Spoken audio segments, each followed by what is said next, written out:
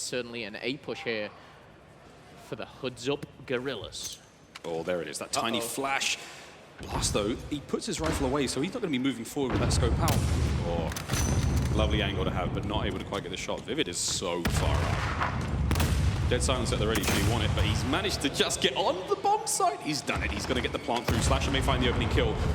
He's repositioning himself, so as soon as he's going to finish with that bomb, he's going to be in a position to take the shots on the player hitting that right-hand side. Yeah, Slasher just popped dead silence as well. Finds two, pops dead silence. Now pushing forward. Sniper, uh-oh. Cheeky little flash there at the bottom of the trench. Now, with the bomb being where it is, very difficult to defuse, but it's all down to Spart and Decimate. Coming around the corner, Slasher will go down. TJ trades. Spart finds Kenny. It's a 1v2, a technical 1v3 for the new kid. And this is where you expect TJ and Dashy to really dig that grave and put Spart in it. Not a bad round for either team.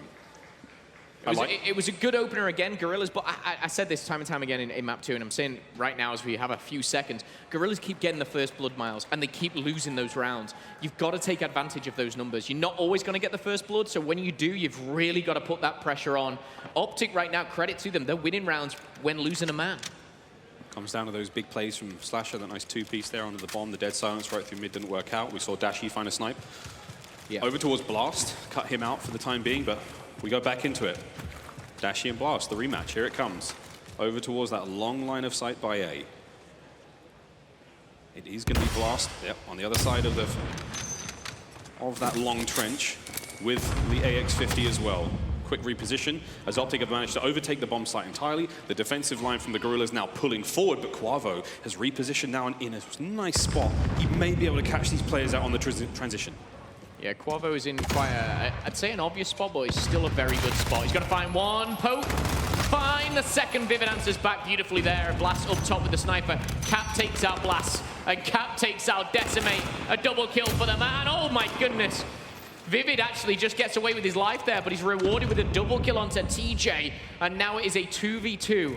The new kids versus two players with so much experience. It's kind of crazy. It's Slasher, it's Dashy. Slasher opens up the account, and they know where Vivid is, but Vivid takes the one-on-one versus Dashy, has an AR in the back pocket. It's a one-on-one. I like it, but Slasher has activated dead silence up from up top. Over he goes, Slasher. And the Guerillas' woes continue 2-0. Slash is the type of player you want in a 1v1 as well. Just the knowledge that he has, the knowledge that he brings to this Optic roster. But of course, that expertise as well. Now, Optic Gaming, quick reminder, they were 5-2 up in the Search and Destroy in map number 2. Right now, they're 2-0 up. This is kind of exactly how that second one went. Don't rule out the Guerillas just yet. That's the thing. The Guerillas made the comeback in the first search. It ain't over until it's over. Blast puts the sniper away. Dashy does not. Still watching towards that A site with that sniper. Blast has had enough of this. He's not winning the long game. He's going in as fast and as hard as he possibly can. Dashy's got to slow him down with that concussion over the top. And Spart manages to find first blood on the Slasher. You eliminate that AR. You buy yourself a bit of space here. Vivid. Breaking and entering into the home there. He's going to get the bomb down quickly. Decimate trying to clean up the back. Not able to do it as JCat gets one there with the M4. Blast now shuts the doors and prepares for the push. Bomb is down. 40 seconds on the clock. Blast up top, into the bedroom. Oh, wow. Cap jumps around. That's an M4 as well. Cap's been playing fantastic. You saw him pick up the double in the last, and now another still alive and kicking, sliding down. Won't be rewarded with a kill, but Dashy will be. And now the numbers, it favors the Guerillas. Kenny's making noise here, barging through those double doors. And Guerillas, they're playing this so smart. They may be able to challenge at the right time. I think Vivid just poked and peeked there, but with the dead silence, he's not going to make a sound. Defuse will not be coming in from Kenny. And Guerillas get the first round on the board. Oof. Lightning fast adaptation from the Guerillas. Stay away from A, bring the MP5s right in towards the house towards B. Worked out for them. Optic would, you know, it's not like they couldn't respond to it, but they just responded a little slow. Yeah. It was just a little slow, and it allowed for the Guerillas to get in there fast, get those kills. Late round heroics there from JCat, not quite enough to get it done, but we go again. And what I'm seeing is a trend in Vivid. I've seen him play probably about 12 minutes of Search and Destroy. Of course, on Gunrunner, he drops those incredible numbers. He's already got 7 to his name. He's got more than his whole team combined and more. Vivid definitely one to watch. And again, a player which I'm sure a lot of you guys don't know about, but you will soon. Big shots. Not in this round. Not in this round. I was going to say, what a debut! And he gets riddled by Dashy. Right, here we go. It's a B hit now from Optic as they're making their way forward, but Decimate lined up. It's going to be a breach from the upstairs. They've opted for the windows. Blast is going to be taken down. That's it. The jig's up. Watch that staircase now. But Decimate, he knows, though, he has to watch the wind to his left. He's got to watch the staircase to his right. That's one. The second can't get it done. Quavo too hot on the trigger as Aqua now watches the outside of the map. Quavo finds another as well. Kenny going off. Bomb's going down. The bomb will be dropped. Quick stun from Aqua. He jumps back in. The re-challenge doesn't go his way. And Optic find a third round. This is starting to go a little quick here, and you're starting to see Guerillas lose their grip on this game. It was looking so strong after map 1, after map 2. But as time ticked on, Miles, you asked me before the Domination what Optic needed. They needed something magical to get back into this. And so far, so good for these guys. Blast, not a kill to his name yet. We'll have to monitor that one closely. But round number 5 here as we had another 90 seconds. Optic on the defense. Optic with a 5M4 push. All assault rifles all day for them right now, as they are going to be making their way 4-man towards A. There's a lone defender towards B, with Quavo looking towards center. Slow now approach from the Guerillas as they creep in towards the middle of the map. What have the youngsters got? What do they have now as Optic are just managing to build that confidence, extending over through mid.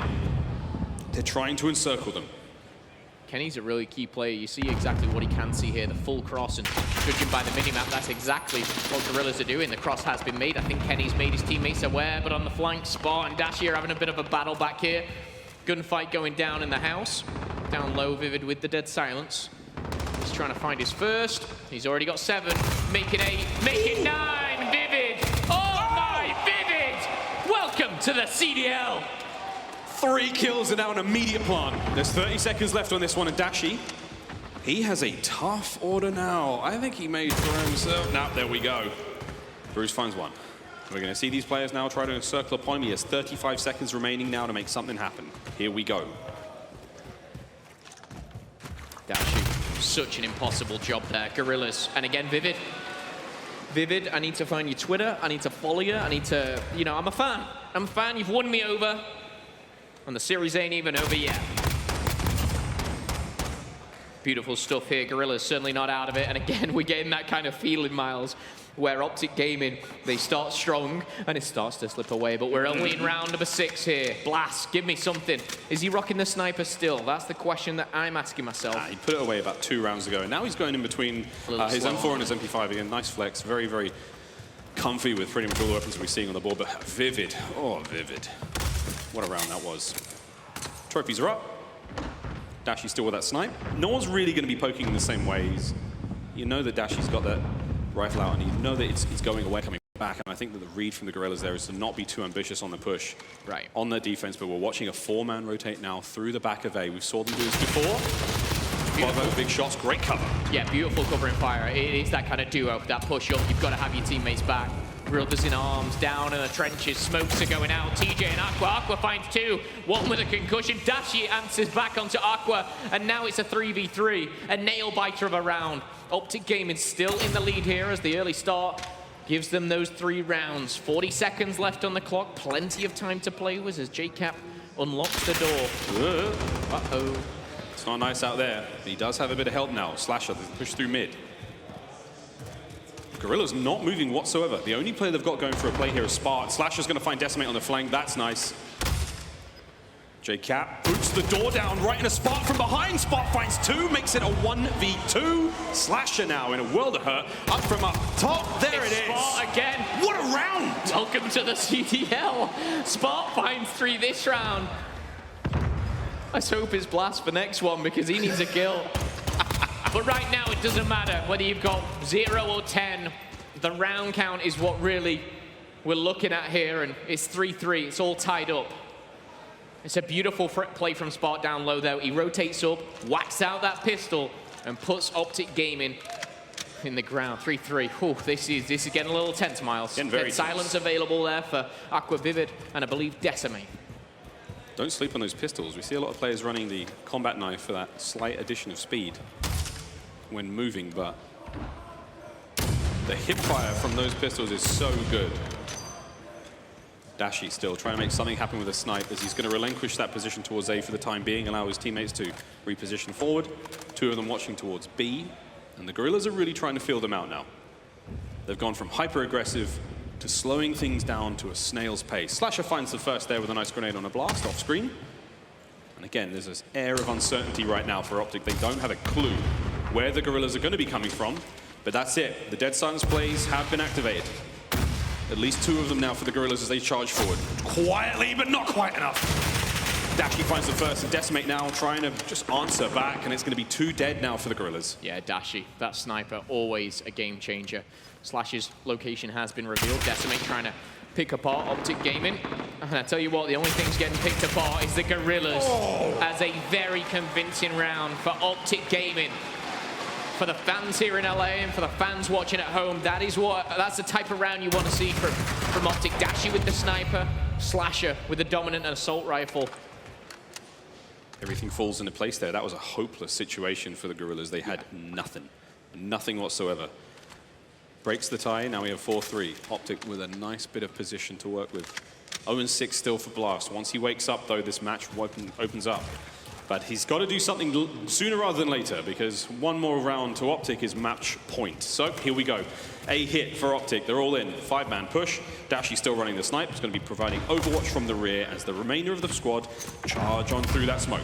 And again, this is a big advantage for Optic, primarily being the fact they've got 4 dead silence and a trophy to play with here going into this one. I think it was 1 dead silence on the side of LA Guerillas, and here's JCap pushing forward. It almost seems like too easy, too good to be true as he looks around. He's like, where is everybody? Well, his teammate's down, that being Kenny, but the bomb is also down.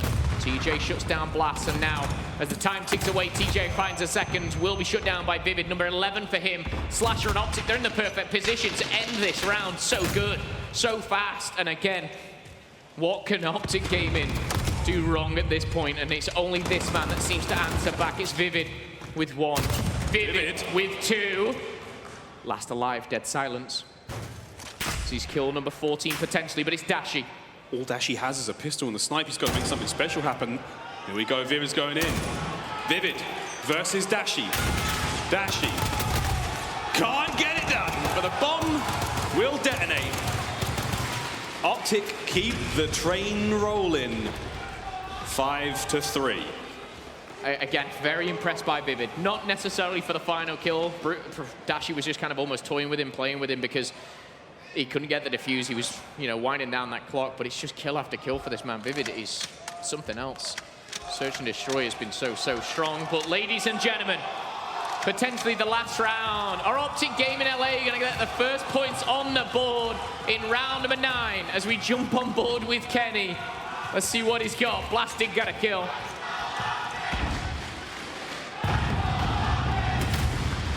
Snipe still for Dashy, finds 1. What a way to open up what could be the final round of this search. And that's Vivid out of the question. It's a key player on key player, Dashy. Oh, he's treating the fans right now. What else does Dashy have?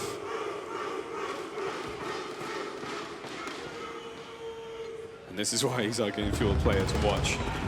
This is why we talk about Dashy. This is why, that magic.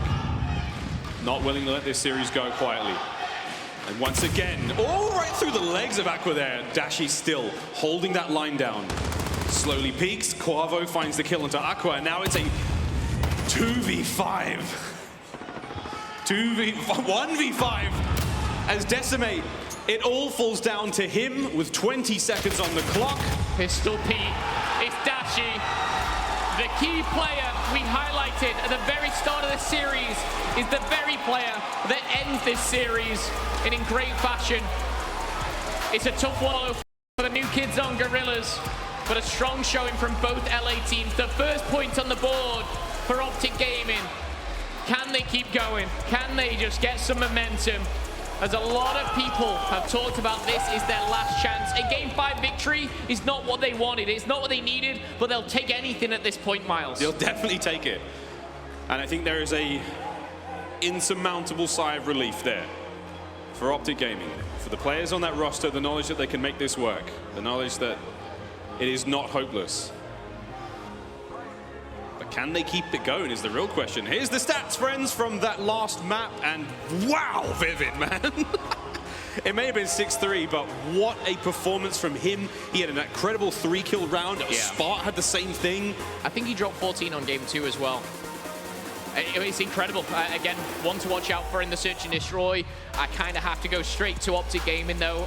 Slasher 9, Dashy 9, lowest being 6, I think. Overall, it was a strong showing from everyone. Everyone played their part. Of course, Dashy is that superstar, the sniper. You love to see that. But Domination, very, very convincing. That second Hardpoint as well. It was closer than I'm sure they'd like to, but the Search and Destroy was closed out, and a reverse sweep went down.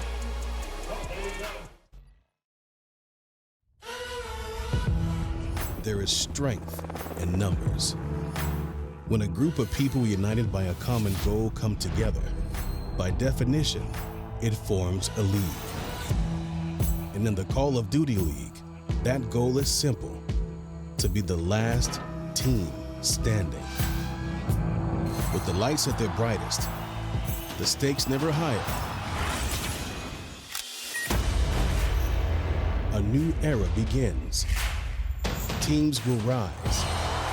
Superstars will shine. It's time to be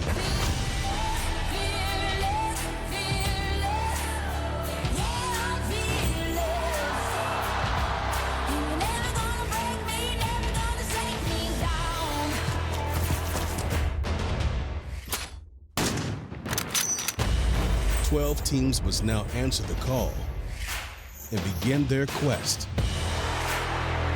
This is the Call of Duty League.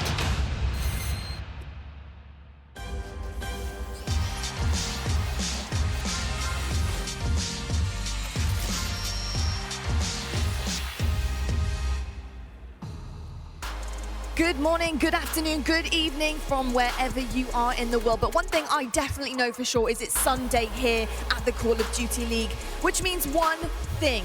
We're going to be crowning an LA Home Series winner. We're here at the Shrine Expo Hall in Los Angeles, of course. And boy, I'm so excited to get into this one today. We have an amazing matchup first. Here we got the Dallas Empire arriving at the Shrine right now, because later on they're going to be taking on the Florida Mutineers. This Dallas Empire roster has a lot to prove right now. They've got some guns to be blazing out there on the main stage today, because Florida Mutineers are not going to give it up very easily, that is for sure. We can see all the players walking through right now, getting ready on that main stage for some action a little bit later on. But where am I right now? I'm in the middle of the room, waiting for this incredible matchup with a desk filled with absolute beauties. Look at these guys. And we've got Rich Campbell in the middle there with some shades on, hopefully throwing a little bit of shade today. I want to see some Crimsix wore these. I'm never taking them off. I love that. Nameless right at the end there. How are you, mate? Good morning. I'm doing fantastic. I'm ready to go. Fantastic. And somebody I haven't seen for a little while, Maven. I feel incredible. Hello. It's Championship Sunday time, and we've got some teams here we didn't maybe expect there to be, but this should be a blast. I can't wait to get into it. Absolutely. Well, do you know what? We'll just jump straight in, guys, because there's one question, one burning question on my mind right now. Is Optic back? Yeah, they are. Yeah, I want to say they are. And people ask me, like, why are you getting so behind Optic? Like, why do you want them to be good? Why do you think they're going to be good? It's more just because this is the most competitive league we've ever had, right? It's so competitive.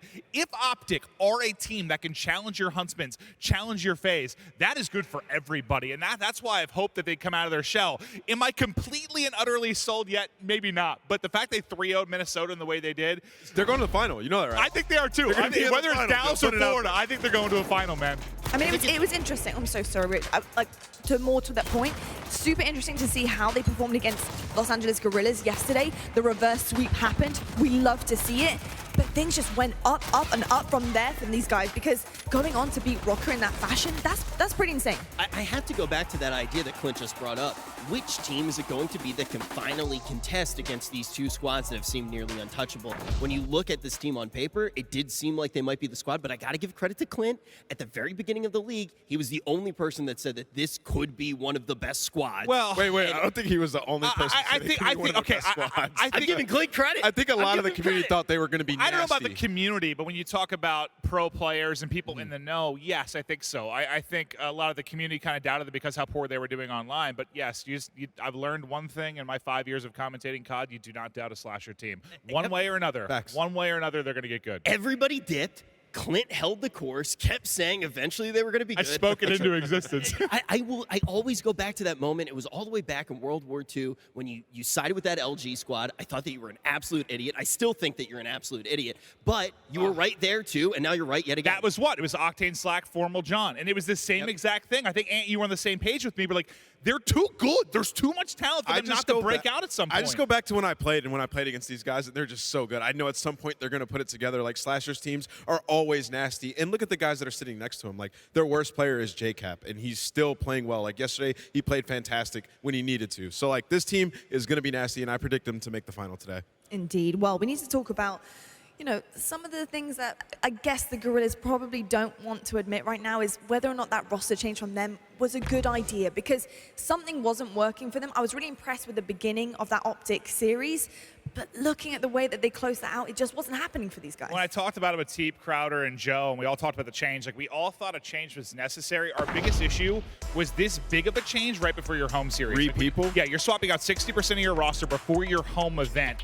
There was no way they were going to see that much of an improvement. Now, do I think you should put these guys on blast? Not really. They had, what, a week and a half to sort of work together with this squad. Would I have loved them to be better? No, but I think they did sort of what I expected. I mean, it actually looked like Octane was playing against bots yesterday. It was nasty. It looked like he was warming up. But the thing is when you look at this roster, they were one of the teams I was the most excited to watch because it's completely a new team, and they didn't look bad. I think they have a lot of talent. Do you think that, Ant, is like one of those mental edges you have? Like, when you're Octane and Apathy and you're going up against Spart and Vivid, you're like, no way am I losing to these guys. Like, App is old enough to be their father. Oh, yeah, absolutely. Like, you look at these guys, and you've been winning championships, and you're on stage, and you're playing against these guys come from challengers. You're like, there's no way we can lose this. Like, we will get roasted if we lose this match. So I think that they channeled some of that energy, and they just dominated them. It was such a good match. It was the best they've looked all season. I think the other thing that goes with that, though, you look at the other roster change on the side of Seattle. This is potentially a confidence booster that someone like Pander needs. He's getting a lot of easier matches somewhat under his belt. The Minnesota matchup was definitely a very hard one. He knows the opposition very well, and now potentially going to have to run in them again today. That is a tough matchup. I think they have the potential to go either way, Minnesota versus Seattle. For sure, and on the side of Guerrillas, I mean, it's very difficult to basically debut a team a quarter of the way through the season. That's really tough. That's already kind of starting on the back foot there. So I got to take my hat off for them for trying, and I was impressed with a couple of things I saw yesterday. They're going to get better. They're going to get better, and that is the most important thing. But we have to talk about Atlanta FaZe. Now, it's always on our lips all the time on the desk because of how good these guys are and what they bring to the table each week. I feel like they get better each week, which is I didn't think was possible. But let's just talk about it. Can they be stopped, gents? Is this something that they can? They're not being stopped right now. Slow? No, not right now. They're way too good. I mean, you could see it in all their interviews when they're talking. They know that they're ahead. Like, this isn't something where they're just coasting by. Like, every single player is dominating. They don't have a weak link.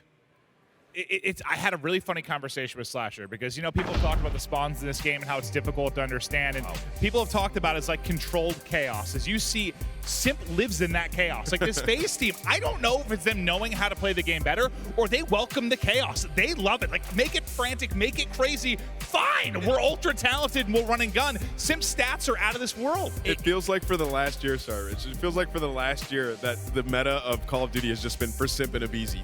Right? Like, it just feels perfect for these guys. It's just one of those things where, to go with what Clint says, they have dictated the pace of every single map I've seen them play. Nobody is able to move them away from the style that they want to play. I keep going back to Priest, too. I think Priest is one of the best players in the league. He's able to fit in to all of the cracks. Yes, they live in the chaos. Priest always keeps them grounded. It's like, it's not only do they feed into that playstyle, but the game just tailors towards it as well. When you have parallel spawns for the hardpoint, you're 5 seconds out of getting to it at any time. Like, it just lives and breathes. Like what Ant said, like, it's just tailored to them. Until there's a meta change, I don't see anybody competing with them. Like, maybe Huntsman, but like even then it's going to be a tall task. They're going to have to be like completely on point. They're the clear #1 right now. They are. They're also very unique in their playstyle. If you look at them, their movement is like, their pace is unbelievable. They're constantly moving all the time. Like, twiddling their thumbs just to get their aim right, but it's constant. Did you see? We at one point where Joe and I hopped on with a BZ, and he was just in broken on our club. He was doing nothing. Like, he wasn't even near anyone, and he was just twisted. Yes, it's like he was breakdancing. I was like, what are you doing? Literally, the way that they move around the map, I can't even follow it myself. I'm like, what are you doing? But like, they just clear it out. I'm so impressed with these guys.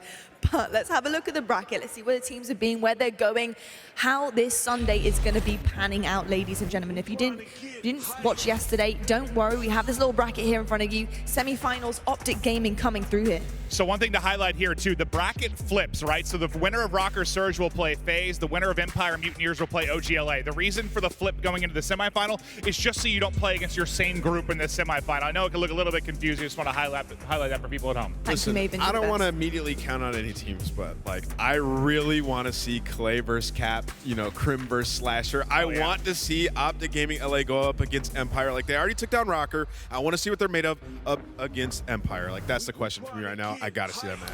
Well, it's really funny because I kept going back to Empire as being that squad that could potentially take down the FaZes, potentially take down the Huntsmen, and now you start to look at Optic as potentially being one of those squads, and to get them, to see them go head-to-head could be very exciting. Yeah, I think it's like a litmus test, sort of like where are Optic? I don't think we know from those last two matches. We'll know after Empire, maybe. Yeah. And here is our CDL Points. That's not even correct. This isn't even right. Yeah, that's not even correct. Take this off the screen, please. We showed up at this event, and if we saw them bomb out, we would have seen that roster get destroyed. We could have seen. They were one map away from being done. Ended. They were one map away from that roster being dead. One map away. That's nuts to think about. That's how I feel when I come into work every single Wait, wasn't that how 100 Thieves was last year? Remember in like the qualifier, they were one map away from getting knocked out, and they reverse swept and came back?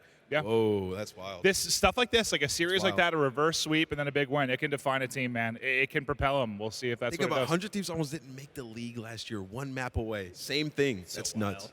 Fellas, I think it's about time we have a look at what we got coming up for today. Let's have a look. Let's have a look at our US Army schedule. This is going to be your Sunday here at CDL.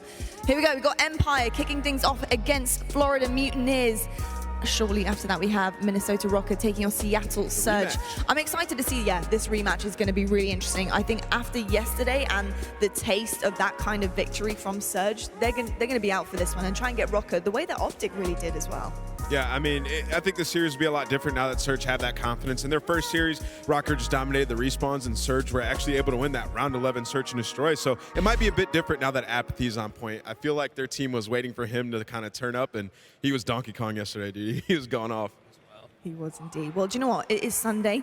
That means a couple of things here. We're going to be crowning an LA Home Series winner later on, but we also do have something extra special up our sleeves. It's a 2v2 gunfight called Hype Battle.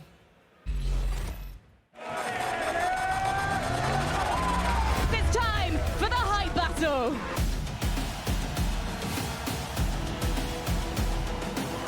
One pump, one more. Nicky Romero! Oh, they're on it. Yes, sir. Let's go, baby. Quick clutches those.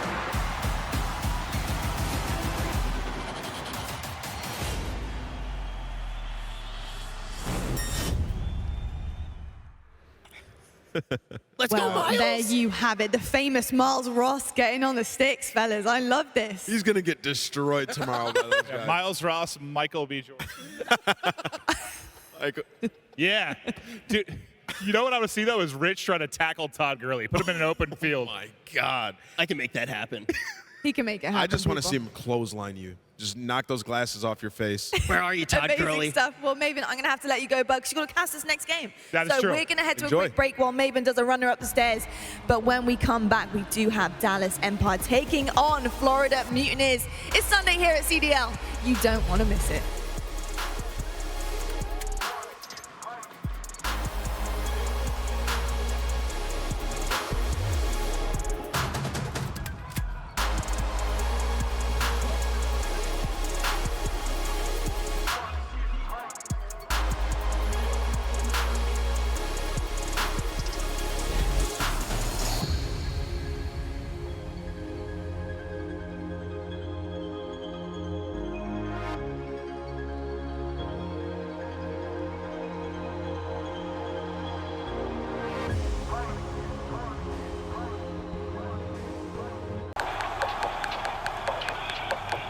This is it, the official Overwatch League apparel.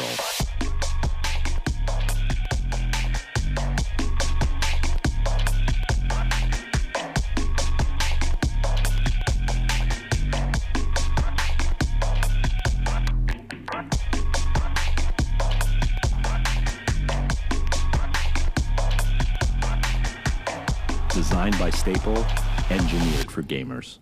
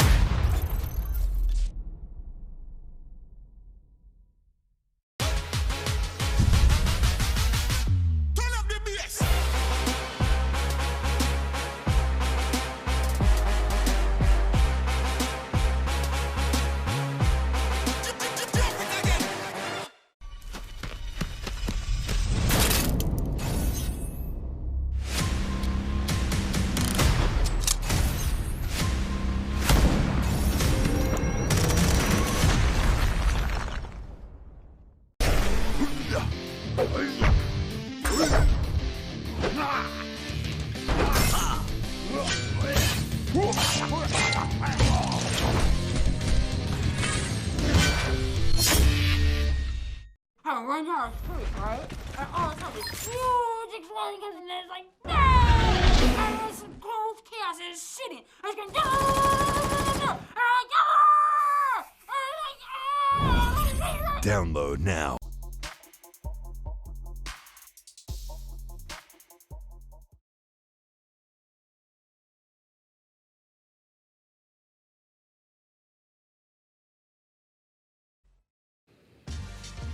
Call of Duty League is brought to you by Metro by T-Mobile. Rule your day with the #1 brand in prepaid. Hello friends and welcome back to the Call of Duty League. Don't worry, you haven't missed anything yet. We've still got the whole of Sunday to go. We're live from Los Angeles, of course, for the home series of our LA teams here. But first, we've got a really good matchup for you, don't worry. We've got Florida Mutineers taking on Dallas Empire. That is right. I want to, I had to increase the drip level, you know what I'm saying? Yeah, Rich is actually looking good today. This is the best outfit he's worn so far, and you know, I couldn't have him looking this good. I had to take his glasses. Yeah, YouTube, I want to know, what do you think of Rich's outfit today? I do want to know that. I never missed. Whoa. Has he ever missed, guys? I want to know. I want to know. We need to Even talk when we about... lose, we win. We can't lose. We need to talk about Dallas Empire because guess what? They can lose. We have seen definitely it. can. Yes.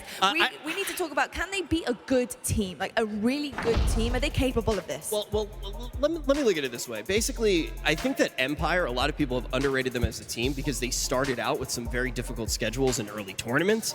And yes, they haven't matched up great against FaZe. They haven't matched up great against the Huntsmen. But who the heck has? I think that the bubble is absolutely massive in this league. I think this is one of the biggest bubbles we've ever seen with teams that are middle of the pack, and I have had Dallas right on that meniscus throughout the entirety of the year. And the question is, when is the bubble gonna pop? They've also played those teams more often, right? Because they're going farther in these tournaments. And another thing about Empire is like they're going to the very end of these matches. Like it's going like 250, 240. It's like 10 points in domination. It's really close maps. And if you look at the stats, like they're getting outslayed by a ton and still going to the end. So to me, it's just individually players performing better. Like they know exactly what they're doing. They have a game plan and they're executing and they're playing well. Like they're doing good in these matches. You got to think once those players get better individually, they get over that hump and it's more competitive. And I think that one of the other things that we have to look at, it's not going to really come into effect at this tournament. Rambo Ray is going to have a huge impact on the squad. Sure. I'm very confident what he's going to be able to do. I'm excited to see how that would propel the team forward. But I think a lot of the, I mean, if anybody knows what Rambo Ray can do for players and a team, especially young players, it's going to be you. But I want to say I agree with you wholly.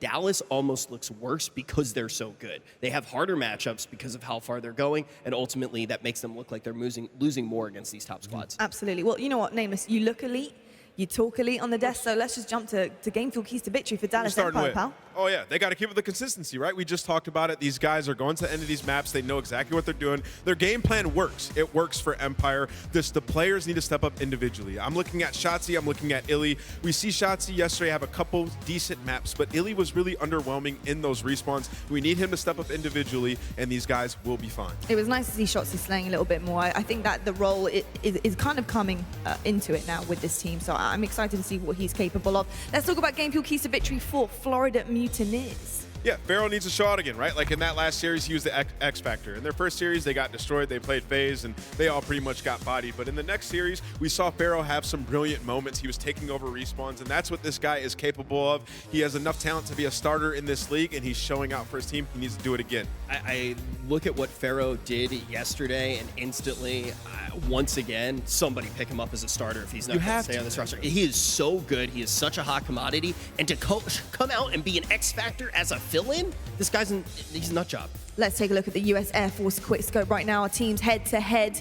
Here are a few little stats for you guys to have a little look at. Sometimes it's difficult to read into stats, but I think here right now it's a pretty even playing field. I think Dallas Empire, with who they have on their roster, it's looking more likely to sway into their favor, especially with Pristini out of the count right now for Mutineers. What are you guys thinking?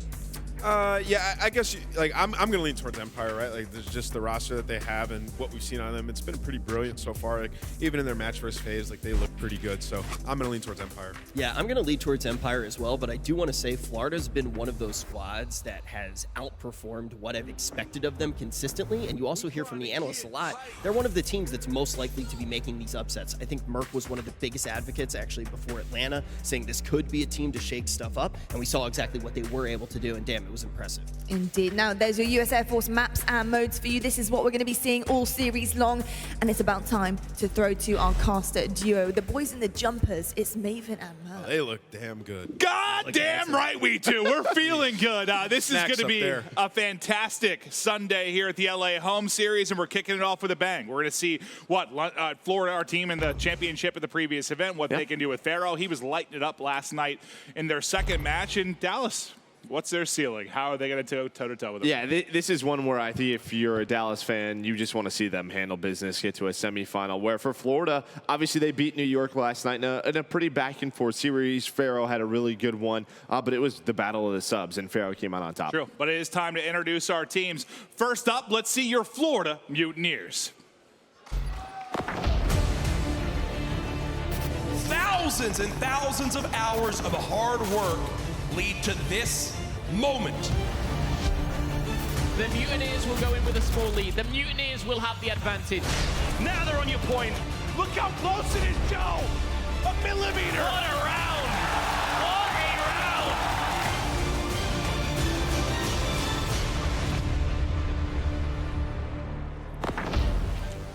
Florida trying to get it done with top prospect and super sub himself, Pharaoh, but they have got a mountain to climb, and that mountain are your Dallas Empire.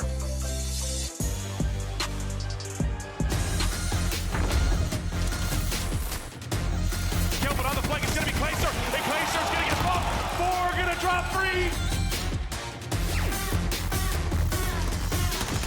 They're gonna get the clear. You gotta go fast, you gotta go quick, you gotta go that way out! It's chaos.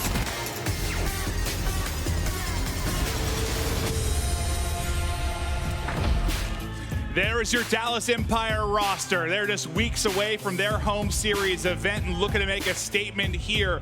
What are the big changes coming in? The role change with Høkk and Shotzzy. Høkk now your trophy smoke player. Shotzzy gonna be running dead silence, just trying to get freaky on the map. It was literally interesting to hear him say, because he flat out said, he like tried to not say I want to be mindless or run around, but kind of said that, like, I just want to fly. I want to get kills, I want to put up numbers. And he did a much better job yesterday. Yeah, he did a better job, but I think you heard Nameless talk about it on the desk. Illy did not. Yeah. We still need to see more from him, and I think it's one of those things where he's just taking a little bit more time to develop. Well, sometimes, do you think that a role change between two players affects the other players not in the role change more? I think it would affect Høkk more than Illy, right? I mean, Høkk completely, now he's running that smoke trophy, so it's definitely going to affect him more than Illy. I think Illy was already in that position where he could sort of do what he wants. We just got to see him consistently perform. Well, the interesting thing about this matchup, Florida-Dallas, is that you're setting up for a semifinal that maybe you didn't expect. Maybe you didn't expect Optic Gaming with 0 points coming into this weekend to be waiting in the wind in the semifinal, but that's what you've got. Mutineers, Empire, battle for a chance to get into bracket play here on Sunday. And well, right away, you're going to see all the Florida arrows. They're going to have to stop the pre-nades coming in through the middle of the street. Well, Clayster and Crim with those M4s going to cut a few players down as they get set up inside of cargo. The drop shot works beautifully. Crimsix just lost him and got smoked. A nice play by Mox. Now Illy, the next man up, tries to find an opening through the smoke, not able to do it. So Mutineers, despite the early delay, they do a good job contesting in. I mean, you're almost 25 seconds into this hard point, 4 total points on the board. Yeah, but that's a nice set of kills out of Dallas Empire. You see what Florida has to do. They're put in a position where they're spawning mid-map. And what do we want to do? It's going to be a 2-3 split out of Florida. The 3 players that go towards the hill, they're going to get taken down. Now it's on Pharaoh, it's on Havoc, it's on Skies on this rotation. Clayster, he's going to have his hands full in the back. He gets smoked out now. For him, it's just to play his life, and his teammates are going to spawn right on him. A big set of gunfights about to go down towards Back Cafe. Good job by Clay just getting out, man. It's scary. You see that smoke pop in front, you know the subs are going to be flying at you, but he gets to a good position. And what was a 2-2 game? Empire get every second after I talk about how it was a good job by Mutineers getting in. Empire just dominates from that point. Now what can they do towards Cafe? Over to Shotzi's POV. Looking to chop one down, hit some shots, able to finish the kill with the hip fire and finesse his life. A nice snap onto Skies, but we know how accurate Skies is, especially from a position in top blue. But this is great from Empire. 30 seconds remaining. They can push open to a huge lead. If Florida are going to play it this way, they better do good at Hazmat. Yeah, I mean, Florida had the opportunity. They were spawning back pool hall.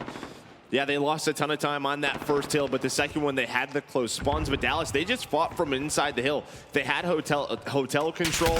They fought from inside. They won those gunfights, and then they got control of blue, and that's now giving them about a 70-point lead as we're going to rotate over to Hazmat, the left side of your screen. That's where Florida's already set up, and they're doing a good job setting up around mid-map. And I think maybe Empire views this as a statement game because they got to a grand final, right? Yep. Back at London. They don't play at Atlanta. Florida gets to the grand final there, and I think there are people in the community maybe think Florida is a better team than them or on par with them. I don't think Empire views it that way at all. They might be trying to come in here, make a statement, really show who one of the top teams in the world is. Well, I think if you did have Pre-semifinal here or a little bit more time with Pharaoh, I think this should be a much closer match. But for me, with this sub, I think Dallas Empire should run them over. They should. But Clayster not doing his team any favors as his Simtex takes out 2 of his teammates. The back spawns will be there for Mutineers, but not a huge deal with only 20 seconds remaining. You can think about the rotation now to shipping if you are Empire. Boog with a nice one-on-one win with a couple bullets and the grenade on the outer street. From the top rope goes Pharaoh as he's not able to get the kill. But Mutineers a good job at Hazmat to get back into it. They were down, what, about 70 points? They're going to bring this closer to a 20-point deficit. That's the exact hold they needed. Yeah, but you see them in map control now that Dallas Empire has, right? Typically what we see on Hazmat is 1 or 2 players trying to sneak from the Florida side all the way across the map towards pool hall. Not able to do so. They haven't even touched the hill with 15 seconds off the clock. Here comes the first push for Florida. Frosty pops dead silence, trying to get behind. He's going to find one on the shot team. What else? There's just so many corners to check. Is able to find the second, but Illy is there, but that might be enough for Florida to get in, and it is. Yeah, Empire, they got the early rotation towards shipping side, and I thought they had it set up, but by the time they get tucked away in the back, Mutineers spawn close. They're able to flood. They're able to win those entry fights, and they get right into pool hall. So excellent job from Mutineers. Now, how much time can they turn this into? Frosty trying to make the play on mid-tracks, but not quite able to do it. It's Mox under the pool table looking for more, and there he's able to do it. What an answer from Mutineers. They keep it close. Now into Restaurant. What do we have? 3 players, I believe, from Empire. 1 tucked away in Havoc. Yeah, I think he's just right above him. He's right above him, just waiting for his teammates, and now it's time to go. After Frosty and Pharaoh get those kills. Now we saw Illy in this position yesterday. This is where he went on a bit of a spree, but he gets taken down. Still, though, a lot of reinforcements here for the Dallas Empire, but here comes the contest. Here comes the Florida push, and Skies behind his 2 kills. Once again, an early setup break for them. I feel like Empire, with how strong we saw them yesterday and holding early setups, they should be blowing away this game, but the early holds haven't been there. Props to Mutineers on the breaks.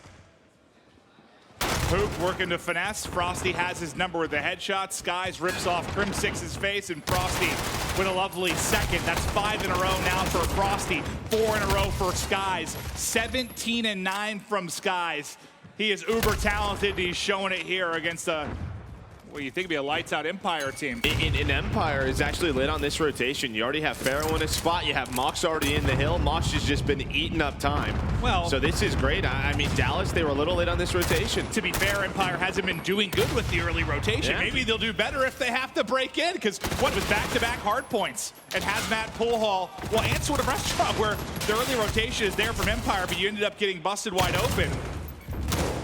Look, it looks like it's been better for him there. You just, whatever team's rotating last is the one getting into the hard point and get the majority of the time. That makes a ton of sense, Joe. Makes absolutely no sense, but Crim, behind his 5-kill spree, they're able to get in. You do have 1 player trying to go all the way around. That was Clayster. He's going to get cut down by Havoc, and Florida knows they're just trying to keep this rotation for that second hill.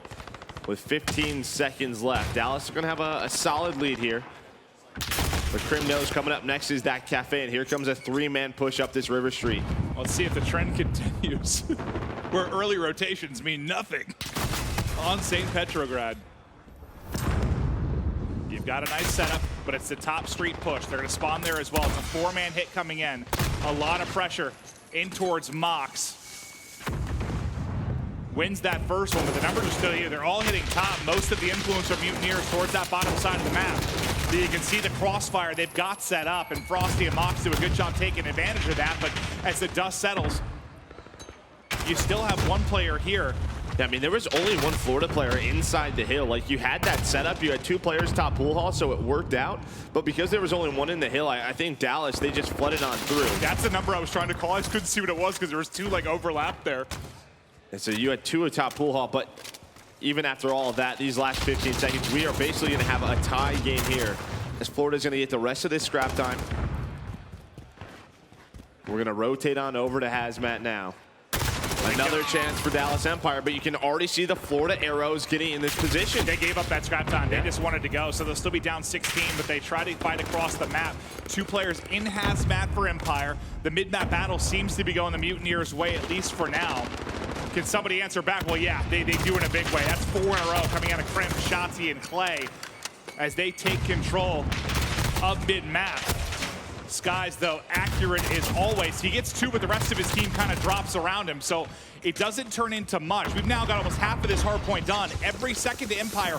No pressure to Hazmat until right now. Now is the first big push from Mutineers. What can they do with it? It doesn't look like much. That's going to be 4 down, and you already see the arrows. They're turning around. They're trying to get towards pool hall. Even with them spawning middle of the map, Shotzi kills 2. That's the first really good hold we've seen from Empire, where you got there early, you locked it down. It started with what they did at mid-map. And look at the score difference. 16-point game burst into a 60-plus point game. Mutineers' game, I think, lies in this hard point. What can they do at pool hall? Yeah, they have a great setup right now. Still Dallas Empire very far away. They had to deal with Pharaoh, who was still around that Hazmat area, just picking them off one by one. Crim, he's going to be the front guy.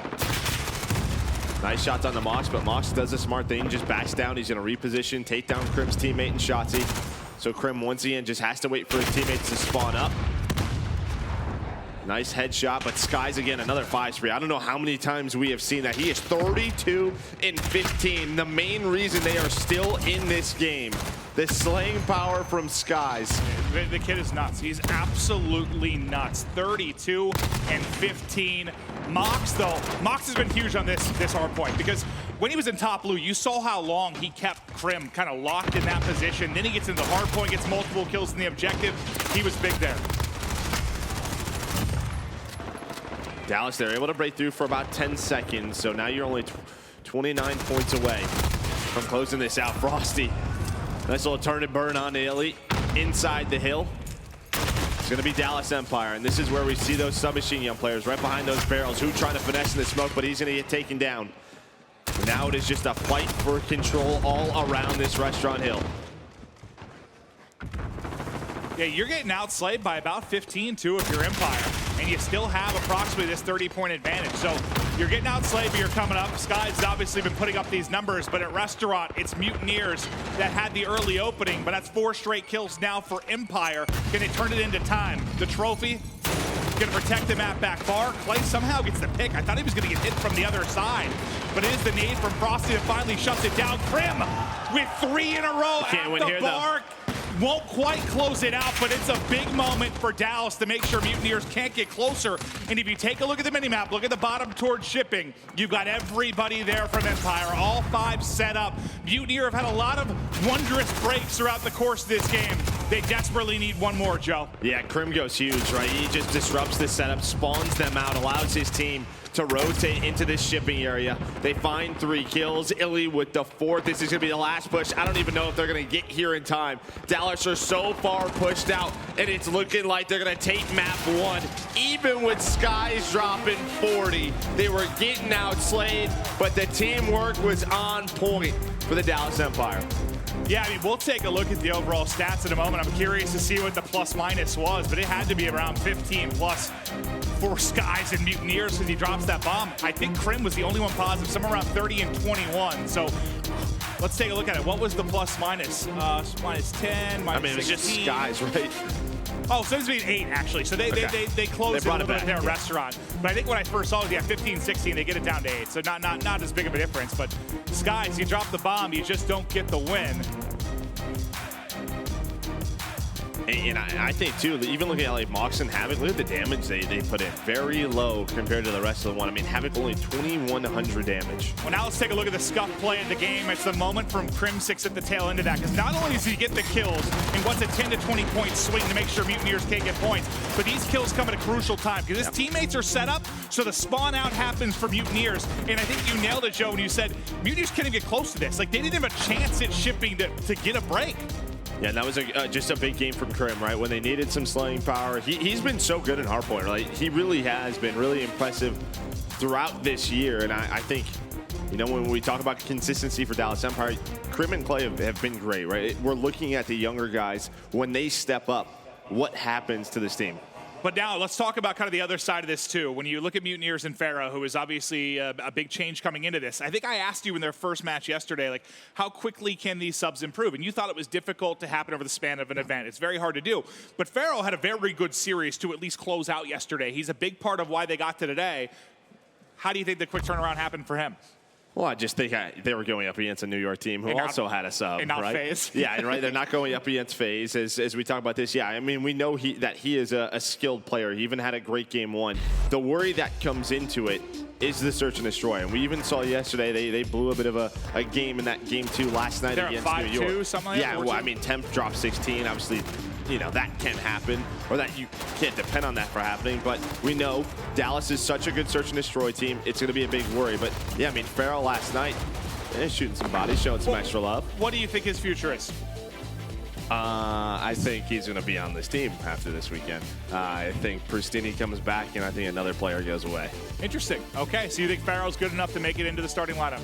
Yes. All right. I think there are other players struggling on this Florida lineup, and I think you see another change. Okay, all right. At least that's what I would do. Okay, no, it's good to hear from Joe. You obviously have a lot of experience. You know, I was going to save it for hard points and stuff, but I'll go ahead and talk about it. I had to ask what your thoughts were going to be, because I think that discussion comes to a lot of these teams where they're going to be going. I tend to agree with you, though. I tend to agree with you, but we'll see where the change happens. But we're now going to head to Arklov, Search and Destroy, a map that Dallas Empire have been solid really since the onset in Minnesota to kick off the league. Can they take the 2-0 edge? And I mean, props to Florida and keeping that close. It looked like a blowout early. You had Empire up 70. They won like 3 rotations in a row. To that point, though, if it wasn't for some of those crazy breaks from Florida, that's a 150-point loss. They had some. I mean, Sky said was plus 20. That's the 4th best hardpoint plus minus this season. So he just had an insane game. Good. They still lost. That's pretty good. But yeah, just looking at this, I mean, overall, you have Florida 1-4 on this map, or Dallas 2-2. So definitely an advantage for Dallas, and we've seen some great maps. I actually would have thought Dallas is better than 50-50 on this map. So that's remember who they played. They played Huntsman and FaZe. Yeah, that's a good point. Shotzzy. They're through with the first blood, but almost immediately his legs get ripped off by Skies. All the way pushing up outskirts, though, is going to be Crimsix. They're starting to get a real presence around this B bomb site, and that'll be the plant in. Mock still lurking upstairs. Mutineers building for the retake. Just so tough in this room, but a nice... Oh, now it's not. I mean, that's supposed to be a bait and switch, but Havoc he gets 2 kills. He gets 2 kills. I mean, we missed it, but he's able to find them. Still, though, they have to get this defused. It's Clay and Crim. They're set up with those ARs. But Mox is going to find one more. Havoc jumps to the fuse, and Skies with Havoc's retake abilities. They're going to win this round number 1. The timing of that, Joe. It's just How do you do this? It's hard to retake this room. Just bust through the door. Havoc goes, hold that, Joe. Just flies on through. I don't know how the hell he got the second. Well, I mean, what you're doing, the first guy in when he flies to the door, it's just to drag the auto aim, right? It's you plan on going down. It's a trade, right? You're the first man in, but somehow he wins both of them. Yeah. I mean, you've got no cover. You're just peeling somebody off that bar. Nice play from Havoc in a difficult situation. The only kill you get as Empire is the first blood. That was it. You got the first blood from Shotzzy, not a single other kill from post-plant. That's pathetic. That just can't happen.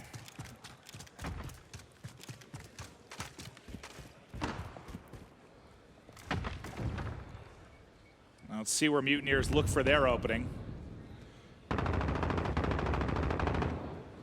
Nobody really mid-map for Empire outside, I believe, the person's second story in Clay that's looking over from the B house. Yeah, he's prone to, right? He knows if he peeks, he could be in trouble. Crim on this mound. Just got to watch out for those nades. That's typically the only thing. You see those come in. There's one. It only takes one more bullet, and he would get taken down. Just wasn't there. Oh, the flinch. I thought Illy had it right on the center of his face, but Mox hits the shots. Ooh, Shotzzy taking some shots, but gets out of harm's way.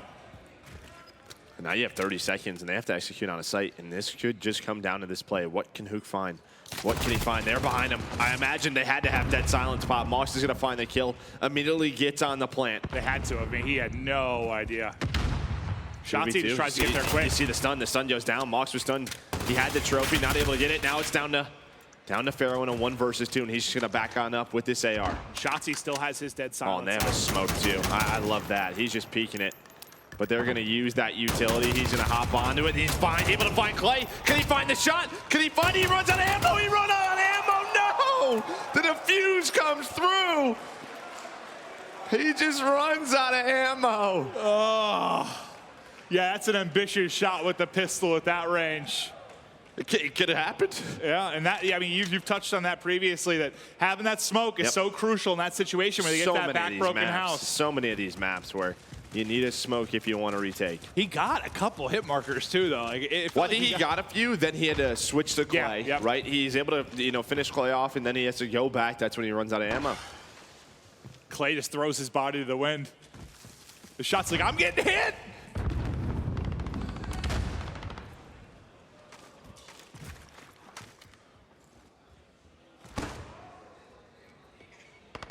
Everybody behind cover for now. Illy can't find the angle, but working up Gulch, it will be Hook. He's got dead silence popped, and here he goes. About half left in the tank. Can he reset it with a kill? He can. And there goes 2. The dead silence play from Hook. The nuke comes through and opens up Mutineers like a can of beans. A can of beans? I have no idea. That's where my head went, Joe. I got no idea. All right. I'm not talking like beans like in the UK. I'm talking like refried beans for some tacos. Some tacos? Yes. But it starts and ends there. Hook makes the play.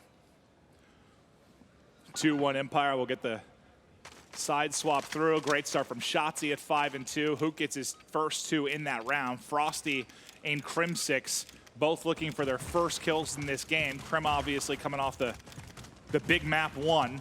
You expect he'll turn it around here. Still early in the game too. Once again, you have a very spread offense from Florida, right? We've been seeing that more often. The only thing that gets a little bit scary when you do this, the clock. Woo! It can get you, but Illy, that's the first blood he wanted in the first defensive round. He's able to find it on the skies. No flinch this time, right? You don't run into Mox's pre-aimed him for that smokes. And I just like that, though, because he's switching up his angles. But look at this position from Shotzzy. I don't know if they know he's here. They may, the way they're positioning this. But even for Shotzzy, all he's doing is wasting Florida's time. They have to find him. Already half the round gone. Here we go. This is the moment. Sneaky, sneaky. And they have to tell by the door. They're everywhere. They found him. He can't get out. He gets swarmed, and Shotzzy will drop. The door is cracked, and the read is there. Now Crim will rotate back to his mound, and those are some crisp shots out of the M4. Crim again able to snap. Now going to be a 2 versus 2, 15 seconds to go. They've got to work to get this plant down. Havoc is going to fly. Dead silence has popped. There's just no time. He has to get the plant in. Has to get in, and the Hook's there. Yeah, Hook's going to go down, but no the other player is gone, and that's going to be another round. And again, yes, Shotzzy gets taken down, but as soon as they find him, as soon as they take him down, there's 30 seconds left in the round. Dallas then knows at that point they have to commit to that bomb site. That is just an example of, again, the 2 minutes versus the 90 seconds. Like, you have those extra 30 seconds as a round in which you'll have a lot more setup on the rotation, but it's just desperation time almost once you think about going to the other site. They just have to go. But it's another round to Dallas.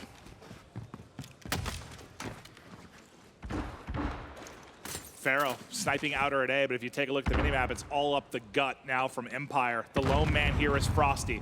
Frosty with the M4 in the sight. The rotation comes in. He's got Mox and Skies coming in help, but here they come through. Shotzzy wins that big entry 101. one-on-one. The rotation now here. What will Mox be able to do? They retook this beautifully behind Havoc earlier in the game. Yeah, he doesn't have Daddy either. He has a trophy. Pharaoh trying to get one with the pistol. He gets taken down. It's Clay and Crim. It's Shotzzy inside the site. You know how you don't get breaking? You all get in the site, right? Well, I think they tried to fix what happened in round one. Make sure they don't get broken. Yeah, right. They tried to set up on the outer perimeter. Yeah. They had 1 or 2 guys. Get in the house! All 4 of you. It's our house now. That was like my dream house, dude. Me, you, Teep, Crowders all living together in one BTB house. We need a little bit of a bigger house, but yeah. Yeah, probably. That 4 thing's not, 4 rooms. Nah, yeah. We can share a room. No. 8-3 out of Shotzzy. 4-1 lead now for Empire. I couldn't imagine you and Teep living together. Actually, I think you best kill friends. each other. Best friends. Yeah, he'd be dead. Yeah.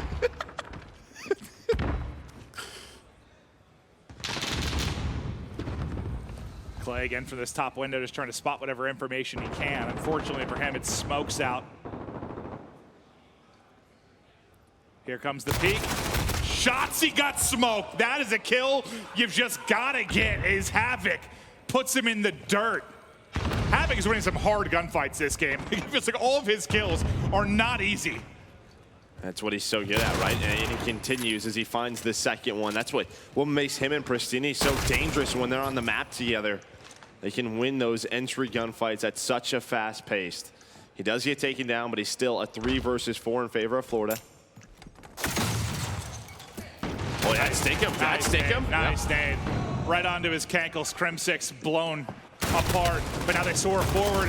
Hook only able to take down one. Tucked away is Florida in a desperately needed second round win. Yeah, man, that just starts and ends with Havoc. Those first 2 kills. That was a nice stick. Yeah, I mean, he predicted it, right? Like, he threw it at the staircase. Yep. I think he was thinking more just to back him up, keep him from pushing. Instead, just straps it on him.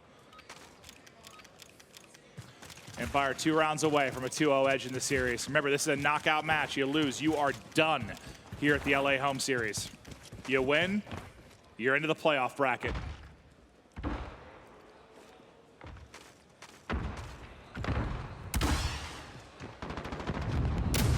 Right back to B for Dallas. In the middle of the map, it's going to be Huku.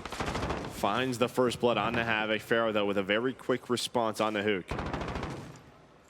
Still, though, it opens up the B side a little bit, but you can even see on the mini-map, look at the rotation. All the Florida players, they go back towards that B side. So if Dallas wants, with a minute left, they can still go towards A. If you're going to do it, you have to do it right now. Yeah, you're going to have to do it now, and they've done it. It's only Mox over here. Mox is going to have his hands full. They got to go fast, though. Yeah, let's see what he can do. You have one player middle of the map watching that rotation. You have dead silence if you're Shotzzy. Now they got eyes. The nades are going to come in. You heard the other one cooking as well. Double nades over the top. Mox dips, though. That's a good reposition. Both those probably would have hit. He would have been dead to rights. But now Mox knows the swarm is here. Crimsix has the angle. Shotzzy pushes his left. And now as the rotation comes in, you still have a Røkkr. That's Clay, I think, all the way on the other side of the map in their house. So Clay cuts the rotation in half. Now you have a 3v2 for Empire. The Lurk pays off. Yeah, and Clay stays alive. So he's just all the way in the back now, watching the bomb defuse with that AR. Skyzy, it's taken down by Shotzzy. Shotzi's the one who got that plan in. Now just an impossible task for Frosty. Beautifully done by Dallas. They forced the rotation towards the B side with a minute left. They knew they only had one to deal with Mox, and the way they dealt with him was great. Yeah, and even those nades, even though they don't connect, they reposition him. Yep. And it puts them right in the line of sight to Crim, who takes his head off at the site. And you saw it from Mox's POV. He was just kind of panicking, right? Like, you just, once those nades come in, you're like, oh, God, there's multiple players here. Yeah, all he's trying to do is find one. Yep. He didn't. No.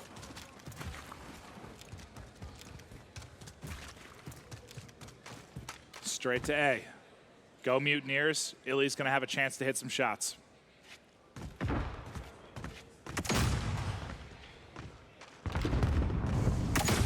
He's by himself, though. He is by himself. He just got spotted. He doesn't care.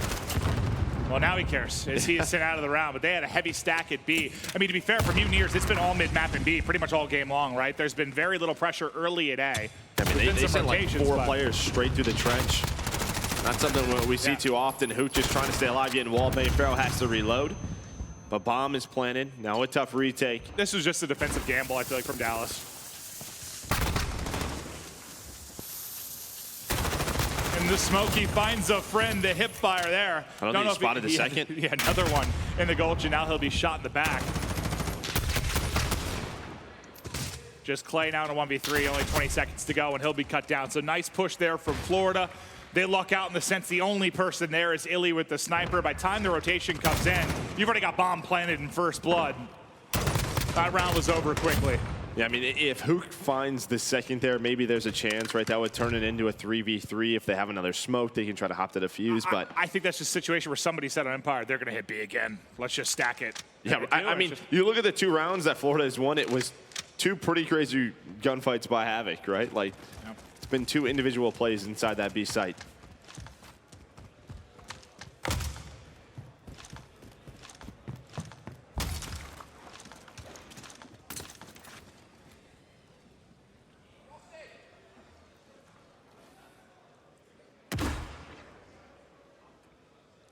Just waiting for the utility to come in. A patient round with 30 seconds already exhausted. They have a 4-on-3 here at this site for Empire. You've got numbers. Just trying to find Mox. Nate hasn't been able to connect. And now Nate's going to stick him. He got 2. Right in the face. Hook and Illy will drop. What a stick it is from Mox. That was a thing of beauty.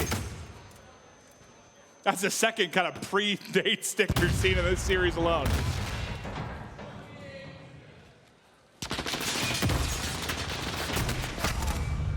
Well, they forced a 2-on-2 somehow. Shotzi and Clay. The last 2 up, but it's Pharaoh who's already on the flank. And Pharaoh, he might be able to get this kill right now before the plant comes in, and he will. Now he just has to play his life. Clay, he's gonna have to get to the bomb plant in. So try to get right back on it. They're gonna give it to him.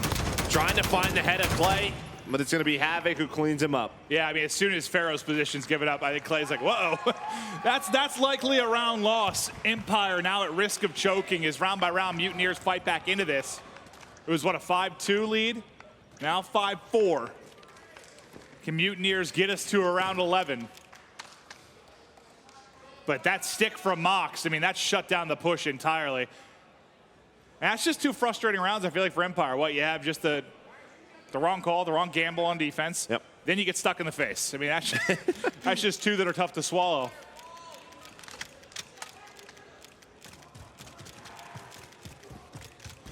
$11 out of Shotzi.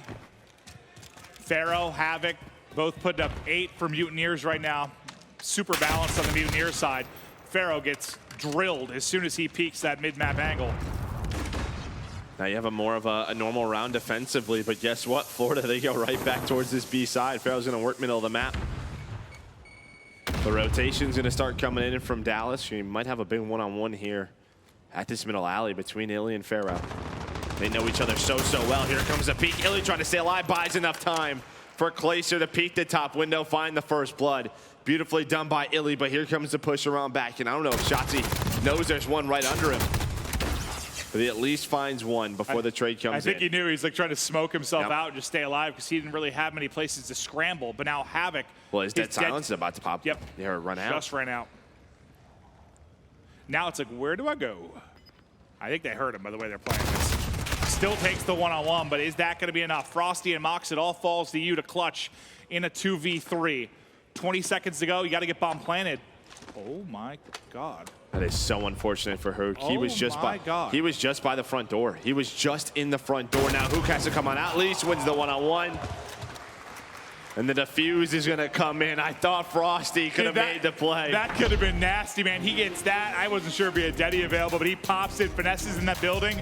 Could have been nasty. I like the trigger discipline there to get the bomb planted, but in the end, it is Empire taking 2 close ones. Well, like a 50-point win in the Hardpoint, now a 10-round battle in search and destroy. It's been competitive. You can say that about most of Empire's series, though, so far this year. Well, Florida's too. Right? Yeah, I mean, yeah. We've always gone the distance, but let's go ahead and take a look at the stats for map number 2. I think you pointed it was Shotzi on the Dallas Empire side, and it was pretty balanced. I mean, Havoc had 9 kills. We know 4 of those came in very big moments where they were able to close out 2 rounds. But Dallas just a little bit better. Are Florida playing them tougher than you expected, though? Yeah, I would say so. Yeah, this is one I think, especially the Hardpoint. Like, you want to see Dallas running over this Florida team, and you just haven't seen that yet. Well, Florida, they're playing them very, very tough, but it hasn't been enough to get a win on the board. It's got to start in the dom. It's got to be a reverse sweep. This is an elimination match. Domination up next.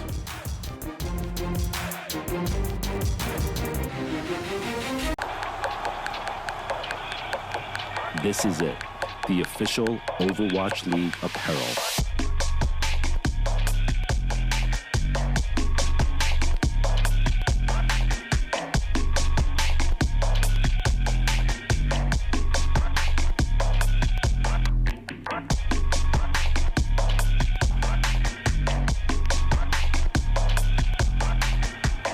Designed by Staple, engineered for gamers.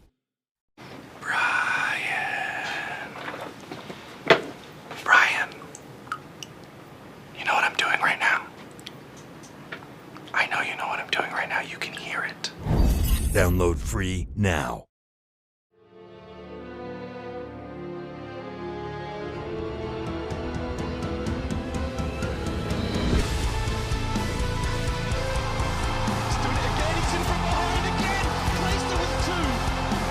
Scraps and now Stricker rated. Oh, wow! Look at that kill from Illy!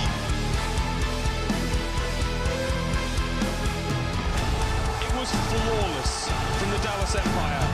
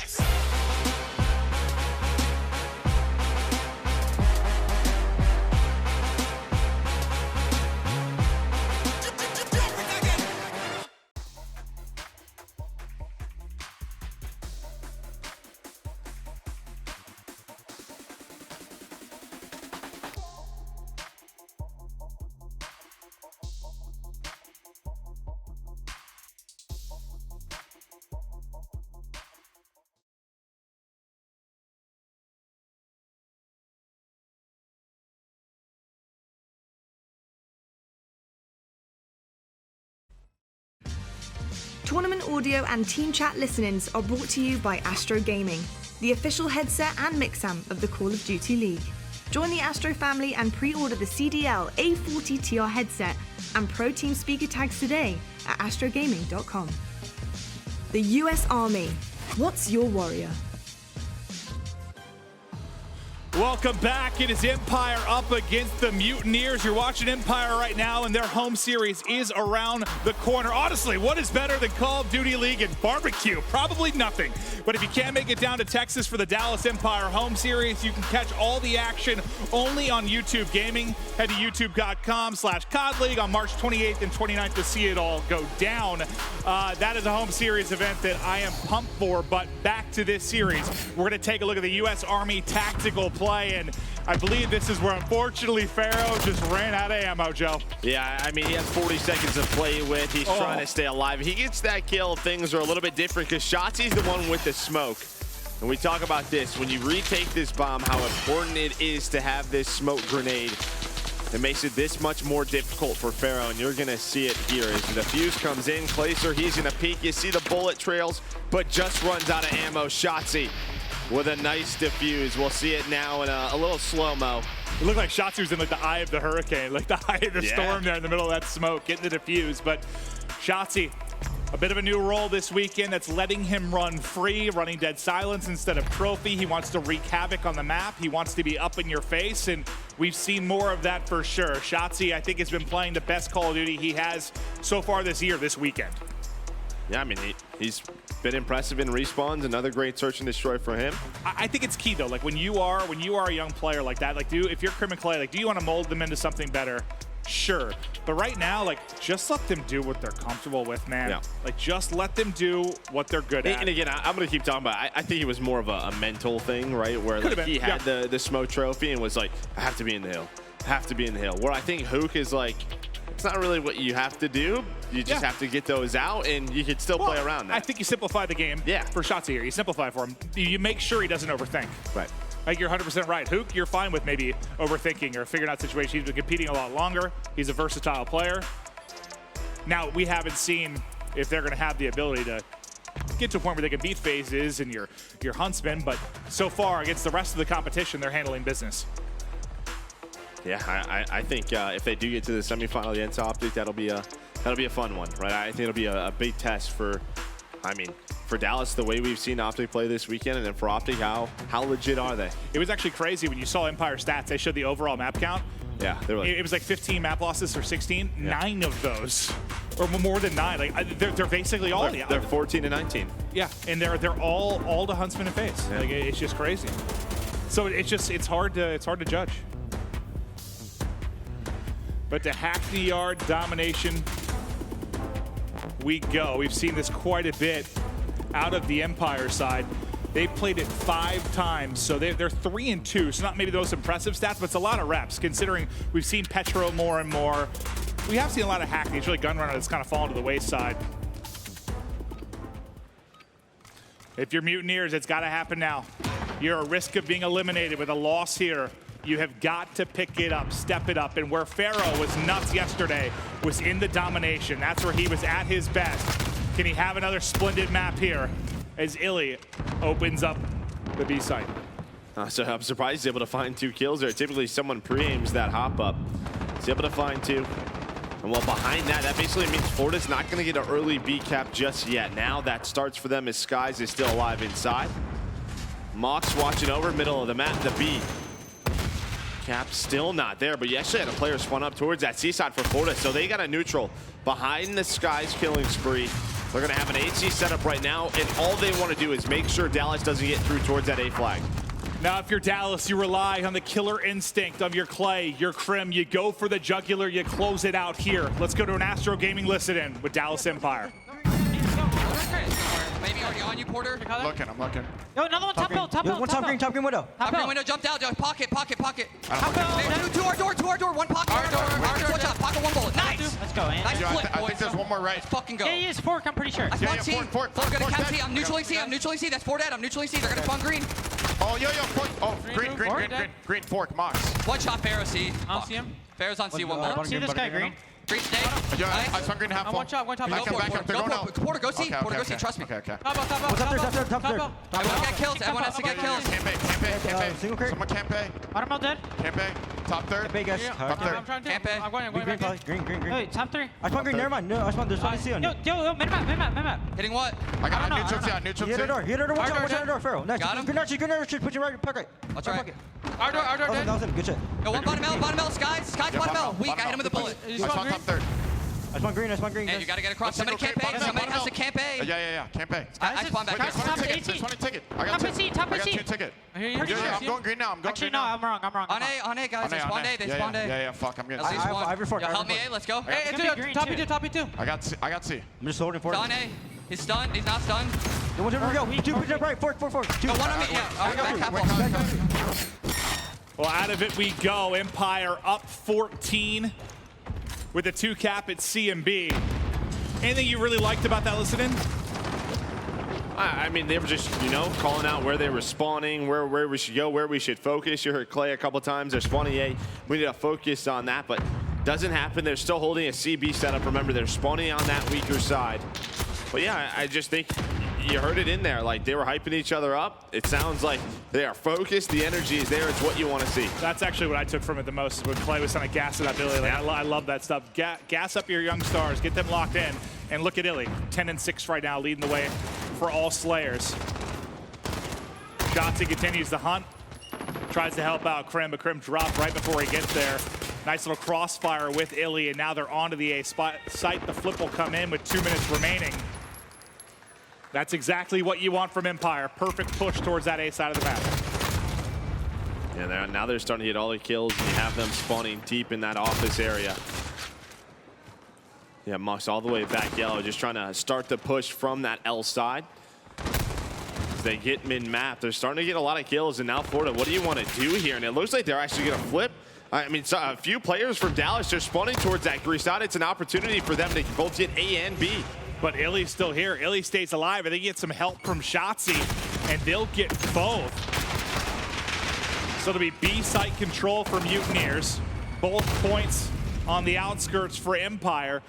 If you're Mutineers, this last 60 seconds has to be good. Like, you're at risk of going down 40 plus. Like, this Dom's almost over before we even talk about the second half, unless they chip away at this lead a bit. Farrell trying to get something going, wins a gunfight he probably shouldn't have.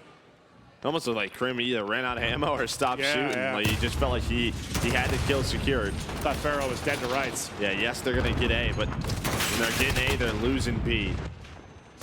They are not gaining any points right now. This deficit will continue to grow. Felt like all half. One step forward, one step back. One step forward, one step back. They just were never able to really secure a 2-cap, as Empire enjoyed that for most of the first half, and a reason they've got this big lead, 85 points on the board.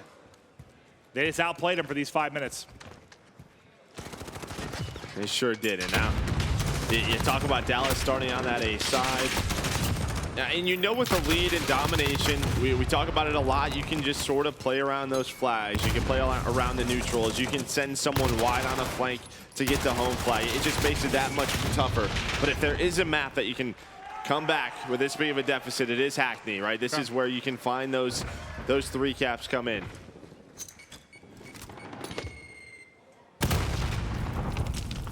They've got to do some work in these opening couple minutes. They absolutely have to. What's your mentality right now if you're Mutineers? You know this is your last map, potentially. You're down 40 going into the second half. What the hell are you thinking? I mean, just see what we can do, right? Yeah, Let's try to, so you're not thinking we're screwed. Yeah. But some of them may be thinking that. Yeah. Just got to ignore the scoreboard away. Like, you have to come back, but just bit by bit. Not what you'd like off the opening with your entire team dying in A-B control for Empire. This has to change. It has to change immediately. Every single push from Mutineers needs to be quality. They've got to get something out of it. And they're taking their time with this big push. An entry from Mox and Havoc. Can they find more? Who can't get a kill either as Havoc snaps back. So they're getting the push to A. They're getting B as well. Frosty now, it's his turn to go big. He's going to have a one-on-one with Clayster, I believe, coming up. Can he get the neutral? He's able to do that. Now, stun out, smoke out. A spawn comes in to help Clay. That's a big one-on-one. He takes that there. Well, I think with the cap, though, he actually influences spawns, though. So you're going to have... Oh, yeah, I thought they were going to spawn out when I looked at it. Yeah, once he gets the cap, they spawned at A. Now it's on Havoc to try to defend this. They still have AB. This is good. That's going to be 4 dead for Dallas. And now you can start holding this, maybe start working a neutral towards C. But the kills have to continue to come in. You have to lock Dallas in towards this C side, and you can see what Dallas is doing. Instead of pushing on through towards A, they are wrapping back towards C. They are making sure they hold on to 1. And they can win it holding this 2-cap, but you got to hold it forever, basically, right? You got to hold it. You got to hold it the whole damn game. So can they do that, or do they get a little bit more risky and work on the 3-cap for the neutral? Right now, it looks like they're just trying to lock him in. Hold it in, pin him down. You die though in top L, so that's an opening for Empire now to get through. Gonna fall to Mox at top vent. He's so worried about multiple angles. His teammates should be able to pick that up. You'd think he could just be pre-aimed there. Like, he has teammates spawning out that should be able to watch that angle from mid. Yeah. He continues to hold the window. He's got a free kill. Yeah, it's all right, though, because Farrell and Frosty might have... Bailed him out? Yeah, I think just bailed him out right there. But, yeah, you kind of said it. It felt weird. Maybe the comms were off there, because... You look at the minimap, he's got 3 players that should be able to see that push. That's what I was talking about. This lane has to be there from Florida, and it's starting to heat up for them. Down 40 at the half. Now, down to 20 with this tick. Got to get some nades on it. They have to try to get him off of B. I don't know if they're going to be able to. The neutral is coming in. The cap is there. They have to flip this soon.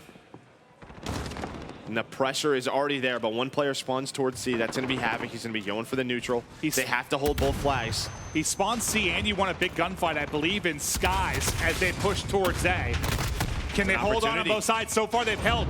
That's Mox that goes big. They're able to pick up C, so you're right back into a 2-cap. All right, so Havoc goes down, but now they have to go to B. They have to get on to B right now. You're going to have one player start that cap. Middle of map, Frosty's going to be able to win it, so this A-B hold, it might be right back in favor of Florida, and it is. So a nice job. Obviously, they get bailed out a little bit because Havoc spawns towards that C flag, but at this point, I feel like you just expect that happens. Well, to be fair, Empire was pushing towards Yeah. A, so there was a presence out towards front A.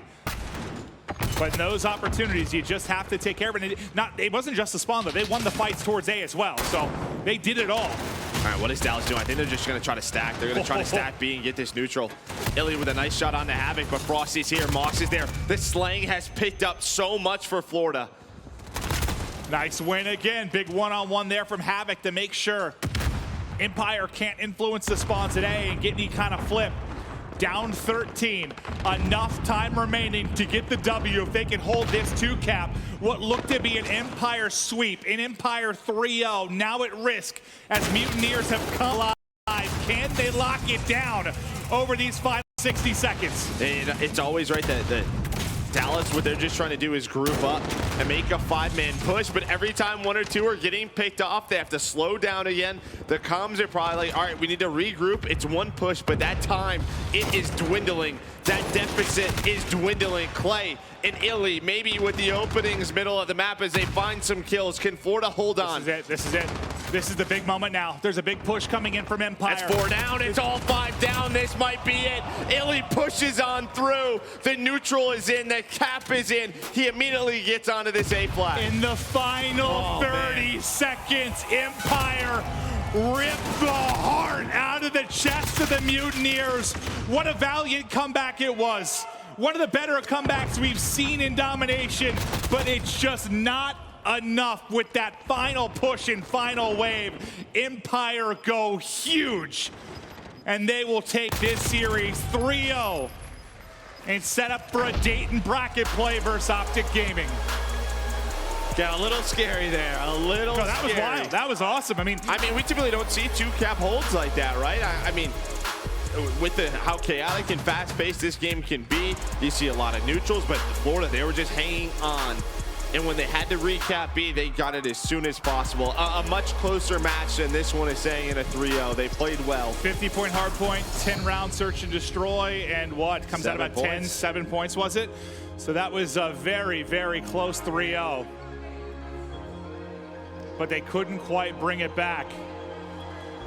Checking out the stats, any big key takeaways for you, Joe? I mean, Skies, again, just continues to lead the way for Florida. Even just look at the damage. On the other side, it was pretty well-rounded from the Dallas Empire. Illy and Crim leading the way for them. I'm excited for this semifinal now. Dallas versus Are we Optic commentating that one? I hope so. I hope so. That should be fun. Just the storylines within that particular series. I think there's a lot to go on with that matchup. Optic versus Dallas. We still have a couple other matches to round out what our semifinals are going to look like, but that's just our first best of 5 and 5 today here in Los Angeles. It's Sunday, your final day for Los Angeles home series event. Only one LA team still alive. How far can Dallas go? And does it lie on the shoulders of this man? We've got Crimsix on stage with Rich. Well, we talked about what it takes to be the perfect Call of Duty player. If we could take body parts from every player, we'd use this solid chassis right here, the Porterhouse. Hey, you didn't see that? Well, now... I saw it. Trust me, I saw it. What'd you think of that? I thought that was the most hideous human being ever created. And well, it used your torso, so we'll talk about that later. First, we got to do our PlayStation instant reaction. You played fantastic in that series. I want to talk about your team as a whole, though. Right now, when you match up against two of the top squads right now, I'm looking at FaZe, I'm looking at the Huntsmen. Those matchups have been tough for you guys. What's going on there?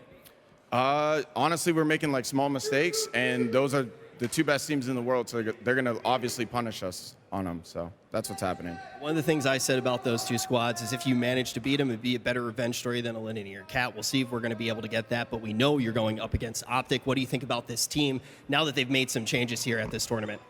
I'm excited to play them. I mean, you know, that's basically like my old team mixed with the old 100T team. So I think it's, you know, another home series here. We're playing the home team again in winter semis. So, or winners, yeah. I don't know what the hell it is, but JCap, I'm coming for you.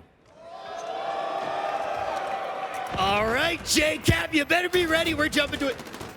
Cap, I'm never gonna unblock you on Twitter, ever.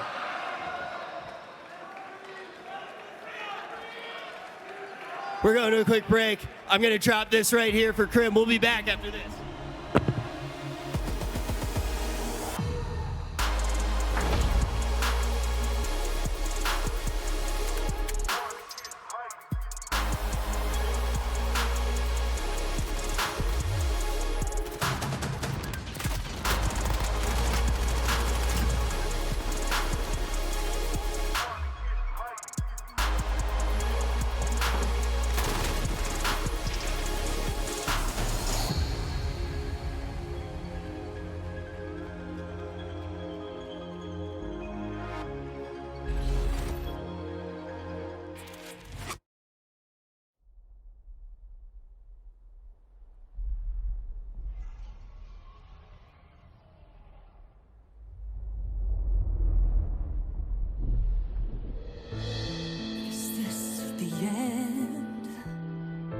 Our heroes can't fly, they fall like shooting stars.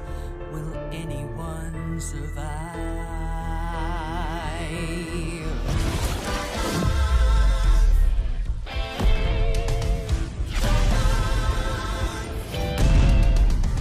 Dragons take flight above the ice and snow, high in the sky where the cold wind blows. Wings feet down as the feet back foes, flaming hot fire over frozen bones. Good unites against evil they oppose. They ride or die as the legends grow. We must go to sense, feelings our heroes. There are no silence in this combat zone. Beats midair, yeah, it's a chiller. Life and death, yeah, it's a killer. They go round and round as the beat down pounds. Aerial thrills, yeah, it's a thriller. The sky's filled with trauma and all of this drama, pretending and impending it. Crash down. It's dragons descend.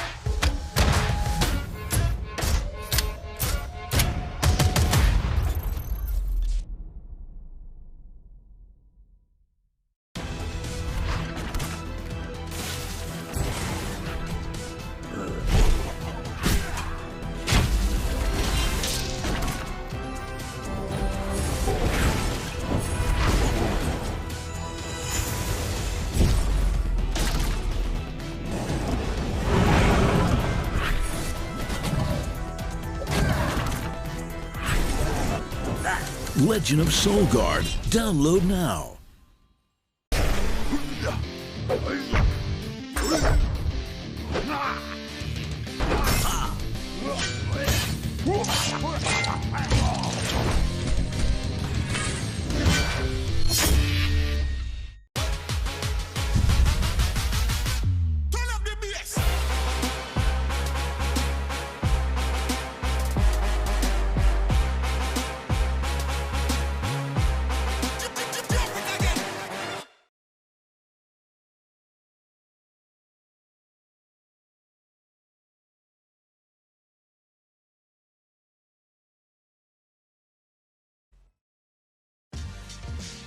The United States Air Force.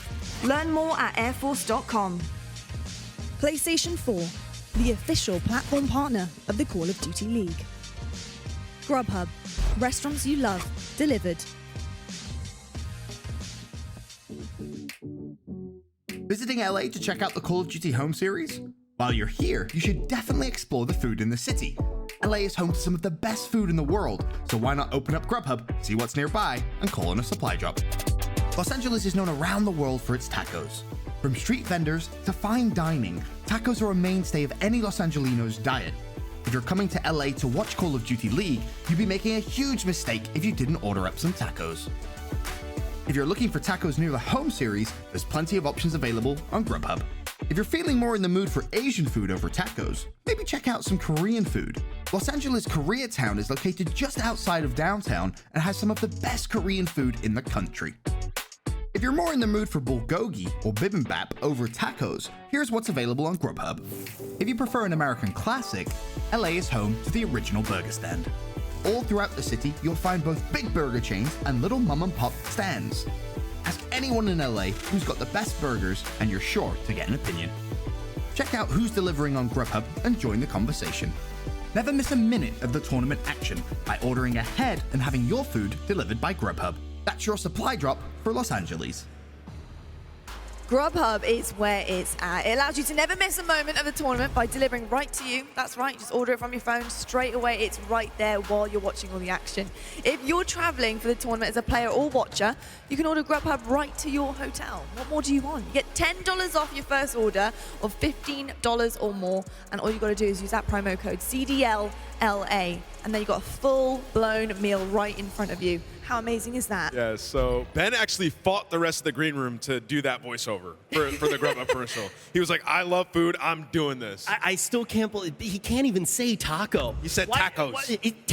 Taco.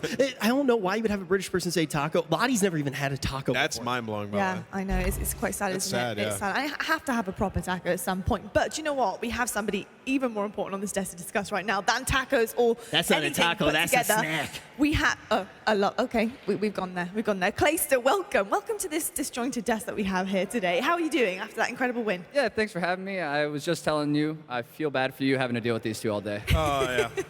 Someone understands. Tough group. Someone understands. Clay, I've got to ask you, you know, we've seen you have a few kind of difficult defeats from your perspective with some of the bigger names and bigger teams here in the season right now. But people would argue you guys are still an insane team coming through, one of the top ones we've got here. How does it feel to try and work your way through the ranks right now and kind of prove your dominance against some of the higher ranks that we've got here today? Yeah, I mean, it's one of the things where, you know, the top two or three teams in the game are some of the best players in the world, and they're not going to make mistakes, and they're going to capitalize on your mistakes. And that's really what we're struggling with, is just these minor mistakes against Chicago and Atlanta. And I really think if we were to clean up even just like 50% of our small mistakes, like a lot of these games would be a lot closer. I have a kind of a weird question for you, and I feel like you're one of the people who can answer it the best with the history that you have in Call of Duty. I feel like we have never seen such a large bubble at the start of a season with teams. It just feels like every single team is in the bubble outside of those top 2 or 3 teams. I mean, the other team that was in the absolute gutter, of course, was Optic at the start. They weren't able to grab any points. Very quickly, they've looked a lot better. Why do you think we see such a large bubble? I think a lot of that's attributed to the game, and a lot of that to the infrastructure put in place by franchising. I think a lot of people take it more seriously now. You're on a schedule, you have a bunch of people behind you trying to support you. And then I also think this game is one of the games where it's kind of a day-to-day type of thing. Okay.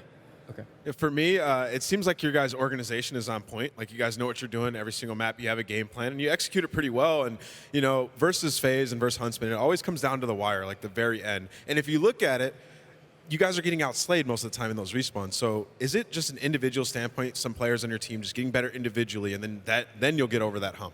I mean, a lot of people forget that, like, we're teaming with 2 people on Empire who really have never played COD on LAN before. And this is their second tournament. And it just comes with experience, man. Like, they got to get in these situations more. Like, when it comes down to the wire, 240, 230, like, making the correct play, winning the gunfight, that type of thing. And you can't really practice for that. It's all just, like, you got to get used to it from playing at these tournaments. And so I was telling my team last night, I mean, the fact against Chicago and Atlanta, the fact that it's so close is a good thing. It's like we're not getting blown out every map. Like, we're right there, like right on the cusp of beating both of those teams. And so, like, yeah, we might struggle against them too, but like they're also our only 2 losses in the entire league all year so far. And just to add to that, Claire, I just want to quickly ask, because a lot of changes have been made so far this weekend, especially. We're seeing a ton of roster changes coming through, but some small changes are happening without roster changes.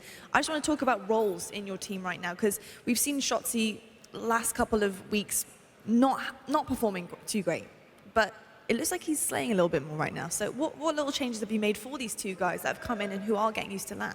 Yeah, I mean, with Shotzzy, Shotzzy and Ilya are 2 very different people, and they take 2 different kinds of criticism and kind of learning. And with Shotzzy, he hasn't like ever really played COD. And so like we're teaching him all of these like progression things and pathing issues and rotations and like this is a really important gunfight. You got to focus up and win this gunfight. Like all these little things that makes a COD player really good. And he's picking it up like this. Like every single day we play, he gets better. Same with Illy. And it's something that like they haven't stagnated. They're not declining. They're actually getting better. And so like I'm really excited to see what their like potential, where their ceiling is. Can you guys win this weekend? Are they there yet? 100%. We could be the best team in the game today. There we Wow. go. All right, I do want to ask just one more quick thing. As somebody who I feel like owns the stage, you always feel right at home there. You feel so comfortable. Is that something that a new player can learn, or is it something that you either have or you don't have? You can definitely learn it. I've teamed with players who haven't performed well on stage just because of the lights and everything, and they've learned to deal with it. And it's the same thing with them, where I'm kind of talking to them like before the matches, like let's just BS about whatever and like just talk about life or whatever, get you talking, make it seem like practice, you know? Because if you just act like it's practice on stage before the match, then when it comes clutch time, you're not freaking out, your adrenaline's not going, it's just like, oh, we just got to clutch up real quick. It's not like do or die.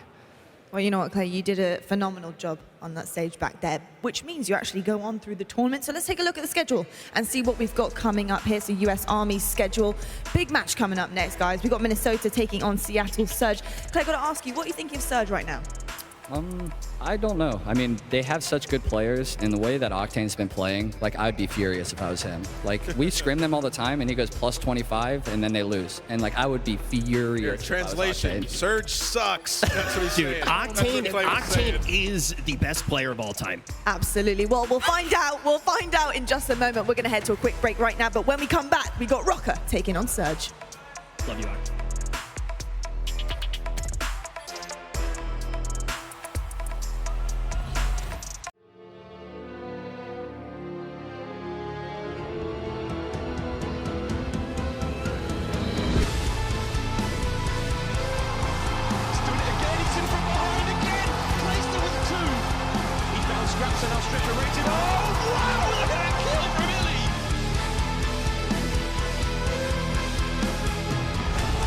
Flawless from the Dallas Empire.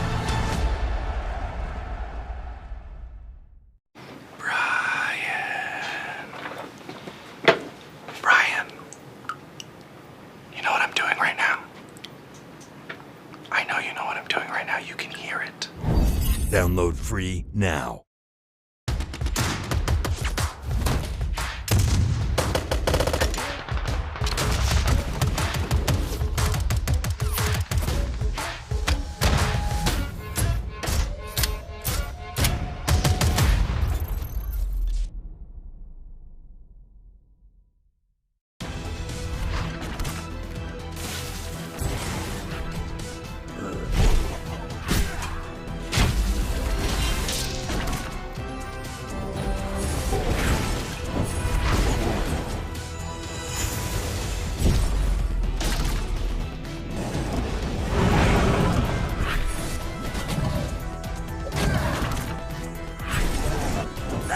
Legend of Soulguard. Download now.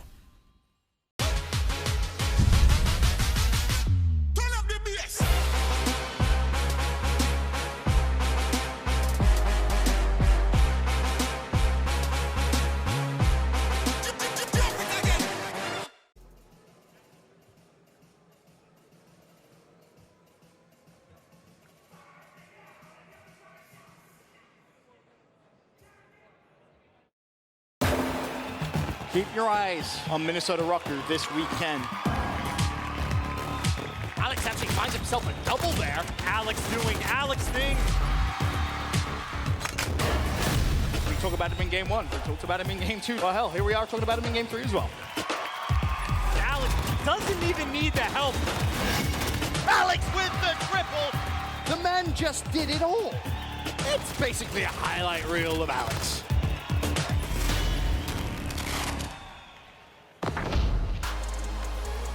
Well, there we go. We got Alex on the side of Minnesota Røkkr tweeting out yesterday, GG Seattle Surge won 3-1. I'm winning this tournament. There's He is actually feeling confident right now. There was another tweet. It was late last night. Pander tweeted out something about Røkkr. It was like ultimate. He had a typo and it said "we won't" instead of "we" like, and it made it seem like we're gonna get bodied by them again. I hope he deleted that tweet. It was the funniest typo of the year. I think that this is gonna be a really. They should have deleted that tweet. To be honest, the way they looked up against in their last match against Optic. Yeah, it wasn't so good for Røkkr right there. Nah, so let's actually just quickly talk right now about this Røkkr roster and do the game fuel keys to victory for Minnesota. They got to shut down Octane, right? Like Assault has to fry. He's been like the number 6 KD in the league. He's been going off all season long. And you know the thing is, against Seattle, like you have to shut down Octane. He's the player who's just dominating every single map, and Assault has a tall task for himself right now. It does indeed. Now let's move on. Game fuel keys to victory for Seattle Surge. I mean, Octane and Apathy yesterday going off. Yeah, you know, we talk about Octane all the time, but who showed up yesterday when they needed him? It was Apathy. There's a reason we call him Donkey Kong. It's because he slaps the competition. Guy went like 15-2 in Search and Destroy. He's just a beast, man. We were waiting for App to wake up, and he woke up. So the old adage of teams with Octane used to be the question of if they were going to win, you had to ask yourself a question: is your boy LaRue shredding? If the answer was yes, they'd ultimately get the dub. We've seen, though, that for this squad, this is not enough. We've seen him come out and absolutely wait. Look at that smile on App, dude. App's He's ready to go. about to go off, dude. App's feeling good, man. I can't wait to watch this. Let's take a look at these two teams head to head. Let's look at the US Air Force quick scope right now. Røkkr versus Surge. This is happening in moments. Here we go, match record 5-3-2-5. Seattle Surge not looking in the best of places on their record, but on stage yesterday, they were looking phenomenal. They already lost to the Røkkr. You know, they lost 3-1. It's a rematch. Yeah, the respawns didn't look very good, and they actually won a round 11 Search, so like, Surge just looked different. And in their next match after that, they looked a lot better, so this match could go a completely different way. I think Seattle's looked like an improved team, and I think Røkkr has already outperformed what a lot of people have thought that they were going to do. I think that they're trying to fight right now to prove that they're maybe the number 3 team in the entirety of the league, and I think that they could do just that, but Seattle Surge standing in their way right now. Røkkr's confidence is definitely shook right now, and I think Surge can capitalize on this one, so I'm really excited to see how this one plays out.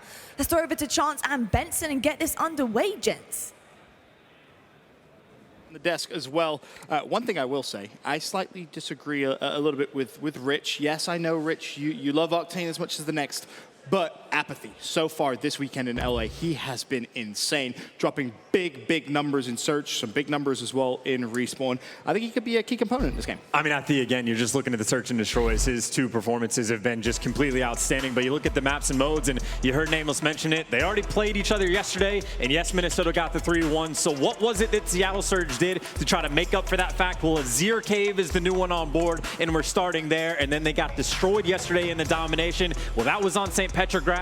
So the pick and bans this time, they make sure to get Hackney Yard on board. So already, Seattle making improvements just from the pick and bans. Yeah, love to see it. You really do. Of course, our maps and modes presented by the US Air Force. Will it be a similar outcome, or will it potentially be different? Without further ado, though, let's introduce you to the Minnesota Røkkr.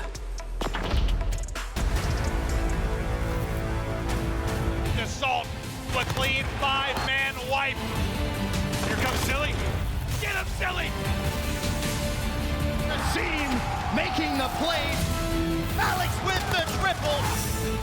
He's the man of the moment, and he's not slowing down.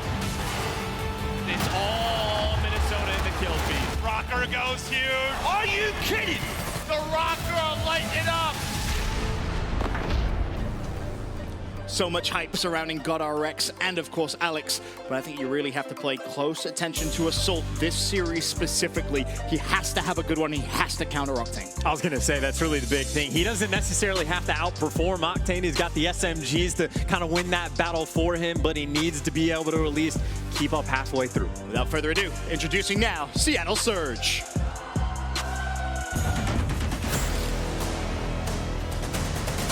This is huge. This is huge.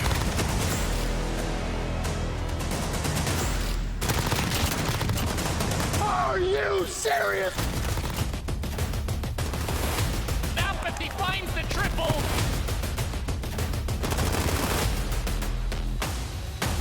Enable! Karma starting to heat things up. It's the Octane Clinic. Octane, without a doubt, is going to need a little bit of support from his teammates. Panda impressed yesterday. He's going to need to do similar things today. But again, for me, I'm keeping a close eye on Apathy. Similar performance from yesterday. And honestly, I think they could take this series. I mean, again, it's just the search and destroy. They only had to play 2 maps of it, but Apathy nearly breaking records. 29 kills over 2 maps. Every other team in this tournament, even the guys that have played 3, no one's close to him in the amount of production that he put up. But of course, S&D is not for a while. We're going to start it off on Azir Cave. And again, just from the pick and bans, it was a great decision by Seattle to try to play Minnesota on this map, whose record is only 2-2, which is respectable. But again, you got bullied on both the Hardpoints yesterday. You needed to make a switch. So that just means you have to start out hot. And on a map like Azir Cave, Octane, you have to imagine is going to be that guy. Oh yeah, he's been fantastic so far this weekend. And if you know anything about Octane's career, you expect to see that same consistency throughout today. And of course, we'll start on board with Seattle Surge. They have the favorable side as well. Bear that in mind. So holding that spawn is going to be crucial for a good start for Seattle. We'll see if Minnesota, who, to their credit, traditionally are very, very good at flipping spawns earlier in hardpoints. Very good at flipping spawns, but not necessary for the moment. Right now, it's all about those kills on the opening break. Nades out, guns out, blazing, ready to go. And, well, Minnesota are going to be the first one. And actually, now, I remember we casted Minnesota yesterday against Optic on this map. They dominated the first hill. Surprisingly so, they just made it their home. And they were a little unfortunate as well because they were very close to flipping spawns, not just once, but twice. And you remember it was Asim's job to try and push through Cave. Unfortunately for him, he's too close to the hill to maybe make that similar play. The problem for Seattle Surge right now, of course, is no hill time, but doing a good job of just locking down the spawns. There's a few players full, though. Maybe this is the opening Minnesota may need to push forward. Well, push forward right now and just inside the hill. And I will say, like, yes, you do want to push through and get those spawns, but Minnesota is just going to say, we're going to get all the time on P1. Like, just look at the score right now. 37 points already on board, and they're going to get the final 15 unless they get naded out of the hill because Seattle is so passive trying to set up for the next hill. And it's so important to emphasize that has to be the trade-off, right? If you're not able to get those spawns, if you're not able to rotate early enough and secure and lock down a money hill, just turn the first one into a money hill, right? And then all of a sudden, yes, it doesn't matter Seattle have spawn control because you've managed to get 56 points off the first hill. And again, we saw Minnesota do this yesterday against Optic. Like, they were losing on every single hill, but because of their success, just on the first one, they were staying in the game. But obviously, Seattle, you talk about the bats back. ARs in the kill feed. Panner able to pick up 2. The first push from the Minnesota Røkkr. Gonna get stuffed. Yeah, that was a very simple defensive stance, but they're gonna have to do it again. And Panda not slowing down. He'll find one. Finally, the trade comes through. Still 30 seconds left on our second hill. The lead 56-31. Quick glance at stats. Assault, we highlighted him needing a big game. It's a great start from him. 6-3 with 33 seconds hill time. On the flip side, though, it's that man Octane back at it again. 9-3, 37 seconds hill time. Almost saying anything you can do, Assault, I can just do a little bit better. And this is the triple AR setup really coming out of both teams right now. And actually, Minnesota, you'll see him constantly switch back and forth between either 2 M4s or 3. But either way, job done by both teams on each hill. Effectively a tie game. Now we go over to the soccer field, and well, Minnesota's going to be there first. The question is, who's going to be the man for Seattle Surge to try to break through? But right now, they are getting cut down long before they can approach the hill. Apathy has just made his way towards bridge, and well, pushed up the broken. He's got a little bit of help from his teammates. Got to find the kill. Let's just say App's going to have a little bit of work to do here. His teammates are coming in support, but Alex will shut him down. Kama looking for the trades. Panda, meanwhile, you can see just how far he has spawned. Still 30 seconds left, though. And it may be the case the next person off spawn for Seattle Surge might just want to rotate all the way through Cave because so far, so good here for Minnesota Røkkr. And this is just suffocating. And look at all the pressure Minnesota have on the map. They had 3 players pushed up in past broken, even a guy inside of blue. And the kill feed is all that purple just on the left side. And they've been so dominant on this hill that GodRx has already rotated over towards the new hill. And he's going to have a little bit of teammate support. There's a lot of pressure from Seattle, but getting dealt with one by one. This is a massive play from GodRx. If he can sniff out the last player, this rotation will be damn near perfect. From a full 60 hold, they'll get the initial time. It's basically down to Octane to just wait. Be patient for the teammates to pinch the hill and then spring into life and try and make the play. But you have to deal with GodRx, who's still alive. Looking to shut down one more. He's going to get that kill as well. GodRx, he's just in such great form right now. Karma's going to be there. Another one potentially for GodRx to find. Finally, he's shut down. It took Apathy surging towards him to shut him down, but again, Minnesota, that's a fantastic rotation from them. And Minnesota are so ahead of the game. You see they've already actually flip spawns the new. Alex has gone on the full flank, so yes, Seattle, they do have the pressure inside the hill, but really, it's been hills back and forth, but such a good job by Minnesota to mitigate time on this current West Cave hill, or whatever you want to call it, Ben. P4 is nice and easy, but Minnesota has already set up 4 new. They're primed up, ready to go. They have a 30-point lead for the moment, and I think they're going to be able to turn it into quite a bit more. Currently, Panda and Octane on a 4 streak each. Panda shut down, so Octane will fall as well, unfortunately for him. So those streaks put to an end. The score as we rotate towards our final hill, the first rotation, 113-90. However, it's Minnesota Røkkr there early once again. Smokes out, though. Seattle Surge do have clearance to start getting close to this hard point, but you see the nades are taking him down one by one. Slack, though, he's got that clear vision through the smoke in his scene. He doesn't have a lot of teammate support for the moment. He's got to do it himself, able to find the kill, and now goes back for the hill time. But it's Apathy who says he just cut straight through Cave, and he finds himself a double. The trade will be there. Minnesota Røkkr should be good for spawns, despite Seattle Surge pushing through, putting a lot of pressure, trying to choke Minnesota Røkkr out. Unfortunately, though, no one in the hill, and I guess this is a best-case scenario, really, for Seattle Surge. Not terrible right now from the Surge. I would have liked to have seen Slack just get inside the hill and try to get the kills from that angle, but either way, Minnesota, because of the closer spawns, respond to the pressure back inside the hill, and again, we saw that was a play developed long in advance. They're making sure they can secure that lead a little bit more than 50 points, and already, I mean, going into P1, Asim is going on a full flank, which, well, someone for Seattle is going to be prepared for, but P1 is where Minnesota has been so key. And if you're Seattle, you have to lock it down, right? You have to earn yourself a big chunk of time because Minnesota currently with a favorable spawn for our second hill. Almost looking to do exactly what Minnesota Røkkr did in our first rotation. Slack wants to push through. There's going to be one. Unfortunately for him, traded out. And this is bad news now for Seattle Surge because the kill's going Minnesota Røkkr's way, as is the hill time. Still 30 seconds left. There's a big fight currently going on in Cave, which is actually won by Assault. That was shutting down Apathy, not allowing Seattle Surge to rotate towards the second hill.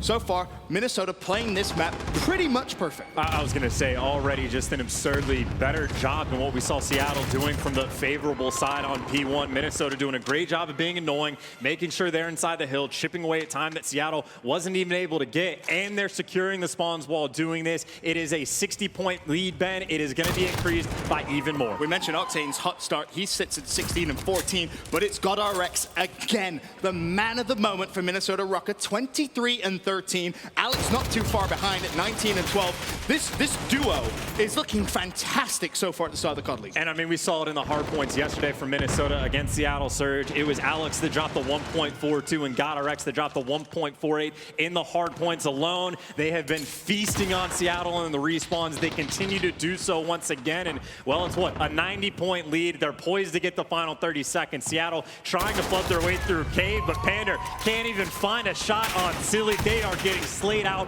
like crazy, Ben. It's just such good play from Minnesota Røkkr. Again, the kill feed, all purple. Seattle Surge, they'll have to hold their L and rotate towards the next hill, where now you're looking at them playing pretty much perfect Call of Duty. You're going to have to string together 3 hills here back-to-back without Minnesota Røkkr getting a primary chunk of that time. It's going to be a tough task, especially considering the form Minnesota currently sits in. Silly will shut down Octane on the rotation, and that, to me, is just not good enough from Seattle Surge. You cannot allow Minnesota to get such a big chunk of time, then win the rotational gunfights, and now sit in the hill. It's just not good enough. And I mean, we saw how early Silly was there inside of that little funnel up on the steps, and he's just waiting. He was bored. 15 seconds go by, nothing for him to kill. Then he only has to kill one guy. He's like, man, this is too easy for me. One of the largest blowouts we've seen so far at the moment this year. The Minnesota Røkkr are turning up on Sunday off the bat. And I think the question was, will they let what happened late last night affect them? I think your answer is loud and clear. No, not at all. A small lapse in concentration in that series against Optic Gaming LA, but this is what we've come to expect from Minnesota Røkkr. Just fantastic hardpoint play. I mean, we've only seen 100-point club the entire year, and it's actually Seattle did it yesterday to the Guerillas, but I think other than that, this is the largest blowout we've had so far in Modern Warfare, or at least very close to it. But of course, you do have to finish, so maybe not quite over until the fat lady sings. Well, but Assault put himself in a great spot to just be a nuisance. If nothing else, the hard point takes, and Minnesota Røkkr take game 1 in an emphatic fashion. And just too easy back.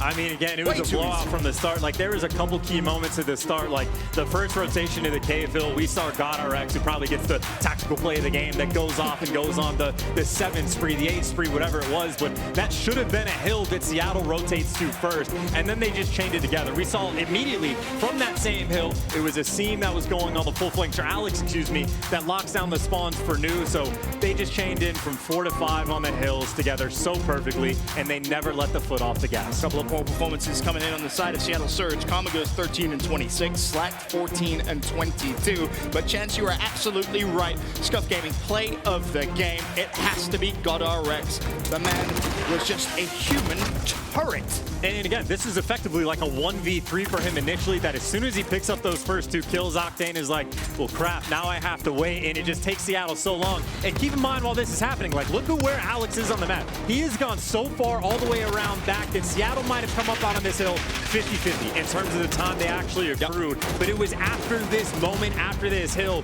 they were never able to get those good spawns, and then Minnesota chained the next 3 hills together off the back of the kills GodRx got. And speaking of, you know, good spawns, credit to Assault always early on the rotations. We highlighted the importance he would need to have to shut down Octane. And the reason behind that was Octane yesterday, Chance, was just so good. I mean, so good and so elite. At times, he can flip that switch, but we saw at the start, like, he was the first player to get double digits in kills. He started out like 9 and 3, finished off with 17, and it was every single player across the board. You just get bullied out. I mean, you lose by 133 points. Right. No one's going to have good stats on the team. It just doesn't work that way. So we talked about the pick and bans, maybe coming to the favorability, Seattle doing the right thing. Apparently, Azir Cave was not going to be their home against Minnesota. I mean, here's a couple of highlights really from yesterday. Speaking of Octane, had a fantastic map against Los Angeles Guerrillas. And this is what you expect to see every single time Octane takes the stage. Is just a fantastic performance. He's so very consistent. I mean, you heard Clay obviously giving him some props when Clay was on the desk a few moments prior to this series starting.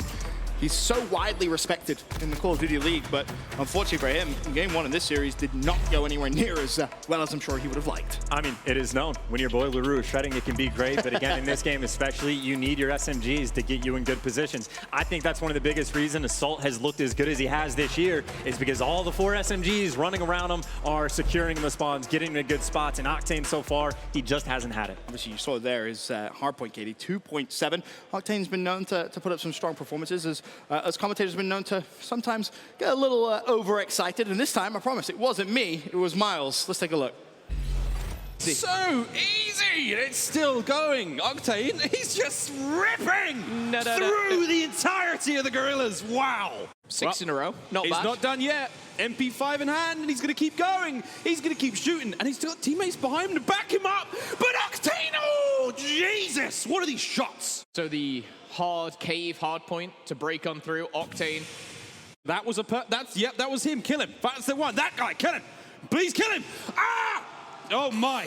Octane is 31 and 13. 32, 33. Octane. Okay, this is one of those performances. He keeps going. Oh my goodness. Oh, he's dead now. Okay, deep breath. Miles obviously having some fun, as all of us casters do. It's a great time to be casting in the COD League, that's for sure. But Octane yesterday, fantastic performance, and Miles and Memo had some fun with Dazzle. I mean, Octane got so many kills, Miles had to check his hair in the middle. What is going on? This is a mind-bending Took his glasses off as well. Yeah. Getting stressed out. Like, you could see like the sweat progression as well. He's just getting sweatier and sweatier as the time goes on because the excitement levels kept rising. Cannot blame him at all. But back to business. We now head over to Game 2, St. Petrograd Search and Destroy. Now, if you were watching yesterday, this was a map Apathy had a ton of fun on. A couple of sneaky strats. One was plain and simple. He just ran down mid-map, and I think he got 4 kills in 1 round specifically.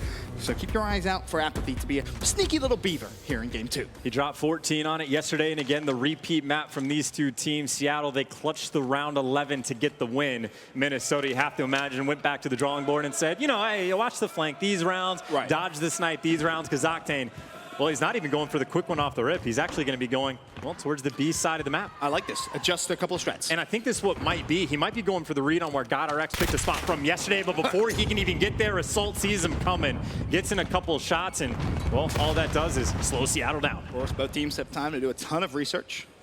do some VOD review. You can start to expect potential strategies. And this is the spot. Røkkr, I think, is going back to the same place he did yesterday. And there it is. There's the snipe coming through. He goes all the way to the back of the map. This is what we were trying to set up. And now you can see he's got the bomb down in not a great spot. Anyone that goes to pick it up is going to have to dodge the AX-50. That's the polite way of saying it. That's a horrible, horrible spot for bomb to be down. And of course, big number advantage for Minnesota. Røkkr, he'll miss that one. You got to be careful. You don't want to give him another chance because he doesn't miss often. All right, maybe he does. He misses often. Like, he's camera shot that. He's camera That's all shot. it is. That's all it is. Go off him. I guarantee he gets another kill. Guarantee. Gonna get the next 3, but Assault has a couple in front of him as well. Told you! Told you! Though. Give him the 3rd. Camera shot, man. Camera shot. That's all it is. That's all it is. Yep. Yep. If we don't watch Røkkr the rest of the game, he'll end up dropping like 22 kills. That is a fact. But if we go on board with him, that will be the last kill he gets. But it was an interesting response, really, from Seattle Surge, because you saw exactly what they were trying to do. But Assault, obviously, assisting Røkkr on that initial cross, so Octane can't get that line of sight. Yeah, all it is Røkkr was sniping the cross right off the rip. As soon as Assault gets shots in Octane, he's like, hey, yo, go back to your spot. Now we have the play. We know there's at least one player down this alley. Now, of course, another spawn snipe. He's camera shy. No, he's not. All right, that works. Slack falls, first blood, Minnesota Røkkr. And now, with that numerical advantage, you can already see they do not want to go anywhere near A. The intent is mid-map, and B, and Røkkr is on fire. 5 in a row. Can he find back-to-back triple kills in rounds? I believe the record for most number of snipes in a map is 10, set by Simp yesterday. Røkkr 2 rounds in is at 5. I was going to say, that might not be the record for much longer if Røkkr keeps connecting with these shots. Another kill does come through. It's Alex on Apathy. For now, Røkkr has absolutely nothing to do. The big gunfights are going to be mid-map. Seam slides through. He will find one. Of course, he is going to be the bomb carrier as well. That kill allows bomb to be planted. Seattle Surge all down to Octane. 1 versus 4. We saw a handful of 1v3s yesterday. But with bomb down, this almost looks impossible. I have some fantastic analysis right now for why Minnesota's winning these rounds. Røkkr is sniping all of them, Ben. Røkkr is sniping everyone. Just he opened up round number 1 with a double kill with a sniper. He opened up round number 2 with a double kill with a sniper. So I would say keep it out forever. I would agree. Snipe and respawn, sure. Don't actually do that. Well, maybe on Petrigrad, Dom. Like off the rip or something like that. Couple of places. You could Just get a couple off of the rip, cheeky kills. But Røkkr on fire right now here in game 2. We'll see exactly how he finds those angles. Well, there's an angle. Octane responds with a sniper rifle of his own. A seam falls first blood. Røkkr, unfortunately for him, could not find an angle to trade. And now just all this pressure on the A side. Alex has a bunch of players he's going to need to deal with. Dead silence is popped on Apathy, but you go through the door, you get spotted. What a read! Reed is able to find 2, looking for the 3rd, but Apathy shuts him down. But the team kill, of course, came into effect. Forced the team kill as well. Alex, so smart, read that situation perfectly. And cleaned up Apathy as well. It would have effectively been 3 kills to his name. 1, of course, a forced team kill, but the round starts to develop. 3v2 again. Advantage Minnesota Røkkr. Octane looking to try and level the playing field. His teammate Apathy up with him. But you can see on that minimap, right now Seattle Surge could be in trouble in the next 10 seconds or so. I was about to say, you need to go get the bomb. Minnesota have like a full map spread. Octane's going to fire a shot. Someone's going to hunt him down immediately. Assault gets that kill. And now after these crouch walkers, he doesn't want to be loud, but you can see they have no information. Apathy has to clear out on top. They don't entirely know if they have the A side cleared up. The flank is going to be open. Check 37 corners, grab the bomb, try to get the plant. You got 14 seconds. It's a mad dash. And, well, frankly, I don't even know if he can get it down. Silly's going to come out and check from the hallway. 8 seconds. You're forced to plant or else it's hopeless. And he gets the kill. But he should be traded out. Someone's going to get the kill in short order. And I think Røkkr claimed his prize at the very end. Absolutely nothing App's going to be able to do in that situation. Just time was against him from really the very beginning in that 1v3.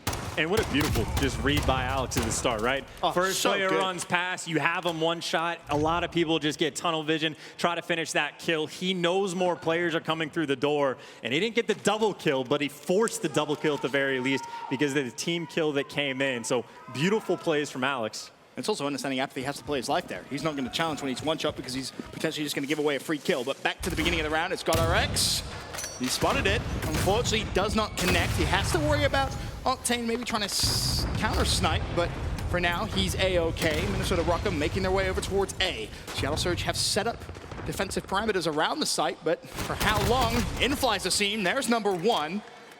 Again, supported by Alex, who will find Karma. Now 5 versus 3, and Chance, I'm gonna be honest, it's just so simple for Minnesota right now. It was simple in the respawn, it's simple in the search. Where do you want to go, guys? Let's go A, sure. Walk through into the site, and they will get bombed down as well.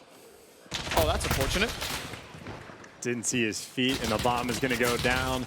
1v4s are not gonna happen soon unless you do something like that. Stop it, LaRue! Stop it!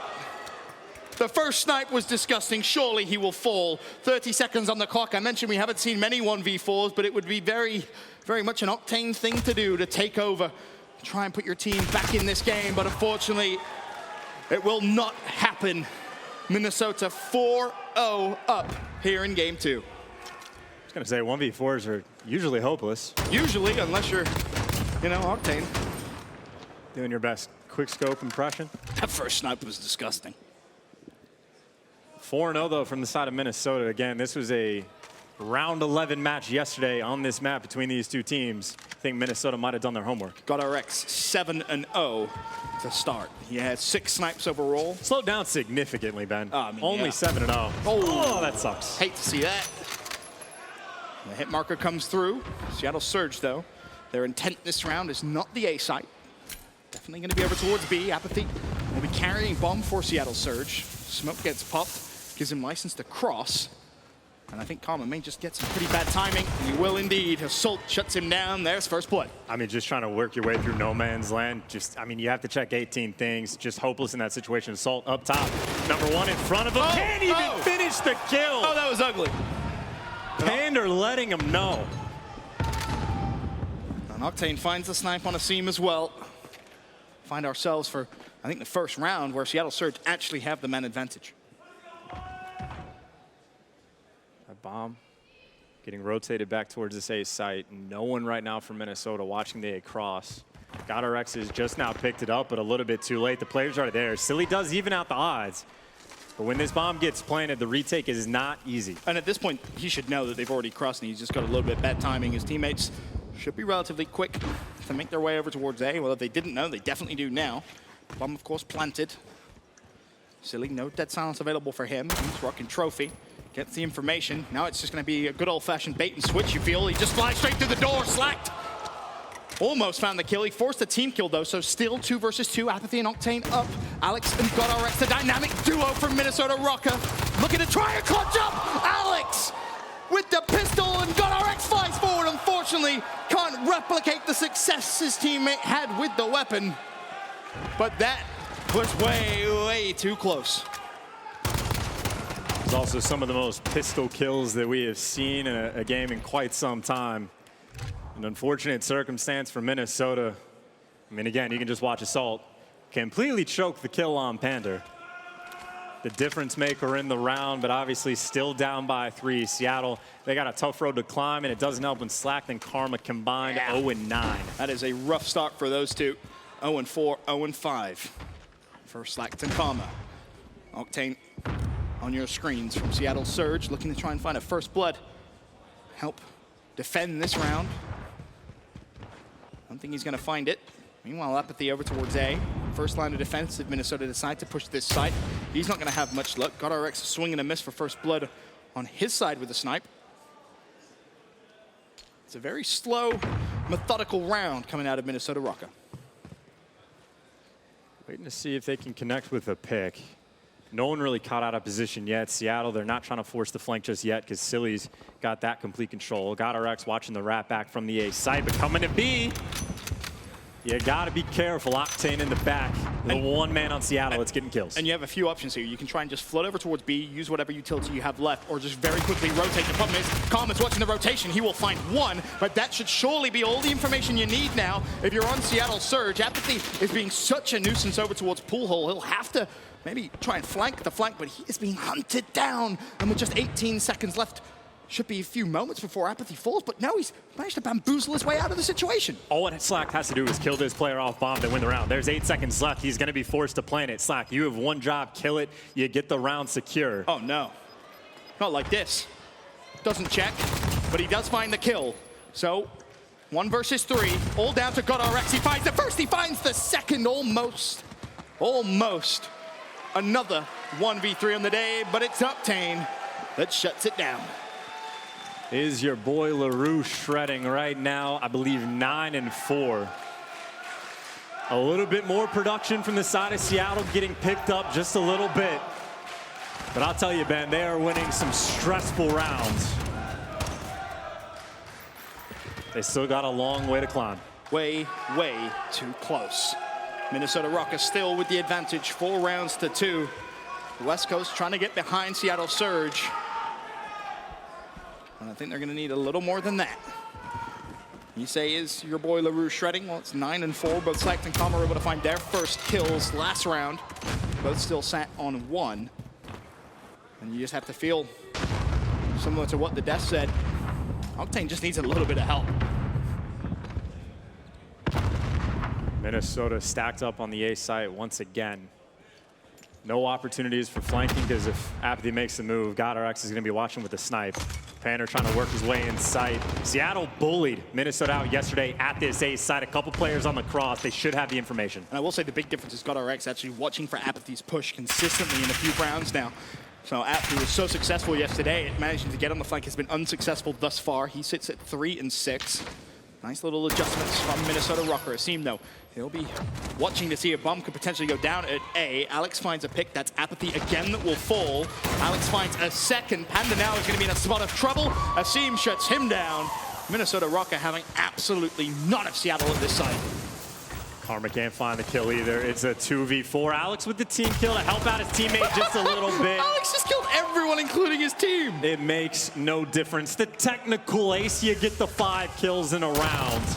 It doesn't count, but I'll give it to him anyway. Again, we saw when these two teams played each other yesterday, anytime there was a stack up on ace, Seattle won every single one of those rounds. They were complete bullies at the site. So far, we've seen it twice where Alex says, no, we are not going to give that to you. No one's getting flanked. If you come to the A site, Alex, again, he said we're winning this tournament.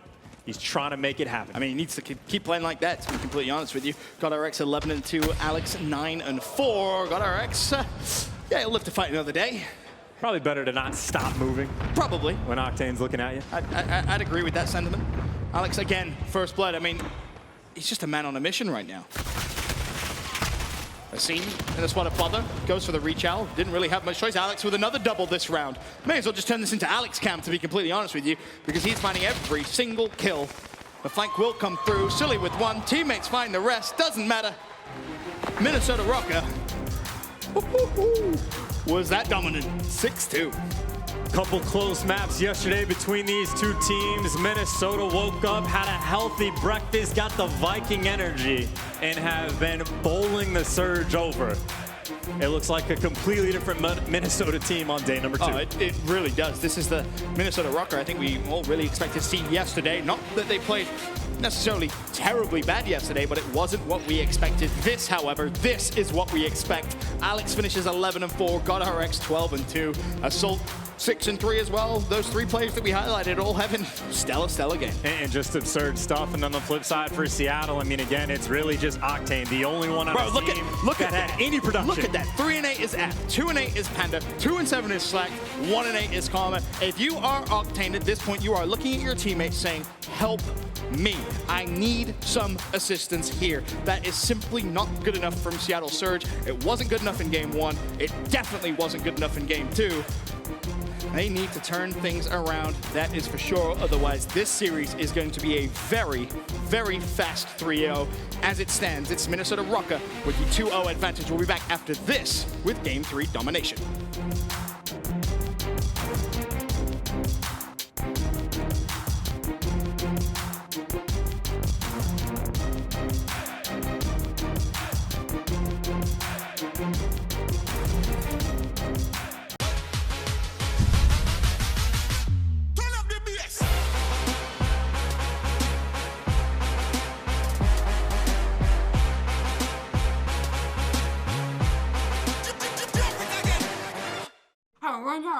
Right? And all of a sudden, huge explosion comes in, and it's like, no! And this cold chaos is shitting. I was going, no! And I'm like, Download now.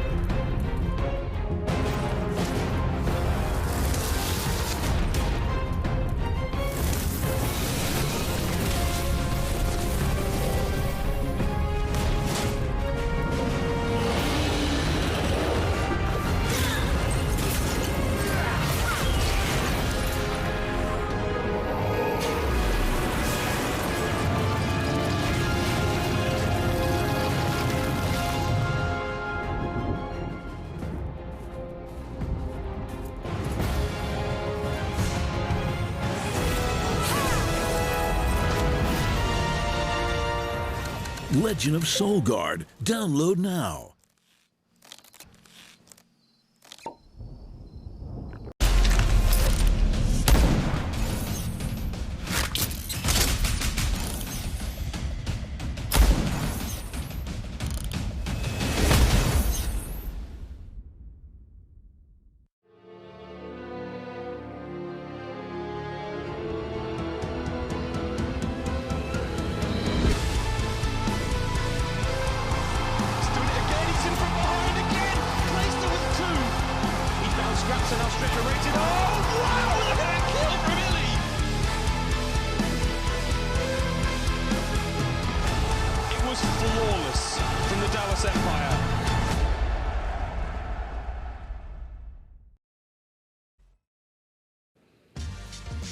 Call of Duty League is brought to you by Metro by T-Mobile.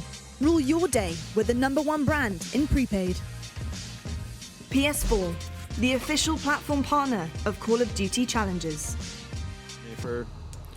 Ladies and gentlemen, welcome back to Los Angeles. It's here on Championship Sunday, day 2 of the home series. And what a game we have on our hands. Minnesota Røkkr steamrolling through Seattle Surge. Want to take a look at our tactical player presented by the U.S. Army. God RX, you called it perfectly in round number 1, Chance. He was going to be a menace on the map, and he didn't disappoint. Sure, he just goes back to his spot again as Saul just set him up, said, hey, they're going to be coming down this left lane. He wastes no time, gets right to it. Easy snipe for the first one and had the information on Octane for the second. And then you can just make a montage of all the sniper kills he had. I mean, again, he started out 7-0 and then slowed down massively to where he only finished like 12-2. I mean, oh God.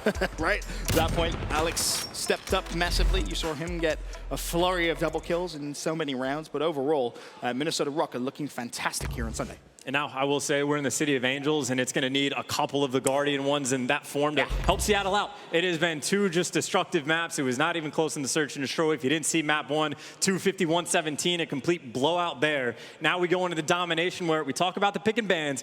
I said it for Azir Cave where it was a good thing for Seattle. Didn't pan out that way, but they got rid of the Petro Dom because they lost by 50 on it yesterday. So in my mind, it's a good thing that they're going to be playing Hack in the Yard.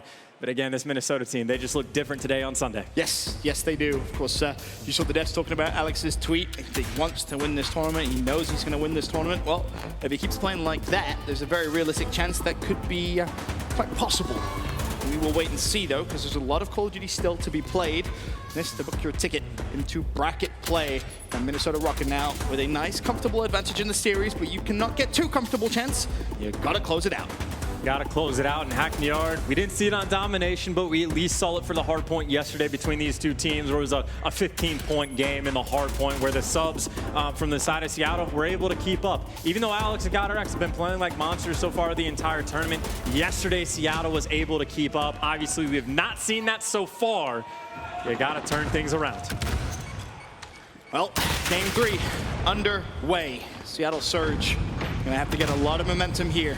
And I think it would require a big win to give them that boost to potentially try and win 3 maps back to back. But already, it's Minnesota Røkkr starting off hot. Both home flags have been capped up. B now controlled by Minnesota Røkkr. So he didn't quite finish that kill off, and unfortunately for him, he will fall. You can see the intent Silly watching that flank, making sure they do not lose control of A. Minnesota, though, a little bit slow to recognize that the pressure's coming towards B, so they're going to be late on the wrap back, and already Octane's able to pick up 2 with Seam, though. He's going to be top L. You can just slay out, get the kills, but Slack does win the gunfight, and you talk about a big one for Slack to win that guarantees his team the B flag. Seattle with the instant bounce back. Well, Minnesota did have the advantage early on here in this domination. Seattle making a comeback, but I want to send it now over to an Astro Gaming listening with Minnesota Røkkr. 1A on me, app. I need our That's top 20 yellow elder, crates, top 20 yellow elder. crates, there's 20 green wall. I should have stacked with you, fuck. That's all good, all good. Go, go, go, go, go, go. Go top ladder. Top AC, 2 top L, 2 top L. 3 there, 3 on B, 3 on B, 3 on B. My bad, I should have got top wall. All good. Let's go, bottom out. That's 1 green wall. I spawn C side. Sure, try to wrap right. I'm going top 3. I smoked right, There's Top AC and mid, top AC and mid. Top L, so nice. That's one dead. He got mid, he got mid crate. I haven't heard Alex calling, to be honest. Stack. Alex is mic's muted. It's Mike's muted. Fuck's sake. Run out. Nice. Can we top AC? Let's go. Look up right again. Left. Top AC, top AC, and you guys too. Top AC's hurt. I needed him. Top AC, top AC. One stack. Aptly with forklift. Good job. Going. Go P1. P1, Jerry, from the Jerry. Good job, forward. Push up. That's 1 yellow crate. We push up to A. Oh, that's fucking Gents, I'm not a professional player by any means, but I assume having your microphone muted probably doesn't help. Yeah, I mean, a minute and 45 seconds where just one guy on the map isn't communicating, and I think it was Alex whose mic was muted. And normally, he's like pretty involved with the action. It'd be nice to know what's going on, so not an ideal situation, but of course, they're down because they're getting outslayed right now on top of the communication issue. So only down by 4, though. They do have 2 flags, so they're going to be working on the, comeback for a moment, but of course, Seattle are retaking the B flag, so good stuff right now for the Surge. Decent first half thus far, but still 2.5 minutes to go in the first half of this domination game. And it is Seattle barely edging that lead. So still plenty of time for Minnesota to try and mount this comeback. Of course, Seattle going to do everything they can to prevent that from happening. Unfortunately, though, they are losing B. Slack going to be the first player to try and get involved in that fight. There's a trophy down. As he jumps through, we'll find one. The assistance comes through for both kills. So just like that, Seattle Surge retake full control of B. Yeah, just a full 5-man wipe. Now you get set up for control, and you can see the setup they want. Pander, your job is to slay top L. Oh, give them the third as well. And now Minnesota are going to spawn back up in the same place, and Pander gets to do the same thing. Well, he had a moment. Could have done it again. Alex says no thank you. Still, though, the pressure being applied by Seattle Surge, a 10-point lead. 1.5 minutes still to go. Minnesota Røkkr, though, 4 down. Panda will be left to try and defend B. Gonna have a job to do as the Seam flies forward. At the mid-map, he'll shut down one. Turns and burns on a Seam. Can he find number 3? Well, for him, it's just stay alive as he scurries away. Apathy putting on a show right now. Trying to get back to that power position, trying to cut these players off in top L, but you can see the Røkkr have already gotten through. They got 2 players under in the first hardpoint, so all this pressure up top on the flank. You still got to win the gunfights. Now the bottom L controlled by Alex and Seam. And you see that B flag hold, and of course over on A as well. Silly's going to cap the point. The flip is in, the double cap is in. And right there, you have to just cap seat. If you're Seattle Surge, you want to try and keep this cushion. Hell, even if you go in tied, you'll take that. You do not want to not earn any points to close out this first half, as Alba finds himself too. Again, the pressure coming in towards B. It's not going to be enough, though. Still held by Minnesota Røkkr. 30 seconds left in this round. GodRx looking to just try and close it out with control of that B flag. Not going to be the case, though. Seattle Surge again putting pressure, and this has been a very back and forth first half. Well, very back and forth, but the A flag going to get capped, but it looks like the spawns are going to flip, so Røkkr gets C, so it is just a constant 2 flag hold for both teams, and again, it's just a seesaw on the map. You get some pressure, you spawn them out, you trade the home flags, and as close of a game as you could ask for at the moment, which is a great thing for Seattle Surge. Huge thing. You get bullied out map 1, bullied out map 2, you need some momentum, anything. And now you have yourself a massive 5-point lead. Hey, I'm sure at this point they will take it. Any advantage they can get over Minnesota Røkkr right now is good enough. Apathy there with your final kill, but as you mentioned, Chance, a 5-point lead heading into the second half. Can they keep it controlled as they did, and credit really to both teams, just reacting to where the spawns were coming through, making sure they were doing the right thing, going to the right flags together. Yeah, I mean, the reactions were great, but really neither team able to stabilize with the AB flag hold. Like, if you're looking at the Seattle, they have the good side. They already have pressure on a B. You just get to the B flag first. And with Minnesota sending 3 players at the top side of the minimap, Minnesota's goal right now is to try to flip the spawns and get over towards A. But this just means Seattle's going to extend their lead a little bit off the rip, which means if Seattle can just stay in control, they will be in a fantastic position. And of course, if you're Minnesota, when you're spawning on that side, you'll know that you may have to concede a little bit of early control, but it's how quickly can you retake, as Silly wants to try and take the fight directly to Seattle Surge. Maybe a little overzealous there. Assault, can he go for the neutral on B? Well, he's about halfway there. He'll have to win one gunfight against Octane. He gets that, so he stops the bleeding and may actually turn this around completely. Advantage Minnesota. 2-1 flags in their favor. Oh, and this is horrible news for Seattle. They just did a terrible job of trying to stick on the A side of things. They just stepped at the top side of the map, so Minnesota Røkkr run through B, get towards A now. They flip the spawns, all the pressure in the world, and Guerrillas getting a little bit hot. And that was so smart from Guerrillas. He knew exactly where that spawn was going to be. Launched the nade over. You can see it's Karma that spawned over towards C. He's going to have to just decap it. You don't want to control it, of course, but you don't want to give up a triple cap for too long. Slap shuts down a seam before instantly falling to Assault. So far, though, a good little spree from Minnesota. And this is the perfect setup they have. They got Guerrillas in the power position. Silly's going to be up top, Bell to watch control. So Guerrillas only has to stay at the bottom, and then you have a guy that checked out mid. But Seattle, they have no real lanes they can run through. You try to sneak through the top, it's going to be Alex that deals with you. You go through the middle of the map, that's where Silly's at. You try to get towards B, that's going to be Guerrillas, but Guerrillas actually does fall. But even still, Seattle, they get past one power position. Silly's in number 2. Finally, Silly falls. Assault on a 4 streak right now. Alex at 2. Guerrillas, you can see, does not want to concede a control. And with 3 minutes left, it's about a 10-point lead on that next tick. Advantage Minnesota, and we said they still have 2-1 flag advantage.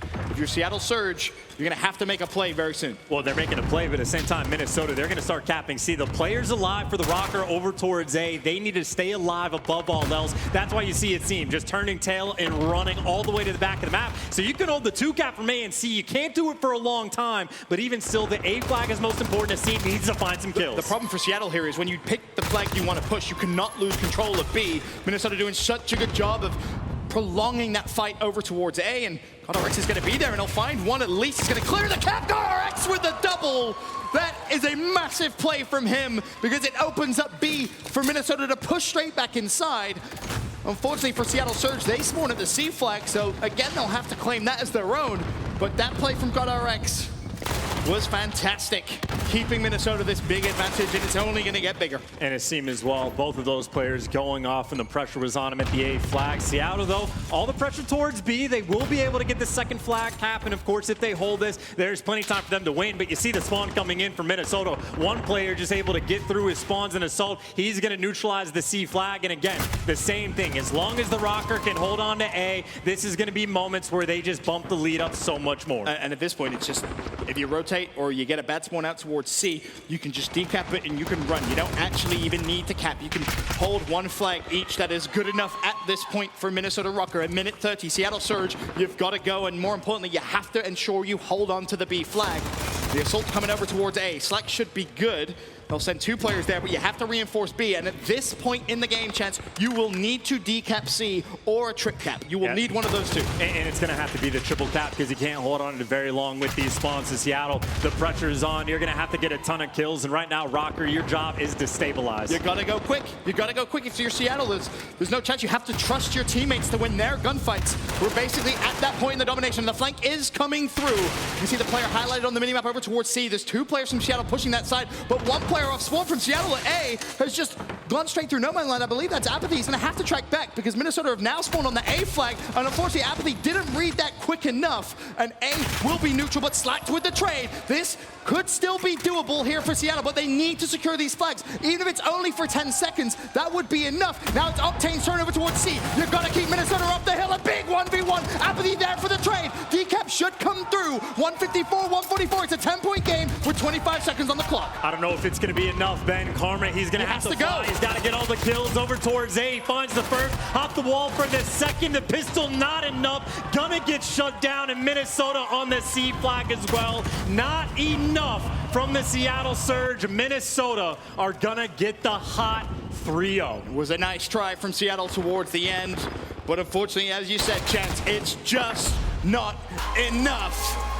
Minnesota Røkkr 3-0 to book their ticket into bracket play. In the biggest moment of that game, again, it was what? The lone men, Asim and GodRx on the A flag while their teammates are over there capping C. Each one of them had to go off. Asim picks up a big double kill. GodRx does the exact same. It was from an AC hold of all things for an extra 20, 30 seconds that really just put the Røkkr over the edge. A fantastic performance out of Minnesota Røkkr. Again, what we realistically expected to see from them. There's a quick glance at the stats. GodRx again, the standout performer on this squad, 28 and 21. On the flip side, I mean, relatively even there for Seattle Surge as well. I mean, again, it was a great game from both teams. It was really just a couple key moments where Minnesota just made the better plays, but a very important win for them to get, for Minnesota especially, to get it in that dominant 3-0 fashion overall, just for the bounce back.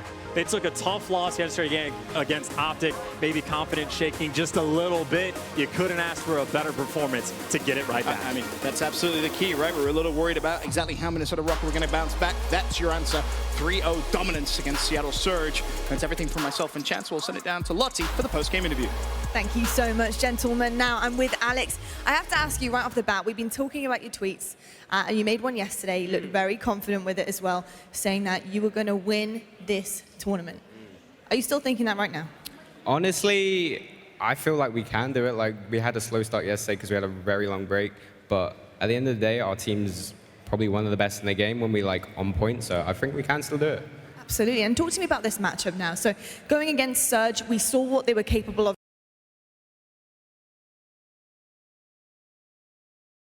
That, you know, Octane, Apathy going off, the team looking really good together. Honestly, no, like, we beat them before. It was somewhat comfortable, so we knew we could beat them, and we just did it again. Way easier. Hey, way easier. There we go. Alex, I've got to ask you for the rest of this competition right now, who are you looking forward to potentially playing? FaZe. We should have beat him in Atlanta. I don't want to beat him now. It's a rematch. It's a rematch, of course. Alex, thank you so much for joining me on stage. Congratulations. Amazing stuff. Amazing stuff. Going back and forth and get there to the win and face FaZe in the finals. So thank you so much. This has been your instant reaction presented by PlayStation. We're heading to a quick break right now, but we have plenty more action when we come back. You guys don't want to miss it. It's Sunday at the Call of Duty League.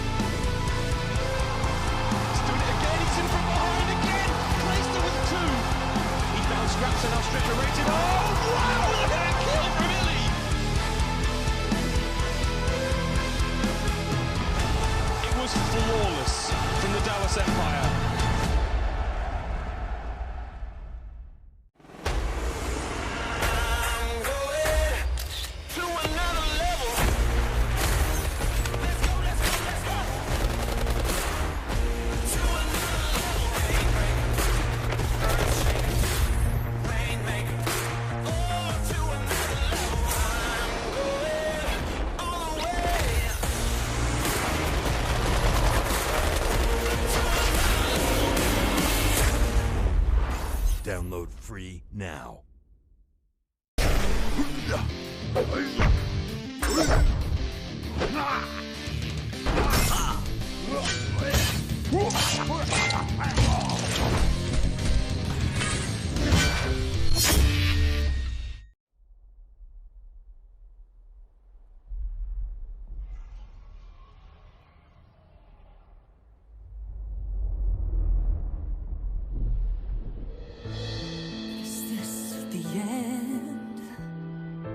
Our heroes can't fly. like shooting stars. Will anyone survive?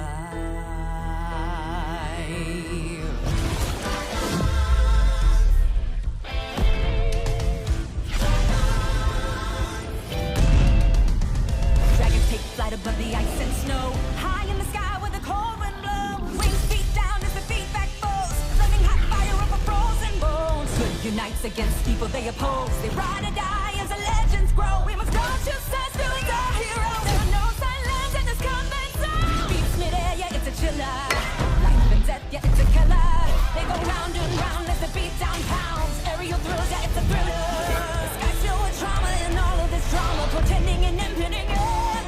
Crash down. It's dragons descend.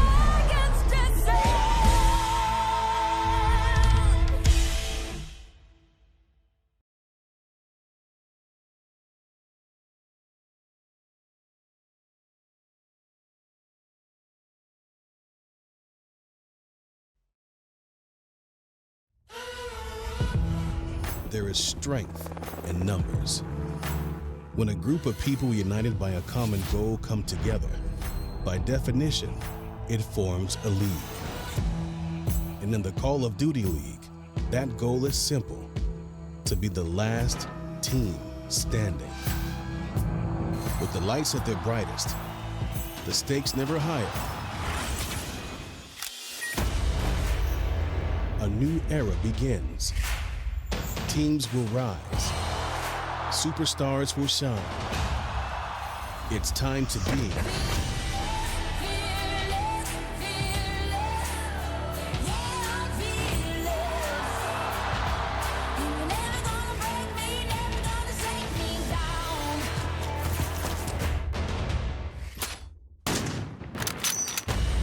.12 teams must now answer the call and begin their quest.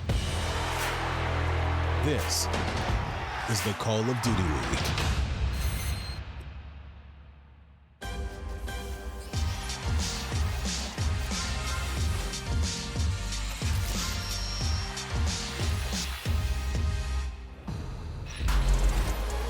Well, there you have it. King Batch is in the house. He's arriving here at the Call of Duty League for Hype Battles, which is happening very, very shortly before your very eyes. We've got plenty of superstars in the house today, including Todd Gurley arriving as well, right outside the truck, looking pretty fresh, may I say. That's the one I have to tackle? Yes, I want an open field with Rich with no pads on. I want Gurley in full gear just running you over. And there he is, Michael B. Jordan, also in the house. I mean, these guys have some serious swag. I don't think that they would allow that to happen, I'm not going to lie. He's incredible. He's incredible. Indeed. Great guy, great actor. I'd let you watch him tackle me. But the question is, I'm going to bring it back to COD right now. The question is, are they good enough at gunfight 2v2? That is the question. We have no idea. They can't be worse than Miles. I know that Michael B. Jordan plays it quite a bit. I think the same for King Bag. I know every single day Miles grinds, so I don't know what to expect. Miles might have to go hard carry mode. We'll see. I don't know. I think Miles might actually get destroyed. That's what I'm rooting for. I want Miles to get smoked. That would make me the happiest. Did you see the graphic they put out? Like Miles' face was the funniest thing I've ever seen. It looked all serious. It was so. There it is. He's like puckering his lips out, duck face.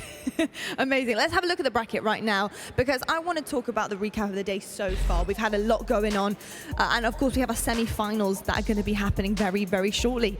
OGLA in a semi-final. Can you believe it? I want to say really quickly, because we just watched Surge play. I think if we took the entire Surge team and had them play like the same rule set that we play here up on the main stage, they would probably lose to all the celebrities we have in Gunfight. They've managed to do it against just about everyone. Wow, that's shots fired right there. Yeah, to that boy is Octane. some shots fired. I think they're probably better than that, but Octane's like the love of your life, isn't he? He just tweeted, yeah, he is. He's my favorite player in the entire league. This is one of my favorite teams in the entire league, and I'm cheering for him. What is this Can graphic? we update this graphic, please? This is from like 8 years ago. This is before the tournament started. This graphic is almost as old as Clint. Yeah. Isn't that true? Isn't that true? Absolutely. Well, gents, I just want to talk about right now this movement from Røkkr that we're seeing, because of course did get taken down by OGLA, but have just taken down Surge, and they are in a semi-final. How are they going to feat against the likes of FaZe? It's going to be a crazy match. Like I just want to really good one. I want to talk about the Optic and Dallas match. I just feel like that match is going to be so insane. Like before we do, the Minnesota FaZe is a rematch, right? Of Atlanta. Yeah. That's why I want to touch upon. No, we can start there. We can start there. Also, I want to say right now, I've said it quite a few times. I think Minnesota is the one of the squads on the bubble. I think both them and Dallas are kind of competing for that number 3 spot potentially. So to see them go against FaZe, that's where you can start to prove it. I think what's tough for them is I believe they sort of caught FaZe at a slow start, right? Like they got those first 2 maps at Atlanta. Yeah. They caught them starting out a little bit slow, and then Atlanta came alive. I don't see how FaZe make that same mistake because it literally just happened 2 weeks ago. Like, how does that happen again? Like, I'm worried that FaZe come out and put them in a body bag. Like, I think that's. I think they will. Like, FaZe is just too talented from top to bottom, and going up against Minnesota, like, usually it's got Røkkr or Alex that are taking over games. Well, on the side of FaZe, it's literally all 5 of them. Like, the talent on Minnesota, no matter how organized they are, it just can't match up against FaZe, and I can't see a world where they beat them right now because FaZe looks better. I mean, Maven, you know Crowder quite well. You know, we've seen you do your podcast together, and I want to talk about the way that he coaches these guys to victory. So considering what has happened previously before with Røkkr, are they going to go away, watch VODs? Are they going to go and practice on what they did wrong? Are they perfecting things behind the scenes? 100%, but I still think for Crowder and probably with this core, it's less about what they need to do better in game and more just about making sure their heads are in the right place, the camaraderie's on point with the team, and just not having that slow start. Like, yes, there's been VOD review. I'm sure they're watching film, but they need to do that stuff. They need to stay sharp, but it's just less about that for me. They are clearly better than everyone they're playing. Yes. They just need to go into it with the right mindset. If they're into it with the right mindset, and I think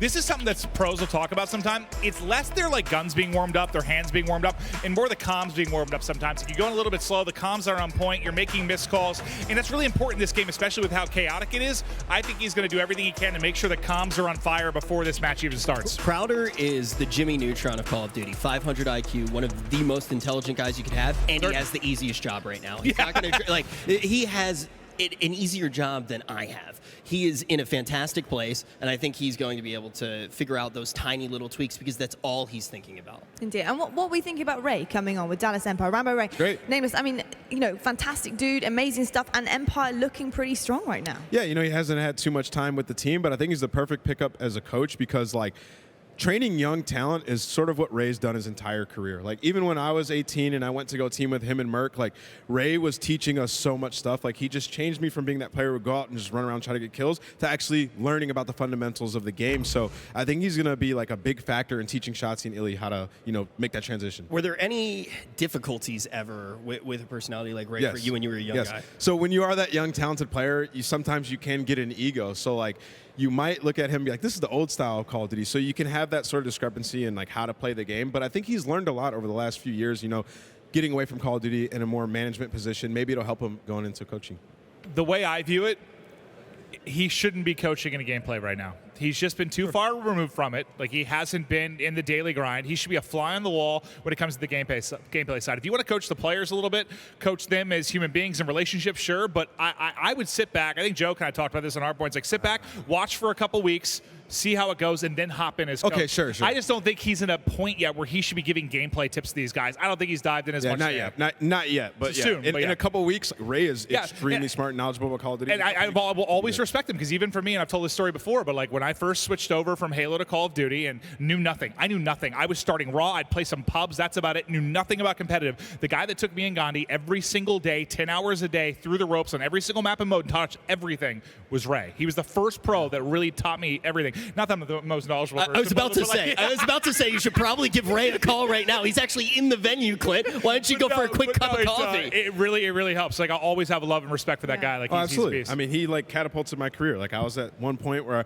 I thought I knew everything. I didn't. Taught me so much, and then after that, my career was just better. Absolutely. You know, we don't know the dynamic of how Ray does things right now in terms of his coaching role. We're not inside the team. We can't see what's happening. However, something I have noticed is that the 2 youngsters on the squad are definitely doing better. That is for sure this weekend. And there's been some roles that have changed. Shotzi's performing a little bit better in terms of slaying. I think he's fitting in a little bit more comfortably there. And like Clay said on the desk, he's teaching him everything he knows. I will They're say, though, also Lottie, coaching them too. I think even if you talk to Ray right now, I don't think he's been on the team long enough to attribute those changes necessarily to him. I think right now you got to give credit where credit's due to Shotzi and also to some of the older faces on that roster. In Clay, we've seen him in the past do this with younger players as well. Crim also obviously has a lot of leadership under that belt. Go watch. Just go to the Dallas Empire Twitter and watch the video from Shotzi yesterday. There's a video they tweeted out about the role change. And like he just flat out said, I was spending too much time with the Hardpoint when I run wild. Didn't feel like I was making that impact. I was running trophy smoke. I think you were putting too much on him where he had to make like in-game intelligent decisions around the objective where you just want to give him dead silence and let him fly. Like let him go be a playmaker. He's way too talented to be like playing that his objective stats role. have changed dramatically, I think, as a result of that. Let him turn his brain off a little bit and fly. Like he'll still make some good plays, but let him enjoy it. Absolutely. Well, I'm just going to break up this conversation. I'm loving it. I'm loving everything we're talking about here. Thank you, Lottie. But I need to just chat very briefly about hype battles because our teams are getting ready, people. That is right. They are warming up right now. There's Michael B. Jordan. There's Miles Ross. I know, mate. Look at this. I can't look at him without laughing. Yo, like this group and then Miles. He's like sitting up straight with the... I mean, King Batch and Todd Gurley versus Michael B. Jordan and Miles. I love how he hasn't even got his last name on that board right now. That's fine. He's known as Milesy. But how long does it take to warm up for a gunfight 2v2, would you say? Oh, 30 minutes maybe. 30 minutes? You just warm up your guns a little bit. You know, gunfights are very short. It's like 5 minutes. So like if you just warm up for 30 minutes, you're ready to go. So you can tell these guys are having fun. They're ready to get up on this stage and duke it out. There we go. Miles is making him smile. So that's something. I like how Miles dressed all cool and stuff. He's trying to look all fancy. This is the biggest moment of Miles' life. I mean, he's usually hanging out with Momo. What a fulcrum shift. What an upgrade. From Momo to Michael B. Jordan. We don't even want to hang out with Momo. I mean, also, who's ever played gunfight in a suit? Is that going to be a hindrance then? A first, basically? Yeah, probably. I mean, not any more of a hindrance than his own skill. Yeah, he should be all right. He always rip that baby off mid-map, let the V-neck show. That would be hot. Yeah, that could actually work. Who's taking this one, gents? Who'd you have? Todd Gurley and King Batch. They're taking it. Oh, yeah. Miles is trash. Look at him. He's standing up. He's already frying. Oh, He's yeah. ready to go.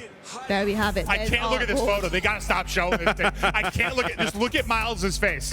I think they photoshopped to contour his cheeks or something. Todd Gurley and Miles both have glasses on, yet Miles just looks so stupid. I mean, to me, this is a perfect roster. I think Miles Ross, Michael B. Jordan. I'm going to put my money on them. That's who I'm saying taking it because Miles, I got faith in this guy. I do. I think it depends when Todd Gurley and I have our tackle off. That determines the entire hype battles for me. I want to watch him just run through you and you explode. Just my head pops up. And on that note, we're going to explode right now into a break. We're going to come back after this commercial break with your hype battle. It is Sunday here, the Call of Duty League. We've got so much more coming up right now. 2v2 hype battle. First, though.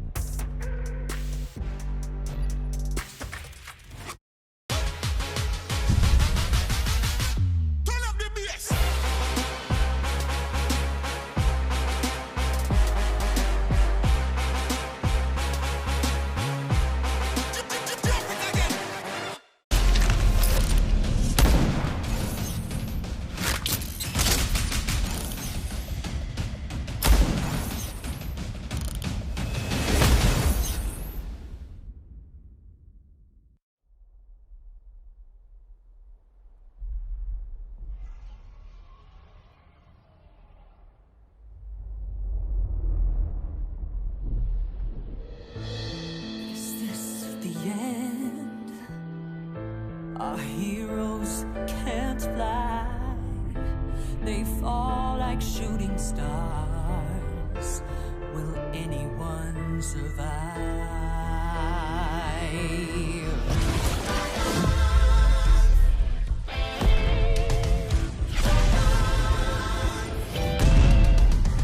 Dragons take flight above the ice and snow, high in the sky where the cold wind blows. Wings beat down as the feet back foes, flaming hot fire over frozen bones. Good unites against people they oppose. They ride or die as the legends grow. We must go to sense to the heroes. There are no silence in this combat zone. Beats mid-air, yeah, it's a chiller. Life and death, yeah, it's a killer. They go round and round as the beat down pounds. Aerial thrills, yeah, it's a thriller. The sky's filled with trauma and all of this drama, portending and impending end. Crash down. It's dragons descend.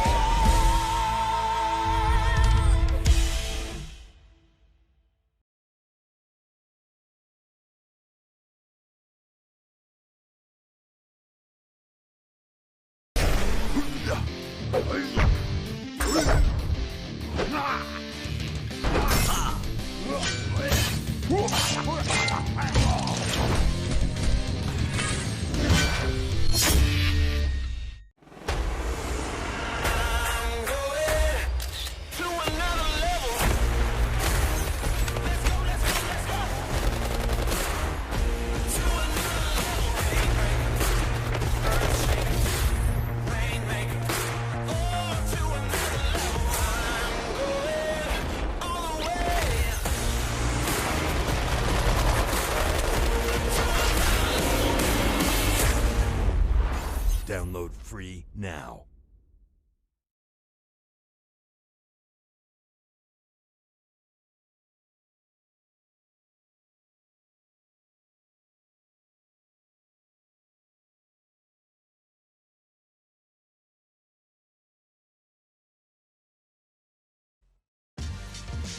Tournament audio and team chat listen-ins are brought to you by Astro Gaming, the official headset and mixam of the Call of Duty League. Join the Astro family and pre-order the CDL A40TR headset and Pro Team speaker tags today at astrogaming.com. The US Army. What's your warrior?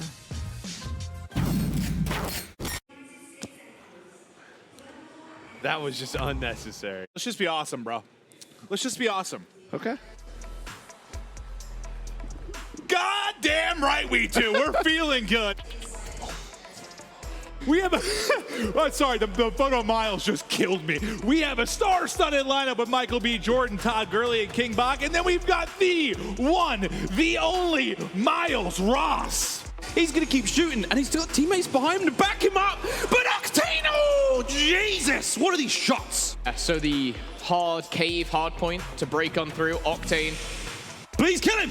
Ah! Octane is 31 and 13, 32, 33! Octane! Okay, this is it. This is one of those performances. Hey, keeps going. Oh my goodness! Oh, he's dead now. Okay, deep breath. Ladies and gentlemen, we are a few moments away from this week's Hype Battles, and it's going to be myself and Phil calling the action. It's going to be a very fun time, mainly because your duo is playing in it, Phil. I've been replaced by Michael B. Jordan. I'm not mad about it. Yeah. One thing I will say, those caster comms, I'm like this and off the screen most of the time, so I'm very happy about that. Miles is just creating faces, but we get to see what Miles is like in-game, and that's what's quite exciting, because I think we both know what he's like in-game. We've played a lot with Miles Ross, and let me tell you this.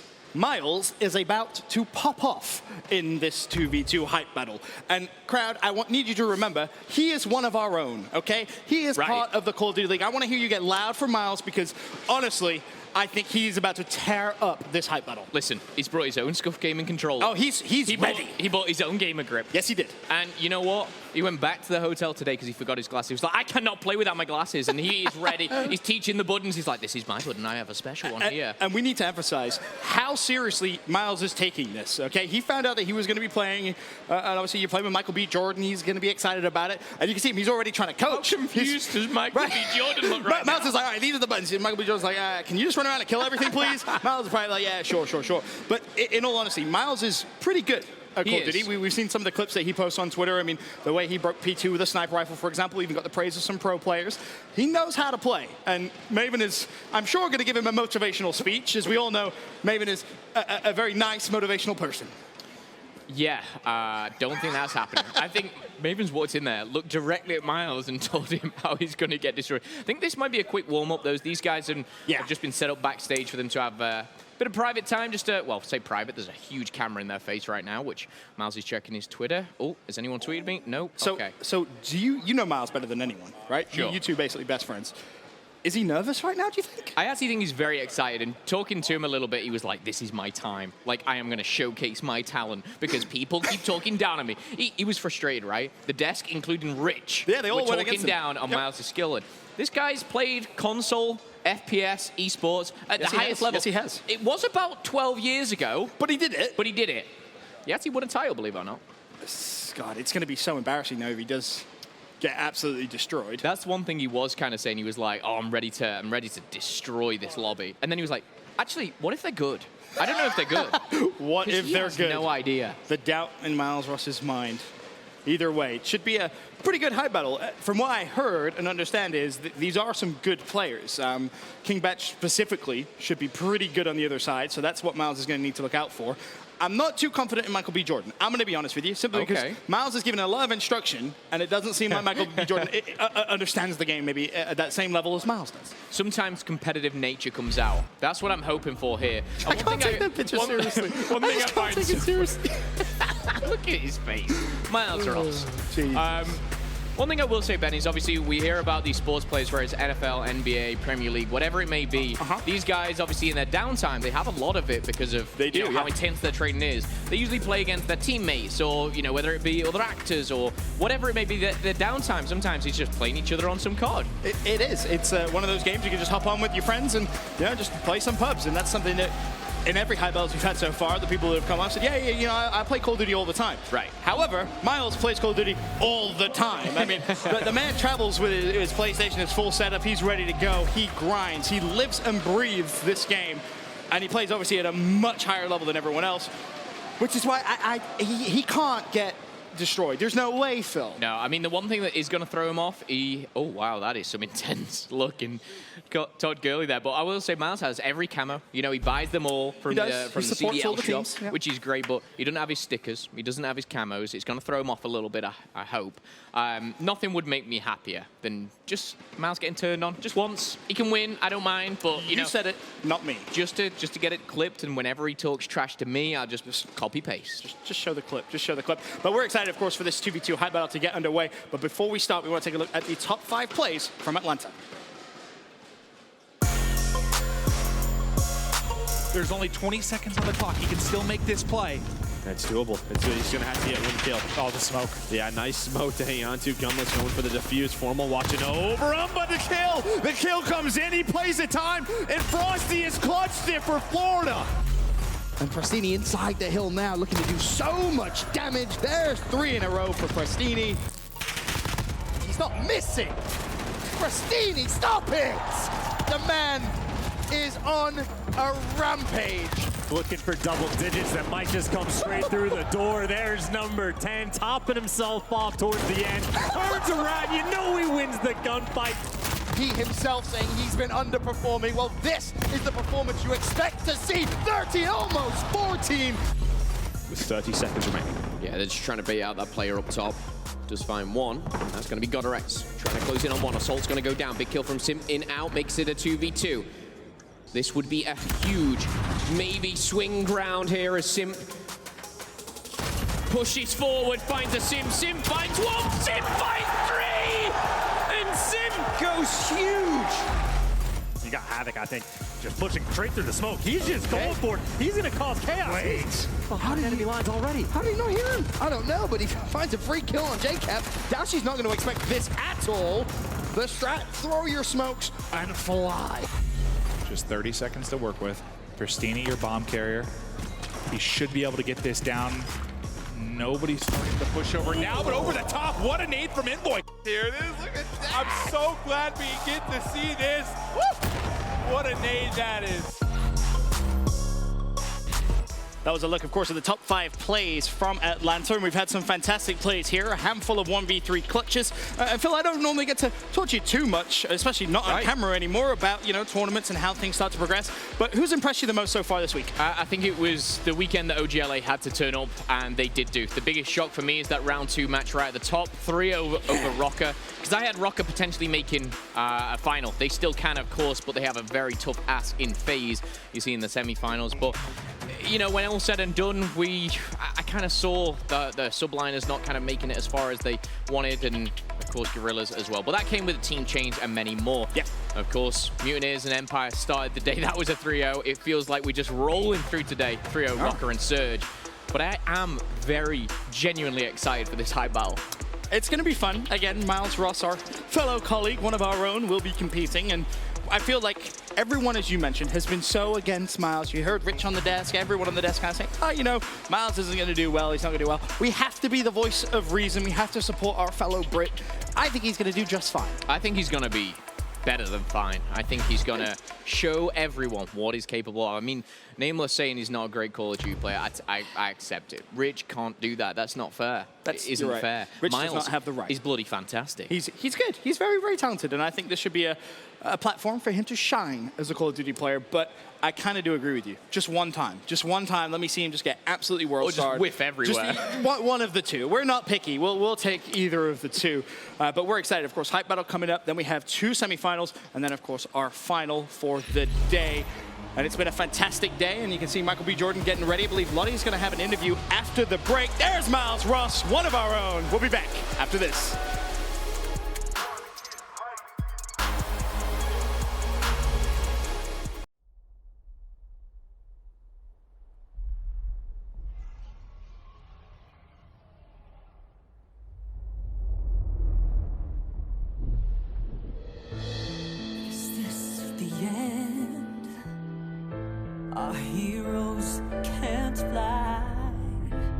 They fall like shooting stars.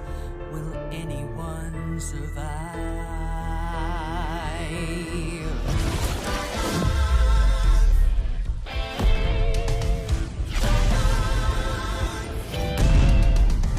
Dragons take flight above the ice and snow. High in the sky where the cold wind blows. Wings feet down as the feedback falls. Flaming hot fire over frozen bones. Good unites against people they oppose. They ride or die as the legends grow. We must go to sense, doing our heroes. There are no silence in this combat zone. Beats mid-air, yeah, it's a chiller.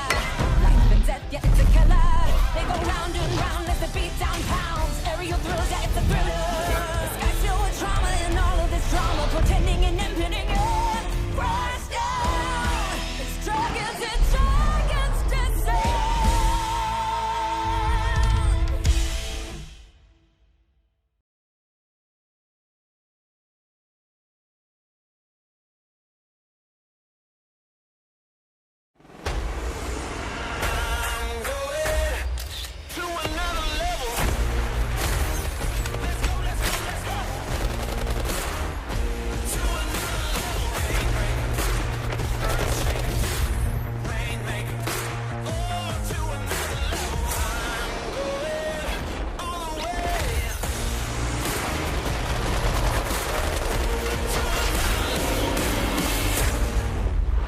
Download free now.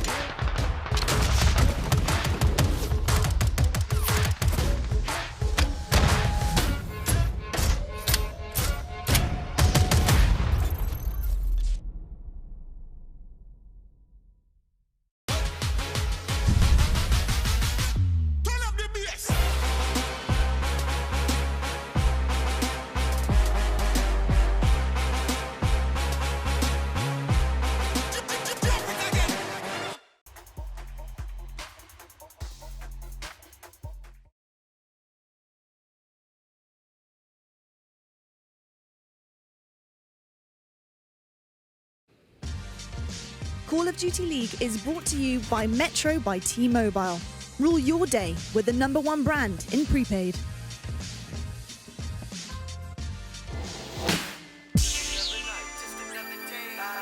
Los Angeles. This is a city of rivalries. The sun-kissed sea versus the stone and the smoke. Glamour versus grit. Those entranced by the bright lights and silver screens. And those enthralled by the neon glow of the night. A connective thread, forever pulsing in conflict. And suddenly the sweep comes in from Optic. Are you kidding me? This is the West Coast, the best coast. The true, if you can make it here, you can make it anywhere. Absolutely flawless. A city built by dreamers, for dreamers, fueled by ambition.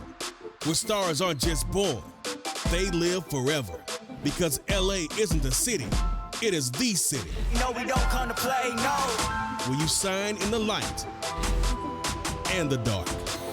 No, we don't come to play, no. And now, both teams stand ready for that lights, camera, action. Because this is Los Angeles. This is week 4 of the Call of Duty League.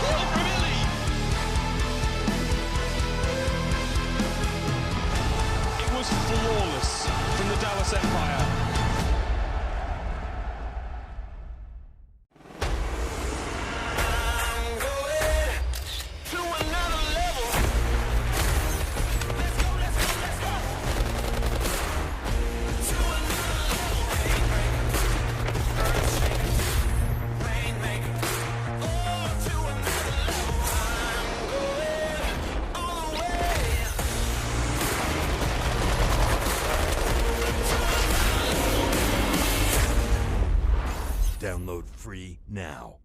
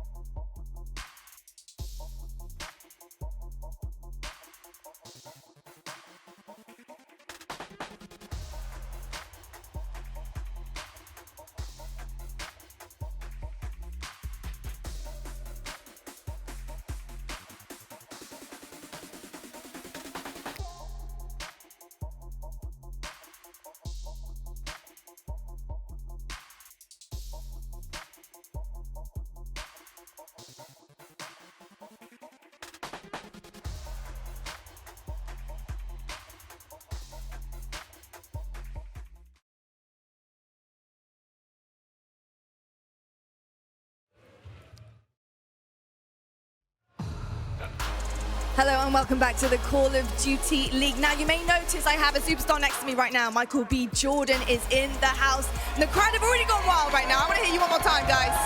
Hey, there we go, there we go. Bit of a treat right now. So Michael, so good to have you with us. Now, we know you can act, we know you can produce, and we know you can box. But how do you hang in Call of Duty?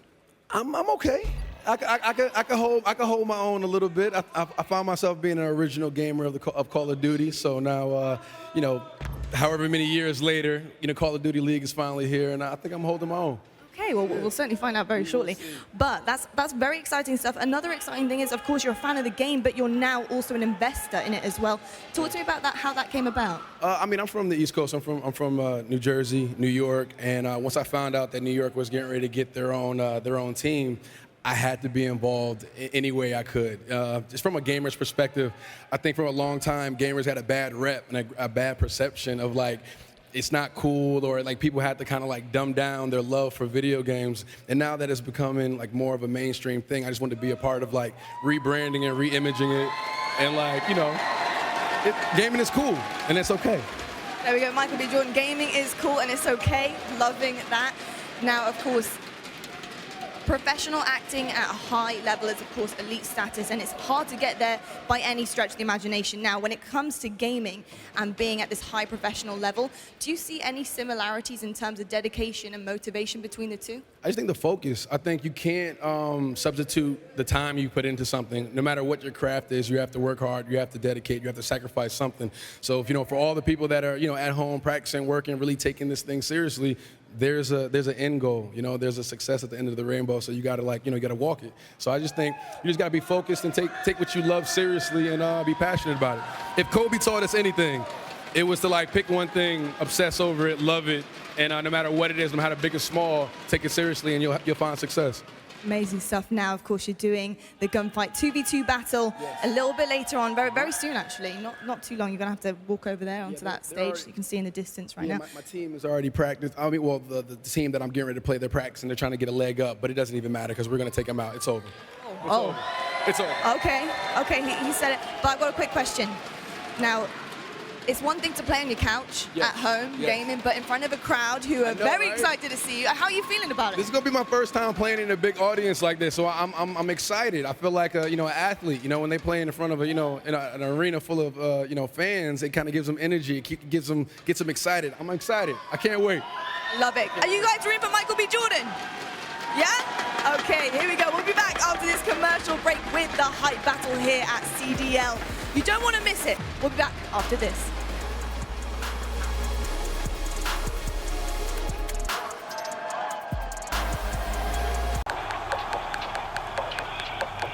This is it, the official Overwatch League apparel.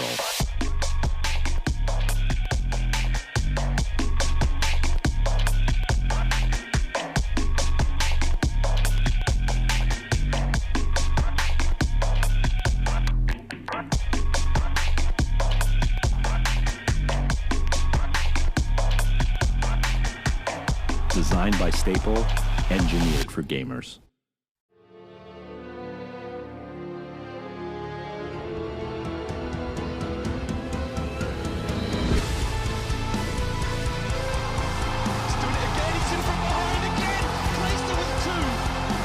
Scraps and now Stricker rated. Oh, wow! Look at that kill from Illy!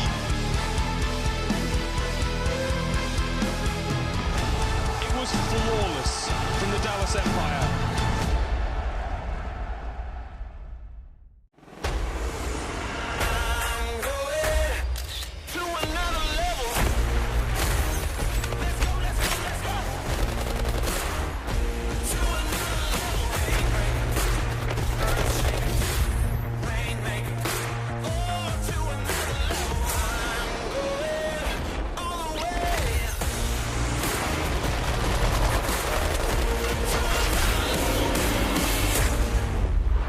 Download free now.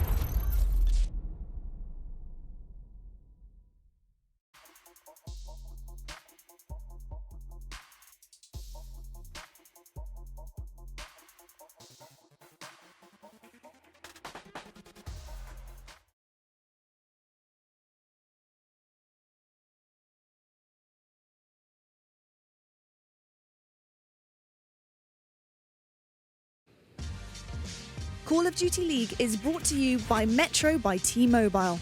Rule your day with the #1 brand in prepaid.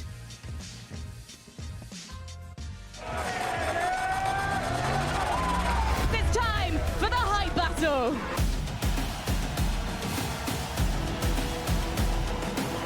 One pump, one more. Nicky Romero! Well, they're on it. Yes, sir. Let's go, baby. Quick clutches those.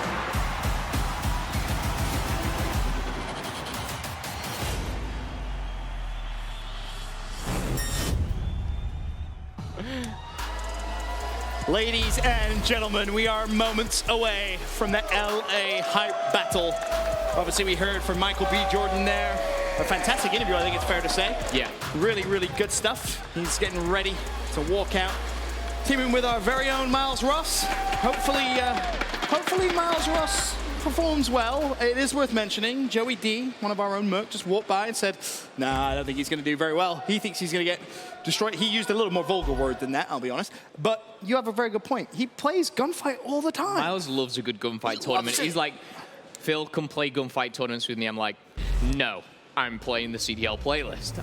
But he loves kind of the variety, the weapons, the picks. So the good thing that Miles will have, and the stuff he was probably kind of telling Michael was that you can pick weapons up. You can, you'll find these anomalies kind of thing of how it works and the rules and regulations, if you like. But Miles is going to be the captain, I feel, that he has always wanted to be. I guess the surprise is just who they're playing against, but we'll find out. We will. Can he carry Michael B. Jordan? That's the question we have. But without further ado, we'll send it down to Golden Boy to introduce our two teams. Thank you so much, gentlemen. That's right, LA. It's now time for the hype battle. LA, let me hear you. Oh, man. It's going to be a good one. We got 4 competitors ready to go. So let's go ahead and bring out your first. He is a running back for the Los Angeles Rams, and this guy is going to look to charge through the competition. It is Todd Gurley.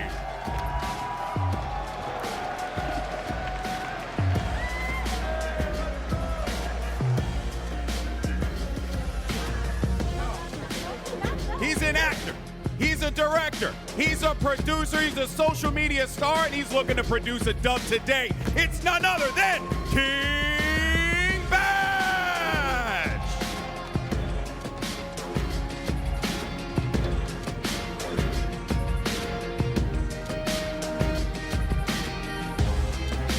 And we have no idea how he got here, but this is the world we live in. Ladies and gentlemen, fear the beard for Miles Ross.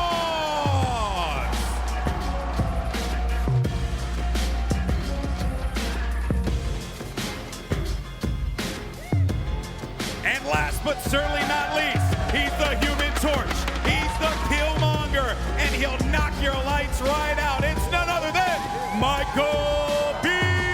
Jordan.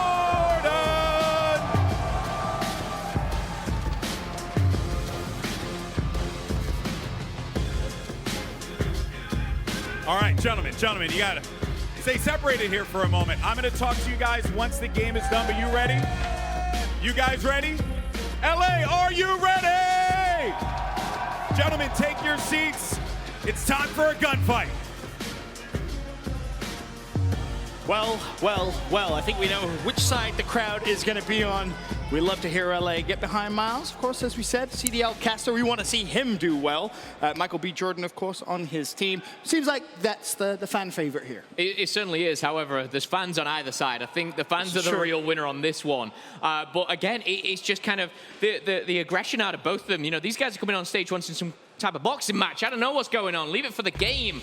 Maybe settle it after the game, I don't know. But that's why Miles might need a little bit more help. Maybe. Well, definitely, actually. I love how King Batch also brought his backpack. He's ready to carry. I think he knows that this is going to be one of those series he might have to carry. Again, I mentioned it earlier on. I hear the rumor is he's actually pretty good at Call of Duty. So maybe he could be the one that could stop Miles. I mean, we've seen a couple of these hat battles. You know, we've traveled from Atlanta, London, and we've seen professional players up there, we've seen celebrities, we've seen a bit of a mix of everything. Now we get to put one of our talent up there. Not sure why we chose Miles, but he's represented. Neither am I. And we are fully behind him, of course. But yeah, like you said, the backpack is already on. Who's going to be wearing it at the end? We'll have to wait and see, but going toe-to-toe is going to be a fun one. Got to ask you, honest predictions, friendship with Miles aside. Okay, I'm 100. I play with Miles on a regular basis. He's actually pretty good. Okay. I don't know how good the rest are. I'm going to say Miles has the capability to carry here. Would I like to see Michael B. Jordan carry? Absolutely. Can you just imagine how bad it would look? Because then me and Michael B. Jordan have something in common. Right now, I don't really see anything that we have in common, but we both play COD. I guess that's it. That's probably where it stops. However, I don't want to say too, but Todd is a big boy. Like he's big. He is a whoa. He's up. Okay, all right. What's he doing? Hang on a second. He's trying to change some settings. They're not touch screens. Sit down. Oh, man. Well, he tried hard, right? I like it. I like his backpack too. You see, Miles, where's the ref at? I can promise you this. Miles Ross is going to be taking this very, very seriously. As we get ready, I believe yeah, of course. First map is going to be. No. I got you. I got the little settings. I'm turning you up, yo. We good to go. He's turning his inversion to enabled. That's funny. Fun fact about Miles Ross, actually, the way he plays plays inverted as well. Does he really? He's one of very few people I know that plays inverted from. And again, that's because he played competitive about 45 years ago when games used to come standard as inverted. It is a very weird kind of thing, but way past those days, thankfully. Well, as we mentioned, first map will be Shipment. It's going to be close quarters combat. Of course, if you're new to gunfight, you don't get to choose your classes, so there's no point for anyone to sit and try and create them. You have to play with what the game will give you. And it's going to be first to 6, and I believe first to 2 matches as well will win today's hype battle. Settings are being Don't touch that. created. Actually, you know what? Oh, wait, hold on. I was going to say. What's Miles saying? Yeah, Did Miles just tell him to turn aim assist on? Miles, what are you doing? Tell him to turn it off. Then you're guaranteed the dub. Rookie mistakes. I've never really seen someone playing a blazer and neither have I. before. This is the first. Miles is the most interestingly dressed Call of Duty player I've seen in a while. I will give him that. He looks very smart, very smart. As the players just finalizing their settings. He's coming, yeah. Mainly King Batch, I believe. Just wants to make sure that he has as much of an advantage as he can possibly get. I'm not sure how much that's going to help him, though, because Miles, as we mentioned, he's hungry for this. He was begging to play in this. Todd's ready. He's getting bored of the Miles and Michael show. Do you find that better for like campaign mode? Or like for cats that like really trying to sit there and like enjoy the realism of it. Lights out. Yeah. Okay. No time for campaign mode. Not gonna lie. Oh! He's up and running. No. No, he's getting in the mood. You do that when you play. It's funny you say that. Actually, I don't. For me, it's okay. I definitely don't do that when you play. Why does that work better for you versus somebody with like a high skill? I'm playing guys at like long range. But up close, I'm still like an old, I'm like an old man. The funny thing is, right, he's going to get back to his station. All his settings are messed up now. I don't know what buttons he's been pressing. He's turned aim assist off. He's now on dynamic. I don't know what's going on, but that's funny. You have to like, the last thing I want to worry about as a pro is like what my stick's going to do. That's got to be muscle memory like Todd, man. I really want to hear Miles talk strategy. Yeah. Michael, this is a crazy world, man. Welcome. Welcome, dude. Welcome. I feel like I was born to be here. Good, I like that. But like... yeah, but for real though, you're going to smoke. It's not even close. No, See? it's not. Miles I actually feel bad. Feel bad, actually. Yeah? Why? Yeah. I mean, I don't know, because we're going to like literally destroy them. Yeah. And they don't even know. Look. Look at him. He boxing. It's the wrong sport.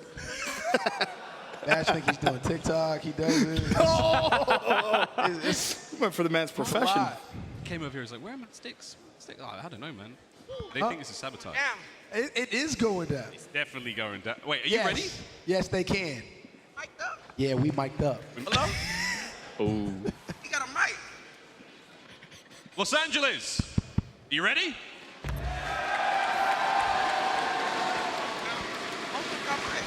You mic'd up? He ain't got no mic. You mic? We're ready. You mic'd up? Testing. Michael, ready? Yeah, we're good to go. Let the games begin. We can't hear you now. We can hear y'all, but they can hear you. Yeah, the King crowd. Batch has never been more confused about a microphone in his life. Already. Say hello to I don't LA. know which They're one watching. is... You get ready for map number 1. As we said before, will be shipment.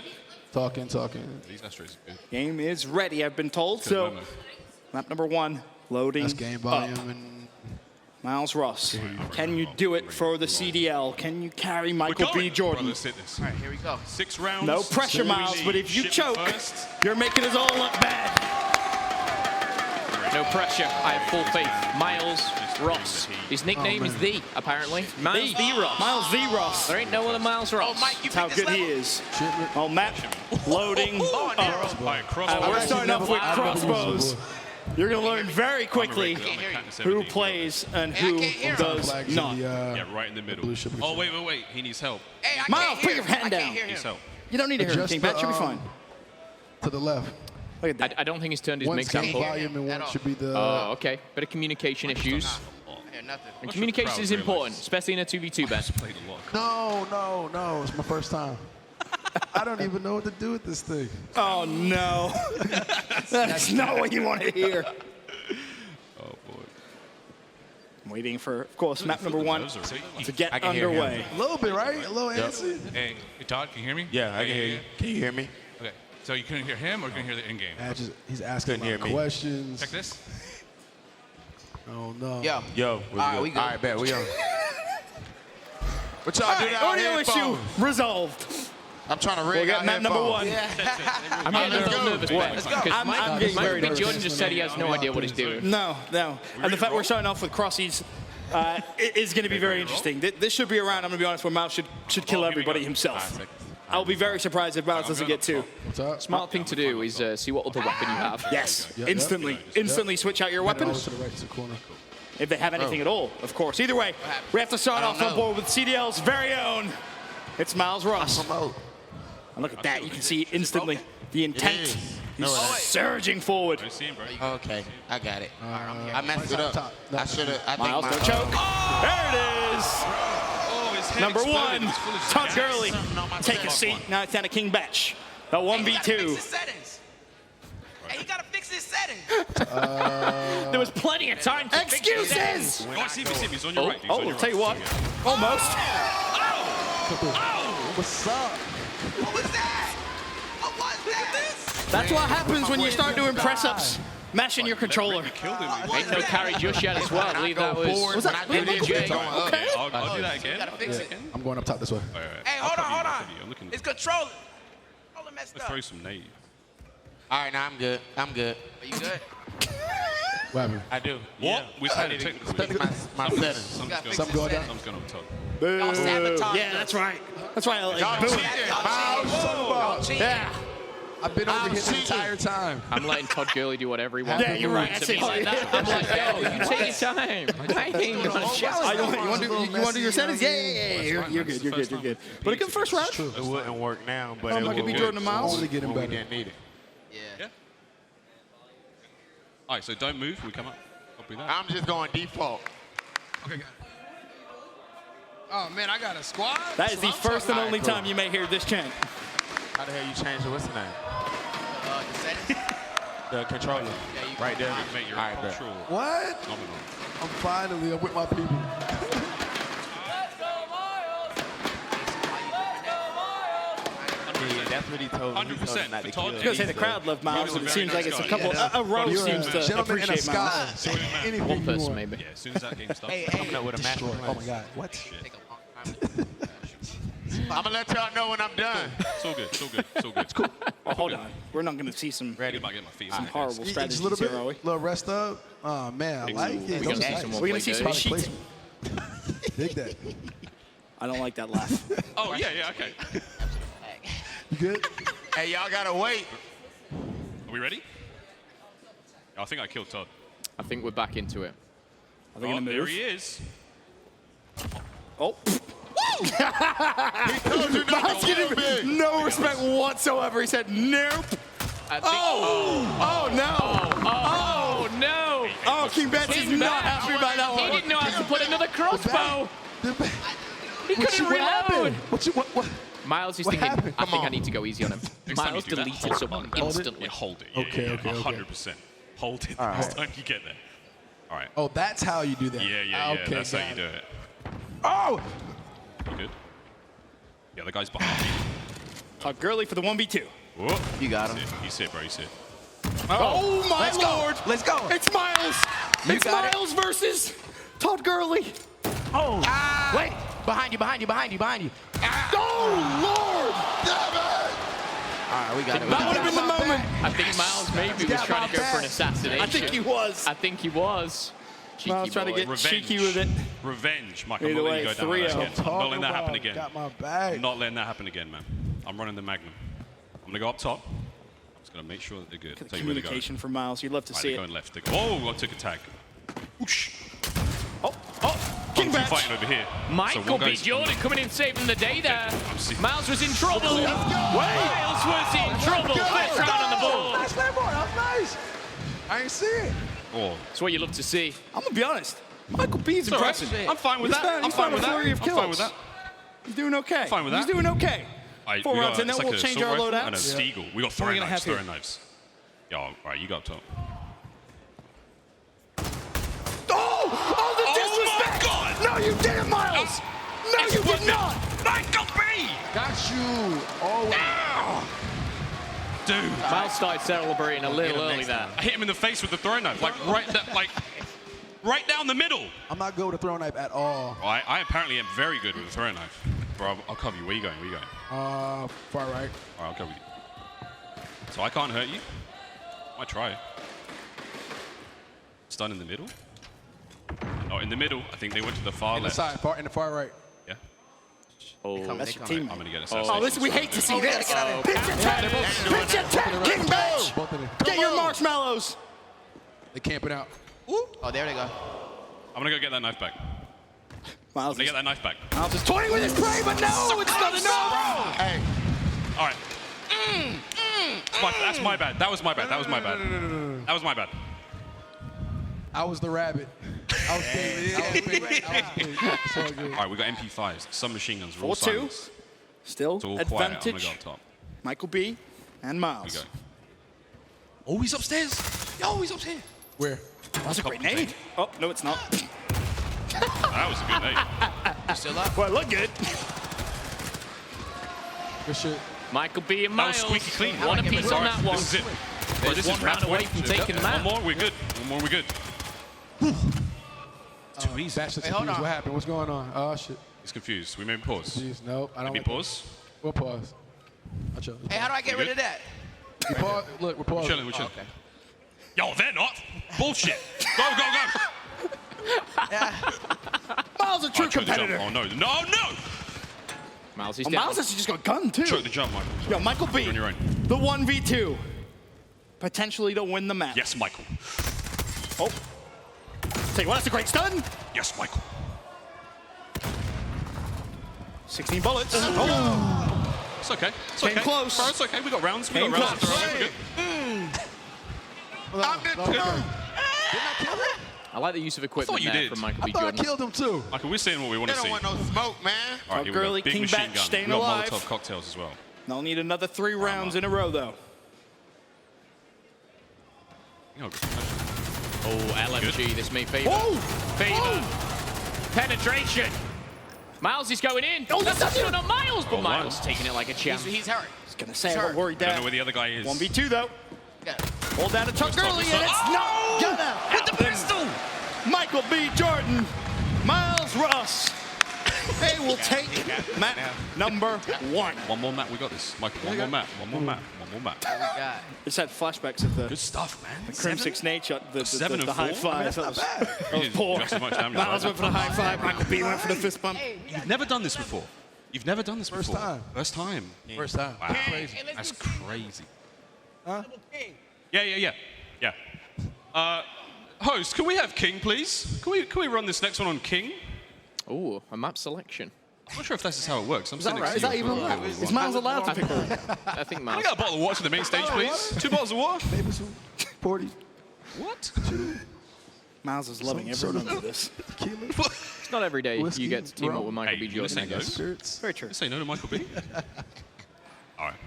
One more round, We're man. gonna win We this got round. Don't worry, y'all. We're gonna win. So we're going to change up the map. Got this. So you remember King. King's We along need y'all behind us, though. We need to feel the big energy. stairs in the middle. Okay, There's like okay, the okay. containers down the Gurley's side. trying to get the hype Small. from the Yeah, crowd. Yeah, good luck with that. Yeah. Sorry. This is... That's not you. Thank you, man. Appreciate the gas. Got you, man. I think he loaded it up. Playing with a legend. I'm scared, man. I was going to say, Miles getting Michael is a lot of love from the crowd There's here a in lot of LA, talking to as the is refs. Michael B. Jordan. Kind of what we expected. Good to go. Yep. Overall, We're though, ready. a We're good, ready. We're a good ready. performance from Miles. I'm impressed with what we saw. All right, LA, we've got this in one more, right? There's no way we see it round 3. Yeah? No? Yeah? There's no way. I say, I don't know, I'm having so much fun. Do we like make the throw? day a little Hey, longer? Do we throw one? You want to throw it? Oh, Maybe? no. Stop. If they can get 4, then we'll give it to them. Okay. Give 4. Miles is conspiring I think this is Miles' actual favorite map. to take this to a game 3. Hey, where we I at? might get banned from the league for doing this. This is- Yes, Miles, you will. We will ban you. You in the other All corner. right, so shotguns and magnums. I'll come with you. All right. All right. Round Left, 1, game right. 2. I'll go left for you. About to be underway. Wait, hold up. As it stands, Michael B. Jordan, Miles Russ with the advantage. good Again, balls. first of 2 maps Michael's controller. will win. Can Might Todd be Gurley exception, and King yeah. Batch He did this make the before. comeback? I have to pause that. Like, I need you, Mike. I need you, man. Nah, it's not working. Pause. Can we pause, please? Michael's having a controller issue. It's all right, don't worry. cries Todd Gurley me. and King Batch aren't going All anywhere. of deaf ears. Hold up. I'm gonna You can electrocute take your myself time. out Are you now. trying to say they have a slow, Yeah, don't do methodical that, playstyle mate. for it? No, It's known as Ooh. Yeah, don't do that. Don't do that. We need you. It's all right. It came out. It happens. It happens. Is the crowd turning on Miles? What's happening?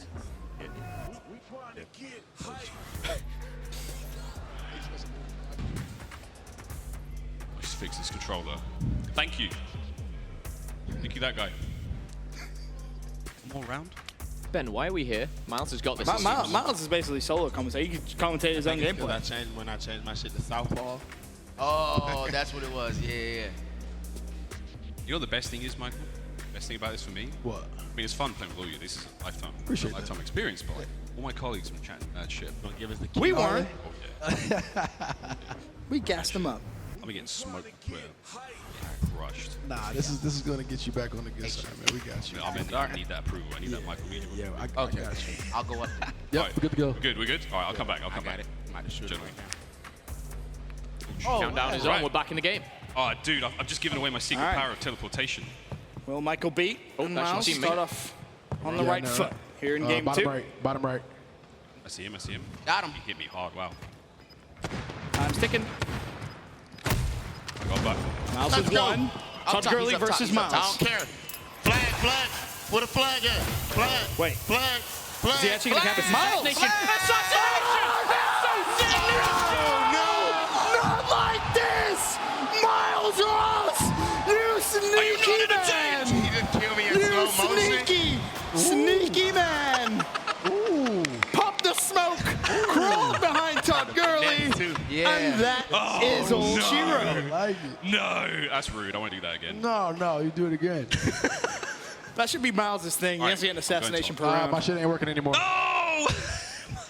It's not. It ain't. Wait. Oh, I'm hiding. I really think it might be. Miles is just pointing at me. Mike's hit it so hard. It's breaking it. No one's hit the game this hard. We were talking about Abizi, one of the pros, like breaking his sticks because he freaks up. Yeah, you're up there with Man, hey, listen, I'm trying to be gentle. Let's take a pause for How do you social. recover from that? I don't know. Trying to be gentle. I was just getting warmed up. Just getting assassinated. That's what you were doing. Okay, Todd. Okay. I get personal. One man up. Of course, Miles is going to take this moment for himself. We need one more to win. Can we do it? Hesitation. No hesitation. No mercy. They out there taking selfies. Oh my. Y'all really think you gonna win that easy, huh? Throw it. We're going to throw it just to make this sick. Come on, Miles. No one can hear me. So we're good. Right, let's roll it. Yeah. Everyone can hear you, Miles. Everybody. We all heard it, Miles. Right. Ready? That's just all that shit talking we doing, that's all. I'm going to give this time, actually, Michael, while you're getting that controller fixed. Shout out the women on the national today. How we waiting? Sister. Y'all did? I take some red wine. Hey, at least he's comfortable. Comfortable and apparently red wine's on the way. He's torching. That was what was requested. He's just You ready, torching, Mike? man. You good?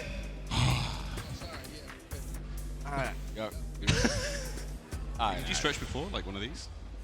If they do that again, they got to forfeit. All right. Yeah. Here we go. All right, seems like map Hands 2 off. about to get back underway. Michael B. Jordan, Miles Ross with the advantage in game 2 as well. Here we go. Mike, I'll still get you covered. Right?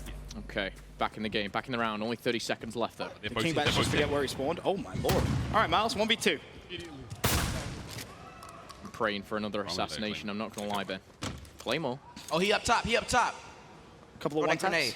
Oh, whoops. There it is. One more. Oh.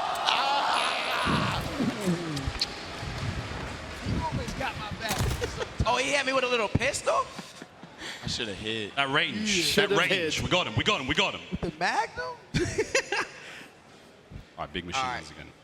Y'all boys, meet me up top if you want that smoke. Right behind you. I'm going straight up top. Meet me up top if you want the smoke. Bro, Todd is laying down the fire. Kobe. Good. Literally, without Molly. Hey, I think back's up top. I got you. Y'all don't want the smoke? He's up top. King Batch is on the flank. Ooh, Where'd he come from? Todd's around the corner. He's on the other side. Michael B. his credit. I'll give Michael B. his credit. That's a double kill from him. 3-0. Not good. Dude, King, this is our map. This is our map.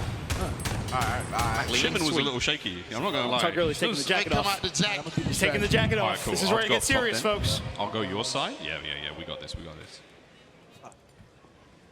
I've never seen someone so animated in this. Oh, you know, this Michael B. Go to sleep. I was He's hitting on him in the fire. head. Go to sleep. Where is? He's at the back. Back way. He's cooking. Oh. Fight fire with fire. Smoke's going in. Miles is going for another assassination, I feel, but We're good, pistol out and about. 4-0. I don't think we've had a more one-sided hype battle, I'm going to be honest. We're figuring it out. We're in it, Mike. We're in it. It's a pickup game, you know what I'm saying? Play the lane. Oh, yeah, sniper. That's it. Right, sniper. Go back. Go easy on him, Miles. Right? Yeah. Just remember, it's Miles. just They're not going to play Call of Duty again after this. It Right? is banana Not that clip. serious, My Miles. It's controller's not done that serious. Oh, here they come. Yeah, it's done. Up top. They up top. Nice. Some love. Technical difficulties once again. Well, they're shooting. I didn't move, I promise. Miles just points at Michael B. Right, every time Miles is like, it's not me, I swear. Yeah, this is crazy. You pull it, Mike. You pulling it? No, you're not. You pulling it? Right? Not at all. No, I'm what's going literally on? here. I'm here. What's going on? They want him to win. What y'all doing? Y'all putting in cheat codes right now. Momo's chatting shit. Is Momo chatting shit? Miles, shut Is up. there any way to have it without Shut up and keep assassinating him. Thank you. Miles, we're all very proud of you here at the Really good. I CDL. can't hear a thing you're saying. His F-throws are fantastic. One of a kind, that guy. He really is. He's singing now. He really is. So far, Miles, not disappointing. But I gotta say, I'm very impressed with Michael B. Jordan. Very, very impressed. Give him this remote. So, Michael, tell me your favorite card. I put these back on. Let's do a Q&A, man. We got time. They're chilling over there. I can tell you my least favorite. That's all right. It's Advance. Good. You don't need to say that. No. Honestly, Advance is probably like out of all of them. I think all the rest of them, probably maybe the first Black Ops. Team Shade. That was cool. I like that one. I think first Black Numbers Mason. Remember that? Remember the campaign was cool, yeah? Exactly. Have you been in any of the quads? I haven't been in them, but I did a commercial for them. That's right. That's it. Yeah. That's right. Oh, yeah. Get you in the next one. Dope spot. Oh, would love to. Yeah, right. Someone make that happen. On the bright side, Someone at least they make look that the happen. part. I know there is someone in this room with the power to make that happen.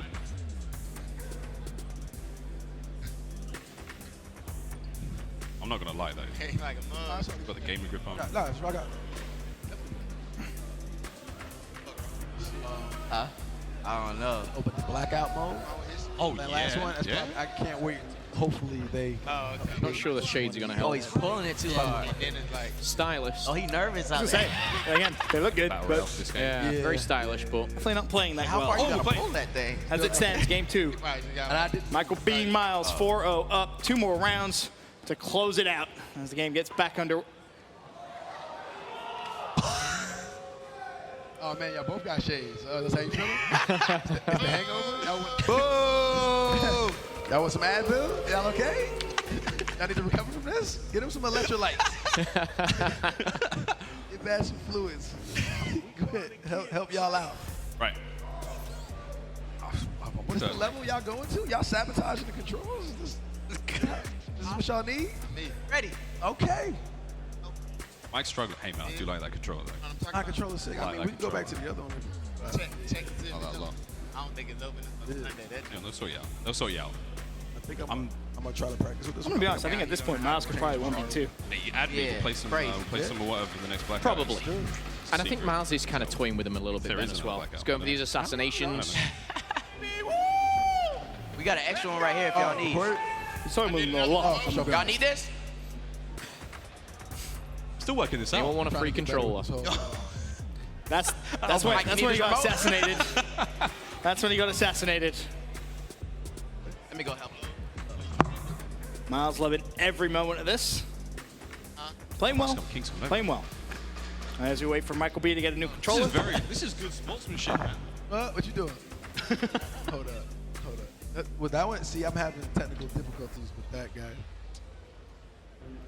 Sure? Okay. Thank you. Appreciate you. Thank you. That's a nice guy, man. That's a good Man, look, y'all both coming over to help. Hey. Y'all listen. Try it, Miles. We working it out, man, but I appreciate you coming. You do? Yeah. He needs it. He got me. We're having a cable issue. And the hospitality is amazing. I thought you were coming over here to like break my thumb or something. Yeah, that was intense. It's all good. That was intense. I'm here. I ain't moving. I'm right here. Mike's leaning forward. This is over. As if this wasn't. Yeah. Oh, you're leaning forward. Right, I'll lean in as well. We here. See, I ain't got my glasses. This is like taking the weights. I think, this is isn't it? Leveling I up. think thanks to the generosity there of Todd Gurley, we might be able to get this back underway. It's that bad. Not that in any way Miles probably even needs a teammate. 4-0 up. 2 more rounds Stay still for a moment to close this hype battle out. Oh, Clean they're batch. moving. They're moving. MBJ on the move. You see him. There he is, Dragonov in hand. If you stand still, I can put a big love heart on your back. You don't want no love heart, Miles. I'm telling you. Last one in the corner. Michael B, he can play. Todd Gurley on the other hand, not so much. Like that. Smooth. Clean. Quick. One more. One shot? I got one more. Wait, is that 2 shots? Was that 2 shots? Yeah, 2 straight. shots, 2 That's the one of the head. It's one of the head. Hey, Miles, you're a professional. That's point. This Let's ain't do this, fair. man. Let's do this, Michael. This is all you. Can I ask like that? I got no stuns. You going straight up. Oh, I thought you. One more You round, gotta sit Miles. this one out. Let's go. One They coming. more Left side, round. left side. Downstairs. Come towards you. See him. Miles is on the move. MBJ holding the line. King Bark is in trouble. Flank coming in. Not going to be enough though. And the chase is on. I get him. Whoa! There's one. No. King Batch. Mike, I got it. I got it. Take a seat. The knife comes in. I got it. Punch you. Miles Ross did it to him. And what is going to be, hopefully at least, the most one-sided hype battle we ever see. That was nice. That was good. That was good. I know, because no, Miles was going It's been easy real, on y'all. the practice. Mike, with champion. Now Miles Oh, man. for real. Wow. Appreciate you, man. Champion. Until next time. I don't want to say anything. Yeah, I know. We're done? I got nothing. Come here. Come here, Miles. Like over. Come here, guys. Come on. Like Come no on. more Come on. playing. Come on. Come to the middle. Come to the middle. Rematch. Please no. I feel like, Miles first, my friend, I got to ask you. Did you come in, you tweeted, I believe it was you that tweeted the other day that you wanted to see more assassinations and just fun stuff in Call of Duty. How did it feel to live out that dream? I will tell you now, it's a very satisfying feeling to hit that melee button and hold it down and hear that crowd roar. That's gonna stay with me for a long time, Alex. It's going to stay with you for a very long time. How was Miles as a teammate? Oh, he was a great teammate. I mean, we held each other down, you know what I'm saying? We were communicating. It was very well executed. We took care of them. Easy, light work. I like the team. I like it. Good teamwork, good camaraderie. Gentlemen, though, King Batch, let's come over here real fast because obviously it didn't go the way that you guys wanted it to go. Obviously, Miles over here, he's been sweating, playing in the lab, trying his hardest. But, what words do you have for your opponent at the end of this hype battle? Honestly, I demand a rematch, okay? Because they was out there rigging the game. Ain't nobody controller do that like that. We there, okay? We there. We need a rematch. I had a good time with my team. He had a good time. And at the end of the day, that's all that matters, that we have a good time playing Call of Duty. Gentlemen, thank you so much for your time. Really appreciate it. King Batch, thank you so much, brother. All right, Michael B. Jordan, ladies and gentlemen, and Miles Ross. We're going to come back with the semifinals. More Call of Duty action right at you. We'll see you on the other side.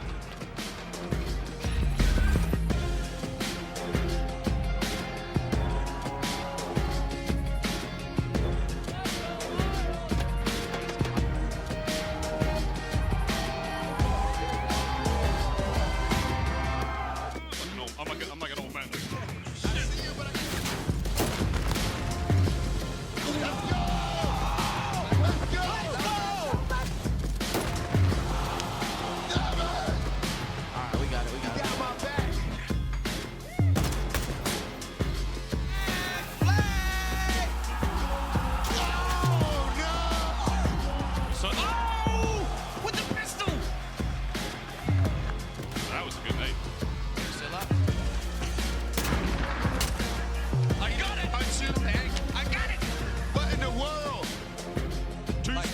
Two straight.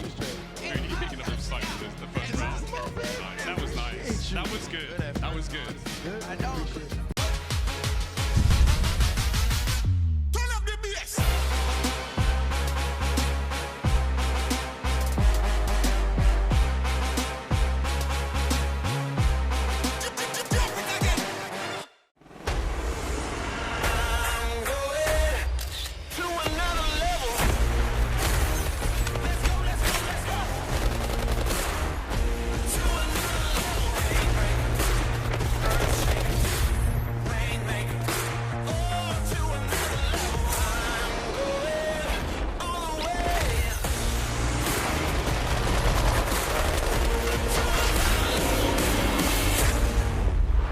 Download free now.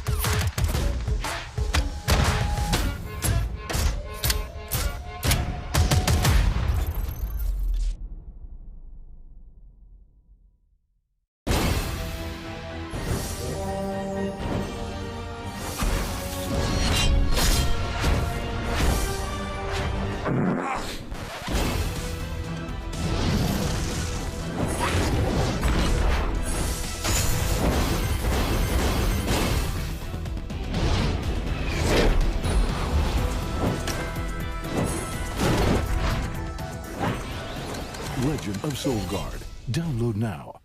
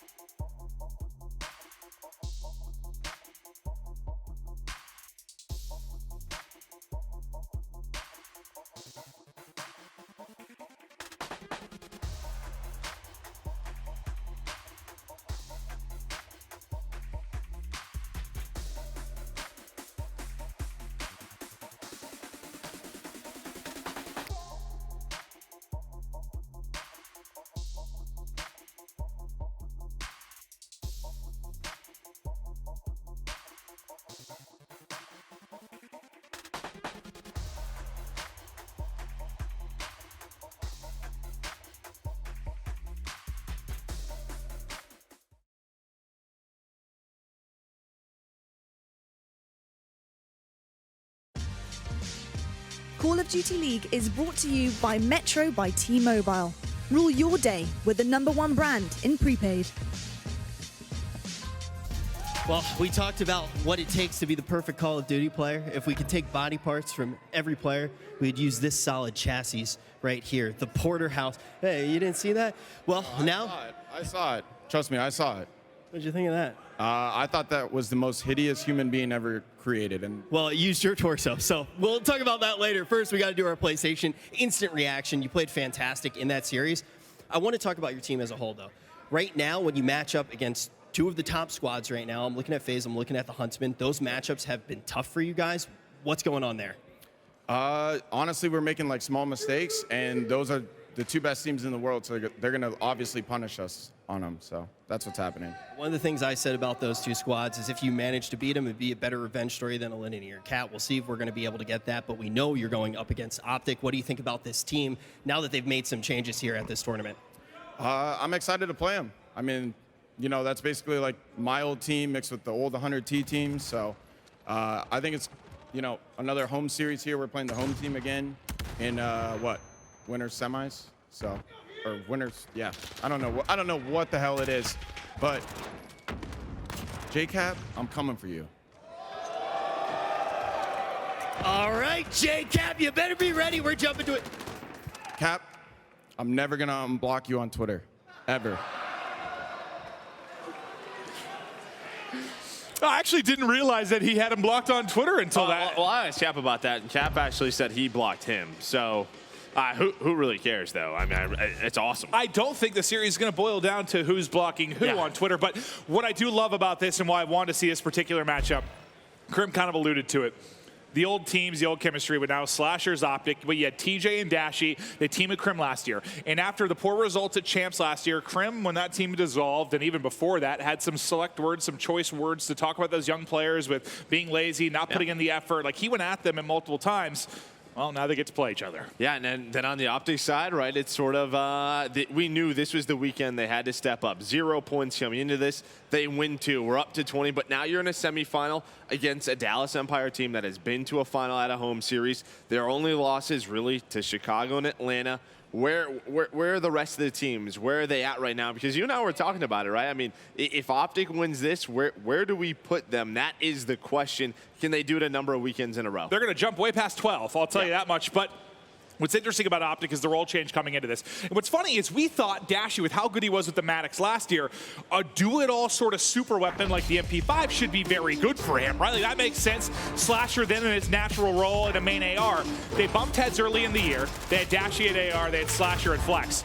But now, Dashy's put up numbers. He was in like the top 5 KD with an MP5 overall. And I actually DM'd him last night. I said, who would have thought Dashy would be good with a do-it-all weapon? He replied with that like Jim gif from The Office when he's leaning back in the car and hiding. Like, I think he realizes now, like, he can get twisted with that gun, leave much more of an impact on the map, and put Slasher where he's most comfortable. I just think that maybe Dashy forgot who was on his team and what Slasher did. Last year, obviously, Slasher didn't run that main AR role. He had Octane on the team. But remember, before that year, it was Octane, it was Slasher, it was Formal. Those were the 3 best ARs in the world. Let me ask you a quick question. Slasher's usually very quick at learning the game. He's a very cerebral player, and he figures it out.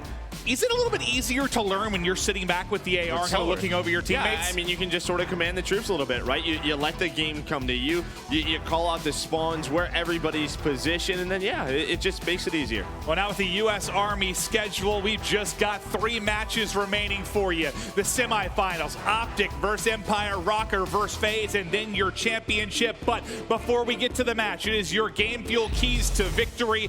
Let's take a look at either side. We're going to fire it up with Optic first, Joe. Yeah, you got to use that momentum from the last one. Well, really the last 2 wins. You have to keep this going. They beat a good team last night in Minnesota, and they own the entire series.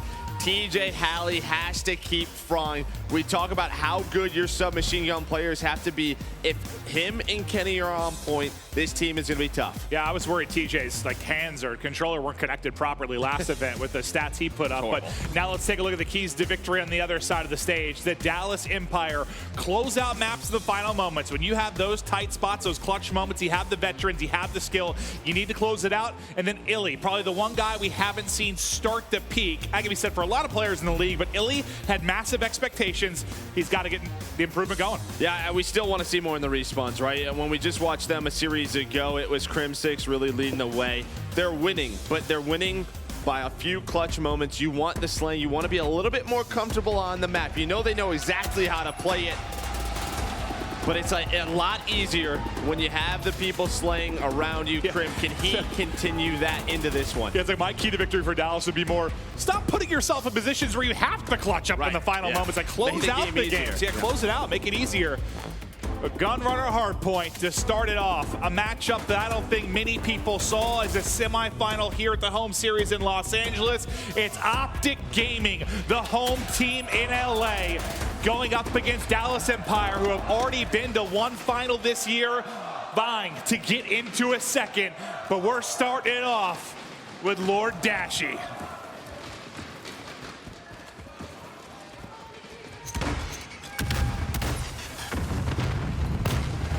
Well, Dallas right now, they obviously want to get some time, but you want to control the right side of the map. That's where we're going to be rotating to Dashy with some nice shots on the Shotzzy.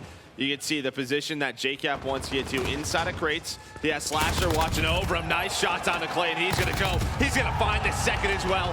JCap on point right now, but I love this from him. He's slowing it down. He knows he's the only player here from his team, and while he's doing this, Kenny's pushing the other side of the map. Optic right now on point. Well, let's see what Kenny can do. As I still refuse to call you Quavo, you will always be Kenny in my heart, forever and always. JCap has had a nice start. They have to get but kills, that number 4, he's still stuck in the back. Now, there's a spawn out, though. One is going to spawn out. Look for number 5, pops in JCap. So you get the spawn. It's going to be parallel, though, with 2 players wrapping back from Empire. This is the fight. A big fight right now. Kenny's going to lose the one to Crim. The spawns are still there. Those spawners have to watch. There's going to be a pinch coming in from the Dallas side as well. This is a huge set of gunfights going down. Who's going to come out on top? That's 2 down for either side. Hook on the flank. He's going to find a second. Optic Gaming, they're inside the hill. They still have some luck. He spawns in. It's just back and forth inside. I think with that pinch from Hook, I was pretty startled that they spawn top right if you're Optic. Yeah, you get blessed a bit. We know how close the game wants to spawn you towards it, but still, I thought they were in trouble.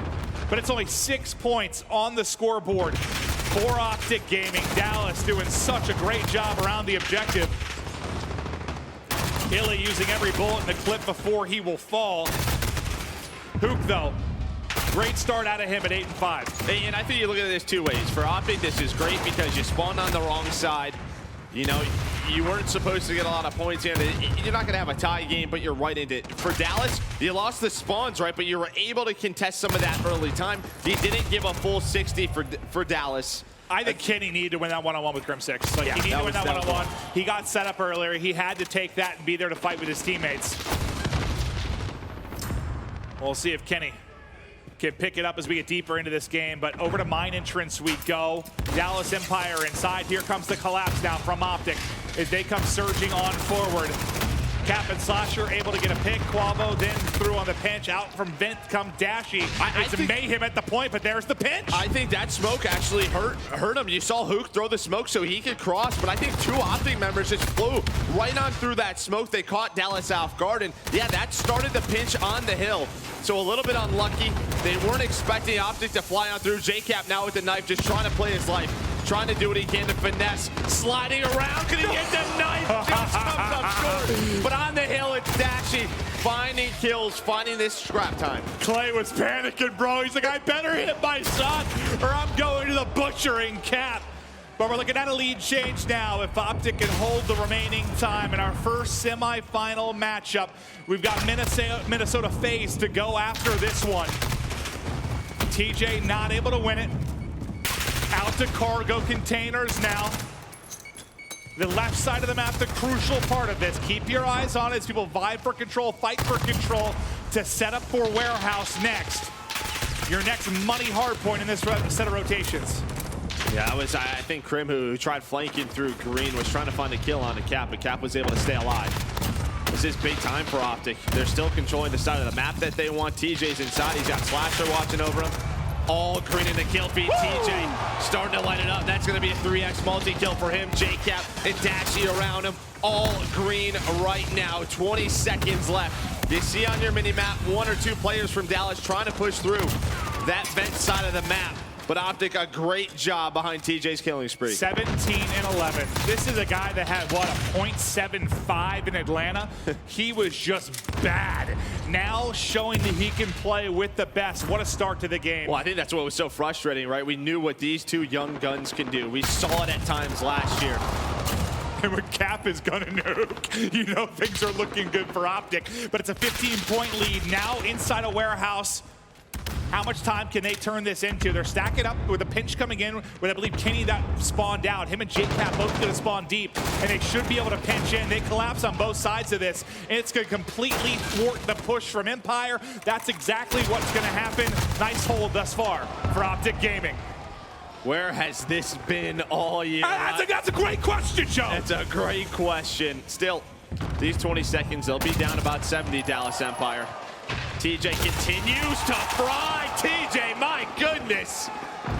He's just playing at such a fast pace, and he just continues to go as Clay right to his right. Oh, of course, at that point, you're challenging that one. Yeah, he reach-outs everything. He was going for it, even though he was 1 hit. Lead building and building now into our second set of rotations as we get back to mid-map.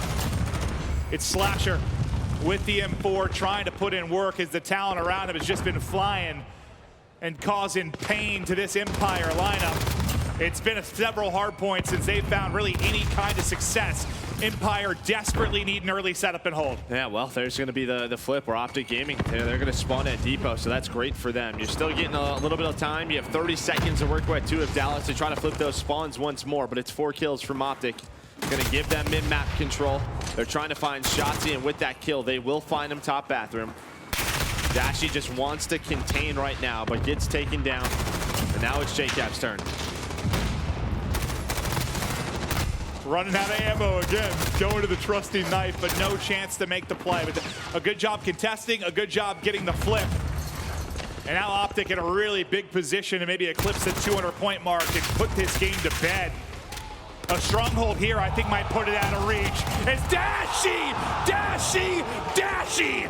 5 spree, 4 in a row. Big Bruce burying Empire. This is scary, though. You see where Dallas is spawning. He was so far pushed out, but they were ready for it. Slasher and TJ, they knew it was a possibility. They have to get the kills. You hear the Bruce chance, you hear the Optic chance starting to come on through.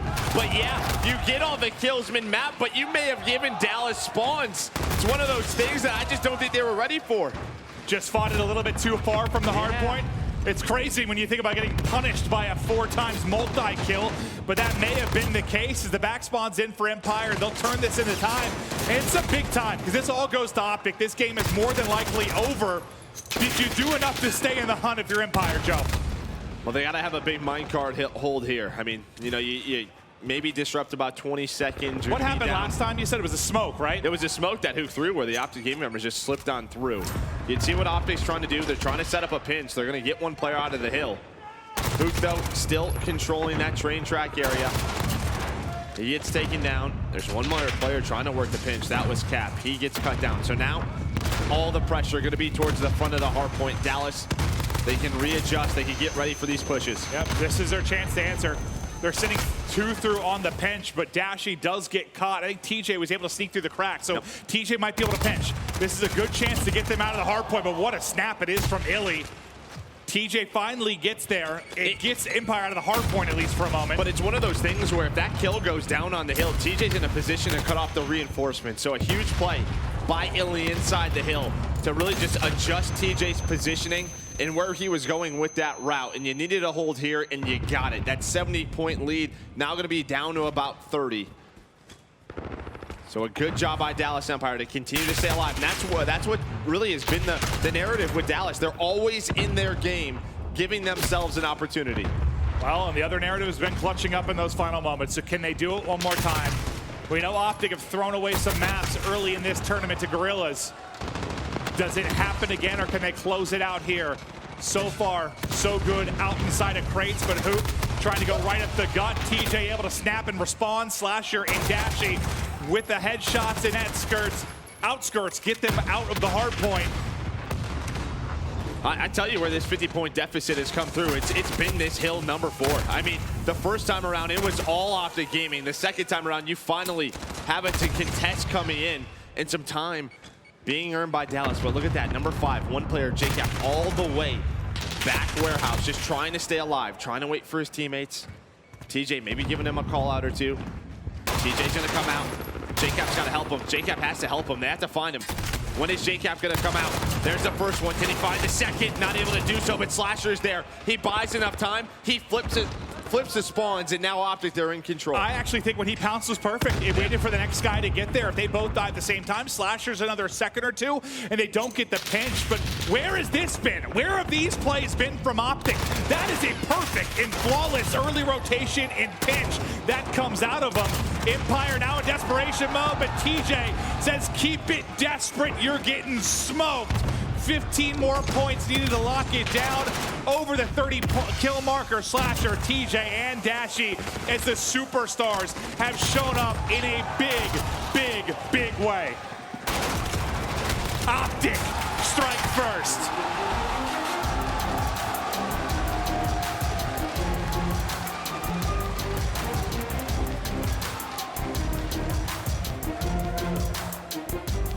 Where has it been, Joe? Great question. I really don't know. Maybe it was the role change.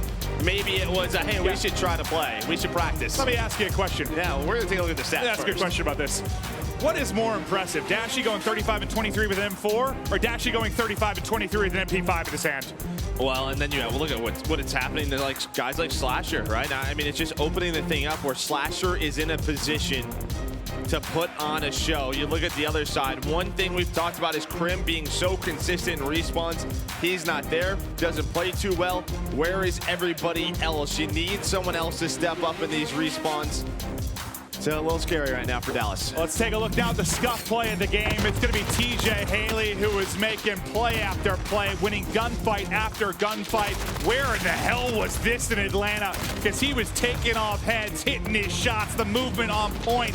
TJ was frying. This is just one of those situations, right, where the frustration from Slasher and about practice, this is where it comes in from, because they knew that they could play at this level with the best teams in the world. It just came down to practice, the effort that they wanted to put into it, and you're finally starting to see it. It's just so funny to me, because you know I was a believer. Well, somewhere. You know I've been a big believer, though, and this is going to happen eventually. Anybody with any sorts of intelligence will. Yes, I agree with you. That's how it should have been, but I don't know if that was the case. But what's crazy to me is just how quickly it seems to have happened. Like, they looked pretty bad still, pretty pedestrian back in Atlanta, and now what seems to be overnight, suddenly they look like a team that has potential to rival top squads. Well, I will say, though, at Atlanta, right, you talk about them losing to Atlanta FaZe. The Florida match, I mean, there was 2, maybe 3 maps that they should have won. They just didn't. It just felt like after that first match, they tilted a little bit. They didn't close games out. We heard before Atlanta that their practice was better. Like, they were starting to figure it out. But then they made that role change. They knew coming into this weekend, You had to be a little bit more. Do or die. And it's starting to pay off.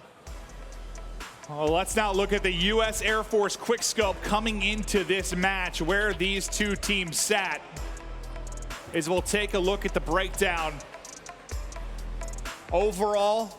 And I think this is just here in LA, I imagine, is where the stats actually is. That might be over the course. That'd be the course of the year. It has to be. Has to be overall, since they're under a 1.0. Pretty similar though for the most part, outside of maybe Dom. So now we go to Gunrunner. We're going to stay on Gunrunner now for the search and destroy. I think you've seen improvements there from Optic. Well, really in every facet of their game, you've seen improvements. One of the better modes for Empire for sure. This is where they have to answer back. Because it's been a day of 3-0s. Hell, it's been a weekend of 3-0s, really. There's been quite a few of them. Yeah, I think that's just due to the nature of you had some teams with some substitutes, right? Maybe teams making roster changes coming into this one. Where that happens, like that chemistry, it takes time a little bit to build. But look at that Gunrunner. I believe we had Dallas at 1-1 throughout the year. Optic 0-1. But I think this might have been the one in Atlanta that they threw away. That Optic? search and destroy. Yes, it was. So they have the repetitions. They've thrown away a lot of maps at this point, Joe. Hopefully they fix their mistakes as well, but you already saw that. You love it. Dashy last night putting on a show with this snipe. That's something we should be seeing for years and years to come.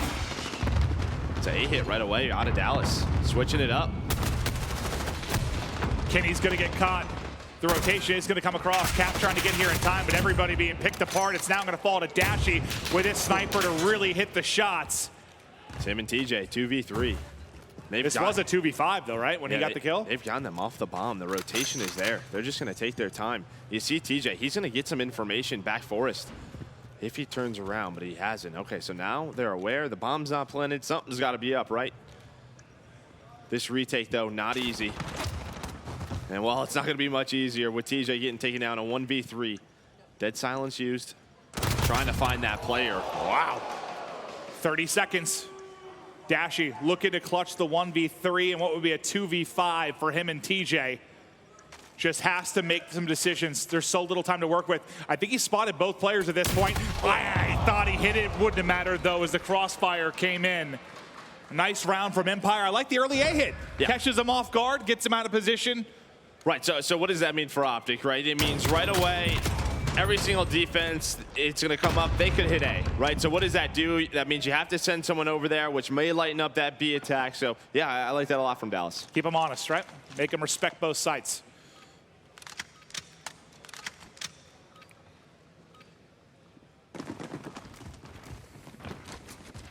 Looks like they want to get very aggressive up middle. Look at Empire. Empire just flying. They're flying right into green. Cap's going to have a gunfight instantly. He gets cut down by Illy as Empire just go for that mid-map control and soar on in. But when the dust settles, just one player dies from either side. But you have no map position whatsoever if you're Optic. Yeah, I can't see what number that is for Dallas, but they're inside of that vent rim, so that's going to be Shotzzy. We see that through X-ray.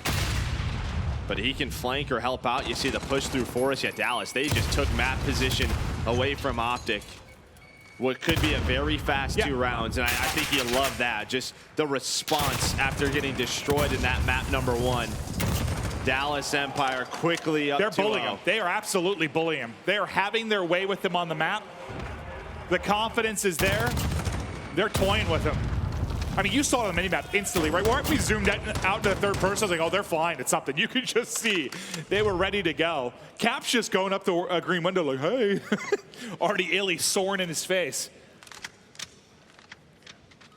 Is that how Cap sounds? Yeah. Yeah, that's exactly how Cap sounds. Yeah, all right. So what do you do if you're Optic to combat the aggression you've seen from Empire? You got to go back right at them, right? I mean, you get your players like Kenny and TJ, and you hit them head on, and you're starting to see that. Look at the pressure up towards Forest. Shotzzy, I don't know if he's going to be ready for this. One player at Rock, he's going to get taken down. The trades begin, but TJ, he's going to find 2. There we go. That's what you want to do, a match aggression with aggression, especially that map 1 that TJ had. Well, and I think that's why we had so much promise with Optic, is just when you think about that play style, being aggressive, going toe-to-toe, headbutting some of the top teams, they should be able to do it, and there they answer it. But it's not done yet. Clay's got a minute to work with. Like that Simtex almost hit him in his forehead. Still some time to work with. He has Dead Silence available as well. JCap just playing for information. No stupid deaths. Just buy time. Got to be careful with that one, though. I mean, yeah. Okay, they were just challenging. I think the stun hits. I thought TJ was doing, or sorry, Cap was doing a good job just playing a little game of peekaboo. But TJ just jumps up, challenges, and gets smoked. His duo and Dashy, though, had the angle. I really need them to change their flags. When I see like an Australian flag and a Paris flag for these players, it confuses me. Oh, yeah, the calling cards, yeah. Yeah, the calling card, yeah.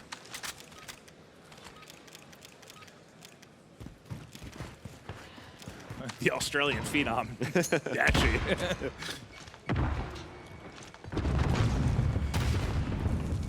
A little bit less aggressive from Empire defensively. This time they want to play a little bit more passive behind the snipe from Millie. That's a shot you need to hit, and that one he does. Hits the harder one. Yeah, right? The flick on point.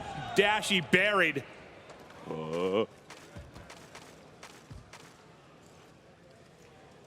Nice first blood. You see TJ, Dead Silence. That means it's time to go. You got to win that. You got to win that. Shot just a little bit off to the right, and Crim makes him pay. It's on Slasher and Cap now, 2 versus 4. Cap with the beams.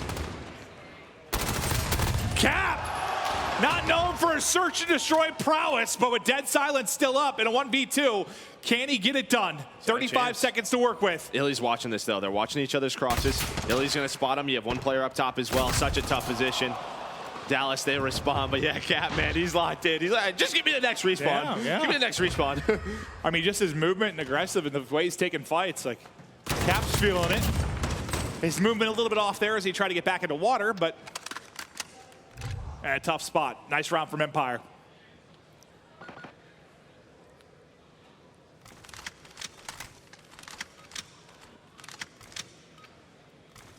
(3-1) Empire trying to tie up this series at 1-1 if they can pull out the W here in the search. That's all Dashy has to see, right? It's just one player cross. That to him probably means it's a B hit, and that's exactly what it is. TJ inside a cargo. Trying to play his life. Position is there for Dallas. They are all over the B site. Who top bathrooms, but Quavo, he's gonna pop on out, find 2 kills with a nade and that M4.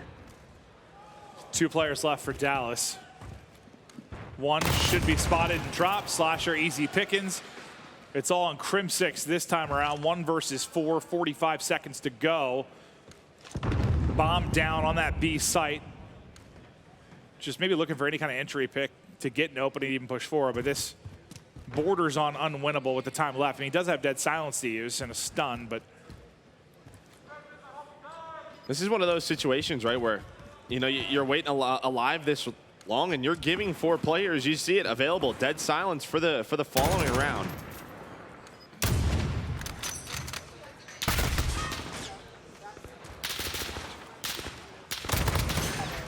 yeah, I mean, they got a lot of progress towards it. 2 players pop with it. Finally, he will drop. They might all have it. Yeah. Gives him a good chance to bring this back and tie up the round.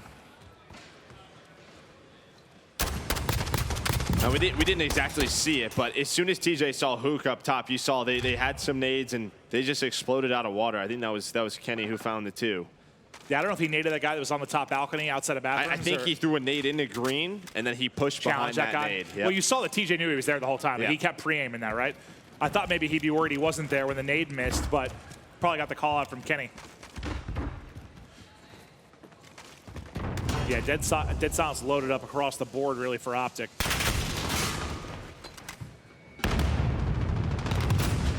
Nice first blood from Prim. Dashy nearly answers back. They at least get the trade. Get them off that strong position B. They can fight mid-map. You see Quavo starting to work towards bathrooms. Illy up top. That's going to be Quavo. Able to find 1. He gets that call from Slasher and just goes. Unfortunately for him, there's 2 there. But now TJ, with the Dead Silence, tries to push into a more aggressive position. And it looks like maybe like an A flank starting to develop for Empire if they opt to push this out. They've gotten into Trax and Vent Room. And TJ's like, nobody's home. So for that Dead Silence, he's not going to get a ton of use out of it. Shotzi's dead silence just runs out mid-map, but he does get to a forward position outside of green. Could possibly catch the bomb planter. Yeah, he's able to. He does, but it gets planted. Plus, Dashy's getting isolated. He only has a sniper. He's going to get taken down. Did his hip, 2 of those hip fire shots hit? Oh, yeah, he's hip fire's up that? Really good. Dear Lord. Then TJ to clutch 1 versus 3. 30 seconds to go. Time on his side. Doesn't have Deddy. Does not have Deddy. Diffuse has not started yet. It hasn't started yet. I like this. He's gambling for it. He's gambling for it. He's got to be careful. Hooked out, plays the time. Dallas very patient from this duo. Yeah, I mean, he has dead silence, maybe. Maybe he can do it, but Hook able to use the sound cues to his favor. Peeks at the perfect time, takes off TJ's head. 4th round win to Dallas. Yeah, I mean, what you're hoping for, right, is that Dallas plays all the way back. They can get the bomb down. Dashy's in the back of the map with a sniper rifle. But as soon as they start to hit the flank and they isolate Dashy, they play it all A side, right? Yeah. Like, yeah. I mean, that had to be frustrating for TJ when he pushed up with Deddy, thinking he's going to be able to get a pick, but they were all out. That's a really nice play in the 3v3 from Empire.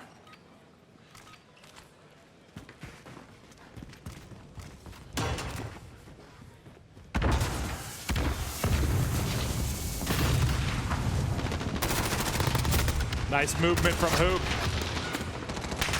Trade there for an instant, but everything else seems to go Empire's way. Very quickly, it's JCap left on an island. This should be the 5th round for Empires. They've dominated the game 2 search and destroy. No dead silence to use. No utility to use. Good luck with that one. No position to use. He's in trouble. Yeah, I think so. I think he's in trouble.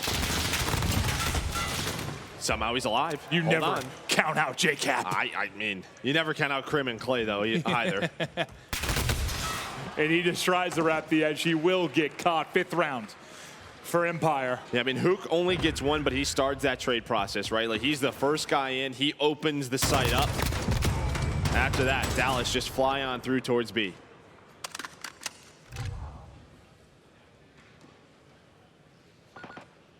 What could be our final round. Empire on defense. Nice game from Crim, Hoop, Clay. 7 on the board for all of them. Really nothing standing out too much about Optic. All in that 4 to 5 realm.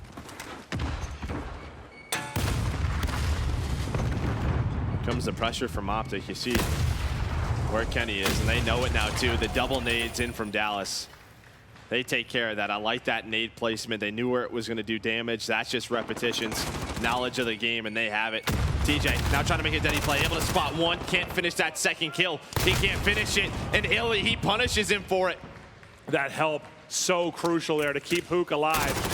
Cap could not have got worse timing as he's reloading. Then the flank comes in on a Dashy. He will drop an Empire.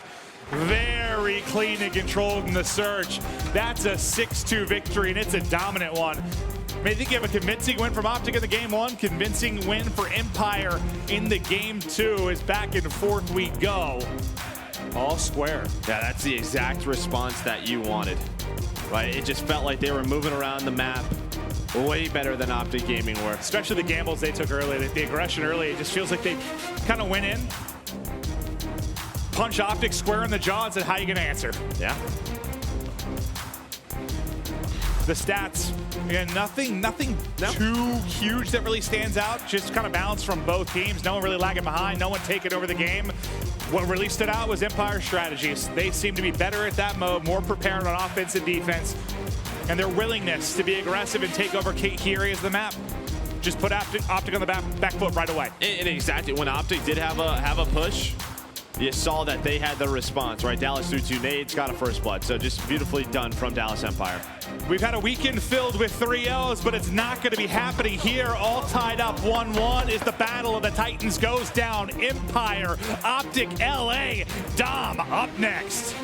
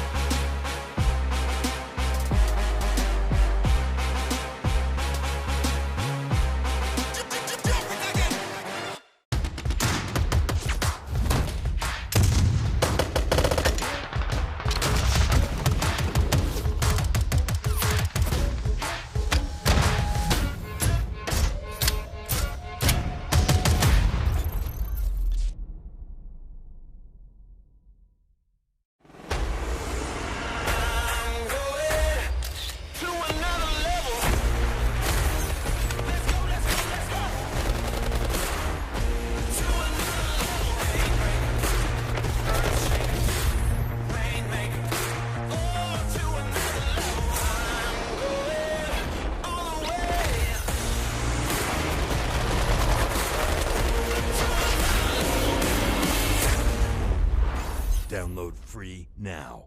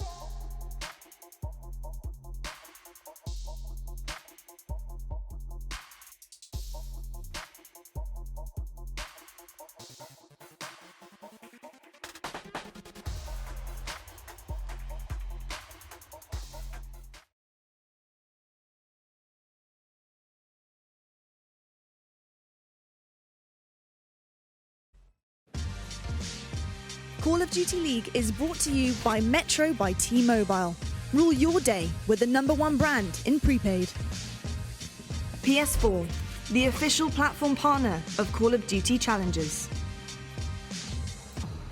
Hello everyone and welcome back to the Call of Duty League. Now it is about that time where I have the results on this very special card in front of me from the challengers. Okay, so I'm gonna start with third place, which is going to go to Encrypted Gaming on my left here. Please put your hands together, come on. Third place, challengers. They've worked so hard to be here, love it. Thank you, LA, thank you. Now, in second place, we do have a team we've seen previously before on this stage. Is Team Singularity on my right here. Hands together, LA. There we go. Congratulations, guys. And your champions here for challengers. Home Series LA is Team No Mercy. There we go. There we go. Right, I'm gonna speak to a very special person right now. I'm jumping in here. Parasite, you may know him. 2013 Black Ops 2 world champion before me right now. Parasite, I gotta ask you right now. So how are you feeling to win challengers right here, right now? CDL, brand new franchise league. Is this your path back to pro? Well, that's the idea, right? Though you all want to be a pro player someday. But I'm just happy that we came to this event because we almost didn't attend. These guys, they decided to play with me last minute, and for a pickup team, I don't think first place is too shabby. Not at all. Now talk to me about your journey through challenges. How has it been? How has the level of competition been? The level of competition in challengers is actually surprisingly really good. Like, there's a lot of top teams, and not every team can make these events. But Singularity, they were our toughest competition this event, and they put up a fight. Amazing stuff. Now, is there any players in your team that we need to watch out for in the future? Watch out for all of them. They're all very talented. I mean, like 3 of them just got third at the Atlanta home series. But specifically, Frosty over here on the left, he was our last-minute pickup because originally we had Pharaoh, but he ended up playing for the Mutineers. And then this guy right here, Venom, he was making a lot of clutch plays, and I'm really happy with the way everyone performed. I'm just happy that we won. Amazing stuff. Well, thank you so much, and congratulations, No Mercy. Hands together, guys. First place in challenges, Team No Mercy. We're going to head right back to the casters now and get back into this next game. Thank you so much, Lottie. It's great to see Parasite on the main stage. We'll see. I mean, it's been a talk every year, like, when's he going to get back in? Baby? He's had those moments in the Pro League, but now getting it done the hard way, the dirty way, through the Challengers division, getting those wins, showing he has the worth to make it onto a team. I don't know if he will, but that's the right step. That is a step in the right direction for sure. Yeah, I mean, obviously Singularity has been in that situation time and time again. So the fact that they didn't win, it's pretty wild to me. So we'll see what happens. Well, let's get right into a tactical play presented by U.S. Army. This is going to be Crimsix, I believe, making the play, as Crim has been magnificent really throughout today. Yeah, he has, and this was just that first defensive round where Dallas just got so aggressive up that B site. They took over map control, beautiful shots with that M4, and that's what he's shown us, is that he can do it with any weapon running in that flex position. He's been so good for Dallas. You know Crim pretty well, but like, how bad does he want to be TJ and Dashy based on last year? Probably pretty bad, right? I mean, just all the things that we've heard, and I just think Crim wants to get to a final. He wants to win another title. Look at this, dude. Kenny with his lucky bandana. Without bandana, 0-4, 2-0 with the bandana. Well, I guess he put it on for this weekend because that's the only time they've gotten their wins. But Yeah, I guess he snagged it up at Walmart. It's now his lucky bandana. But Kenny, I mean, I think he's always been a guy that's been sort of on the superstitious side with whether it's like, well, it's always been the bandana, hasn't it? Bandana or hoodie or whatever it's been. Kid's got swagger. 17 sips of water. It's whatever it is, bro. Kid's on point. He is one of your favorite players to watch in the entire league, correct? Yes, I think him and Celium are like 1-2 right now. I love how those guys play. Well, interesting. Before the year started, you picked Celium to be the year-long MVP. I picked Kenny to be the year-long MVP. Neither may happen, I just think we know the X factor that he can be. We saw it all last year with 100 Thieves. It doesn't matter what role it is. He gets better as the game goes on, too, sure is I think what is frightening. How good can this Optic gaming team get? But now they need to get to their first final. They're trying to do it through Empire. Empire have already been there before. They did it back in London. Their losses just coming to FaZe and Huntsman. This would be the first team outside of those two squads to beat them if they were to drop. They still hold that over everybody else. Into map 3, tied 1-1. Starting on the strong side will be Empire in the first half. Can they enjoy that AB setup? But if they do, for how long? Clay and Hook chopping them down. Yeah, looks like they are going to enjoy it for right now. Clayster with a nice 3 right off the start. He gets in this top AC position. He's controlling top L with that M4. Nice shots out of him. Well, what does Optic want to do? It looks like they're just going to try to bully their way through this B zone. Try to work through B, but Clay continues to put on with this nice streak. Clay putting on a show. We're going to see if Optic can slow him down inside the site, because they started great in map 1. They just got blown out in map 2. It's Optic's turn to answer from the weak side in the domination at the start of this half. Let's go to an Astro Gaming listen-in with Optic Gaming. I just want to get. He's right elsewhere. Crimson beat our third. I'll see him right third. Top AC, Illy, top AC, Illy. Top L, shots. Top L. Nice, good shit. One on bottom. I Right got close. Be top AC. He's on the blue van, Blue van Crim. That's smoked out, Yo, one's at God wall, Yo, hold it up. Røkkr, really weak. We're in here, right? Third. Shots, door. One shot, bottom up. I ran out of ammo. He's one shot Two. I spawn out. Got it. Two in. One's Røkkr, one's first. One break. Alright, bottom area. In and cloud. Their door, Clay. Weak as shit. Yo, he's hopped up, Shotsy. Look, he's one shot their door. Close. Smoke in here. Røkkr dead. They're trophy for Yeah, nothing wrong. Hit the door. He's close. Yo, mid stacks floating in. Door. Let's go. Nice, good shit. I got nade from the door. I'm one shot. I'm getting ready. Top AC, Shotsy, one shot. One shot. The door. One shot. First collar.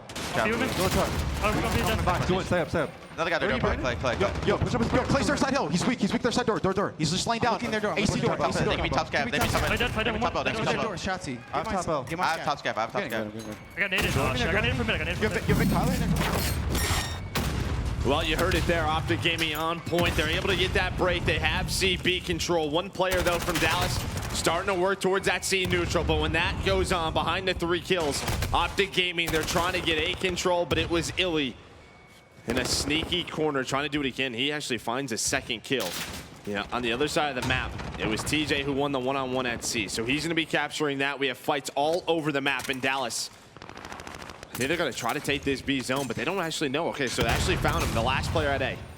But still, waiting to peek is that number 4. That's going to be Kenny with a chance to go huge. He only takes 1 down, but the reinforcements get there just in time. TJ and Slasher combined for 3. There's a neutral for a moment from Empire, but it'll go right back over to Optic with 2 minutes left. They're trying to hold this 2-cap. Maybe get a lead change, keep it as close as they can. Remember, it was Empire that started on the stronger side with that A spawn.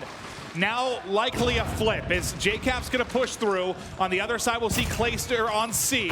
What happens at B is the question, because you're going to have 2 there from Optic, 3 from Empire pushing in. These are big kills right now for Dallas. I think there's one player, he was inside. That was they both got smoked. Yeah, they both got smoked. You're right. Slasher trying to do what he can with the M4. Can they at least keep it at a neutral? The neutral comes in, but TJ once again for Optic having such a big impact. Pulls out the pistol, gets on 4. TJ with 4 at B. And is that enough? That gives me enough. The reinforcements will get here. JCap will come in the top, miss every single bullet, but he gets there in time. Now Slasher following it up as well.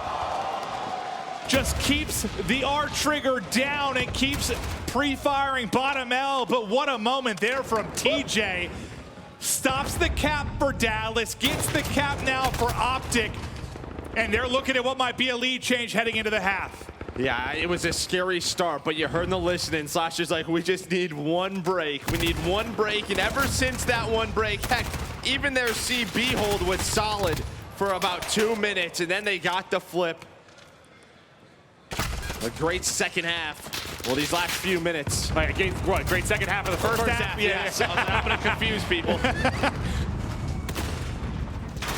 Dashy was heating up for a moment, but Clay will put him down. As the final seconds trickle off, it's going to be a minimal lead for Optic, but it's a lead nonetheless when you're down by as much as, what, 20 or so points at one point in that first half. TJ, a huge part of it in both of the respawns. Lights out in the hard point. Huge plays at the B site. Great stuff from TJ and Optic to have a 6-point lead despite spawning on the C side to start. It just felt like ever since the switch to, ever since they were able to hold two, that kill feed was just green more and more. You saw so many more multi-kills. See now, what can Dallas do? What's going to be the play call? They're going to try to push the top side of the map. Are they going to give it up and try to secure B? Because I'll tell you what, one thing we have seen an improvement on it is like CB holds throughout this weekend. It's gotten much better, but Dallas, they're going to give up B. They're going after A. I feel like sometimes it's how the year goes. If you have a preferred side, you're better at that. It's the easier side. As the year goes on, you get better at the offside. That's just how it usually goes in Call of Duty titles. So not surprised to see that's happening now, months and months into the title. So here we go, A-B for Optic. A bit split if you're Empire. You kind of have two lurking mid-map.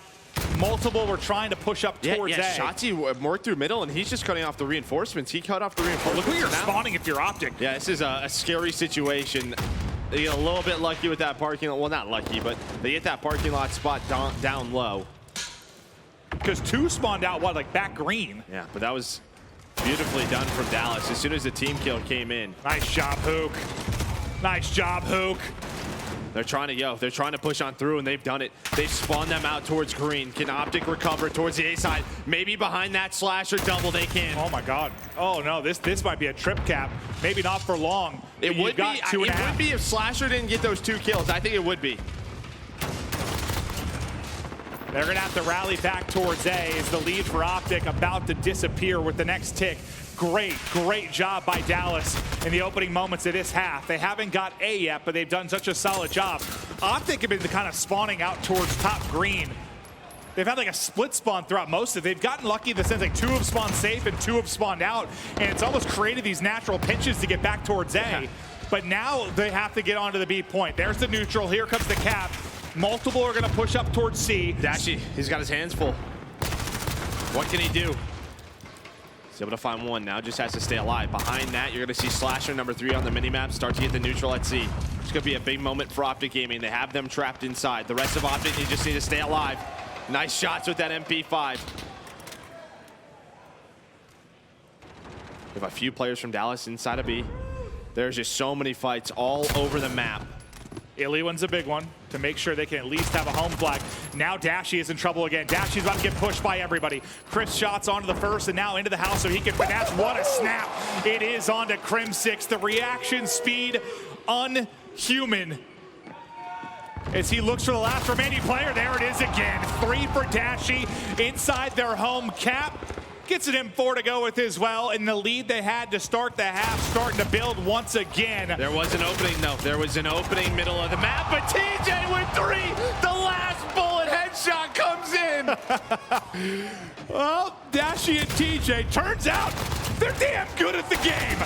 TJ still going. 6 in a row for Dashy, 5 in a row for TJ. Bit by bit, second by second, the game opens up in Empire. Get into trouble. They've had those comebacks. They've had those big moments. It needs to start in the next 30 or so seconds. It's got to. Yeah, it's got to start right now. They have a nice pinch set up at B. This is the way they've been attacking it, where you're basically cutting off the reinforcements of Optic Gaming. And just with a 2 hold, they can get in, but you're going to see, because they push so far towards A, Get that C spawn, that comes in. So they're going to start the A neutral, but Optic Gaming on C at the same time. JCap, now it's his time to make the play. He's able to find one, just trying to buy time. Does get taken down. I wish he didn't reload there and just played aggressively. I think he still had a lot in the clip, but... And with 20 points, they can win with one. They can win if they hold one flag right now. So Dallas have to go. They have to get 2 in a neutral. All the pressure on Empire, and they're on the neutral right now. They're on the neutral as Optic try to rally over towards A. Kenny finishes 2. Kenny pushes out to the 3rd, but Illy shuts it down. You got the 2 in the neutral right now. All the flags are open. All the flags are open for Dallas. They're about to get a 3 cap. 1 minute remaining. Here we go. And they're winning gunfights. Illy, he's able to win a one-on-one against TJ. The help is there as well. They do take out Cleo. I think was the lone guy over towards C. He was the one that was going to get him off the cap. Optic need a neutral, though. They need a neutral. The lead erased as Empire make the clutch. Now all the pressure that was on Empire, it all falls to Optic to try and make the play. They've got 4 or 5 here towards B. It's Illy going to be waiting low. If the collapse comes in for Optic, they have to go. The first going to get cut down. Illy trying to hold from the bottom. Optic, can they find any kind of opening? What a win from TJ it is, but they've got to get on the point. Is it going to be enough? Someone's got to get in there with them. He takes another, he loses it. He loses it.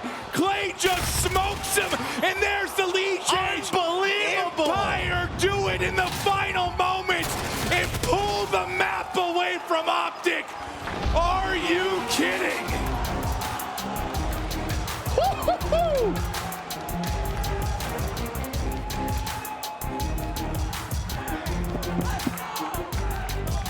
Wow. Holy smokes. How quickly that flipped once the 3 cap came in for a moment for Empire. Optic had that game in the bag. The only thing they had to do was hold one flag. One flag is all they needed. One! And they throw it away. They've now choked an 80-point lead in a Hardpoint, a 5-2 lead in a Search. Hell, let's add Dom now to it as they've choked away one of every mode. Oh, that's a painful one for Optic. Yeah, I mean, you can see in the stats, TJ, he goes off on the other side. Hook, everybody was just putting in the damage, though. It was so back and forth. Here's a reaction from Kenny. Oh, you need to rub the headband a little bit more, maybe before that one. That's a frustrating one. That has got to be so painful, but you talked about the damage. Everybody just putting it down on the map. Dashy has been a phenom in that regard. It doesn't get them the map 3 win, but he has been putting in that damage. Dashy's been insane, but now let's look at the damage dealt presented by PlayStation 4. And that's the Hardpoint game 1. Yeah. 4 out of 5 being from Optic. You see how dominant they were, but the number from Dashy just ridiculous as he approaches 4,000. But map 1's long history. It's gone now. It's a long, long time ago. All you can remember is the map 3. And they just threw it away. I mean, there was a point where there was 3 one-on-ones, right? At A, B, and C, and all 3 went the way to Dallas. It just can't happen. Clay with the pistol at B to smoke TJ. I don't know if it would have mattered. Like, I don't know if it would have either. It was sick, though. Yeah. It was disgusting. TJ just painted an outline around Clay and then got gunned. And now here's the test, right? Because I think 2 weeks ago, we would have said it is done. It is over. How important is that series versus Guerillas right now? Yeah, right. They choked 2 maps and they came back. How important is that here? Very important, right? It's we can do this. We can do this. In their game 1 Hardpoint, they were on point. Can they take this to a game 5? You can already see sort of in the player cams, bit of frustration, I think, from all 5 players. But you got to move past it. On the Empire side, I think they're vibing. They are vibing right now. Once again, it's those clutch moments, man. They just continue to do it. Whew. They've had so many this weekend.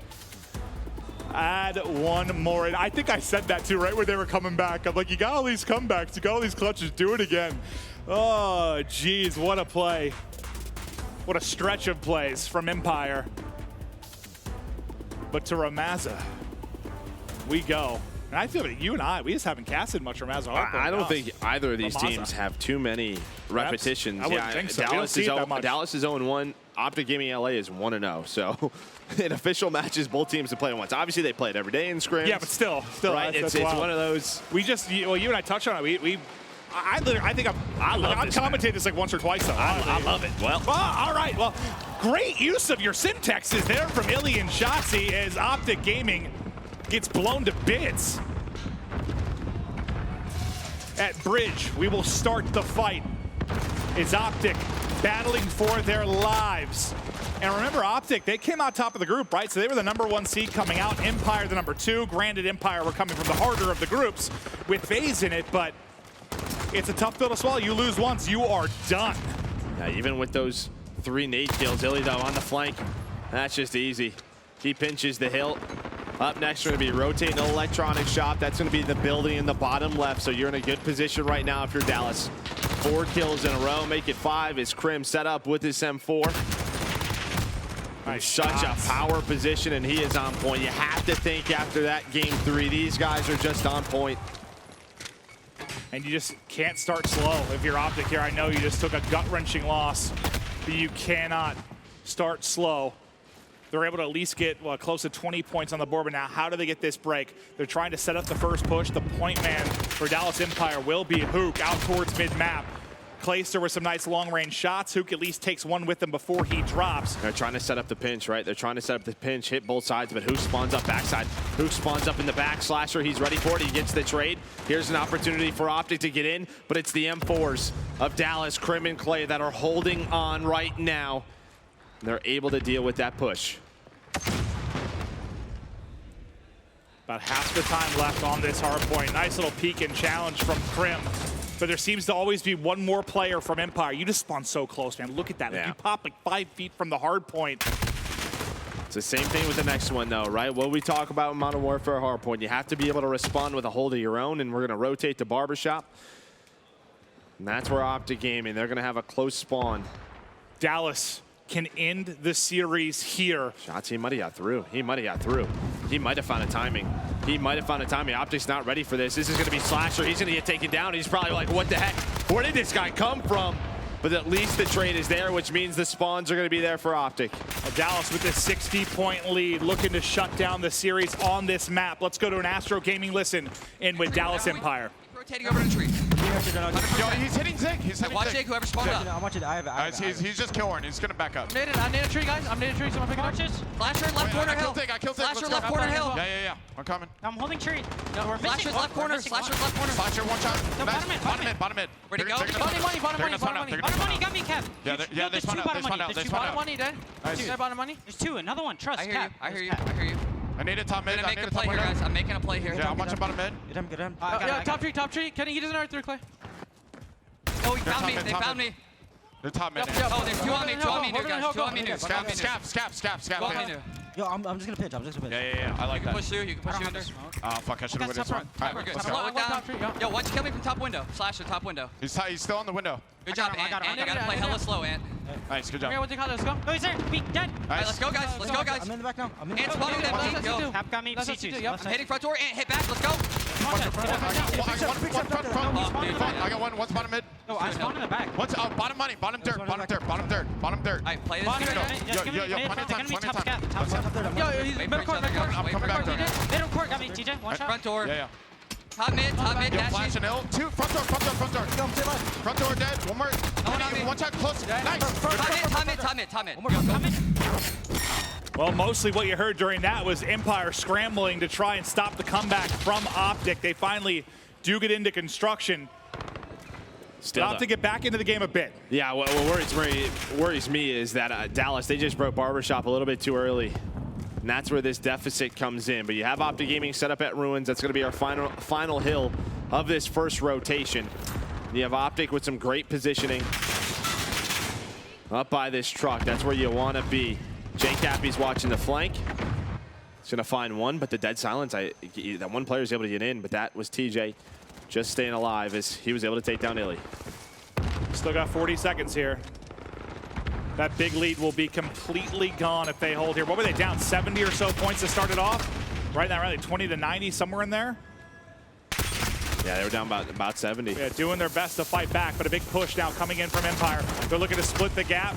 TJ strong enough to deal with the first. Now Cap has to try and get him out of the point as they go flying in over that half wall. Nice challenge from Clay. As Clay gets 3 with a little bunny hop on through with the M4. Some lovely display of skill there from Clay.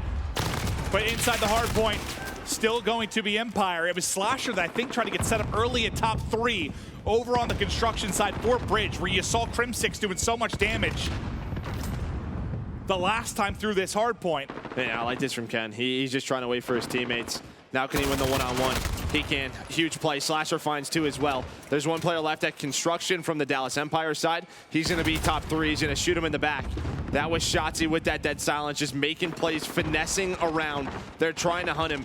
And with him alive, it's going to be so difficult to hold on to the hill, but they're able to do so now, just down 14. Optic Gaming, they have fought their way back into it. Hey, we didn't see it, but big plays from TJ. He killed both. Both those lurkers and Illy and Shotzzy both get shut down by TJ. Clayster, though, with another triple. Is that enough to get them right back into it? There's a rotation then from Dashy on the other side of things. One-on-one versus Illy. Can he win it? They're trying to hang on to the spawns. They spawn out. This is not good for Optic. Slasher, he spawns up with that M4. He's going to have 3 players to deal with. Only can handle 1. So, yes, you have the lead change for Optic, but we saw what Dallas was able to do inside this hill last time. Knock, knock. It's J-Cap. Can they break it better this time if you're Optic? They tried to do a little bit of a pinch through to the spawn, never found success. But due to that positioning from, I believe, Clayster towards construction, he's spawning them all out ruin side. So they're funneling in, trying to get in the mid-map, trying to hit front door. And it's just easy pickings for Shotzzy, Illy, Hook, all 5 go down, and what a tough hard point this is to break. And it feels like all the work Optic did, all the work to get back into this game and take a lead change, it all just goes away with a big hold here from Empire. What an answer. Yeah, but they have to hold Barbershop. Barbershop was bad. It was not good for Optic on the last rotation. Keep this game in. TJ was trying to, you know, take away some scrap time. He pushed it 1 more time, but the rest of Optic, they rotate over. Comes the first push for the Dallas Empire. Smokes are down. Shotzzy, Crim, they go flying. But a nice 2 kills from Kenny will slow down Hook.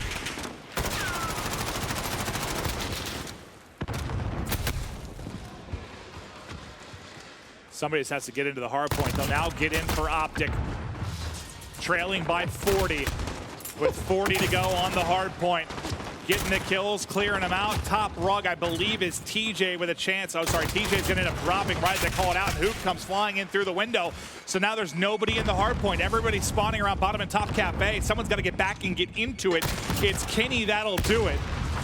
It hasn't been perfect, but it's enough to give you just about a tie game, assuming they get the rest of this time. Now watch number 5, that's J-Cap. He's going on a big pinch for Optic Gaming for construction, but you can see 1 player all the way top 3 construction. They got a guy on that, and that's Clay. He's ready for it. He knows the rotations. He's the man doing it with the AR.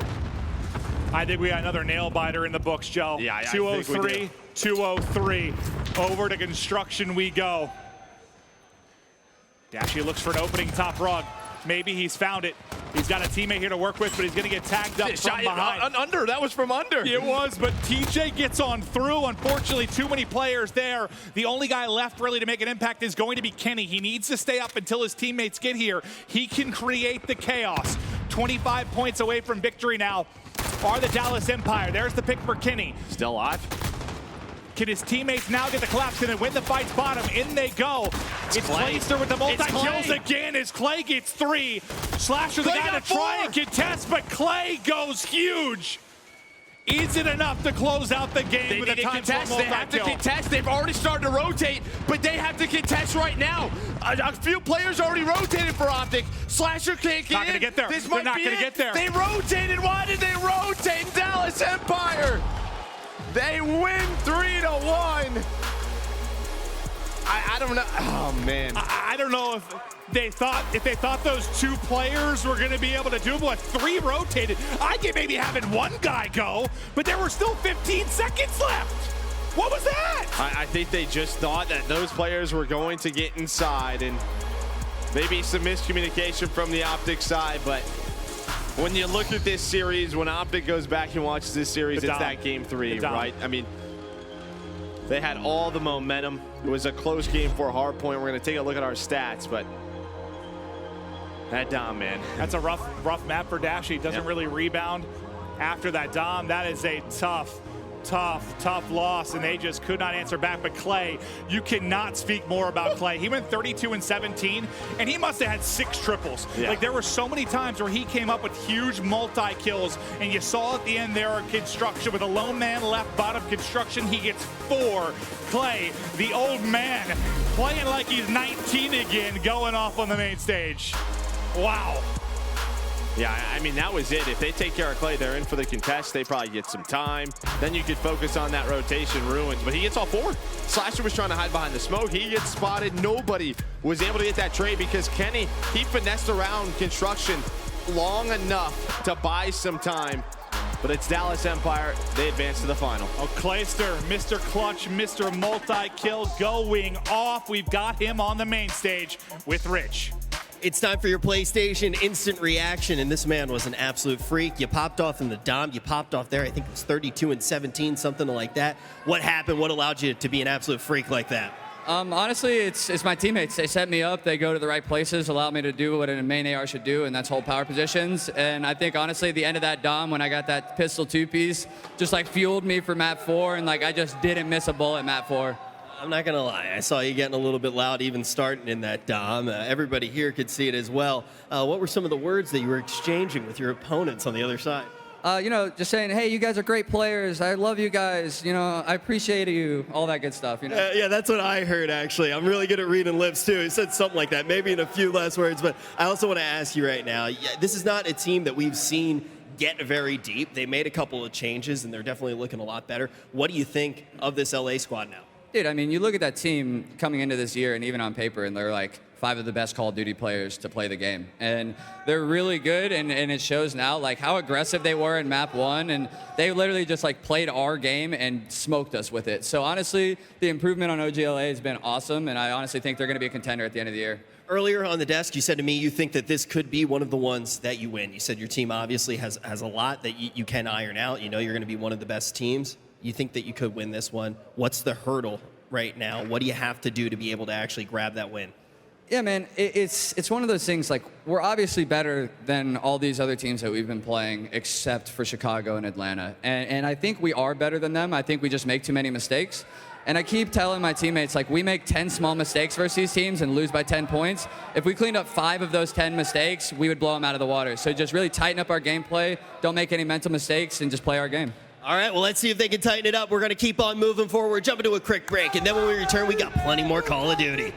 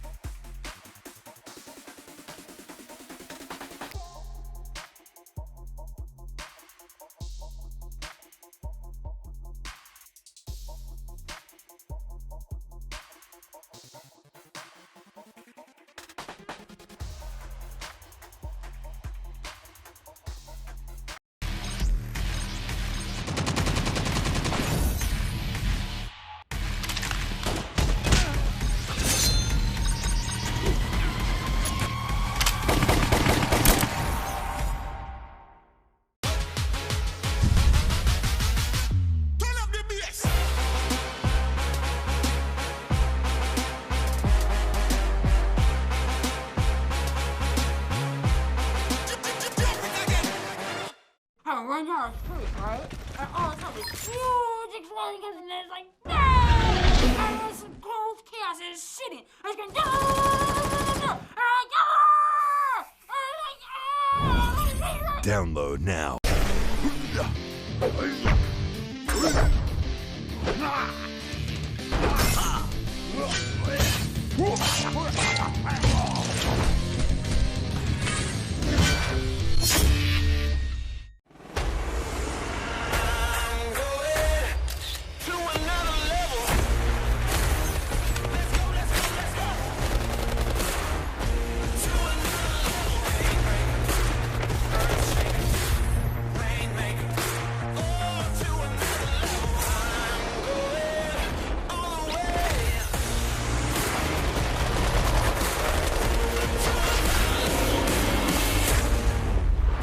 Download free now.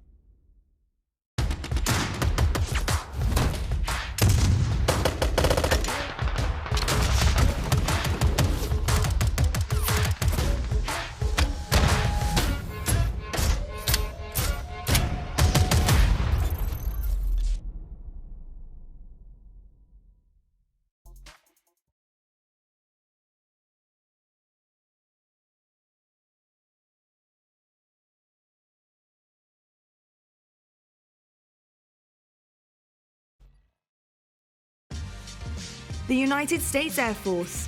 Learn more at airforce.com. PlayStation 4, the official platform partner of the Call of Duty League. Grubhub, restaurants you love, delivered. Well, look at that beautiful Santa Monica view we have right now. It's such a beautiful day here in California, and what a beautiful day it is for Call of Duty here at the CDL. We're, of course, in the Shrine in Los Angeles. It's the home series for our two LA teams here. And what a delicious view we do have of the Shrine right now as well. But do you know what else is delicious? The Grubhub delivery of the day, that's right. Get $10 off your first order of $15 or more, and just use that code CDLLA, terms and conditions apply. Look at those beautiful Grubhub bags. Look at that beautiful red. Looking forward. Maven, should we get a Grubhub after this? No, that's making me hungry. I like to eat. Anyone that knows me, last night I had some sort of jalapeno cheeseburger, waffle fries, a bit of cake, and also some sort of fried bread cheese combination. That's just making me want to eat, if I'm going to be honest with you. Me too. I'm kind of hungry right now. But do you know what? I'm really, really excited to introduce somebody very, very special on the desk right now. I've got Johanna Ferries with us, the commissioner of the Call of Duty League. Good to be here. I'm so excited to have you here. But I firstly want to talk about what you're wearing, because that is some killer merch you've got on. Talk to me about it. Yeah, Joe Perez hooking us up. It's been awesome. The collaboration's been great. I think Koo said it well. It's straight swag, so happy to be in it. It is indeed. Maeve, I can see you eyeing up. I think it's incredible. I will wear it. And I am an old man, so anything that makes me look young and hip to relate to our audience, I'm with it, 100%. I mean, how cool has today been? I know you're from Los Angeles yourself, so to come here, your hometown, and see all these fans come together and the way that they cheer on their teams as well, it's pretty incredible, isn't it? Yeah, best fans in the world, for sure. It's been awesome. It's been cool to see the Battle of the LA teams coming out strong. It wasn't much of a battle. Well, I'll let you make those calls. I love our teams. Go LA. They've been great hosts. It's been awesome to collaborate with our two orgs on that. Amazing stuff. Now, I've got to quickly ask as well, you've come from numerous different backgrounds and some amazing stuff that you've accomplished in your career so far, and now you find yourself here, commissioner of the Call of Duty League, a brand new franchise league. What's your background been like, and how have you got to this point today? Yeah, I spent a long time at the NFL. It's been great to bring that over here, but you know, CDL is totally different, and it's fire. I think it's been fun to just, you know, build something new on the backs of something so historic as COD Esports, and it's great to do it with all of you.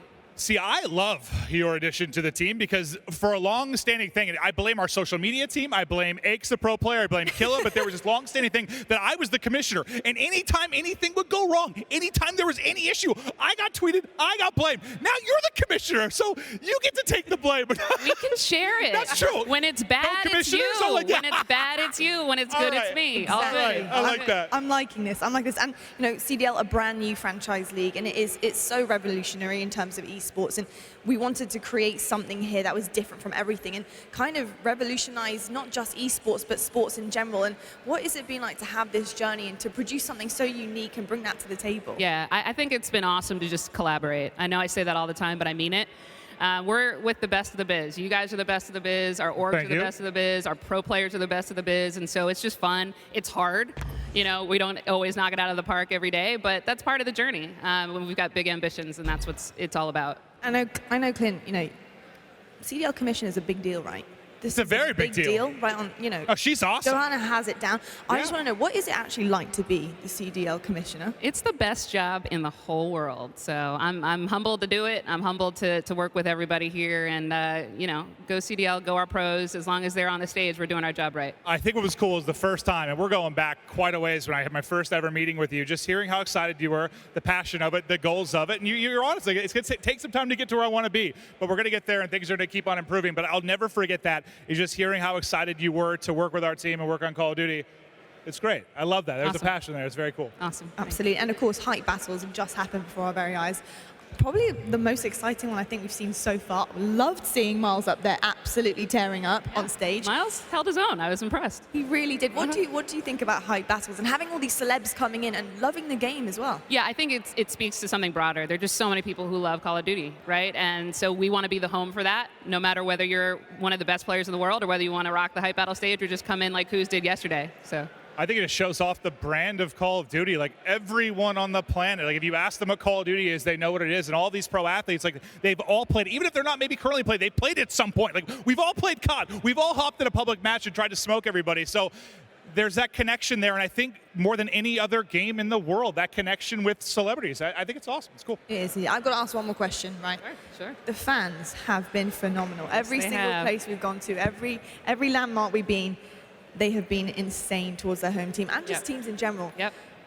Were you expecting this from the fans? You know, on a level, yes, because as Maven just said, I mean, the passion for Call of Duty is so real and so deep, but the fans are incredible. I mean, the energy we see, and it just seems to build each time we take it around the road, and that just speaks to, I think, what we think we can be in the future. I mean, the fans make it go, and so their energy is palpable. Do you have anything you'd like to say finally to the fans? Oh, we do it for them. We do it for fans. This is why we do it. Best community. So, you know, keep the feedback coming, good and bad.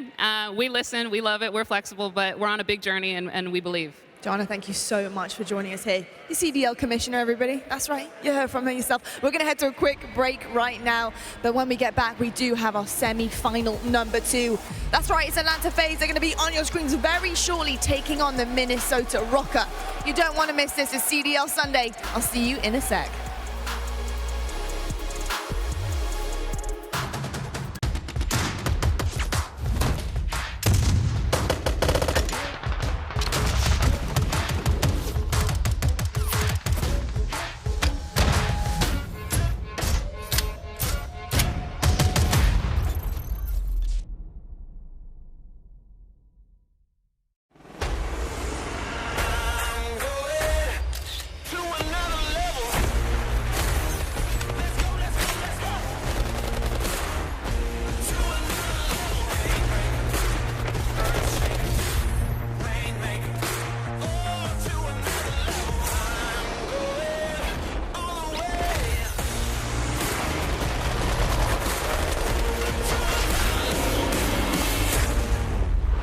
Download free now.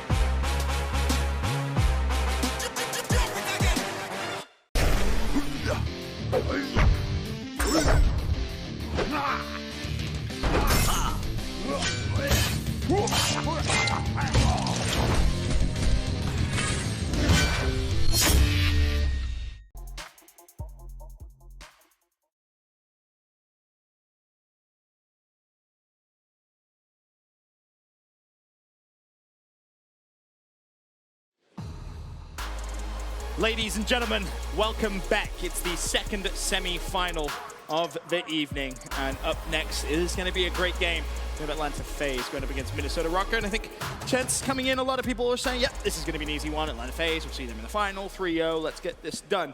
Not going to be the case, in my opinion. If you look at Atlanta FaZe's records overall, Hardpoint, I believe, is 10-1, Search and Destroy, 8-1. Who is the, where did the one come from? Who have they lost to? Both of those ones are the Minnesota Røkkr. The last time, well, the only time these guys have played, it went to a Game 5. Minnesota started the series 2-0 up. And like the weakest game mode FaZe has is Domination, where they've lost 2 maps rather than just 1, but that's where they kicked off the reverse sweep to take Minnesota down. But it has been Minnesota that have pushed this team the farthest. It has been this team that made Atlanta FaZe look the most average, made them look mediocre at different times, and of course, didn't last very long. But again, it is just, it should be a close match, Ben. All the game fuel keys to victory for Atlanta FaZe. Don't change anything. I take it map by map. Pretty simple stuff on that standard, but when you talk about Minnesota Røkkr and their keys to victory, someone outside of Alex and Guerillas needs to step up. They need to slay more against FaZe. And the last time they played, that guy was Assault. Assault threw up like a 1.6 or something like that in the Hardpoints in this series. He played like a god among men in that map, and that's the same thing they're going to need. It's got to be the main AR that steps up for this squad, if not, again, just all 5 of them. I mean, they all 5 realistically need to step up, but Assault, he's got to bear the brunt of that weight. And something fascinating you were talking about as we were walking up, getting ready to go to the casting booth, was the pacing issues between the two teams and how, although very, very different, it somewhat works for Minnesota toe-to-toe. It was just something I was talking to the coaches about. This was their analysis, not mine. But effectively, you have Guerillas and Assault, 2 fairly slow players on the map. Assault, especially kind of the metal boots. And then you got Asim and Alex running in front of them fast as hell. And then, of course, on the flip side for FaZe, it is just all hyper-aggressive players. So a team like Minnesota, it's so tough to play against. When 2 guys are constantly in your face, you finally get past them, and then there's guys across the map gunning you with the M4. Well, Azir Cave will be map number 1 in this series. And Chance, I wanted to ask you just a little bit in terms of what we saw last series, what we're going to see this series. Any similarities, any big differences that you've noticed? I mean, again, I think just similarities. You just talk about how consistently good both these teams. Again, you look at a team like Minnesota, especially on a map like Azir Cave, the rotations are always on point. But off the break, it is incredibly important. Minnesota has been dominating this first hill phase. They got to be aggressive right off the break. I was going to say, you're going to be pretty happy if you're Minnesota Røkkr playing Azir Cave as your map number 1. They've been very, very good at rotations, very, very good at holding hills for full 60. And already, as you can see, it's going to be Minnesota Røkkr swanning on the favorable side of the map. Of course, for that second hill when it pops, but you got to deal with aBeZy. You cannot let him just roam around, find himself a couple kills, and you can see instantly, with 40 seconds left of the hill, aBeZy does not care. He knows the importance. He's pushing through, trying to play for spawns. And so patient as well. I mean, he's just hanging out, waiting for it to come, and he wins the gunfight on Asim, but for the moment, a bit of a lone man. He's actually not forcing the action on the spawns. He wants to get these kills straight on top of rock wall. He's on a 5 spree, and he's keeping his team alive in the hill. Oh, my lord. aBeZy showing no signs of slowing down. Finally, Assault finds the kill. Selim also on a 5 streak, by the way. But as you can see right at the back of the map, it's number 7. It's Simp.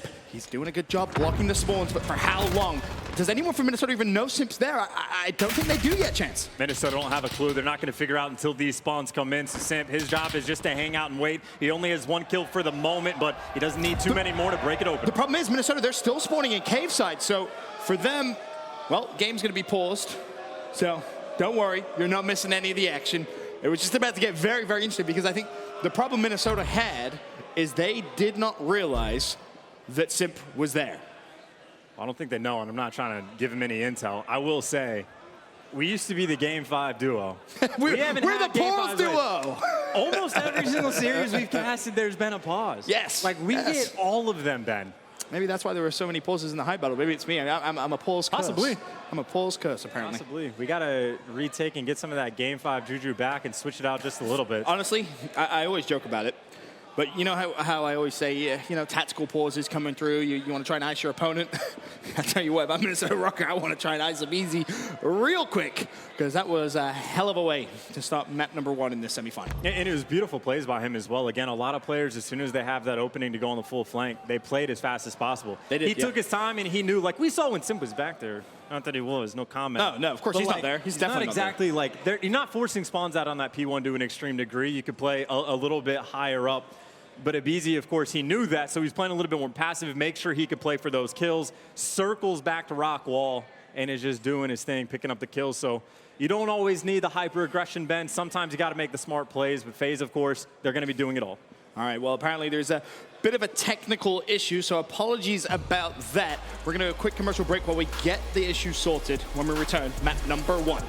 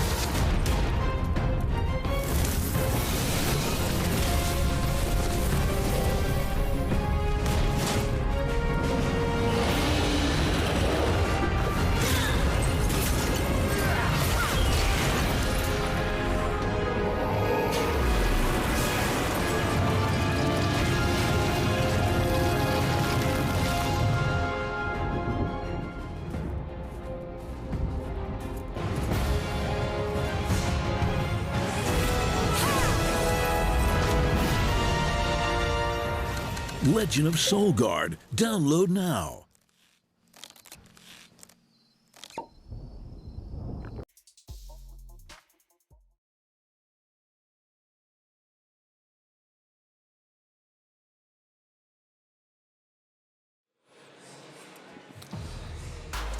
Ladies and gentlemen, welcome back. Whilst we quickly wait for the game to get underway, I want to take a look at our US Air Force quick scope and comparing the two teams in this game, Minnesota Røkkr and Atlanta FaZe. Hardpoint KD favors Atlanta, S&D KD favors Atlanta, and so does the Domination KD. But again, the important thing to remember is when these two teams played last time, chance, it went all the way to a Game 5. It was the Minnesota Røkkr with the 2-0 advantage. And here's a look at our maps and modes, again, presented by the US Air Force. Azir Cave, Game 1, Gun Runner, Hackney Yard, a Ramaza, and a Piccadilly. And just to talk about the repeat maps as well, both of the search and destroys we saw in the past, the Piccadilly, that Game 5, that is the only S&D that FaZe has lost. Obviously, they lost to the Røkkr, and that was 6-2. And even the Gun Runner, it was toe-to-toe. It was 6-4. It went the way of FaZe, and that was the game where aBeZy was dropping first bloods left and right. And one thing to note, if it does go to that Piccadilly search and destroy, one of the keys to success for Minnesota was GodRx, the sniper rifle, how potent he was there. But we're going to have a full restart for game number 1.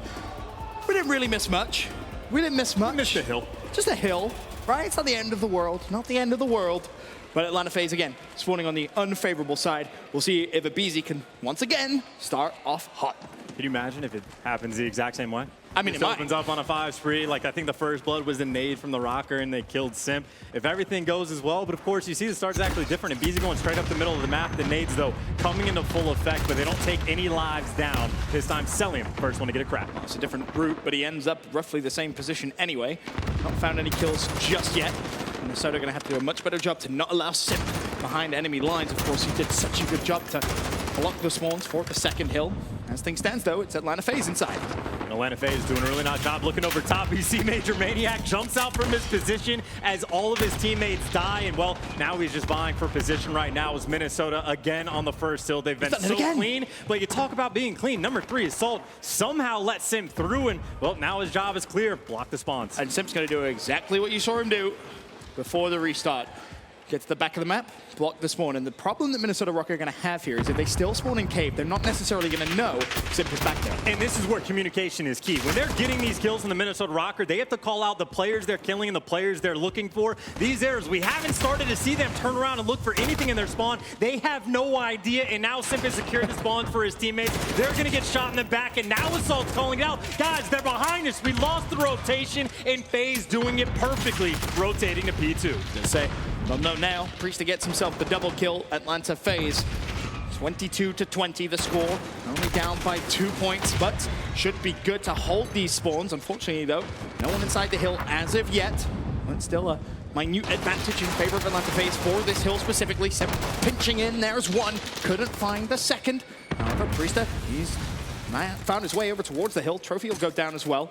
So this should be almost like a little bit of a reset here for Atlanta FaZe. Just about. I mean, 20 seconds left on this hill. You can see Minnesota, they're setting up to try to get one more shot through. But I mean, Priesta hanging out with an M4. If you're GodRx, I don't know how you get through. I don't know how you win this gunfight, but he's just going to go for the instant challenge. Rip him off the head glitch, and GodRx with that kill bought his team, well, a couple points that FaZe don't get. I keep riding the mini up again. It's number 6. This time it's Major Maniac, who's managed to find his way over towards the new hill. Could be a nuisance here for Minnesota Røkkr, and it's just a couple of times now Minnesota letting a few players slip by. Got to be a little bit more aware. You cannot allow FaZe to do this continuously because it's, you know, you look at those 10 seconds, 20 seconds contest.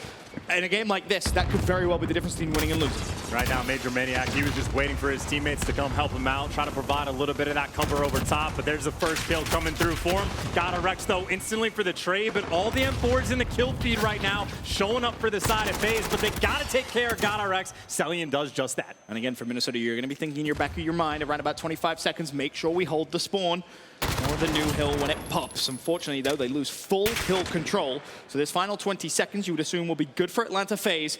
Now it's all about setting up if you're on Minnesota Røkkr. And a quick glance at your stats there. Really nothing too much to shout about on the side of Minnesota Røkkr. And same can be said, really, for Atlanta FaZe. Even game. Bad news for Minnesota, obviously down by about 30 points. The good news is they get the full setup that they want. Guerrillas is already watching the right side of Cave. He's got 2 teammates right behind him watching the left. And then, of course, you got to see him. Well, his job is just to watch the flank and FaZe on the approach. 3 players starting to creep their way forward. And this is a great setup from Minnesota Røkkr. It's absolutely perfect, to be completely honest with you. 3 players fall already. They will soak up so much of this early hill time.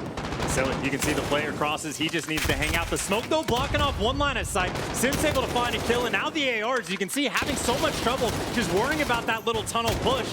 But, of course, the damage is just enough to get FaZe near the hard point. But FaZe, again, job is done. They got Minnesota out. Can they get control of the hill themselves? That's the problem. ScotRx is still up. He's going to have to push forward, get a little bit of hill control. 20 seconds left.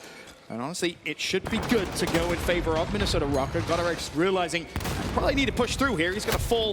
Unfortunately, nothing he can do about that. aBeZy with some good timing.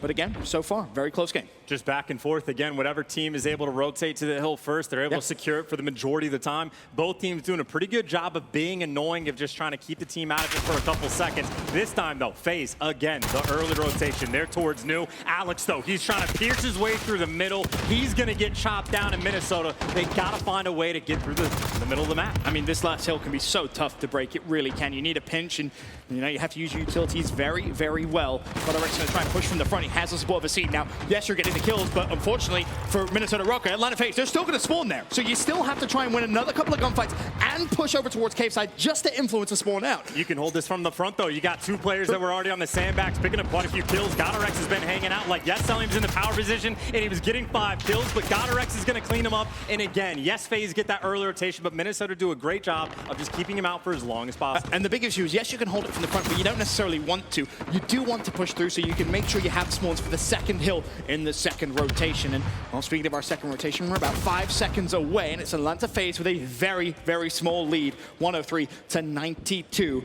And the new hill will pop. Atlanta FaZe should have a little bit of control, but this is a key gunfight. Pre-ser, unfortunately, is not going to win it. So again, advantage Minnesota in terms of the big picture. Fairness, though, Priesta has bought his team a little bit of time. They have it set up in and around the hill. aBeZy again on the rock wall. His job is just to slay. GodRx is going to drop him. But even still, Minnesota, they have just now been able to contest the hill. But Alex, it's really just him and his team kind of by themselves in the nades. Enough to take him out. FaZe just trying to build this lead on P1, even if they're not able to get the spawns for new. GodRx having a relatively decent game, as is Assault. 14 and 10, 14 and 11. A lot of hill time going GodRx's way, but again, they cannot give up this spawn. They need to make sure they're controlling it. Hardpoint's currently going to be contested. The nades come through. It's a good start, but keep your eye on the bottom side of the mini-map. It's number 3. It's Assault, who was at fault in that first rotation for allowing Simp to sneak through. This time, though, not going to be the case. Yeah, Assault's actually killed Simp twice. Simp is just repeatedly trying to do the exact same thing. FaZe is working the very bottom side of that map, and well, that's Alex's job to watch that now, but he's effectively keeping these 2 players at bay. Needs to stay alive as long as possible. I mean, he's going to need some help because that push is going to come through, and I'd be very surprised to see Alex kill both. Maybe one, but a double kill probably not going to happen unless he gets perfect timing. He collapses through, and there's the double from Alex. A huge play for the Minnesota Røkkr. He'll see 2 more players flanking. The reaction has to come through. Unfortunately, Silly drops it. Now look at the spawn. Atlanta FaZe in a great position to break. They got the spawn, but GodRx does have the back lane, and FaZe, despite the back spawn, they're not going to try to force it through the back. They were trying to wrap back and kind of go through that middle cut, but this is a ton of time wasted. And the reason behind that is there's only 30 seconds left on the hill, so they don't want to necessarily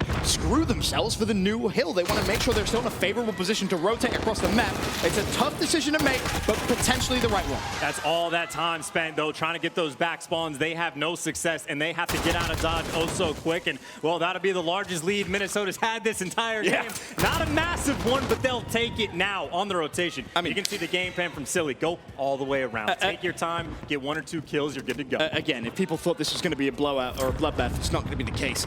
Minnesota Røkkr playing so well, and that's such an important kill for Silly to get. It opens up the entire backside of the map, and look what it's done to the spawns. Atlanta FaZe spawning in Narnia. And how smart that is from Silly to even find aBeZy in that spot. These are teams that have played together against each other so many times in scrims, and Minnesota can take it to him. Alex inside the hill. Yes, he gets dropped, but his teammates always there for the trade. And this is where composure is going to be massive for Minnesota Røkkr. Recognizing the situation, yes, we have the advantage, but we need to make sure we're covering every single lane. You don't want to push too far. You don't want to overcommit. And it's going to come down to Atlanta FaZe off spawn. I believe that's going to be Priest at top cave. If he can rotate and win that gunfight on your minimap, you'll see it at the very top, which unfortunately he's not going to be able to do. It's Alex locking things down for Minnesota. And this is a big fight. This actually hurt Minnesota earlier when they didn't have a player in this position. When they were playing against Optic, well. But now he's here, gets the first kill, and that means FaZe is going to be so distracted trying to hunt this man down. They get a free setup at noon. This could be where Minnesota actually completely take over in this game. Atlanta FaZe will need to break, and unfortunately for them, they're going to have to do it through the front. Asim says no. Abizi and Simp both fall, and for him now it's about playing his life. And this is beautiful. You have FaZe pushed so far back in the map in Minnesota. They're trying to open up and give away these back spawns. That's how far away FaZe is going to be. 20 seconds off the clock. Finally, the gunfights are happening around the hill. But you've got to win the gunfights, and they're not going to be able to do so. It's going to come down to GodRx. He finds the first. The flank from Priesta should be enough to clear out the hill. The problem is what you do off spawn if you're Minnesota Røkkr. Already a couple players thinking, you know what? Forget that hill. I'll let you contest it. I'm going to try and push bridge. I'm going to try and push for the new spawns. And Priest is starting to get a little bit hot. He's on the 5 spree. He is dominating the feed, and he has bought his team that remainder of scrap time. That was a massively important hill for FaZe to get through. Now the rotation coming over to new and selling the old MVP. He's the lone man on the charge. 190, 169. Advantage Minnesota Røkkr, but it's going to be Atlanta FaZe in the favorable position for the final hill of our second rotation. And Priesta right now on a 7 spree again. He is trying to take his team on a Zir cave and turn this all the way around. His teammates are doing a great job of locking down the front. And now you're trying to come through this cut. You got to deal with the hot hand of Priesta, who is not missing, Ben. You have to shut him down. You have to. It's an 8 streak right now, roaming around the map. Meanwhile, Minnesota still trying to cross the bridge, and FaZe shutting it down, having absolutely none of that nonsense. 30 seconds left on this hill. And this is tricky for Minnesota because, again, you do want to consider pushing all the way through just in case we see a second hill of our third rotation. Finally someone deals with Priesta, of course, though, inside the hill. Minnesota once again fighting from a tough spot, being annoying, getting inside the hill, and now they're actually keeping FaZe pushed pretty far back. And this is huge. If they get the scrap time, then essentially you can win the game on the first hill. You may not even see P2, but the kills keep coming through. Silly finds himself 3. That's 6 in a row for him, 3 in a row for GodRx. And Minnesota Røkkr, they can almost touch the finish line of game 1. Anything Priesta can do, Silly can do better. A godlike performance so far from him. FaZe not in the hill. They're fighting for these back spawns. You have to be perfect here, though, if you're Minnesota. 30 seconds, all you need to win. But you have to consider the fact that Atlanta FaZe will contest the first hill. Asim, a big decision he needs to make. Does he want to push through or cut back towards the hill? Well, his teammates are there. You can end it here if you're Minnesota. Asim decides to cut back. There's the first. Atlanta FaZe have to push the hill. A lot of players going to be coming in through yellow. A lot of players coming in through the cave. Asim, he doesn't even know where to look. He's taking too long. He's just waiting for FaZe players. 12 seconds and the game will be Minnesota. Sim just gets a triple, though. Can he contest the hill? At least for 10 seconds. That's all you have to do. Assault will need the help, but the nade comes through. And bear in mind, if Minnesota don't close it out here, Atlanta FaZe have the favorable spawn for P2. FaZe is going to have the setup for new. Their job is done on this first hill. GodRx with 3. Alex and his team get the next 2, but you're going to have to win another wave it to a gunfight. It doesn't matter. It doesn't matter. You're 4 seconds away from winning, but Atlanta FaZe in position to close it out here if they get every single second of P2. And one player snuck through. Number 4, it's Silly again. He's been a menace on the map so far in the first game, and no one's looking for him. Major Maniac doesn't know he's there. Priesta tags him up. Silly doing a good job of just staying alive. Buying time for his teammates, and Silly wins the fight. Priesta will fall. And now it comes down to his teammates pushing through the front door. Atlanta FaZe, do you have what it takes to break? Or will Minnesota Røkkr take game 1?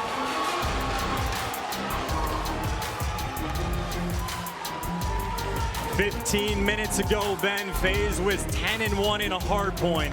Their only map loss was to Minnesota, and now they are 10-2. Both of these Hardpoints, Minnesota seems to be the perfect team to try and take FaZe down. Minnesota went 2-0 up against Atlanta FaZe last time. They got reverse swept. You cannot let that happen again. Learn from your mistakes. And you talked about the stats from the team before. We know that GodRx and Alex are going to be putting up big numbers. But the question was, you asked me before the series, what player needs to step up for the team and really kick it up another notch? In my head, I was thinking Assault, but you know what? Silly. flips the switch, 30 and 29. And you talk about, we watched Priest to go on a 9 spree. Silly, the instant bounce back goes on a 6 of his own. And that's 30 kills, 29 deaths, 13 assists to his name as well. And it wasn't even necessarily about the stats, right? It was when he went on his streak, and it was the plays he was making around the map. If you think about P3 on the second rotation, Silly flanks all the way around the outside, wins a miraculous gunfight. Later on in that same rotation, a 6 streak. Right at the very end, who's the player from Minnesota that pushes through to influence the spawns and force a distraction? It was Silly again.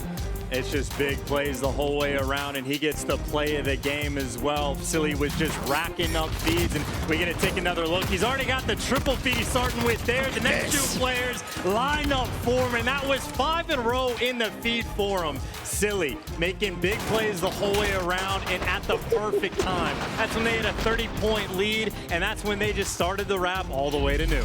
That was a 12-game streak Atlanta FaZe were on. That streak comes to a very hasty end. Minnesota Røkkr continuing where they left off, it feels, against Atlanta FaZe with the 1-0 advantage. And again, to reiterate, last time they played, it was a 2-0 lead for Minnesota Røkkr. If they do that again, they have to close it out. They cannot give FaZe a lifeline in a series whatsoever. And it's not even as if the reverse sweep story from FaZe was Minnesota collapsing. That's not really the case. It was genuinely that FaZe stepped up, but the maps were close the entire way through. Like even the game 5, it was what, a 6-4 on Gunrunner is how it ended. So Minnesota, again, was going toe-to-toe the entire time. But of course, we do know, even if FaZe do lose the map, which it's rare that it happens, but it does, they're also one of the best teams, if not the best, at bouncing back. I was gonna say, it happens a little more regularly than I'm sure they like against Minnesota Røkkr. 1-0 down in this series as we now head over to a Gunrunner Search and Destroy, our game 2 in this series. And again, this is the repeat map, the game number 5 these 2 teams played against last time. It was aBeZy that really stepped up for the team, had 3 first bloods, was going on an absolute tear, and that's kind of what the talking point was, that some of these players on FaZe, they can just flip that switch and take over a game when they need to. And Chance, we said this wasn't going to be an easy game by any means, and we also both agreed that Minnesota Røkkr is a team that could potentially find themselves in a final here this weekend. Well, 2 more maps, and that will be the case.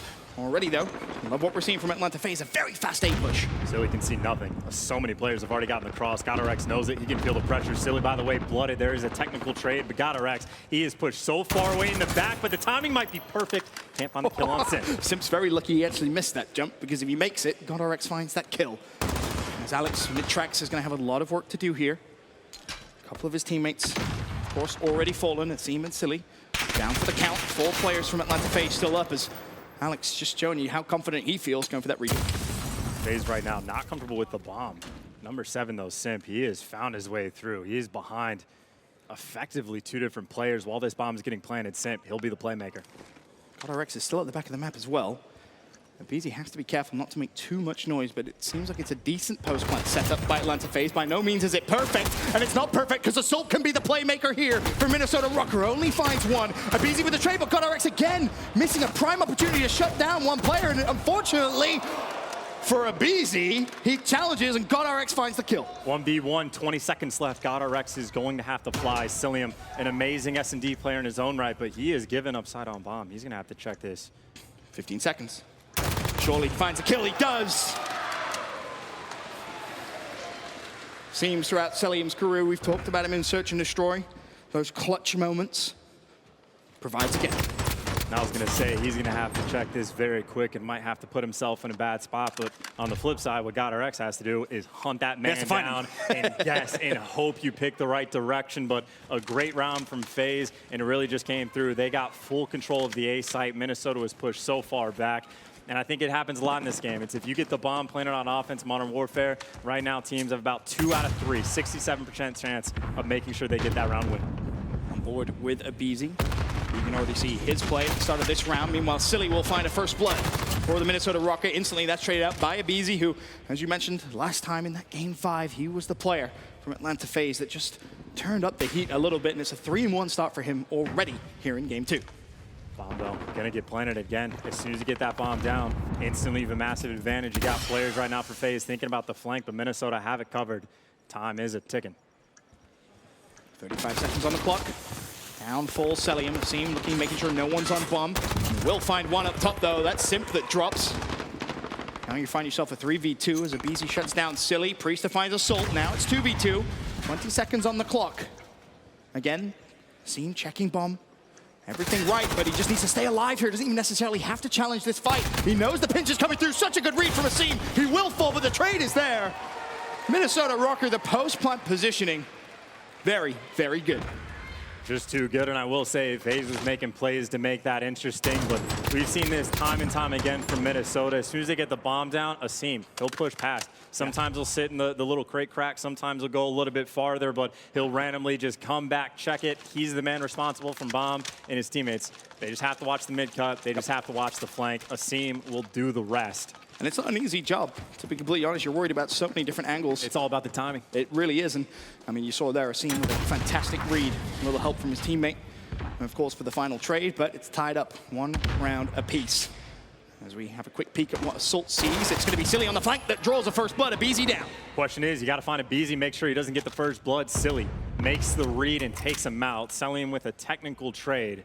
And now FaZe, all 4 players, slowly working their way to the B side. And I think Minnesota were worried about another A push, but Assault getting that information should secure that information is not going to be the case. And more than likely, it's going to be B. The nade hit marker will do just that, but Cellium finds a pick onto Alex. So Atlanta FaZe now with the advantage. See, these teams are doing their homework. Cellium waiting for their timing. If Cellium can lay down and get a kill, so can Silly. Prone players all over the place. Cellium can't finish the kill, but Major Maniac can. So it's Silly and GodRx for the 2v3. GodRx peaks. Now it's down to him. A 1 versus 2. Major Maniac and Priest is still alive. And I like this play. He just gets out of dodge. He has Dead Silence pop. They do not know he's here. The kill on Major Maniac. It's the read! Makes the read, but Priesta with the gunfight shuts him down. He did everything right, but just couldn't win the final gunfight. Priesta instantly turns and instantly snaps. Advantage Atlanta FaZe 2-1. All about those gunfights. Again, everyone on the map on point right now with their reads, with the gun skill, and all it takes is a bullet. I know we're only a map and a couple of rounds or 3 rounds in, but this is turning out to be a very, very good series so far. As Minnesota Røkkr back on the attack, can they tie it up? Or will this be where Atlanta FaZe edge out that advantage? Alex is just Superman on the map right now. 8 a nade and 2 or 3 MP5 bullets. He's fine. Plenty of health. 300 health. Cellium in such a little sneaky spot, of course, between crates. If anyone pushes up towards B, he will be the player to hunt down. He gets the audio cue, but unfortunately for him, aBeZy falls for first blood. It's Alex that hunts him down. So pressure really here on Cellium, but they take the corner. Asim says peekaboo. Cellium falls, and bomb should be good to go down. Asim plays that spot enough to know that's the most important thing to check. Major Maniac does take Asim down, but not in time to stop the bomb from getting planted. I was going to say, Alex, really pushing your luck, staying in that spot. Priest shuts him down here, but it's a 3 versus 3. Of course, for Atlanta FaZe, they will need to defuse. Major Maniac will fall. GodRx with 1. Simp up top, crates. GodRx dodges that. Priest hits the flank, but it's a trade, so it all falls down to Simp. A 1v2, and he has a lot of work to do and not much time to do it in. 15 seconds, has to find 2 kills and hop the bomb. It's pretty much going to be impossible. Yes, impossible. If that was wallbangable, I would have learned something today, and Simp would have had an insane 1v2 clutch against 2 world champions. An impressive round, though, from Minnesota. Again, if you can get the bomb down, it just makes your life that much easier. And once again, we already mentioned aBeZy on this map was like the first blood king last time they played. We've seen now 2 rounds in a row where aBeZy gets first blooded, where they find him on the map and take him down. You talk about the counter strats that Minnesota has been putting in work for. Well, Simp's going to pull out the sniper rifle this round, which more than likely suggests you'll see that post-plant positioning. Bomb goes down at B, sniper up top warehouse. And as well, you can watch the cross as Simp's going to show you here. As first blood comes through, Simp so close to finding a quick second. And as mentioned, aBeZy has been the first blood king on this map. He will always be the first man in a gunfight, and well, he comes out on top of this one, and that's the difference maker for FaZe. And it's incredible how consistent he is at doing just that, at finding that first blood and actually escaping with his life. So often you see your first blood and that just gets traded and you say, well, was it really that influential? Well, in aBeZy's case, yes, it normally is that influential. Tattoo on his back, first blood or first blooded. Live or die by that motto, but you can see FaZe now just waiting for Minnesota to make a mistake, but it's aBeZy Mistakes were made by him, evens up the odds at 4v4, and Silly trades out his own life. And here's the problem. You find yourself in a 3v4 if you're Atlanta FaZe, and bear in mind, Simp does have a sniper rifle, so really relying heavily on a pick, and if Celium can get bombed down, sure, maybe then you have yourself a great position. But for Minnesota Røkkr, it's about being disciplined, using any utility you have left to try and check bomb. At this point, you know it's not going to be A, it almost has to be B. Will they get lucky timing, though?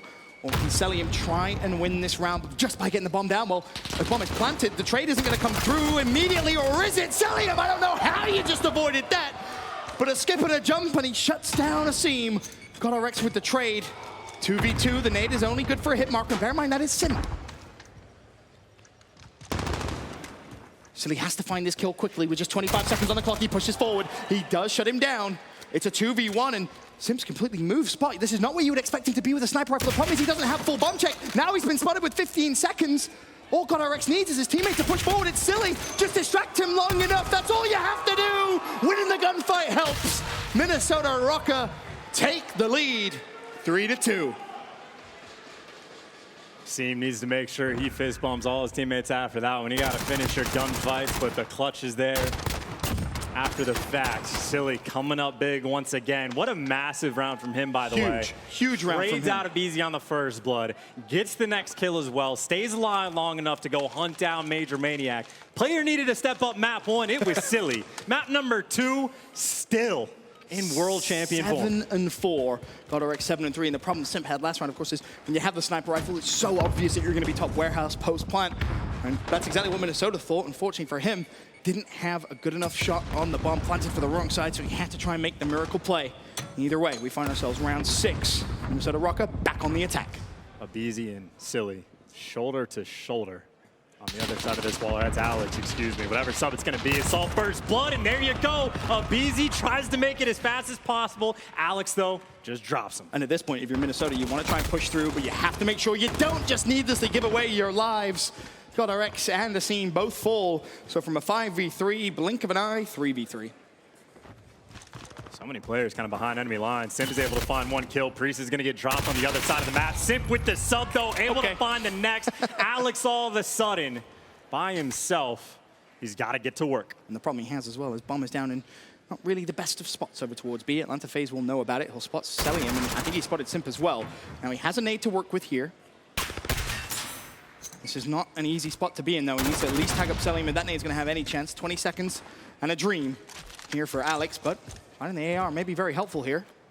Celium expects the challenge on the outside. He does. And that's a round where I think Minnesota Røkkr will watch that back, and they will be kicking themselves. A 5v3 lost. Yeah, I don't know what those players saw around crates to make that move. You get a kill mid-map, you need a kill on the flip side. All you have to do is let those players wrap back and come help you out before you start making your move crates. Like, if you have a 5 versus 3, stop taking 1v1 gunfights. No need. No need whatsoever. You're playing 50-50 fights at that point when you have such a big man advantage.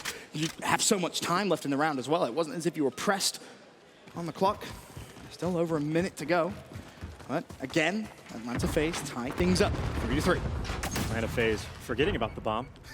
Priest remembers eventually, goes and picks it up, but that is a bit of time wasted in Minnesota. This is a ton of players working the flank, and it's the bomb carrier that's job is to watch it, and Abizi again gets left out to dry. He should have gotten that call out from Priesta. Got to be a little bit quicker. And that's twice that same play has been made by Minnesota, and it's twice it has cost Abizi his life. 4v4, however. And it is Atlanta FaZe, of course, on the attacking side this round. They will need to try and plant the bomb, and Simp gets some lucky timing there. Silly will fall. Big advantage for Atlanta FaZe. Getting information inside of green. Check all the cracks, push through if you need to, or just try to get this bomb down. Priesta gonna be hopping it. You got Simp above you. You're feeling great. Simp is absolutely huge in this position, because if you can find one, you're essentially solidifying the round. For Minnesota Røkkr, this is a very tough retake. You have to deal with Simp, of course. You have all the angles watched. You have the flank watched as well. Alex now should know Simp's actually up here. If he's quick, he may actually get the drop here on Simp. Simp centering isn't going to be up top. It's going to be down low as the push comes through, but it doesn't matter. He's so quick. He snaps on towards Alex. No one on the bomb. As now the rotation comes through, Guerillas does find the pick. Assault and Guerillas for the 2v2. Major Maniac and Celium still alive. Celium did give his position away, but just look at the time on the clock, and you see Guerillas is going to fall Assault. Nothing he can do. FaZe can just dance and play with him and shut him down. The game plan right now for Minnesota is clear. You know aBeZy is going to be playing inside that room. You go on the flank, you take him down. They've done it a couple times, but unfortunately, even with the man disadvantage, you let the bomb get planted. It's just impossible after that. The funniest part of that whole round, if Priestahh doesn't forget to pick up the bomb, he probably doesn't find that first blood, and then maybe Minnesota have the numbers advantage when they flank aBeZy. Either way, doesn't matter. Priestahh gets the first blood, all the kills traded out. Atlanta FaZe with the one-round advantage. One-round advantage to Minnesota, required to get the bounce back. aBeZy, he's died from this sort of flank before. He's thinking about getting revenge in the same way, but again, just around Vent's room, aBeZy tries to be king. But even if you can just force aBeZy to slow down his pace, right? Slow down that tempo. Don't allow him to get those first bloods. You're essentially nullifying the effect he had previously on this map. aBeZy reposition. You see Silly was able to get that first blood. Silly again, playing like a monster. aBeZy, he just wants to get this timing right to get through Vent Room, and now he's making his move. The timing is great on Alex, and he shuts him down. That was scary, and the instant trade comes through from Asim. Bomb, of course, has been planted now, a 4 versus 3. The man advantage for Minnesota Røkkr with, of course, bomb down. Silly tagging up one, couldn't secure the kill. And it's going to be Simp as he drops down towards water. Elsewhere on the map, though, Maniac has found the pick on towards GodRx. Time is ticking. 20 seconds for that bomb to be defused, and I'm not sure how Assault just got outgunned there. But it happened either way. Asim with the nade finds the kill. The smoke was a distraction if nothing else, but with 10 seconds, surely there's nothing Major Maniac can do. Nothing he can do, and food for fodder. Wins the gunfight, which is nice for some confidence. But the round was over 15 seconds before that. Asim making the big play with that nade. And if he didn't get a shot in that play with the MP5, you might have been able to survive it. Sure. And then that would have been a very tough spot because all the ARs that were on Forest, FaZe dealt with those. It was the subs that were on Green and Vent Room that caused the problem. And also at that point, the smoke makes you panic. It makes you almost need to check bomb, where it would have been such a horrible spot, almost definitely would have died. And so much of this map has just been dictated around like Vent's control, right? Whether who gets the first blood, who's able to stabilize inside, and again, right now that's aBeZy's responsibility, but this is a hard read coming from Minnesota. This is a 5-stack towards B. First blood from Simp. And you got Priestahh on the flank. You got the 5-stack of B. Priestahh is wasting no time. That just means, well, Simp, he can kill everybody, or he can just wait for Priestahh to come get some free kills. Free kills, thy name is GodRx is gonna fall. Priestahh gets 2 as well. The hard read by Minnesota. Didn't work out that well. Priestahh says thank you very much, and think about how perfect of a call that is. Minnesota at times has sent, what, 3-4 players through tracks? Yeah. They've seen Priestahh play back rails so many rounds, they're thinking, no way he's gonna full flank this time, because we've seen him do in the past. Priestahh knows. He's like, it's been too many times aBeZy has fallen. I'm gonna play this aggressive, sees nothing, and says, this is my time. Starts rubbing his hands together, knows the round is his. Advantage Atlanta FaZe, 5-4 up. Simp leading the charge at 11-6. Pressure on Minnesota to try and force a round 11. And Simp's pulled out the sniper. You don't want to peek bottom green, Minnesota, because that's going to be a free kill for Simp. Alex, though, with the nade again. First blood at aBeZy, living up to his name. Bomb is going to get planted. Priestahh is going on the full flank, but you see the positioning for Minnesota. I mean, Assault is in the back corner of the map. You have to play post-plant positioning very well. There's a flank going to come through a little bit later on. Priestahh shuts down Silly. That may cause some concern here as Celium also shuts down Asim. Minnesota Røkkr, have you gone and thrown this round away? Assault and GodRx, the only 2 up. It's now a 2v4 with 25 seconds on the clock. Of course, Atlanta FaZe wanting to defuse this bomb, but the flank comes through at the end. Now it's Assault for the 1v3. He finds 2. He's in a great spot, but with 18 seconds left and no dead silence, bear that in mind. He's going to have to rely heavily on finding this next kill to his right-hand side, or can he find Simp through the smoke as he pokes up? He's not going to do it! Celium forces the fight! Bomb defused! Atlanta FaZe steal game 2 away. And the series now tied up 1 map apiece. We've heard Glacier talk about it a few times. FaZe is a team you cannot afford to make mistakes against, or they will just outright beat you. Minnesota, there was 2 rounds in that game that they will desperately want back, including the final one. They put themselves in a great spot, and then you just got guys like Celium winning gunfights. Some players just have no right to. Assault so close. You almost feel if he saved his nade for when he hopped up box, maybe just a second later, it could have helped, but really doesn't matter towards the end. There's a glance at your stats. It was Simp 11-6. Cellium 11-5. But take nothing away from Priest's big performance at 10-8. One massive round from him. And as we pointed out for aBeZy, it was basically either you're going to get first blood or you're going to get first blooded. But what a series we have on our hands. We knew it was going to be close, and so far it hasn't disappointed. Minnesota Røkkr, Atlanta FaZe, series tied 1-1. We'll be back after this.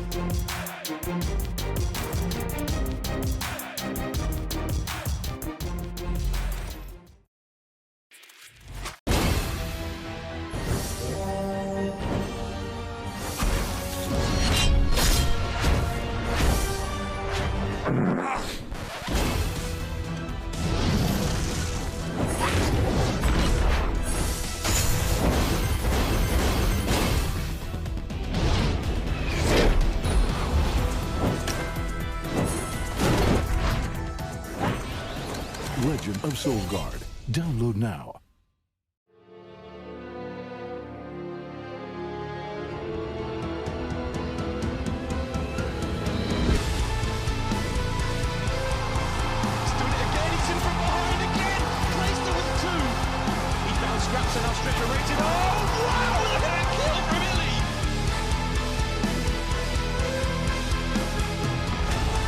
Flawless from the Dallas Empire.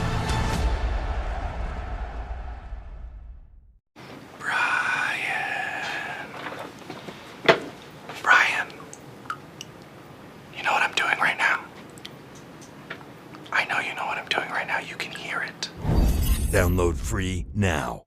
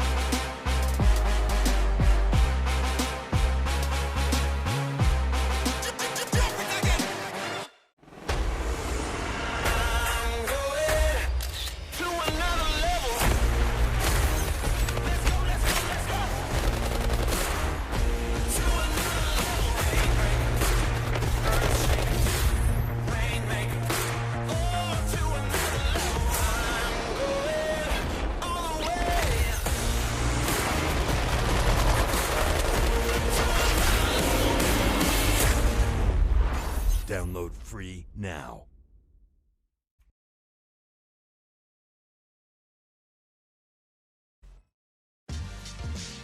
The United States Air Force. Learn more at airforce.com.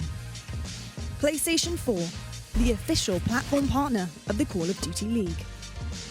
Grubhub, restaurants you love, delivered.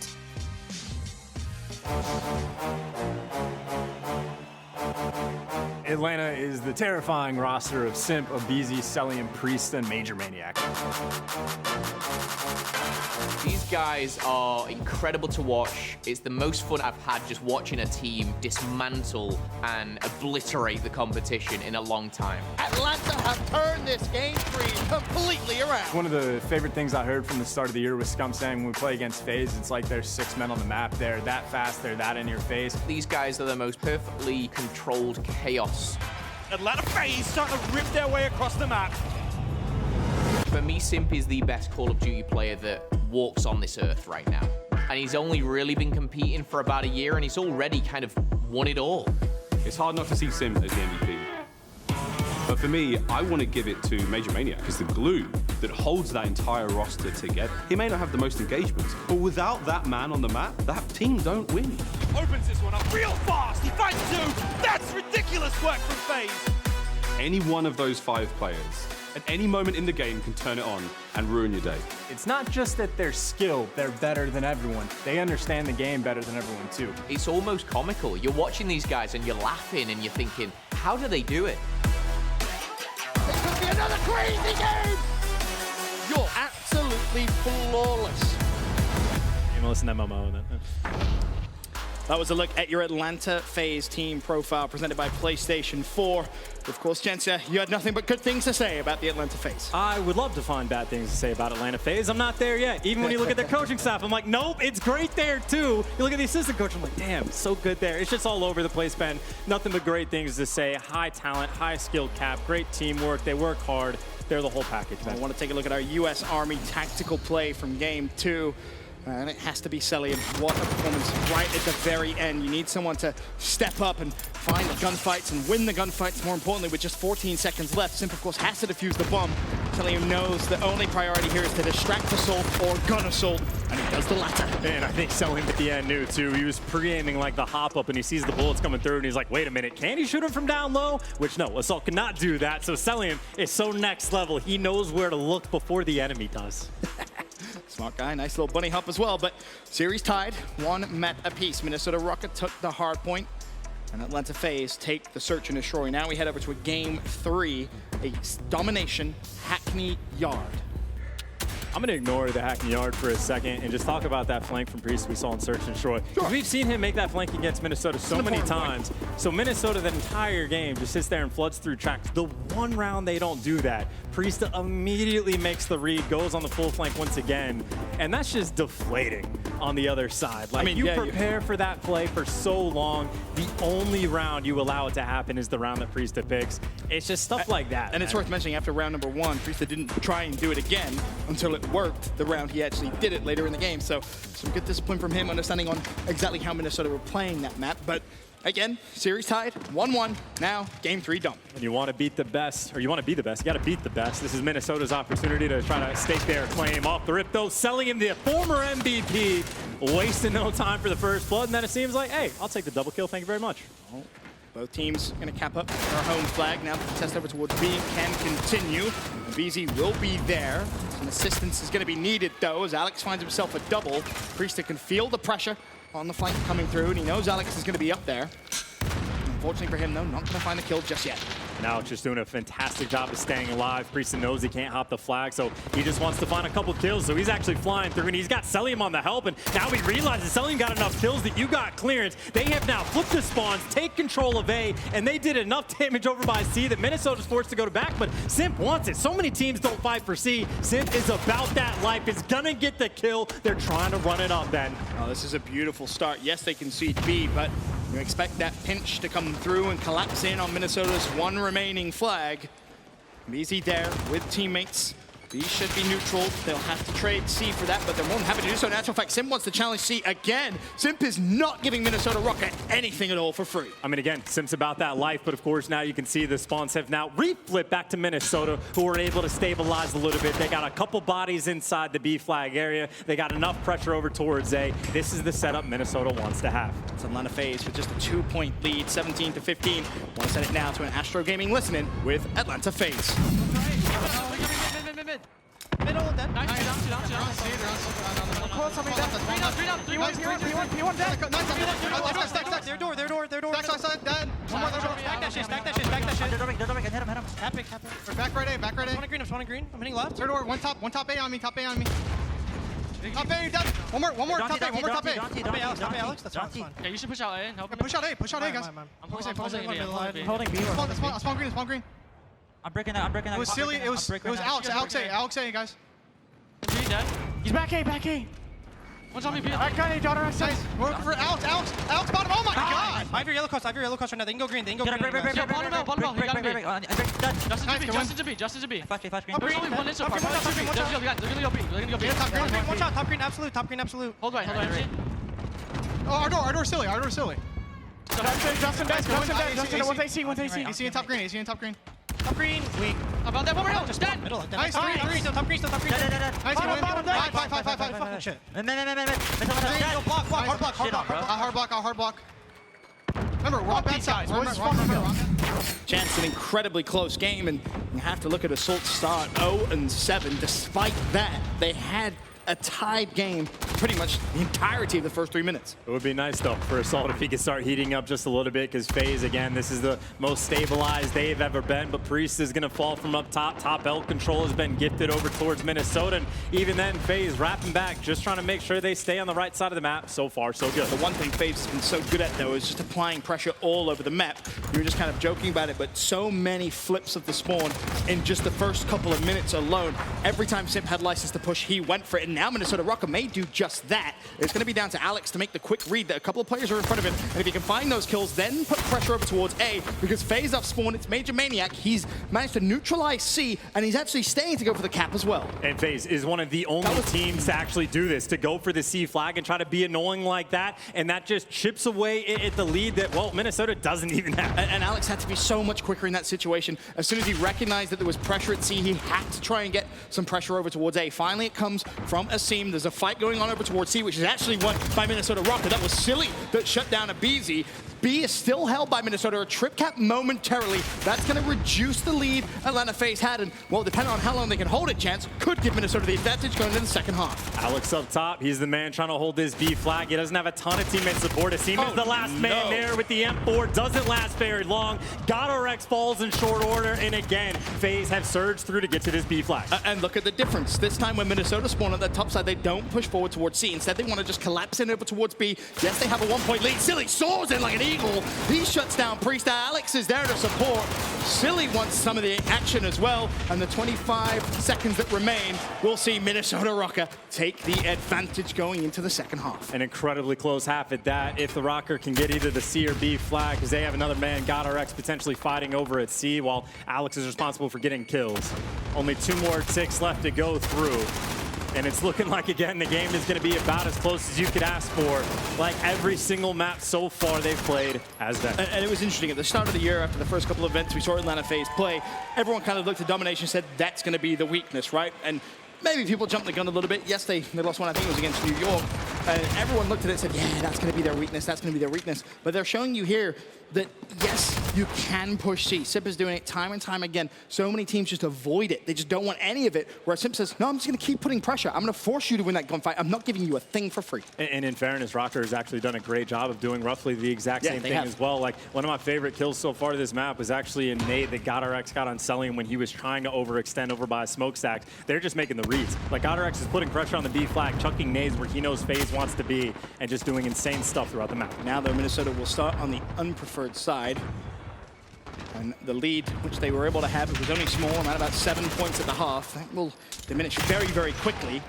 But you need to see Minnesota put pressure in towards B, maybe even just fly over towards A if you can. So he's doing his best job that he can, but again, FaZe, all that pressure they've kept in the back. The ARs on point, Selman, Major Maniac having themselves a nice little game, but Asim trying to respond in kind, but this is just a lot of time that FaZe has been able to get with that 2 flag cap. You are Minnesota Røkkr, though. You do have a lot of time at your disposal. 4 minutes 15, of course, and 45 seconds gone in this second half, and it's a 2-point lead for Atlanta.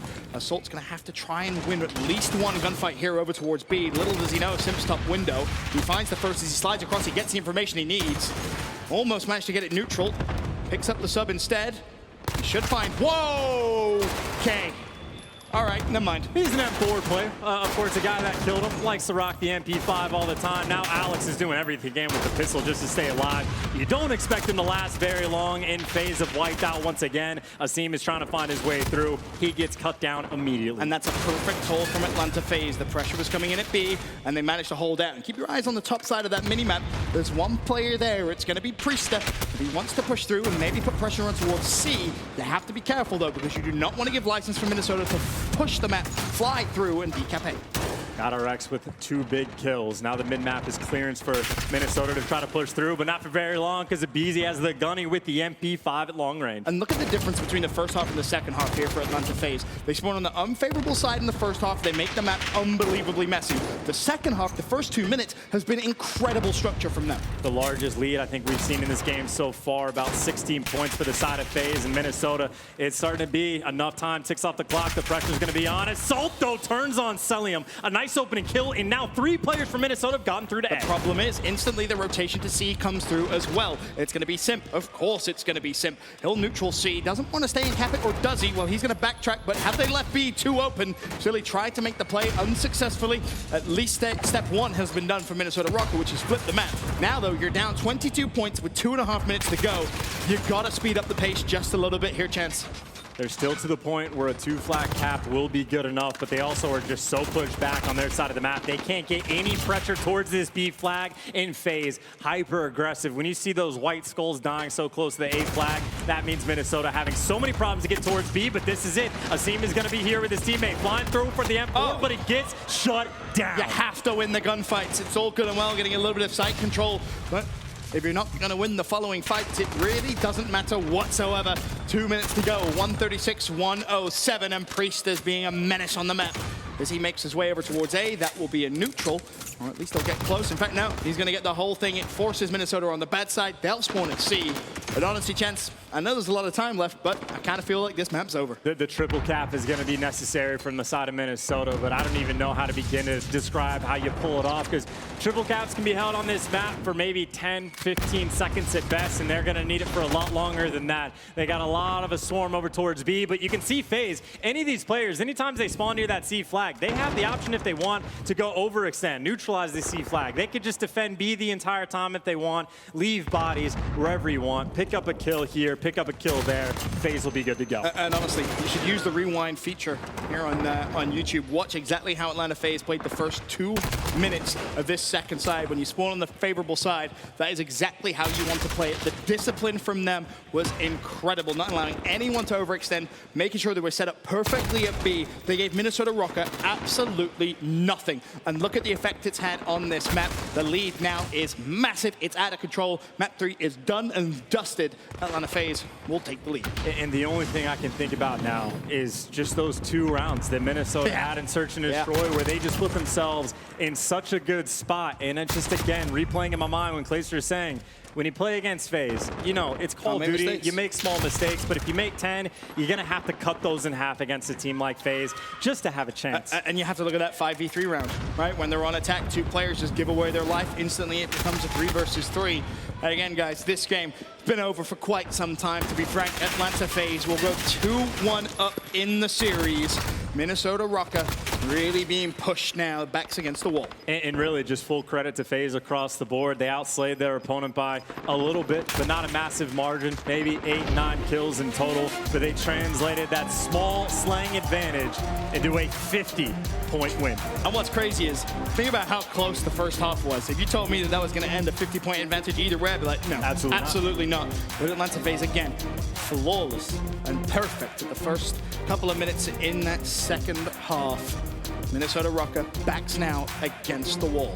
And it's a little bit crazy in my mind as well. Like, that would be the map I would imagine wanting to play FaZe the least amount on. It would be terrifying on Hackney Yard, but statistically, not a terrible one to try to play on them. But there you can see the stats. GotRx, I mean, put up a bunch of kills. Like, sure, fine, that's great, but you lose by 50. What kind of impact did those kills really have? And then across the board for FaZe, everyone just doing their job straight across the board. You couldn't ask for anything more.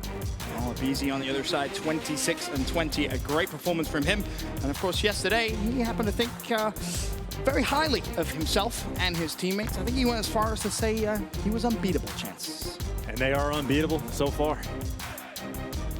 Do you have weaknesses? Do you have something that you need to work on? Not really. I mean, we're all just like, we're so good at like S&D, like that's our game mode, and no one can beat us at that right now. So, and even at respawn, we're just all getting kills at all times. There you hear it from BZ himself. He's just so talented. If any other team answered the question, what do you need to work on?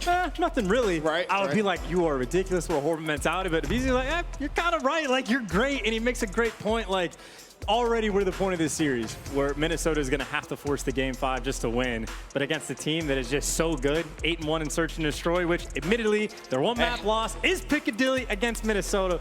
But still, like, it's just so tough to beat FaZe in anything, let alone Search, and we've already saw that map too. And let's not forget, we're going to another Hardpoint where Minnesota Røkkr have already beaten Atlanta FaZe twice in this game mode. We head to a Ramaza though. I thought you meant on the map. I was like, no, not on this map. Yes. Not on this map. As a game mode, yes, absolutely. But again, it's still a team that is 10-2 in Hardpoint. They're just incredibly difficult to beat. The Røkkr, though, I mean, the focus here is the bounce back. They've known that FaZe was the team to beat since the last time they played them, since day number 1 effectively on this game. This is what you've been preparing for Minnesota for the past few weeks. How do we take this FaZe team down? And Ramaz is an interesting map because right now FaZe, oh no. We don't know what they look like. Not too sure what we're going to get out of Atlanta FaZe on this map, but for me, this is now where Minnesota Røkkr need to stay composed. Of course, last time these two teams played, Minnesota went up 2-0, reverse sweep occurred, Atlanta FaZe took the series 3-2. This time it's a little different. It's back and forth, but Minnesota find themselves down 2-1. You would love to see them stay cool, calm, and collected, and force a game 5. And of course, as mentioned, the FaZe 0-0 on this map. We do not know what we are going to get, but we expect great things. Of course. The flip side, of course, though, for the Røkkr, 1-0. So not a massive amount of LAN experience, but of course, they scrim each other all the time. These coaches, they prepared for this moment. Oh, yeah. The coaching staff on both these two teams is honestly exquisite. Yeah, elite. Really, really fantastic staff and supporting staff to have behind your starting roster. As Minnesota start off favorable side. And they try and get some hill control, though. As of right now, no is the answer. Silly, he loves top construction, and he loves losing that fight as well. I was about to say, that's a gunfight he's going to need to win as well, because that is going to translate to a ton of points for FaZe. Now you got Priest picking up double kills in FaZe, all the pressure in the world. The final Hardpoint, I mean, 30 seconds. I was going to say they're poised to get it. Priest, though, trying to punch people from 10 feet away. Not the best start. Not the best by any means, but still 20 seconds to go. You would love to see Minnesota try and apply some pressure, but at this point, I don't think they can. And the problem now, they are spawning so far out. Yeah, Silly's just going to have quite the hike to get to the new hill. Already, FaZe has put enough pressure on the backside of the map that Minnesota shouldn't really be spawning too close. We can check where they respawn. Silly will be the next one off, but now Priest is just surging forward with the MP5. He can go through the side door while his teammate hit the back. It's a little bit of an awkward spot to be in here if you're Minnesota because you don't really have the backside control. But if you can hold from the front for at least 20 seconds, at that point, realistically, you're fine. You don't even want the back spawn. BZ thinking about maybe pushing through the side door. GodRx is there. That's not the greatest nade I've ever seen in my life.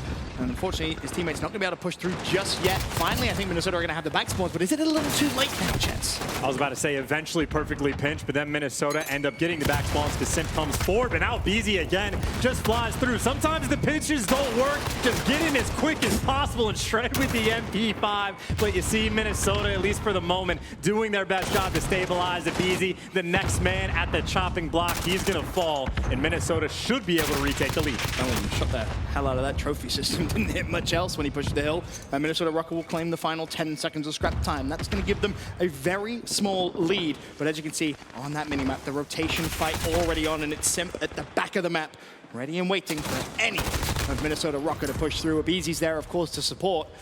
Atlanta FaZe will earn themselves a pretty sizable lead here, I think. Yeah, Simp is doing a consistent job of just holding down these spawns for this team. Minnesota is so far away. They got one player working his way through tunnel. He gets taken care of. It's a 15-second hike before they can contest this hill. There's no one even close. And look how far pushed Atlanta FaZe wanted to be. They had a player in carpets, they had a player bottom cafe, they had a player bottom arches as well. They really wanted to try and take that fight to Minnesota Røkkr, and because of that, they've earned themselves a free 30 seconds. I mean, one player from Minnesota, now actually quite a few have gotten their way towards the hill, but they weren't winning the gunfights on the way. Now that they're here, what happens when you try to get inside the door? It looks like they might have done just enough for a couple seconds to contest. Priest is going to fall in short order, but FaZe, again, just spawning in the back, eventually should be able to overwhelm the Røkkr. But maybe job done. You chewed away at a couple seconds off the clock, but FaZe happy with the 40-point lead. And at this point, if you're Minnesota Røkkr, you want to stop pushing because you do not want to be spawning that far out. Keep your eyes on the bottom of your minimap, though. Number 6, that's going to be Major Maniac. As he pushes over towards P2, he's going to try and have a big flank towards top construction. And I'm not sure if Minnesota Røkkr are going to sniff this out. There's one player looking at it. It's going to be GodRx. I'm pretty sure Major Maniac actually saw that himself, and his teammates have been allowed to cross mid-map. This is horrible here for Minnesota Røkkr. Well, GodRx was able to get at least one kill on the cross, but now FaZe again, they've worked through the back. Major Maniac is here. Gunfight inside the hill. Gotta get the door, and he's gonna be able to maybe do just that. Alex, though, was able to drop him. But FaZe, because they got the spawns, should be able to get enough pressure to retake the hill. And again, look at how far out Minnesota Røkkr are spawning. Asim at 5 and 12 has spawned on the old hill. And the problem for him with 24 seconds, he's thinking about pushing through, but look what's happened. Priesta snuck right behind him, ready for the new hill to pop. And I was going to say, this is actually a beautiful hold by the Røkkr just because of how many players are already fighting for the rotation. So really nice job by them to deal with trying to get that scrap time. And keep in mind, Silly is on a forward spree while he's holding the hill. Priesta on the flip side of the map, though, is going to get dropped. And Guerillas wins a big gunfight in corner. And honestly, at this point, credit to Minnesota Røkkr for keeping this as close as it is. 105 to 96. It's going to be Atlanta FaZe with early control of the hill, but that's a big gunfight that needed to be won by Priesta. He's going to hold the hill. Trophy can go down, but instantly Silly flies straight at him. That's 2 for him as Minnesota Røkkr again knocking on the front door of the hill. They'll retake control. Minnesota right now, ton of pressure as well. You got players getting the cutoff kills at mid-map, and the smokes are going to allow you to contest for a second or just fly through and try to win the gunfights. But you got Silly and Assault, the world champ duo, on the tunnel, Hetty, ready for the kills. And I want to point out, Major Maniac again rotated so early, around about 35 seconds. He made his way through the carpets just to say, well, in case my teammates lose this fight, I'm going to make sure we have construction side of the map. That's what you're going to want going into the second rotation of hills. What a massive gunfight by the player Easy inside the hill right now, trying to chip away at a time. He's actually able to just pick up three by himself. He just stripped away 20 seconds of that. Well, not even scrap time. Great time Minnesota was going to get, and he gives it to his own team. Plays like that win you the game. There's another key fight going on the new hill. Number 2, it's going to be Alex. I see him trying to hunt down one as well. So far, Atlanta FaZe inside the hill. The fight for spawns can wait for now because Minnesota Røkkr trying to push into the hill. They find themselves down around about 20 points. I want to send it over to an Astro Gaming listening with the Minnesota Røkkr. Got me, naded me. Wait, inside of Røkkr, inside of Røkkr, inside of Røkkr. Røkkr dead, one shot. Hill, shall we? Marcelo dead, one top three, cell. One shot, he's still top 3. One shot, hill. Top 3, last one, cell. Go get him. I spelled Røkkr, get top, get top. It's a huge 30, guys, huge 30. Watch this. C2, I've got C. Top mid, one shot. Dead. Good time. Back plant, Major. I got time, you can go across. Major weak. Is that back plant? I'm going top 3, give me a sec. Got you. He's up there, top 3, Major. Oh, he's C1. There's 2 I'm gonna play P1. Big step side. I can hit. Top 3. Damn, he kind of Israel. C2. Could be ammo. Top 3, one shot, one in hill, one C2. He's pushing your left side, hill. I got me all. There's 3-0. Minnesota Røkkr fighting for every last second they can get. They find themselves down just 7, but you need increased input out of Asim. Currently double negative, 10 and 21. If he can turn things around in this final rotation, maybe, just maybe, Minnesota Røkkr can force a game 5. And this is a big hill for the Røkkr. This hill they've had the most success on in this game. It looks like they're able to hold through the first push right away. But number 6, he's managed to sneak through construction. There's a big gunfight, and it's Silly again that wins it. He actually finds 2. Simp and Priesta both fall. Good job from him. Meanwhile, Minnesota Røkkr milking this hill. 27 seconds left. Finally, a push is going to come through. Is it too late? I think it is. Atlanta FaZe, you're going to have to rotate here. And it seems like so many of these hardpoint maps, the Røkkr just have one hill that they just dominate the other team on. Again, this B2 hill, they've gotten what, effectively, not 2 full 60s because of contest time, but this is where they've had the most success. They're going to have a 50-point lead going into new. And this time on rotation, Alex actually knows as a player carpet. That was the problem in the first rotation of hills, and that player has fallen. It was Simp. That's going to open up this left side lane to allow Minnesota Røkkr to push through. But as things stand, as we head to Barbershop, it's Atlanta FaZe inside the hill. Silly, again, just playing like a monster this entire series. He is 24 and 15, Ben, playing again at that world champ form. Man on a mission. It's almost deja vu-like situation we find ourselves in as Alex shuts down Priesta. The front door is open, but you're not even going to be able to get close. Atlanta FaZe still going to spawn there, and Minnesota Røkkr are going to have to realize at some point pushing this is going to be a disadvantage. You do not want to spawn out because look what happens. Atlanta FaZe, they're spawning good for new. Spawning good for new, but still 20 seconds of time. You gotta win the gunfights, though, when Guerillas is gonna shut him down. Abizi is always so clutch. And again, that is a gunfight right there that gives them the 20 seconds of scrap. And now you have to win these gunfights on rotation if you're Minnesota Røkkr. And Priesta sitting deep at the back of the map. You're gonna have to hunt him down. If you didn't know he was there, you do now. Assault falls from the back.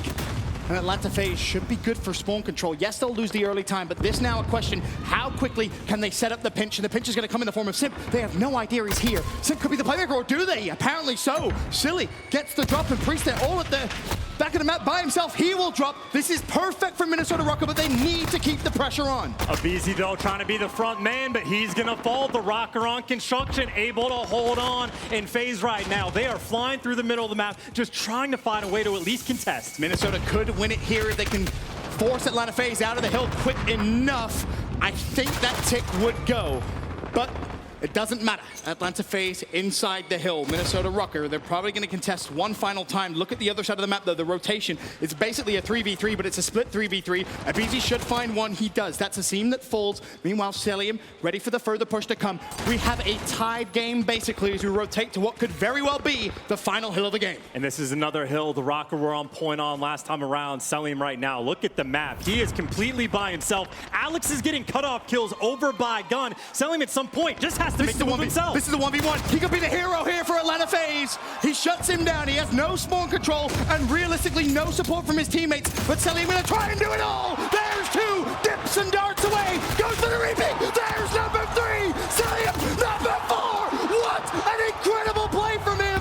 Somehow still alive. Atlanta FaZe with hill control. The cavalry is there. And Cellium, he's not done yet. Pushing through the smoke. The young rookie trying to make a play. Is it enough though? Is it gonna be enough? Minnesota Røkkr still in the hill. 237, 235. It's aBeZy's turn to pop off. Either team can win it here. 10 for FaZe, 14 for Minnesota, but now it's just FaZe that can get it, and they're in the hill, Ben. But in comes the contest, aBeZy with 1. I don't think you're gonna be able to win. It's a rotation fight. It's gonna be a rotation fight, and it's gonna be Minnesota Røkkr that are there first. Atlanta FaZe, you have 15 seconds to try and break through. Cellium up top. He's gonna spot 1 carpet. Is he gonna win the fight? I don't think he's gonna be able to do so. 8 seconds. You're gonna go. You're gonna go if you're Atlanta. Cellium shut down. Minnesota Røkkr. Tied game. GunRX push it out. They take it, or do they? Or do they? They do. They do. Minnesota Røkkr, for the second time in a row, take Atlanta FaZe to a game 5. Before this series started, Atlanta FaZe were 10-1 in a Hardpoint, and Minnesota Røkkr, with their back against the wall in the game number 4, beat them again in the respawn. It was a game 5, the last 2 times this team played, and we will get a game 5 once again. And I want to point out the play Cellium made towards the end. Incredible. One of the biggest critiques about him and his game has been making the big plays when his team needs him the most. Yes, they don't win the map, but I'll hold my hands up. I was one of those critics. That was a sign of a very, very comfortable and, to be honest, experienced looking player. To make that play in that situation, absolutely incredible, but it doesn't matter. Minnesota Røkkr take the game 4. They are sending Atlanta FaZe to a game 5 once again.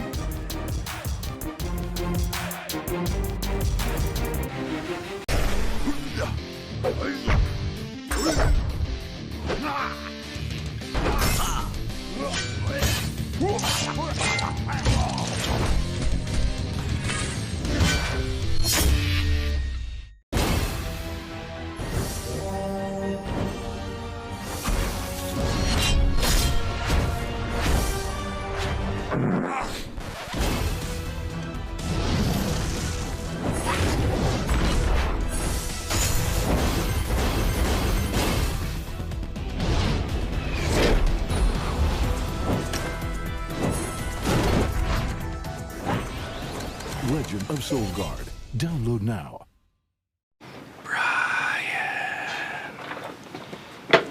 Brian, you know what I'm doing right now? I know you know what I'm doing right now. You can hear it. Download free now.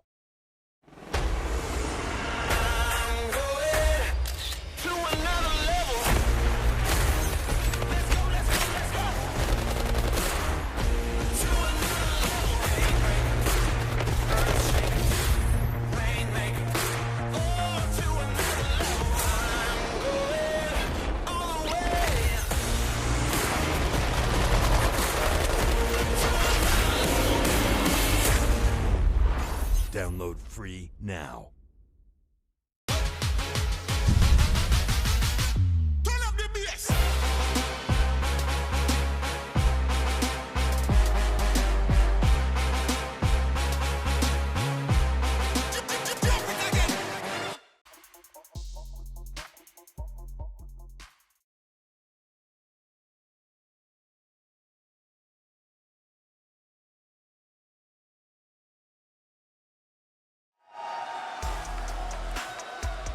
Ladies and gentlemen, welcome back to our second semi-final of the day. Dallas Empire booked their ticket into the final earlier on with a 3-1 victory over OGLA.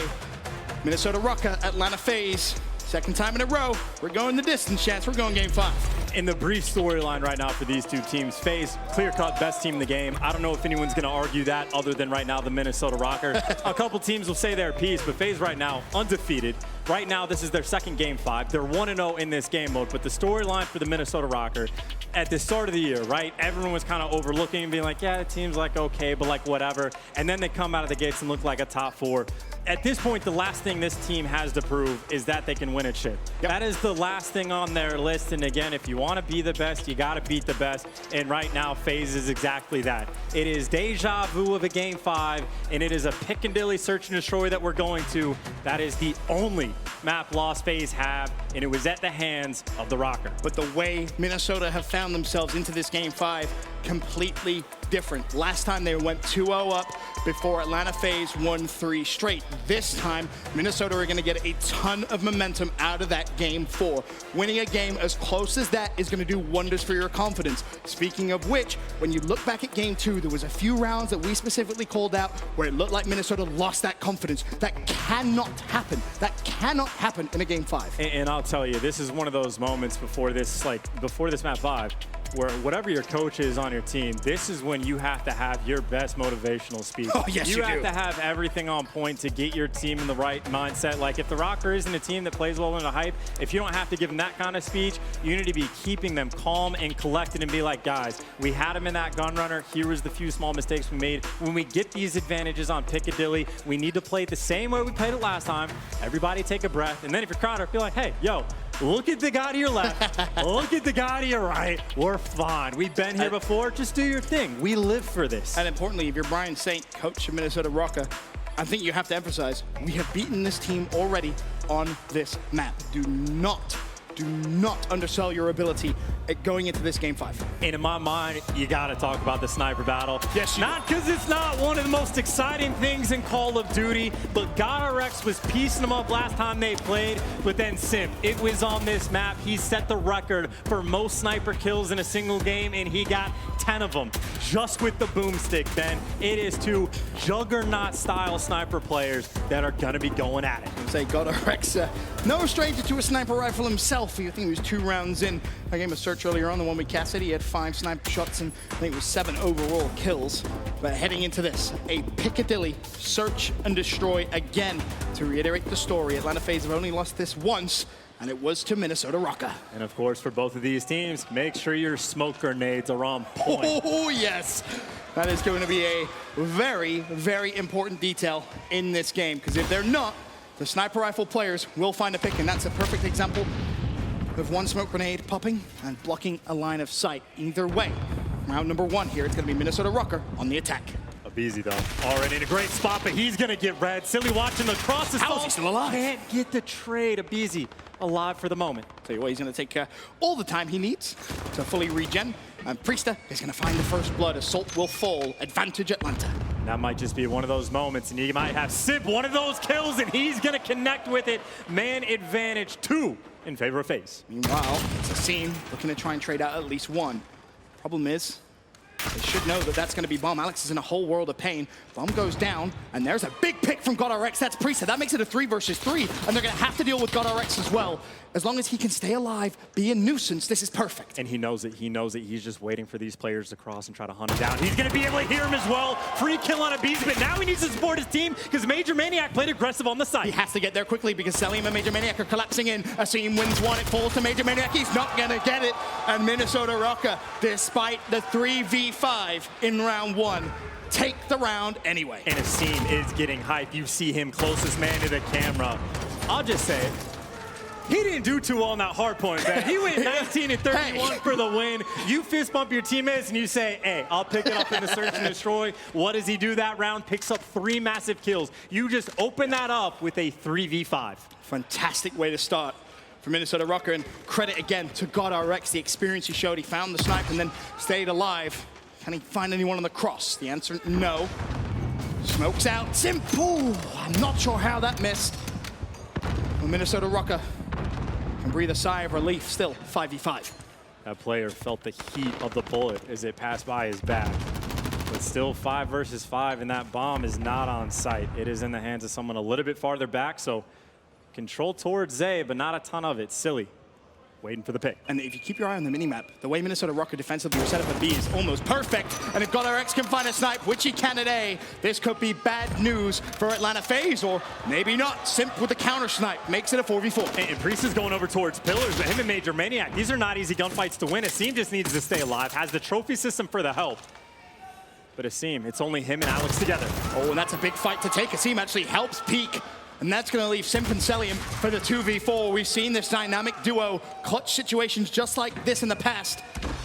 Can they do it again? 25 seconds. Celium's going to have to push through the smoke. He's tagged up. He falls. Simp 1 versus 4. 20 seconds on the clock. There's surely no way he's going to win this round. Minnesota Røkkr go 2-0 up in the game 5.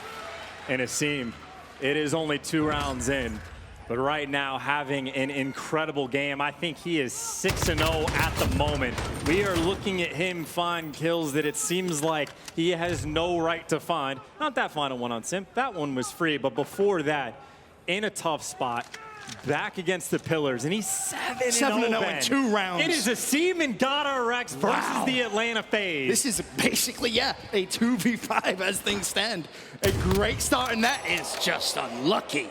Hit marker for GodRx. Could have been a first blood, could have been a big advantage. Instead, for Minnesota Røkkr, they're going to look B. Might have been a little bit of help that FaZe is going to need. Asim again has been on point around this B site. All these spots in now. I don't think Celium's going to be able to repeat that. Asim looking to try and find the opening. First blood. Bear in mind, of course, he is going to be the bomb carrier here for Minnesota Røkkr. You don't want to push too far out. If you fall, you want to make sure that you're still in a position where your teammate can pick up the bomb. And in actual fact, I don't think they spotted him side. Or did they? Yes. Priesta finds the pick. First blood comes in. Probably just died to getting shot in the left foot. Celium has been staying down the entire time. He's not really giving GodRx anything to work with. And Abizi able to find another kill. Nade is enough to get it. Wow. I thought Abizi was going to be out, but apparently not. Simp, though, with the sniper of his own. He finds Assault. Now it's GodRx and Alex, the 2 versus 4. 28 seconds on the clock. Celium still being a nuisance. Over towards B. You're going to have to deal with him if you're Minnesota Røkkr, and he has support as well. Simp does well just to stay alive. Alex will fall. GodRx 1v4, 14 seconds. Again, this is one of those. This round is over. Atlanta FaZe will win their first round here in the game 5. Just about who gets that final kill, but the nice bounce back is important. You hate to see the hit marker if you're a Minnesota Røkkr fan, but FaZe, they will take what they can get. Nice bounce back round from them. And really, I think the most important kill, if not just the hit marker, it's Priesta managing to find Asim before he can get that bomb down. Again, in this game, when you get the bomb down, it is so difficult to bounce back. Bit of a problem for Minnesota. Still the only 2 players with kills, Asim and GodRx. 7-1, 4-2. You need everybody else to step up, start contributing to the rounds. As Simp, no luck on the initial cross. Atlanta FaZe will fall for first blood. It's Priesta, and it's GodRx again with the sniper rifle. That transition scared the hell out of me. Yeah, Either way, GodRx with too. first blood. Abizi, though, is going to trade it out. Silly again. They know he plays up top. Got to be disciplined. That's a great smoke. A quick check of bomb. That's all you need. And one there. You can wait another few seconds before checking again. Did he see him cross? Oh, I don't think he did. Atlanta FaZe, bomb down. Big advantage this round. The problem you can see Silly has, he doesn't know if anyone can hop up on him. So right now, bomb is planted, 4v4. And GodRx, it's nice to have the sniper, but now these are the spots it's tough to make something work. And Major Maniac able to get that opening pick. Celium with the follow-up. Now GodRx is going to have to do something crazy. Him and Silly to find a miracle out of the bag. At this point, the round is basically over. You just love to see Silly find at least 1 kill. Get a little bit of confidence. Is he going to be able to even do that? It looks unlikely. Again, this round done and dusted. Atlanta FaZe tied up, but it's about confidence for me for Silly. Find a kill, get off the donut. That's all you're going to have to do, and Atlanta FaZe are hunting him down. I don't think it's going to happen, Chance. It's not. It's not. And Simp right now, shooting at ghosts, apparently.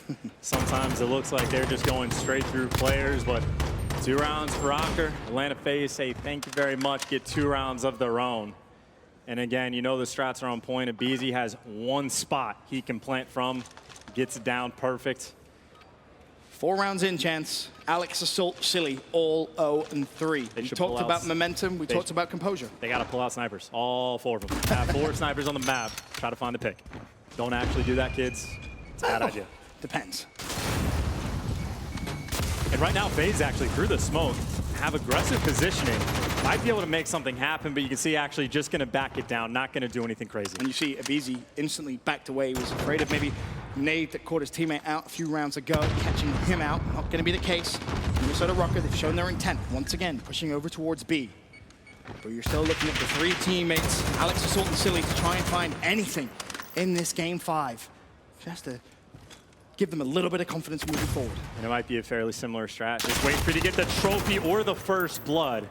But Asim has done this before. Throw the trophy down, get the plant. Silly, though, got to get that first strike. That's a great start. First blood comes through for Minnesota Røkkr. And aBeZy, by the way, starting to run out of bullets. He had 20 left in just 1 clip, so he's got to be a little bit more conservative. And keep your eye on the 1v1 that could happen at A. I believe that's going to be Assault versus Major Maniac. The 2 arrows at the bottom side as Silly finds his second pick this round. If that kill comes through, you can rotate this bomb straight to A if need be. A flurry of quick kills come through. No rotation will come through because the bomb goes down. Simp and Celium make that Simp for the 1v4. He falls.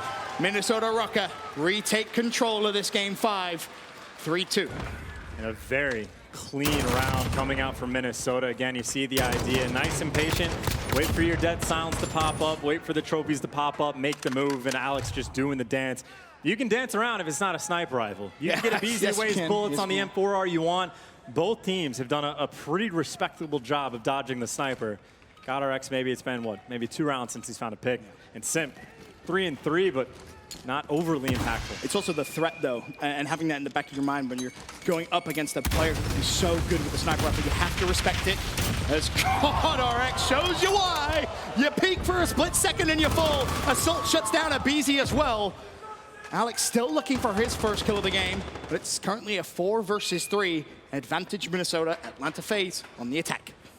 Got to make sure you do not throw away the 5 versus 3s. We've seen 1 in this game, and Alex, he knows it.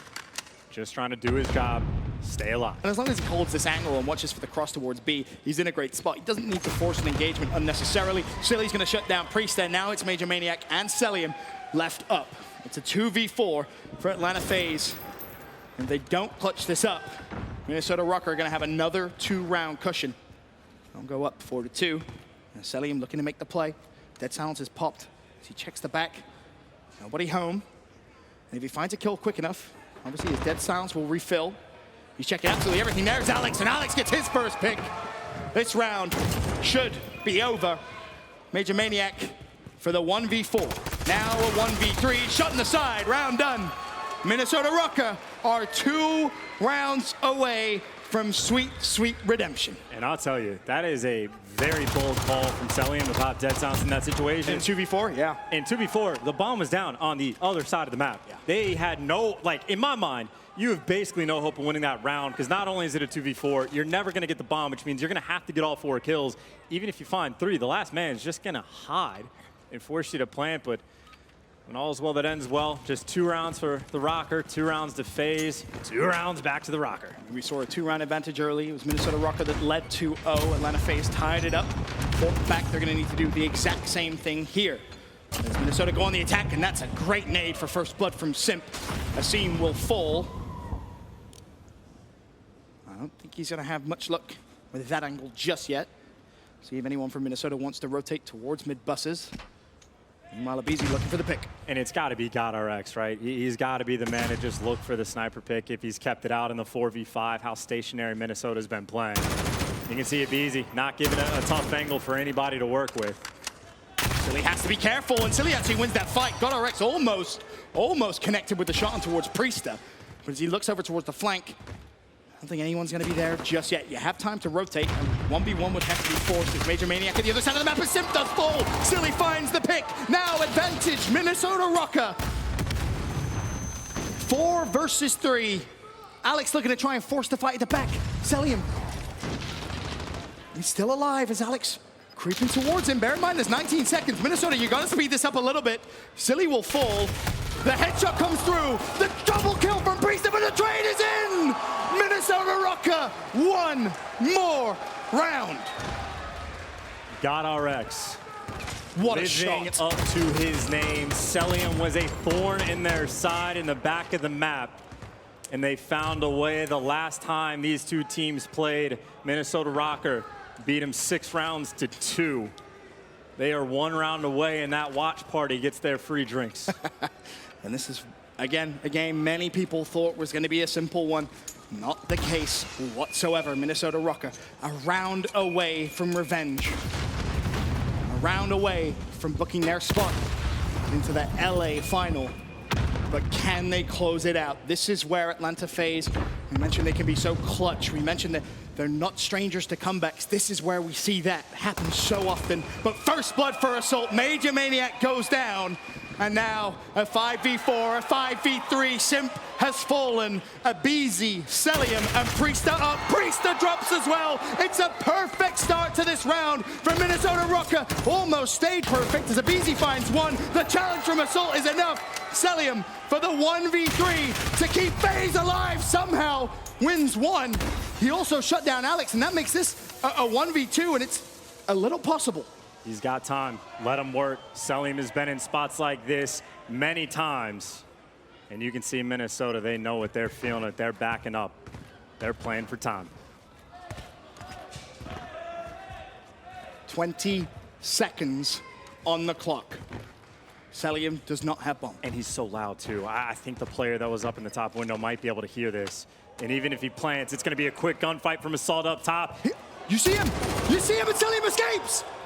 Celium, tagged up, one shot, has to scurry away. Spot GueRillas, both players, one shot, Assault, clips Celium, and that is all she wrote. Minnesota Røkkr, you're heading to today's final. So many people doubted them. They get the Game 5 revenge, but the biggest question of all, Chance, can they win a championship? If they're playing like that, it's starting to be hard to doubt them, Ben. A massive win for the Minnesota Røkkr, who have been doubted effectively the entire year, exceeding everyone's expectations consistently. And what a hell of a game. I gotta say, what a massive bounce back from Asim from that Hardpoint to the SnD. Played like a god. What a series from Silly. The entire team, Ben. Minnesota have earned their spot in the grand finals. Yes, they have, and it's important for them to remember, you use a lot of energy in that semifinal. You're gonna need to leave something in the tank for your final. Not gonna be easy at all. Dallas Empire, of course, waiting in today's final. They will have watched that entire series knowing they're going to go up against a red-hot Minnesota Røkkr. And keep in mind even how ridiculous that Game 5 was. You had 3 players that were, what, 0-3 in the first couple rounds? Yeah. And then it was, what, Silly, as soon as we called him out for it, started picking up kills left and right, got a Rex on point with a snipe the entire time, and just bowed down just a little bit to his team, man. 10-5. Hell of a game. If you're Alex, 1-6. Hey, nice job, teammates. Let's go, bro. That's one of those games. Nasty. You look to your left, you look to your right. It's all fist bumps, it's all fun and games. But as you said, Chance, it was Asim in Game 4 that really underperformed. Somehow his teammates clutched up. But in Game 5, he completely took over the map. And I believe he's down on the main stage with Lottie. He is indeed on the main stage right now. Asim, dude, what an amazing win for you guys right now. You're in the grand finals going into this one next. And I just want to know, how are you feeling about it? I'm feeling great. Alex, GueRillas, and me, this is our first ever final, so we got to make sure that we're just composed, deep breaths, and know that the job is not done yet, and just stay focused, try to win this ship. How was that series for you, going against FaZe? I mean, it's very difficult to go up against an opponent who, so far, has been very, very difficult to beat. We've seen a couple of maps being taken off them, but never a win. So talk to me about how did you guys manage to even do that? We just got to make sure that our teamwork's on point, because a team like FaZe, they don't make a lot of mistakes. They're very fast-paced, so we got to make sure that we're always together, make sure that we're not making any bad plays. And honestly, just how we won our Hardpoints, and especially the last map 5, I just made sure that I was composed, because like against a fast team like that, the respawns aren't really going to go my way just to how fast I play. So for the SnD, I was making sure that I would just compose and making sure I was getting my kills. Absolutely. I've said it on the desk many times right now, but I feel like your team is super underrated. I think you're the Silent Assassins. I've given you that nickname so far. You're so dangerous as a team together. The teamwork is unbelievable. I see it coming through every single week, and now you've just proved that you can take down FaZe. Are you going to win this thing today? I think we are. We're super confident right now. That series just got us super gassed. So we just got to make sure we come out and we actually win this tournament. You got Dallas next. How are you feeling about that opponent? Do you think you can take that one down? Is it going to go to a game 5? I don't know. We'll have to see. But we've never played them on LAN, and I'm super confident after that Atlanta win that we'll come out with the dub. Love it. Congratulations, dude. Amazing stuff. He's feeling confident right now. Asim has got this with him and his team. Minnesota Røkkr takes down Atlanta FaZe. We have a final here at the home series here in Los Angeles, and we will be right back with our final action of CDL Sunday.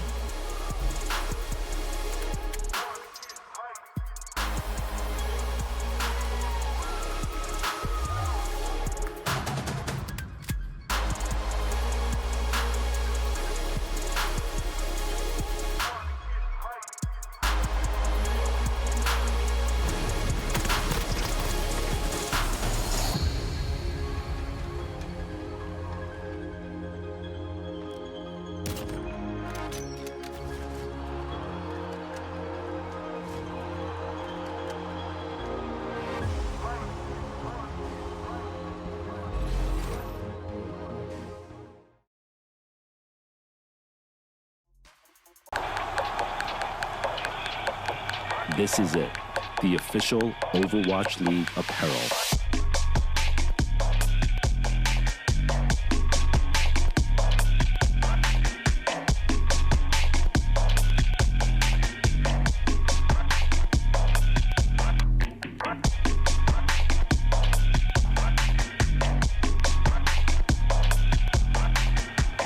Designed by Staple, engineered for gamers.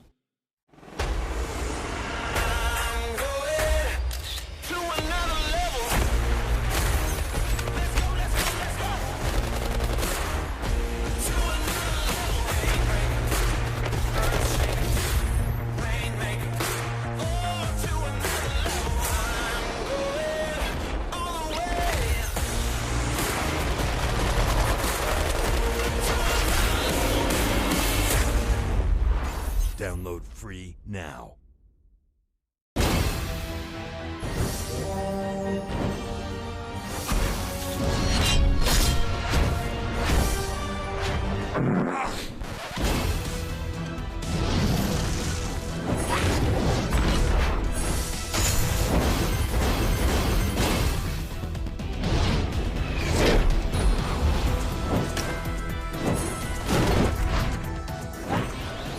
Legend of Soulguard. Download now.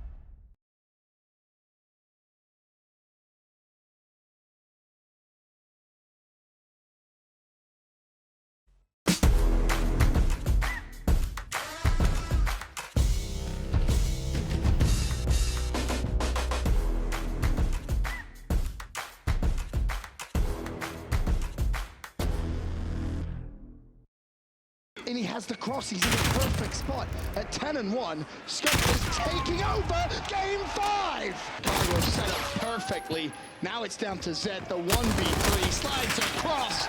Chicago make a statement. As the final seconds tick away, that does it. Chicago Huntsmen are your winners at the London Home Series Final. Let him make the mistake. There's 20 seconds remaining. This to complete the reverse sweep. FaZe rise from the dead. The resurrection is complete. Florida realize they have to go. They have to push. They need to get everything. There's no time. There's no time at all left for Florida. And Atlanta FaZe defend their city. Well, Atlanta FaZe were on that main stage not so long ago, lifting a trophy at their hometown. But Røkkr have managed to force them to a Game 5 and take that win off of them. The first team to allow FaZe to take that L on a main stage. Pretty incredible stuff here today that we have seen, gentlemen. What do you make of the way Røkkr played that FaZe Atlanta team? Anything special coming through from them? I am genuinely in shock right now. I was in shock after that game number 4, and I was completely in shock after Game 5. That was completely unexpected. I can't believe that just happened. I want to say something. Now I'm kind of curious how you're going to feel about this. I wanted to say that this is more than just an upset. This is a statement about how great this team is. They've managed to look great in a series against them as well. I mean, they've taken more maps off of this squad than all the other teams in the league combined. Yeah, so I think this is more than maps just now. Yeah, it's like 5-5 now. And that series right there is incredible. They won 2 Hardpoints in a search and destroy. They beat them in their bread and butter. And like in the final moments, you saw how FaZe tried to push those arches and lock it down and complete it there. Well, they bought enough time. They rotated, ended it on construction. Like everybody counted out Røkkr, including myself going into this series. I thought FaZe got better. I thought they were going to wipe them. They won the series. It's insane. Asim steps up big time. It was insane. Miles didn't count them out. But welcome, everybody, to the CDL Game Day presented by Game Fuel. And we have just seen magic happen on the stage before us. Miles, I want to talk about this Minnesota Røkkr team taking down FaZe in that fashion. I must say, I did feel like FaZe against them looked a little bit weak. They looked like they were lacking something there. There is the idea that they're lacking something, but I actually disagree, Rich. I think it is still an upset. Oh, it is. It's an upset. It's more, though. Yeah, there's more. If you scratch the surface down, there's deeper and deeper there. But I think genuinely, Minnesota have come close with so many good teams now, and it's a matter of time before we saw them take over. And is this the beginnings of the end? Is this by that I mean the Ragnarok for Minnesota, where they start to find themselves as a squad because the potential's always been there? Is this now the start of their great run? And another thing that I was kind of talking about on the desk a lot with Nameless, and now I get to talk about it with you, which doesn't happen very often. Be careful. Yeah, we get the big boy mics up here. But one of the things that I really was starting to talk about a lot was the 2 teams that I was saying were competing for number 3, and now potentially even bigger picture than that was Minnesota and Dallas. So now we actually get to see them go head-to-head. I was watching with Surge, and I went to Sam and to Octane and Pander. I was like, man, God RX is sick. And they were like, trust me, we learned that twice. So a lot of the other teams are really starting to realize how great of a squad Minnesota is. We have a clear-cut top 4 now, right? Like it's Huntsman, FaZe, it's Røkkr, and it's Dallas. Those are our top 4 teams, and any of them can win on any given Sunday. Said it 100 times. Silent assassins, that is for sure. But I've got to remind everyone, we're sitting next to a full-blown celebrity now. How's the hype battle, mate? How was the hype battle? I sat right next to Michael B. Jordan, who wants to touch me. What does his breath smell like? I just want to sit next to Miles Ross. I was really I can tell you now, that is a wonderful human being. Not only was he extremely gracious, he was a fantastic competitor and a brilliant teammate. But the funniest thing about Michael is I sat down with him and he knew just as much about COD as I imagined. I understand he plays quite a lot. He sat down and he was like, hey man, you play tactical flips? And I was like, Michael, you're my boy. We're going to do just fine, my friend. And we really did. It was a bit of a smoking, quite literally. It was. It was very impressive, to say the least. I'm really impressed with you, Miles. Thank you, mate. Because I was getting absolutely destroyed on the desk by you twats. No, a lot of you. And Phil. And Maven.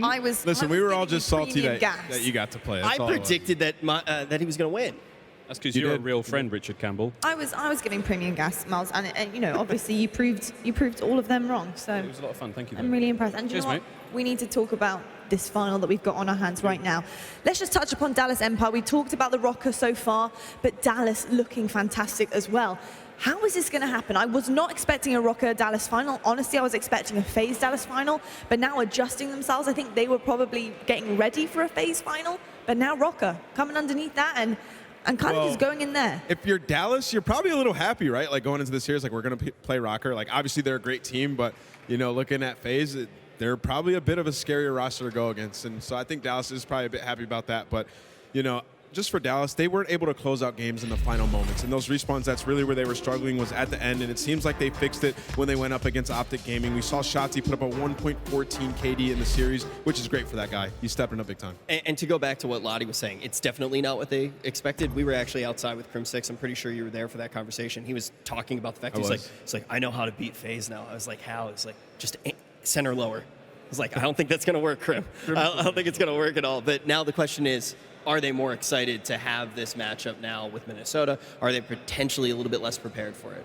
I walked past Clayster upstairs just as the match finished. I was running down here, and he had this huge grin on his face, and he just went, "Let's go!" It's that air of anticipation, excitement. Like they really did want this matchup because FaZe is still a bit of an unknown variable. But now we've seen FaZe lose. How many more times do you think we'll see FaZe lose in these close Game 5 series throughout the whole year? I mean, do you guys feel that? I mean, is this like I just the think beginning of the breakdown? I think beginning of the breakdown is very tough because they did just lose a Game 5 series, and that Game 4 could have went their way. So I wouldn't say it's a breakdown. I just think other teams are catching up and getting a lot better, right? Like Minnesota has reps against FaZe. They know how they play. They play them the toughest, and they play them again here, and they're able to take them down. I just think teams are catching up, and that gap is closing. While we talk about it, let's just whip the bracket up right now for everybody at home, just to have a look at how this has all come about.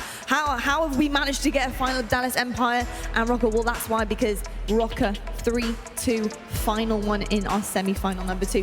Incredible stuff coming across here from Røkkr, but I do feel like they're quite an unpredictable team. Like I said, Silent Assassins, I feel like they get the job done, and no one really understands how they've managed to do it time and time again and kind of really shake up these top teams to the point now where they've beaten FaZe. I'll tell you what, GodRx is like a top 5, maybe top 3 player in the game. He literally goes off every single map he plays. In any series, even when they lose, he's going off. Like, he's a beast. Alex is unexpectedly like a hidden gem. He's a beast for this team as well. And then when a player like Asim steps up or Assault, they can just beat anybody. And you see it right there when they beat. Is there anybody in this Røkkr roster right now who is underperforming? No, everybody's doing their job. Every single player on this team is doing their job, and that's why they're consistent, and that's why they're so good. So I want to ask you as well, Nameless, just on the back of that then. Dallas Empire, is everybody in that roster performing well? How is Illy doing? No, Illy is underperforming individually, and like I said, they know exactly what they're doing in every series they go into, and they're fine in terms of game plan. Just when the execution comes into play in the final moments, when you have a player who's underperforming, it's going to be difficult. Like individually, when he gets there, when he can get over that hump and start to, go even or go plus, 1, 2, or 3, they're going to be dominating these teams. That's going to be a struggle, isn't it, Miles? Because if you're going into a matchup right now and it's almost feeling like 4v5. Well, it's not. It's not like 4v5. Not 4v5. I get what you mean. You know what I mean? If you're going in knowing that there's some part of this machine, like a cog that's slightly out of place at the moment, the pressure's on. Oh, the pressure's on, but now this is where you rely on the coach. This is where Rambo comes in, and he tries to build that chemistry back up again. He tries to tell everyone that it's going to be okay, and we're going to get through this as a squad. He gets everyone's head level once again. Whether anyone's underperforming individually or anything like that, this is the chance to wipe that slate clean. This is the second time we've seen Dallas in a final. This is going to be the first time we've seen the Minnesota Røkkr players in a final situation. How are they going to respond to this one? That's the question I'm looking for. I actually, to bounce off of what Miles is saying too, when I look at Dallas as a squad and what they're investing into their team right now, this is a team that I expect to only get better. And like Nameless said, we have expected for a while some teams to be able to catch up. This is one of the teams that has been primed to do it. If they're able to snatch an early win here and grab even more CDL points, I think we're also going to see that top 4 really start to solidify and get those safe positions. I feel like, Clayster up on the desk as well. It sounds like he's nurturing these guys as well coming into it. He is. He's kind of like Mother Clayster. He's allowing them to learn from their mistakes. And I think that's a really big part of it. And having that support in team is super important. You're not just counting people out, which is phenomenal. And Nameless, are you feeling pretty strongly towards Dallas Empire right now? I don't know. I think it's a toss-up. I think both these guys look pretty good in their last match, and I honestly can't pick. I think for Dallas, Clayster has been very patient. Him, Crim, and Hook, they've been patient with Shotzzy and Illy, and Shotzzy is getting better. I think this is Illy's opportunity to take over, dominate. It's his chance to go off and just completely destroy all the haters. I'm kind of curious, too, based off of Lottie. Do you think that Clayster is daddy as well? No. There are 2 dads on that team. Crim is daddy. There are 2 dads, yeah. Well, gentlemen, it's about time we get into this final. We're going to allow our teams to get set up on stage. So we're going to head to a quick break. But when we come back, we have our LA Home Series final on our hands. Minnesota Røkkr are taking on Dallas Empire for the final game of the day.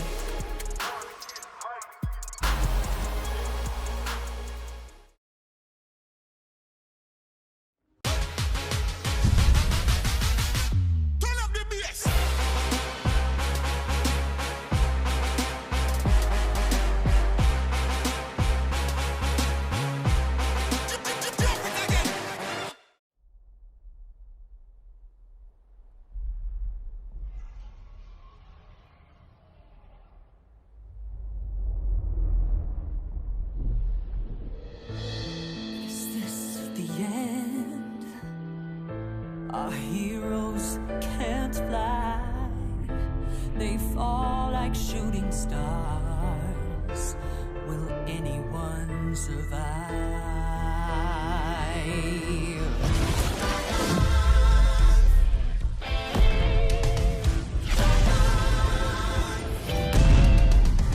Dragons take flight above the ice and snow, high in the sky where the cold wind blows. Wings feet down as the feet back foes, living hot fire over frozen bones. Good unites against evil they oppose. They ride or die as the legends grow. We must go to sense, feelings are heroes. There are no silence in this combat zone. Beats midair, yeah, it's a chiller.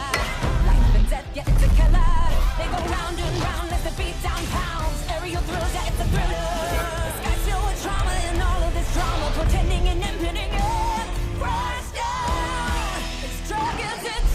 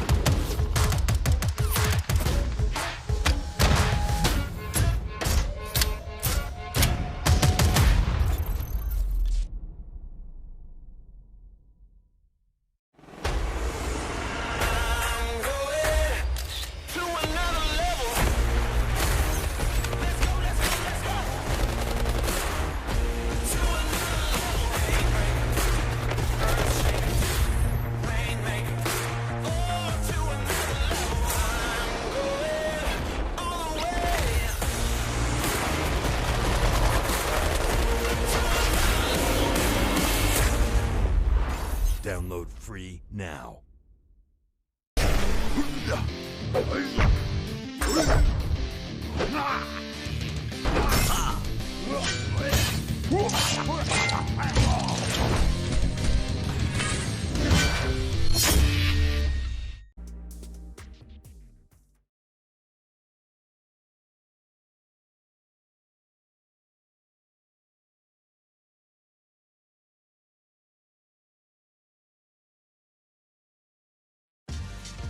Call of Duty League is brought to you by Mountain Dew Amp Game Fuel, the official energy drink of the Call of Duty League. Scuff Gaming, the official controller of the Call of Duty League. Call of Duty League is brought to you by Metro by T-Mobile. Rule your day with the #1 brand in prepaid. Keep your eyes on Minnesota Røkkr this weekend. Alex actually finds himself a double there. Alex doing Alex thing. We talked about him in game 1. We talked about him in game 2. Well, hell, here we are talking about him in game 3 as well. Alex doesn't even need the help. Alex with the triple. The man just did it all. It's basically a highlight reel of Alex.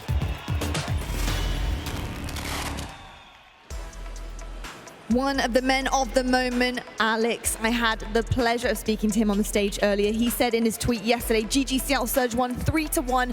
I'm winning this tournament. He told me that he's very much still convinced that is going to happen. And that was before the semi-final. So Alex, I may say I could be joining you in thinking this tweet may actually happen. I'm extremely impressed with how you guys are performing and I cannot wait to see you in this final. Now, talking about Minnesota Røkkr, we sent one of our very capable casters out to find out exactly how the Røkkr team practices and gets ready for game day. Check this out.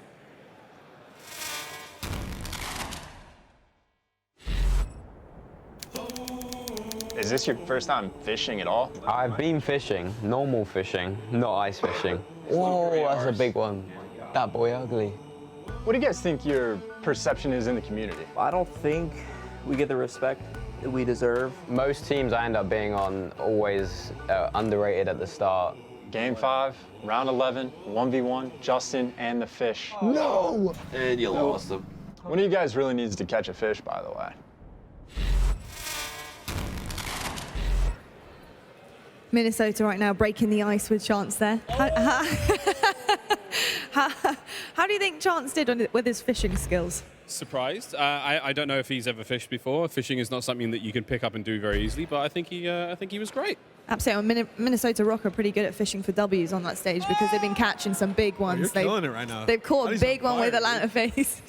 They did indeed, but I'm still kind of shocked. I don't know what to really say about it. I'm still really shocked that they managed to take that win on that main stage, and this is the final that we're seeing. And you know, I think rightfully so. They have been performing so well all weekend long. They've had, you know, a little bit of a backpedal at some stage this weekend where they lost. They've had a difficult road to go down, but they've done it. They've got to the final. Yeah, I mean, what I was questioning about them was like if they were a championship caliber team, and they shut me up. Like, I think that they are. Like, in this final, it's really a toss-up for me.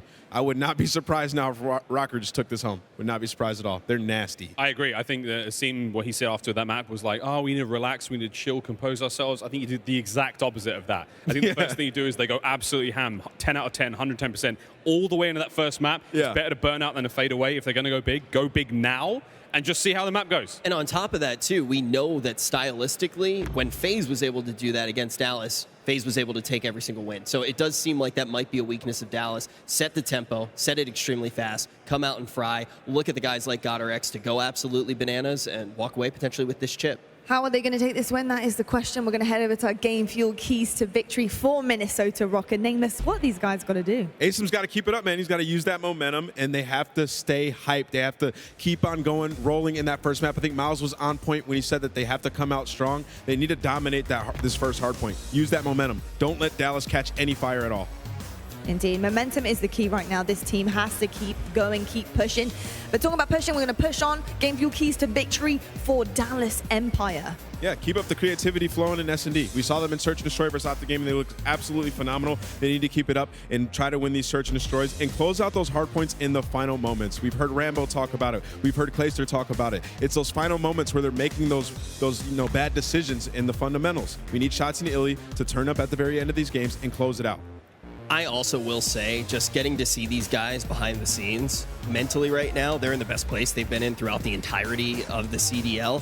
And I'm pretty sure that they're looking to just get this chip and get right back on their private jet. Well, there we go. Private jet is where it's at. Let's have a look at our quick scope presented by US Air Force and see our teams head-to-head right now because they're going to be doing Dallas Empire, Minnesota Røkkr are going for this home series here in LA. Now, looking at the stats, I mean, Minnesota Røkkr, Hardpoint KD, just a touch higher than Dallas Empire. Well, it's hard to read into stats right now because I feel like these two teams are so different from one another, but are their play styles going to be clashing here? That's a good question. I think it's just already, just looking at the numbers, it's already going to be a very close match. This is going to be a tight one, and I think we're going the full distance. I think we're going 5, and I think another round 5 map is not what the Røkkr want. I think they want to close this out as quick as possible, as you said, and like get it done in 3, maybe 4, but don't get to a game 5, especially against the Search and Destroy that Dallas have got. Indeed. And talking about S&D, Atlanta FaZe have had some of the best S&D we've seen, but we just saw Minnesota Røkkr were able to take that one home. How are Dallas Empire going to do on S&D against Røkkr? Dallas Empire are one of the top 3 Search and Destroy teams in the game. I think that they probably have the edge right now when it comes to the Search and Destroy. In Hardpoint, I'm probably going to give that edge over to the Røkkr. Like, we've seen them perform. They play fantastic. They know exactly what they're doing. Like, it's really a toss-up for me, I'm telling you. It might just come down to that Dom. There we go. Well, we'll have to wait and see. Gentlemen, thank you so much. We're going to get into our final right now. Let's head over to our casters, Maven and Merc. What's up, boys? How you guys doing? We are excited. And Joe, I think there's a couple of different storylines that we kind of want to touch on within this final. first and foremost, some people might be getting their first win. Yeah, I mean, what, 6 of these guys? You have 2 world champions on both teams. Crim and Clay, Assault and Silly, world champs, right? Solidify themselves, have won a big tournament. The other players, absolutely nothing. How many times have we talked about Hook on those Envy teams? I think Hook's the big one for me, man. Yeah. We've been talking about it for way too long. We've been waiting to see him in this position to get to that grand final, and he's here once again. And then on the Minnesota side, guys like Guerillas, Alex, they are looking for that first. So there's just going to be so much passion on this stage. Well, let's take a look now at our U.S. Air Force maps and modes before we get into it. Now, what's interesting is there's not a lot to talk about with this matchup in the sense that they have not played yet. So several months into the title, multiple tournaments in, they have not matched up. And I think if we've learned a couple of things recently over the past couple of weeks, one, this league is highly competitive. Anyone can beat anyone on any given weekend. And then also, matchups are important because FaZe has been steamrolling most teams, at least in a 3-0 fashion. The most 3-0s of anyone. Røkkr, back-to-back, has played them tough. Yeah. This is a Minnesota Røkkr team that got rolled by Optic yesterday. They come in and just battle FaZe. So matchups are important. Are there any key matchups in this particular matchup for you? I think you look at the submachine gun players, right? Just right off the bat, you talk about a guy like Asim. Can he play consistently against the likes of somebody who's Shotzzy has finally stepped it up? It feels like Shotzzy is in a very comfortable role, right? That aggression. Then you look at that AR side, right? It's a bit of the slower players. Can someone on the Dallas side slow down Guerillas? You talk about Crim, had a slow respawn match today. But I'll tell you what, you know he can pick it up. We've seen it all weekend. Well, Joe, it is time to introduce our teams. This is it for the home series final. Let's get it right down to Golden Boy on the floor. Thank you so much, gentlemen. LA, it is now time for your grand final of the evening. Are you ready? All right, folks. Well, let's go ahead and introduce your first team. This is the Dallas Empire.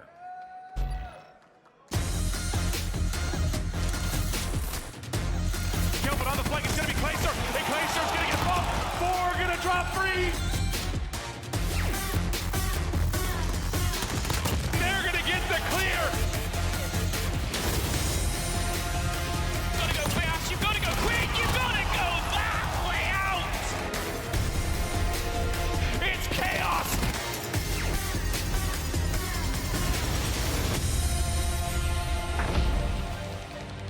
And let's go ahead and bring out the team. Ladies and gentlemen, put your hands together for a Call of Duty legend, the one, the only Clayster.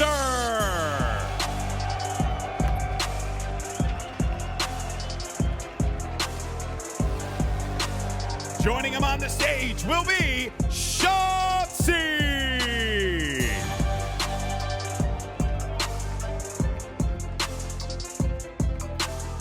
Followed by Illy.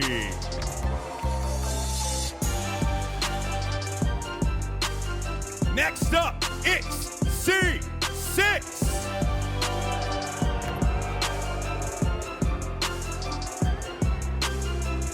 And finally, it is Who.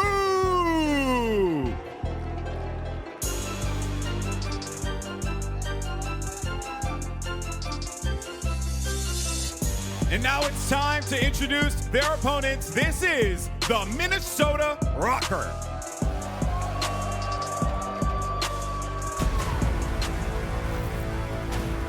Assault, a clean 5-man wipe. Here comes Silly. Get him, Silly! Asim making the play. Alex with the triple. He's the man of the moment, and he's not slowing down. It's all Minnesota in the kill feed. Røkkr goes huge. Are you kidding?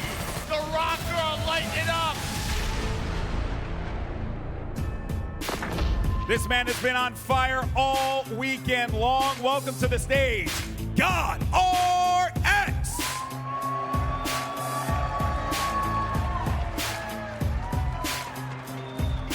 Next up, it is Silly.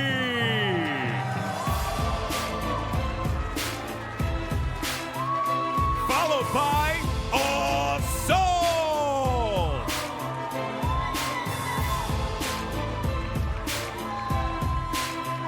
Up next, it's Alex.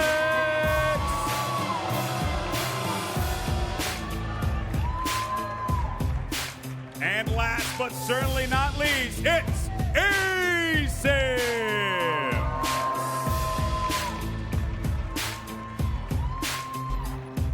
Ladies and gentlemen, this is your grand final of the evening. LA, let me hear you. Are you ready?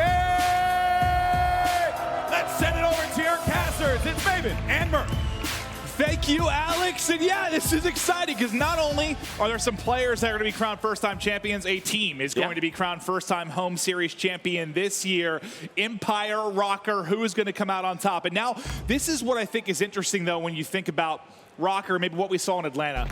It took a lot from Mutineers maybe to get by Huntsman. Like, it took a lot out of them, right? They get to the final and they struggle. Do you think the same argument be made for Røkkr? Like, they put a lot into that FaZe series. Did they have anything in the tank? No, I think they have plenty, right? When you look at Minnesota, they've been consistent all year long. I think when we talked about Florida, it was just like, how long can their momentum go, right? They were an inconsistent team, but going to this one for Minnesota, we know that they've been a top 4 team all year long. So you were surprised to see Florida in that position, not so much Minnesota. Yeah, like you knew they had a run in them. It was a matter of time. It was a matter of time before we saw with how this team has been performing. How important was it them going Game 5, the distance with FaZe the last event? Yeah, I think it was a confidence thing, right? You heard Alex talk about it. You heard Asim talk about it. Just sort of one of those things where we know we can beat these guys. We were right there, and, well, they did it. And now for Empire, right into a final when they add on Rambo, right? He's got to be 90% responsible for them getting here. No, I'm kidding, but it's got to be great for him to see the guys getting to this final. Now can they step it up? Clay had so many heroic moments in their last series over Optic to get to this point, and a lot of them, guess what? On Ramazza Hardpoint. He was a madman on this map. 5 seconds to go. Let's get into it. The Los Angeles home series final, Empire Røkkr.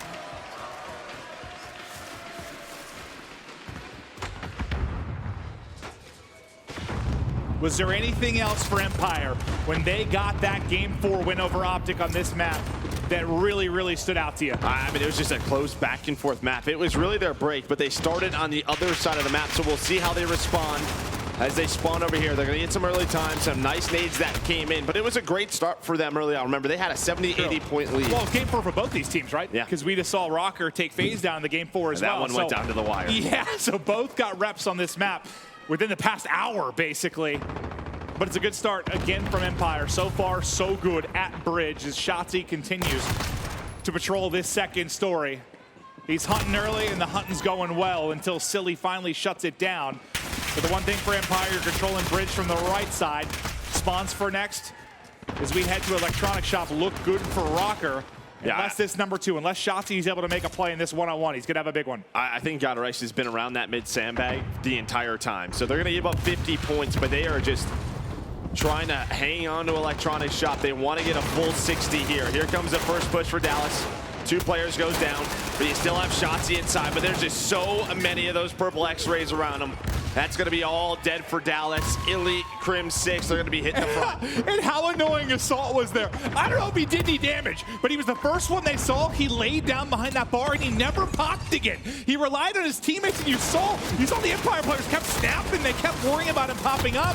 He just lays there, and the rest of Røkkr get it done. So now they begin to mount this comeback. Is Silly. The hip fire is strong, goes soaring out, unfortunately for him. Illy ready to greet him. And well, I mean, the early rotation pays off, right? They're going to get the final 20 seconds. We're basically going to have a tie game for Dallas now. You're going to rotate towards the right side. That's that barbershop area. Is it their turn to lock it down? Because remember, when we watched Dallas versus Optic, that was really the one weakness that Optic had. They gave up this barbershop a little bit too many times. Can Dallas hold on? Silly's trying to push across the bridge. He's going to get taken out. And now Assault right now. In this position, you're just going to slow it down, wait for your teammates, try to get into a good spot with that AR. It's true. It's a little bit different than what we saw from Empire in the sense they were usually having to break this hard point. They weren't the team with the early setup, just with how the sort of give and take went. 3 kills through for Røkkr, but the spawn still in for Empire. They'll be able to get in a great position around Ruins very, very quickly, but it's got our X from top window. It's able to pick one out of the hard point and maybe steal a few seconds from Empire. But just as Røkkr made a run, Empire looked to do the same. With those 4 big kills, can they get a foothold now towards the front of the hard point? GodRx looking for any kind of angle right as he gives it up. I think he finds it in the double challenge, and is a simultaneous jump from Mook and Shotzzy flies at him. Yeah, it gets a little bit scary for the Dallas Empire. It's Placer, he picks up the killing spree. Silly with some nice shots on the Crim, but it got a little bit scary. You know, you go 4 down, but with those close spawns, they got all of the kills near the hill. And well, that's going to turn into a 40-point lead as we rotate over to construction. It's just blowing back and forth. Who is going to be able to break one of these hills? Silly with a great start at 12 and 6, but it's Clay currently on the 6th spree. What else can he add to his repertoire as he pushes across bridge? The rest of his teammates drop. It might all be on Clay. He gets some help in the crossfire there from Crimsix. As this is where he had his big heroic moments versus Optic. Can he get in a position to do it again? The first snap is good. 7 in a row. Little bit of a snap and drop shot, but Illy there for the kill. Now Empire look to pounce.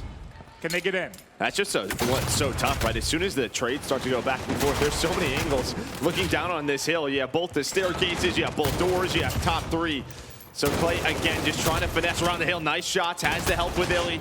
Just playing his life, trying to stay alive. He's going to peek on out. That's going to draw Illy in, and assaulting the seam. They're going to find those kills. I just realized that Guerillas has 3rd death. Yeah, dude, the first hill, he literally sat mid sandbags for 70 seconds. He was just hanging out. Like, what are we, 4 hard points into this? He's got 3 deaths. That's kind of outrageous. But yeah, goes back to what you were breaking down. He was chilling. Well, and they held the electronic, you know, he just stayed alive, and then barbershop, he dies a few times. That's crazy. Into ruins we go. Favorable spawns to Røkkr from the front. Empire going to kind of bash their heads on into this. A little bit of friendly fire from the Simtex for Crimsix will take out Clay. But there they go. That's a lot of picks. That should at least be a contest for the time being. It's just so easy to get somebody in the hard point on the other side for Røkkr, but what a great job from Empire to clear them out. Like, think about it. We saw that crazy play from Celium in this spot, right? He kills like 9 in a row. He makes such a great play, but they got like no time. You just spawn so close at the backside of ruins. It's absurd. Like, you can make the best individual play in the world, and sometimes it doesn't feel it turns into a lot. Yeah, but you can see what Dallas is trying to do. They're trying to keep them stuck in this back pocket when we rotate back over to bridge. Placer with this M4 trying to finish this kill. Not able to do so. Alex, really quick with that MP5, shuts him down. Well, it was a solid setup for Dallas, and it still may be. I think it was Shotzzy with a nice pinch towards that Røkkr area. Going to give them control. But Minnesota, they do what they want. They flip those spawns when we rotate over to electronic. The story of Empire this weekend has been their comebacks and their clutches. Right now, they have a 30-point advantage. And how big this would be, because watching Røkkr, where they were dominant was the hard points, right? They took both hard points off of FaZe. If Empire could come in here and steal this map 1, how big it could be, but still a lot of work to do as Shotzzy soaks up the time. Røkkr getting ready to come in on the pinch. They haven't been able to finish him because Shotzzy and Crimsix, the Guardian Angels, looking over Shotzzy. He's been less around the objective since the role switch to dead silence. They're flying around that MP5, but they are doing a good job extending the lead. Yeah, Minnesota's just been so disciplined, not pushing too far, and actually near this place where Hook is right now. You had Alex inside this hill. He actually found 2 kills on rotation. Dallas were trying to sneak a couple of players through. He was the one that catches them, so he's on a 3 spree right now, and that was all rotation kills. So a huge play from Alex, and now he can get down and dirty as he's going to have a 5 spree, killing spree for Alex. And well, this is where, I mean, Minnesota, they had a full 60 last time around. It feels like this building wouldn't be as hard to break if there weren't 72 objects to hide behind. It's like you've got a heady, you've got a piece of cover every 3 feet. Well, they got in. There's so many spots, and as I say that, they get right on through what could be a huge break and a big swing for Empire if they get the final 25 seconds. Then on the other side, it's Placer trying to win a one-on-one on an early rotation. He's actually able to win that, so that's going to divert the pressure from Røkkr. They're going to have to focus about getting over to Barbershop, and he's just tucked away in a corner. Clay makes the play again, almost 3. How outrageous that would have been. If he wins all of that, it might have got messy for Røkkr. Yeah, it might have got messy, but now you have that 70-point lead. But this has to turn into a good hill for Minnesota. You have some presence here from Dallas already. Hook is able to win the one-on-one. That's going to keep them off the hill. The pressure is there once again. Assault, you have that M4, but that's not the position you want to be in, but it's A seam up top ladder watching the cross as they go through ruins. But you see the close spawn right now for Dallas. But this could turn into a bit of a spawn trap as all of Minnesota are lining them up. That's 2 in a row for Alex. A bit of a spawn trap. Yeah, I think you nailed that, Joe, as you saw him just cutting them down through the doorway. When Empire needed a break over into Electronic, they got it. When Røkkr had to answer with a break, they got it. They at least disrupted some of this time, but there's still a good bit. Like, they get back in with 25 points. I actually, when I was saying that, I was thinking there was less points to actually earn, and they were going to get it. They don't. So this is going to put you up close to 220 if you're Empire. Here in striking distance of shutting down this game 1. Just taking a quick look at that scoreboard. I mean, it's pretty even across the board. You can obviously see, even with them being outslayed, Dallas again are in the lead. It's a pretty balanced effort from the Minnesota side, but they have the construction hill. Dallas not even close yet to getting a contest. Starting to move across bridge and down low through that mid-courtyard. Illy, though. Shotzi and Clayster, they all win their gunfights, and that's 5 dead. That is just way too easy. All of Dallas just break on through. They could win it right here. Can they close it out? Røkkr scrambling across the map, trying to get in position to get it done. You still have that number 4. That was Crimsix at Sandbags as he gets chopped down. Maybe Røkkr can get in, but now 15 points away from the victory are Empire. Hook and Illy can't do enough. Røkkr do get the break. But how do they remain perfect over the next couple minutes of this game? Yeah, it's going to be difficult, right? Just all those rotations you would have to win. Clayster already in the back, has the help of Crim and Hook. 3 go down for the Røkkr. The only player left and inside is Alex, and he's able to find 1. Has the help of a seam now. But it's such a tough position as there's still Clayster in the back. He's just been so sneaky on this map. Once again, leading the way in slaying on Ramaza Hardpoint. Unfortunately there, the shot's a little bit shaky, but maybe enough done. 9 more points needed and map 1 advantage to the Empire. Great shots from Hoop. Still so hard to close the game out here just due to the close spawn for Røkkr. But if you're Empire, you've done a good job making sure you don't get many points if you're Røkkr.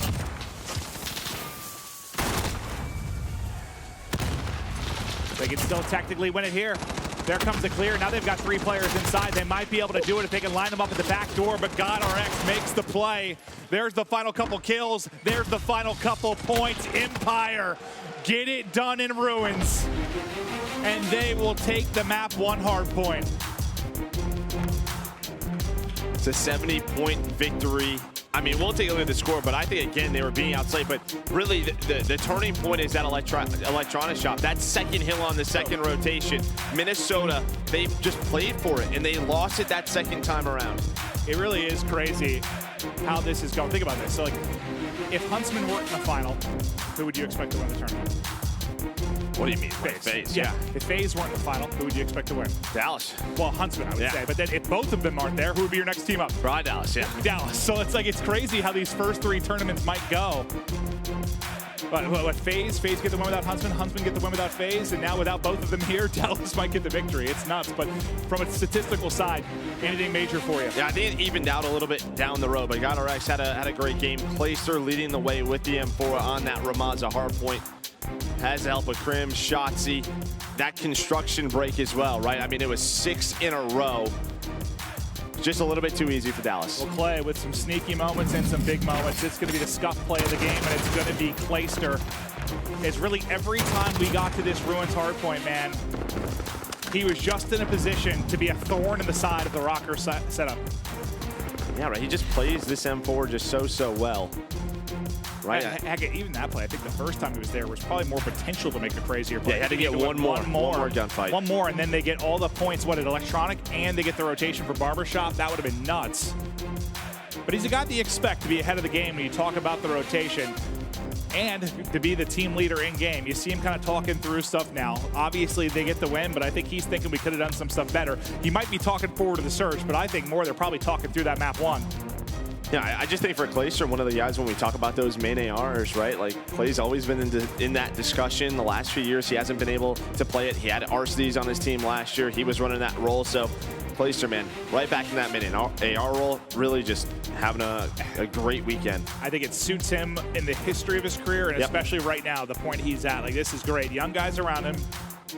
in a comfort role, so strong with the AR and making heads-up, smart, intelligent decisions. You saw it there in the map one, but now we're going to head to St. Petrograd for the search and destroy. I think the biggest thing for Minnesota, for me, has been the sheer number of snipes that Røkkr has been hitting. This is a map where he's found a ton. I think he put up 7 on this map and mode this weekend. His snipe has been disgusting. You saw it in the last series against FaZe as well. Who's going to counter him if he gets hot? And this is a map that Dallas has not played yet in an official match. So they are 0-0, where Minnesota 2-2 overall. We've seen it a few times from them this weekend already, but Dallas, a brand new map for them. It's not the same when you talk about maybe a Hardpoint you haven't played, because you scrim that a lot. Yep. That does not necessarily apply to Search. Oh, you talked about it's Wuskin on the stage. The ability to hit snipes, but this time it's a hit marker, which it looked like it hit him in the neck and or shoulder, but they'll survive for now. Frustrating moment for Minnesota, as they now look for an opening with this bomb. And who's that tucked away? But it's sneaky little Clay yet again. When we talk this map, right, there's just so much presence typically towards the A side. As the offense, you can get those nades over the mid street. Get this guy a glass of wine, set him up with a ham sandwich. He is. I would love that. He is set up and in position, and there's the first gunfight. Tries to snap back, but doesn't win the second. Illy will be the counter sniper on the Empire side. Røkkr still in position near their spawn, just trying to catch anybody on the cross. And they both cut right. Or sorry, one cuts right, one cuts left. You can't get the shot on either. Just what is Minnesota gonna do with this bomb? 30 seconds after the plant, they're gonna smoke mid-street. But I think Hook saw that. Nice re-challenge. Nice re-challenge. He get the third. He cameras him. He corners him hard. Now it's just Silly and Røkkr in this 2v3. Problem is bomb down and you've got no time. You've got to somehow work this plant and you're trapped in on both sides. Tries to peek out, cannot win it. Røkkr, who's been sniping on their side of the map since the beginning of the round, tries to get involved. Not much you can do with that. That sniper is a great utility piece early in the round when you're trying to hit somebody on a cross, but once you're in that, like a 2v3, nowhere near bomb site, what is Røkkr supposed to do? Yeah, I mean, he's just trying to find a fake mid-street somewhere. And you saw what Minnesota was trying to do. They took mid-map control. That forces a rotation back towards the B side. And basically, it opens up a pinch through mid-street. But the smoke was not good enough from the side of Minnesota. Hook gets the call out, turns towards that archway, and easy 2 kills for him. Good round from Empire, despite the fact they haven't played this in a tournament yet. There's the hit. No hit marker this time around as the flick through for Røkkr. Been one of the best snipers in the league early in this year.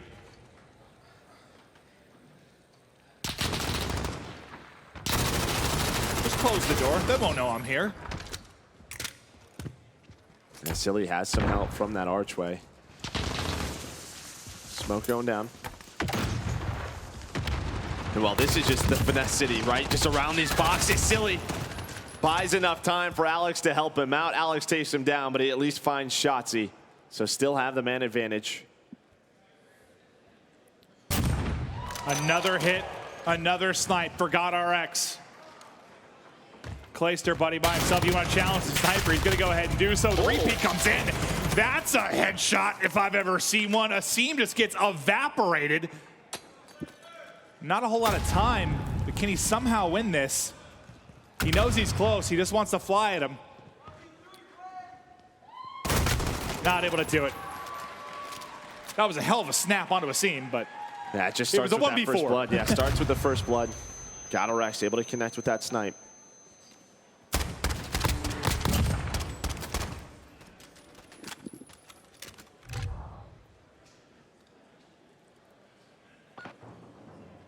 How many snipes can he hit in this map too? Or how can Empire combat it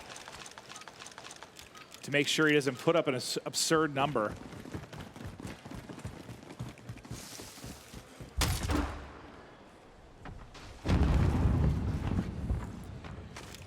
I'm thinking he put it away this round as he is just flying with his team. Yeah, Røkkr is gonna have an M4 in his hand. The car does the work. Shotzzy blown off the map. Yeah, he's gonna get taken down. That's gonna open things up. See a couple of dead silences in use from Dallas Empire. They're just trying to stay alive, and they're able to find Hook. Trophy goes down, but you still have Crim in the arches and Illy up top. But that trophy, it's going to pay off. And Illy, he's up here with a sniper, and he's going to get taken down. Yeah, exactly. Good luck. Illy gets dropped. Crimsix and Clay, the vets. Can they clutch it here? Ooh, some nice damage into a scene, but can't quite finish him off. Crim inches his way forward, hits him. I mean, he puts a lot of damage into both. Just can't get either kill. Røkkr with a nice team shot. And they shut down the round. That'll be back-to-back for Røkkr. Yeah, right there you just saw a preview of defensively how difficult it can be to defend that site inside the cargo area. You have to deal with, you know, if players get inside those boxes, it's so hard to peek from the window. Once they get to the boxes, it's tough. Yeah. The cover in there is just absurd for challenging the window, challenging arches, challenging anything.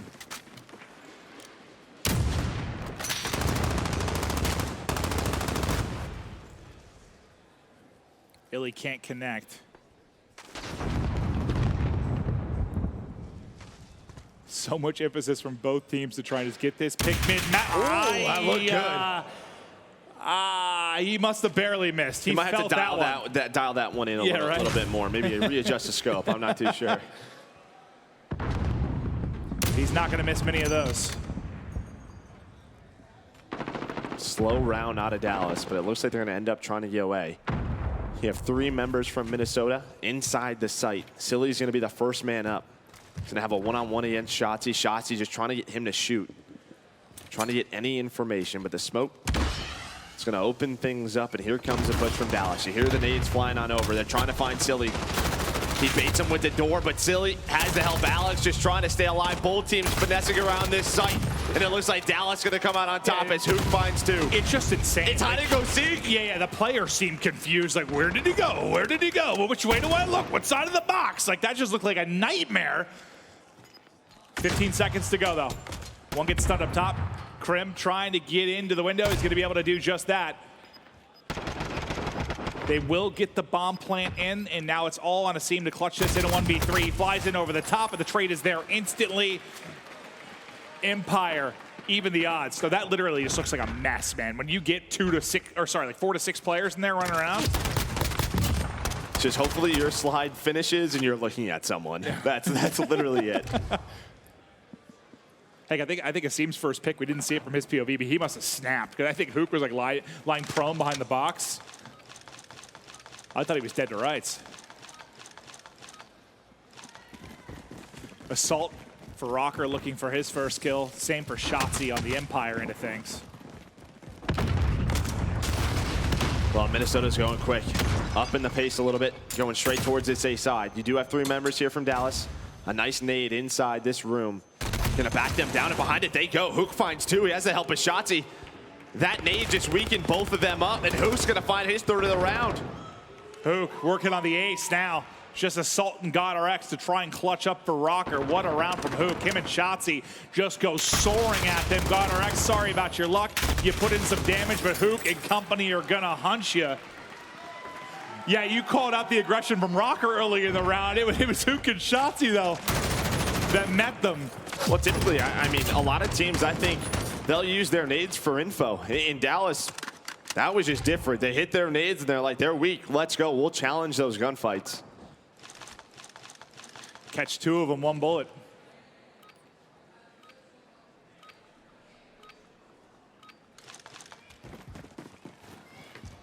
All the emphasis lately on this A site. Do we see anything different up mid-map or any pressure towards B? They're gonna leave 1 player top blue, 1 kind of leaking their way towards that top river side. So you only have 3 players here.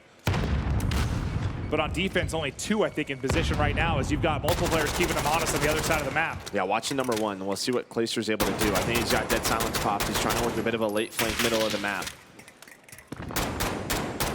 On the other side, because Clay snuck through, Minnesota players, they are set up for Illy's this flank. watching it, though. I think Illy's watching it. Illy gets caught, though.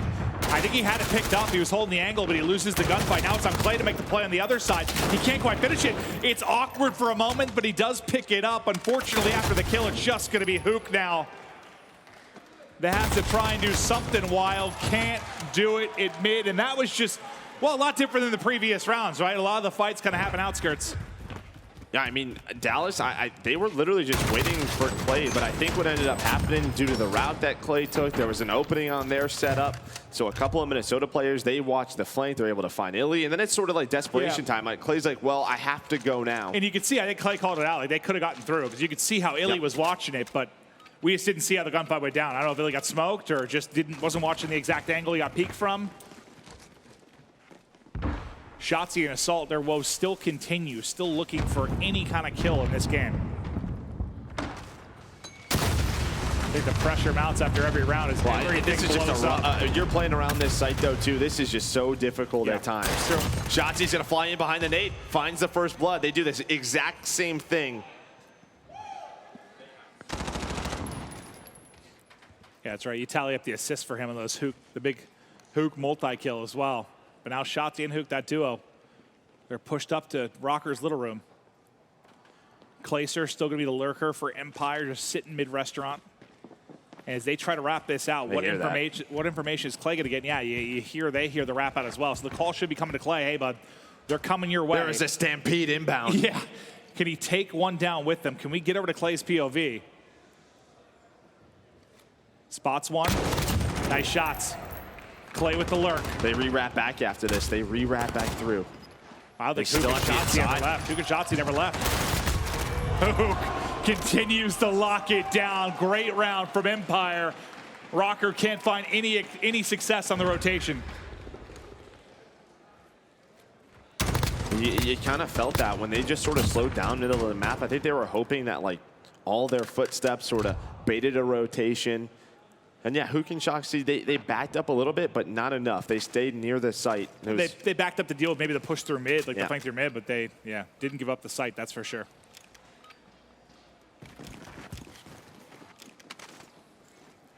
Yeah, but it's both, I think.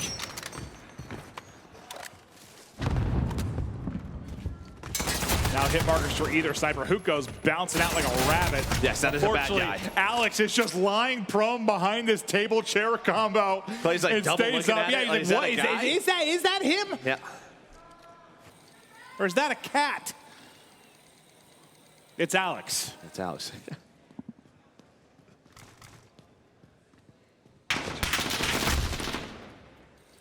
Nice pre-fire onto a seam. You've got massive numbers if you're Røkkr. If you're down and around, you've got to win this. Alex still is just set up. This is his table. Yeah, he's reserved it. He's eating lunch, and he's thinking about round two, maybe dinner entree. Silly then with the headshots. Wraps it back. It's just Shotzzy. Maybe try and pat his stats a bit as he's had a slow start to this game with 30 seconds to go. Stunned up, smoked out. Shots coming in from just about everywhere. Nothing he could do. Røkkr get the round. And it's all Alex at mid-map. 5-course meal and 2 kills to go with it. Yeah, I mean, you like that call from Dallas. So what they figured out is Minnesota, they're going to start working the flank when we have some 8 presence. So they send 3 towards restaurant. They try to find those players who are working the flank, but Alex just outpositions them. There was no trade from Clay. It looks so funny from Clay's POV because he stuttered. He stuttered. Yeah. His teammate was probably like, Clay, what the hell? You got to get that trade. I didn't see him.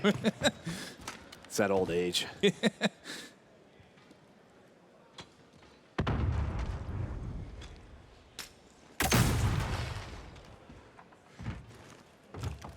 Look for a second, like they know Empire have been so aggressive on that side. They're like trying to bait it, maybe give GodRx a pick if they push through with how aggressive Hook and Shotzzy have been.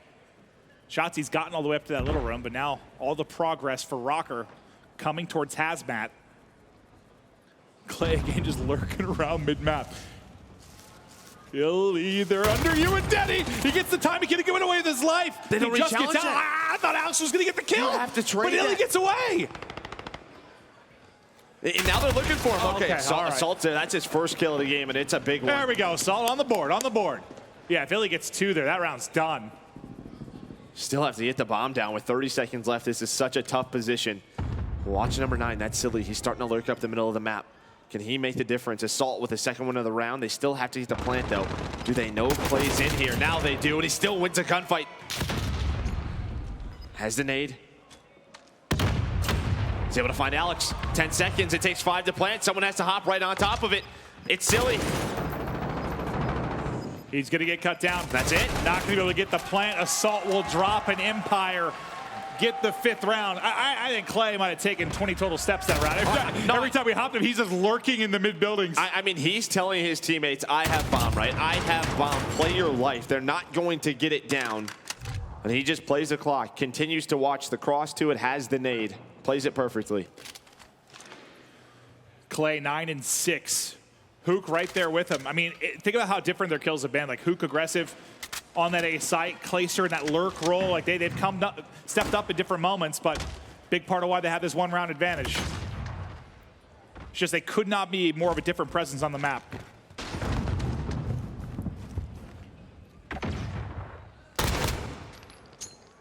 Røkkr. No, that's a trophy, yeah. He would love a first blood, yeah, trophy. He goes, I'm still throwing it. Well, they blew up the trophy, and they're going to take down Silly. They just go, but a seam snaps on the Hook. I thought he caught him for a second. Wow, that headshot. I thought he caught him. Still out, though. Dallas has presence inside the site. You have Assault working the flank. Can Røkkr get us to around 11? Dead silence popped. He's trying to make the play right now. Silly's holding it, though. Or sorry, Illy's holding it, though. And Illy gets the kill. A trade comes in immediately. The plant going down for Empire. 2 versus 2. Such a big moment for Røkkr. And Shotzi's in a bit of an off angle right now. Inside little pillars. Is he going to expect him here? I don't know if he will. Yeah, you see it? But Shotzi almost shoots a little too early. 1v1. And Dallas takes a 2-0 lead. The clutch moments again for Empire. Clay and Hook lead the way. Clay letting Røkkr know. I'd love to know what he was spouting off with there. As now they get disciplined. Excuse me. Ray's laughing. He's like, all right, guys, I know you're hyped. Come on, Clay. Fine. Come on, Clay. Simmer down. That's fine. Simmer down. Let it happen. Let's go. I love it. I love it. No, I'm pretty sure it is got reprimanded by the ref up there. And we get a live shot at it, but Clay, 9 on the board. Hook, 9 as well.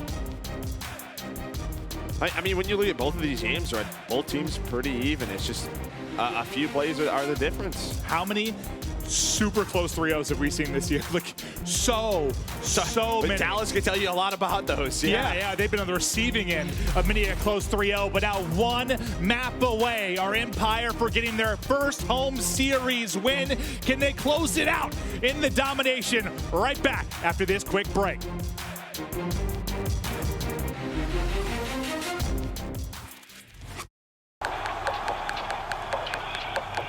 This is it, the official Overwatch League apparel.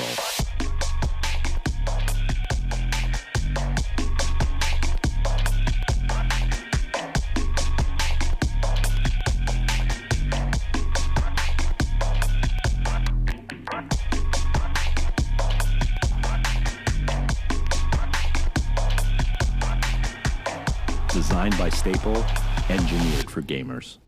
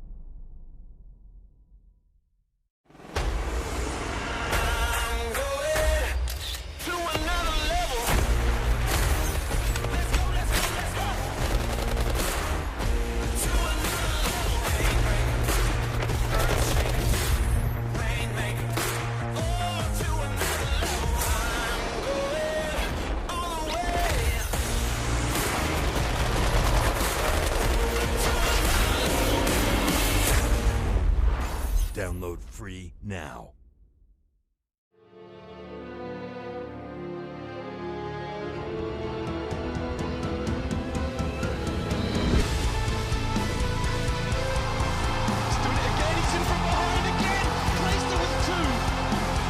Raptor now stripper rated. Oh, wow, look at that kill from Illy.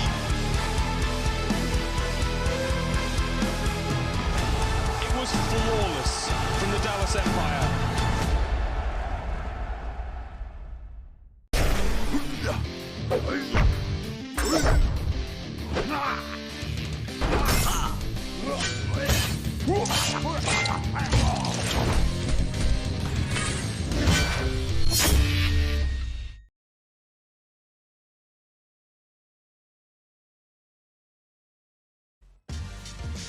Call of Duty League is brought to you by Mountain Dew Amp Game Fuel, the official energy drink of the Call of Duty League.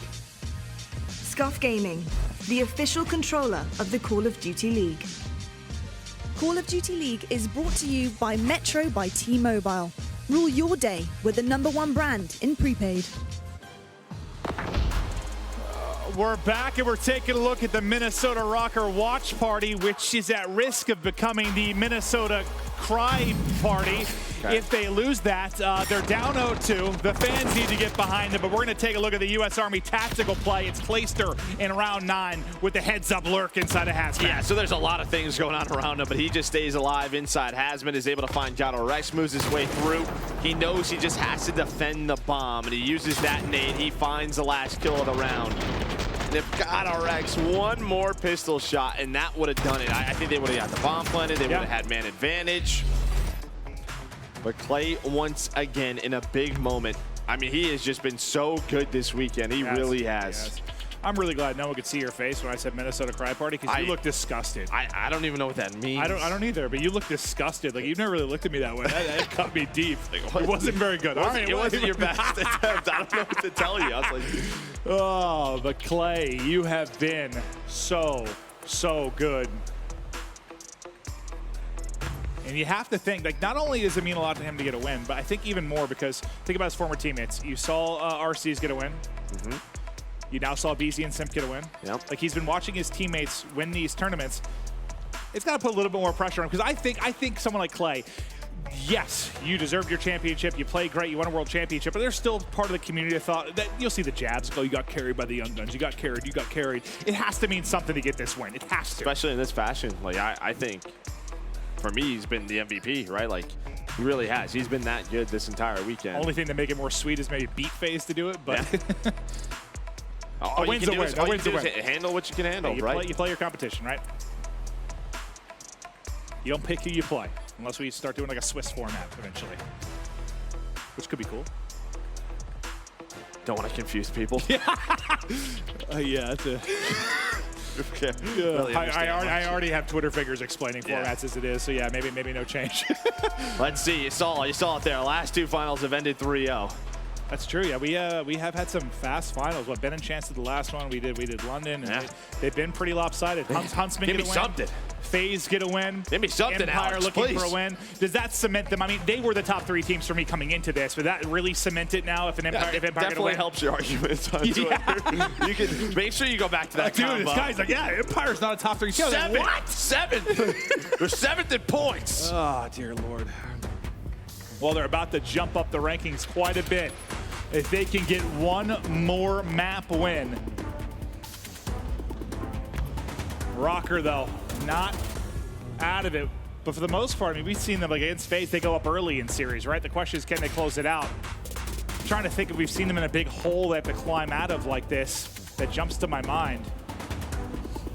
No, just taking a look at you know, what these guys have played on this map. You have not seen this from Minnesota, and for Dallas, 0-1. So not a lot of repetitions on Gunrunner.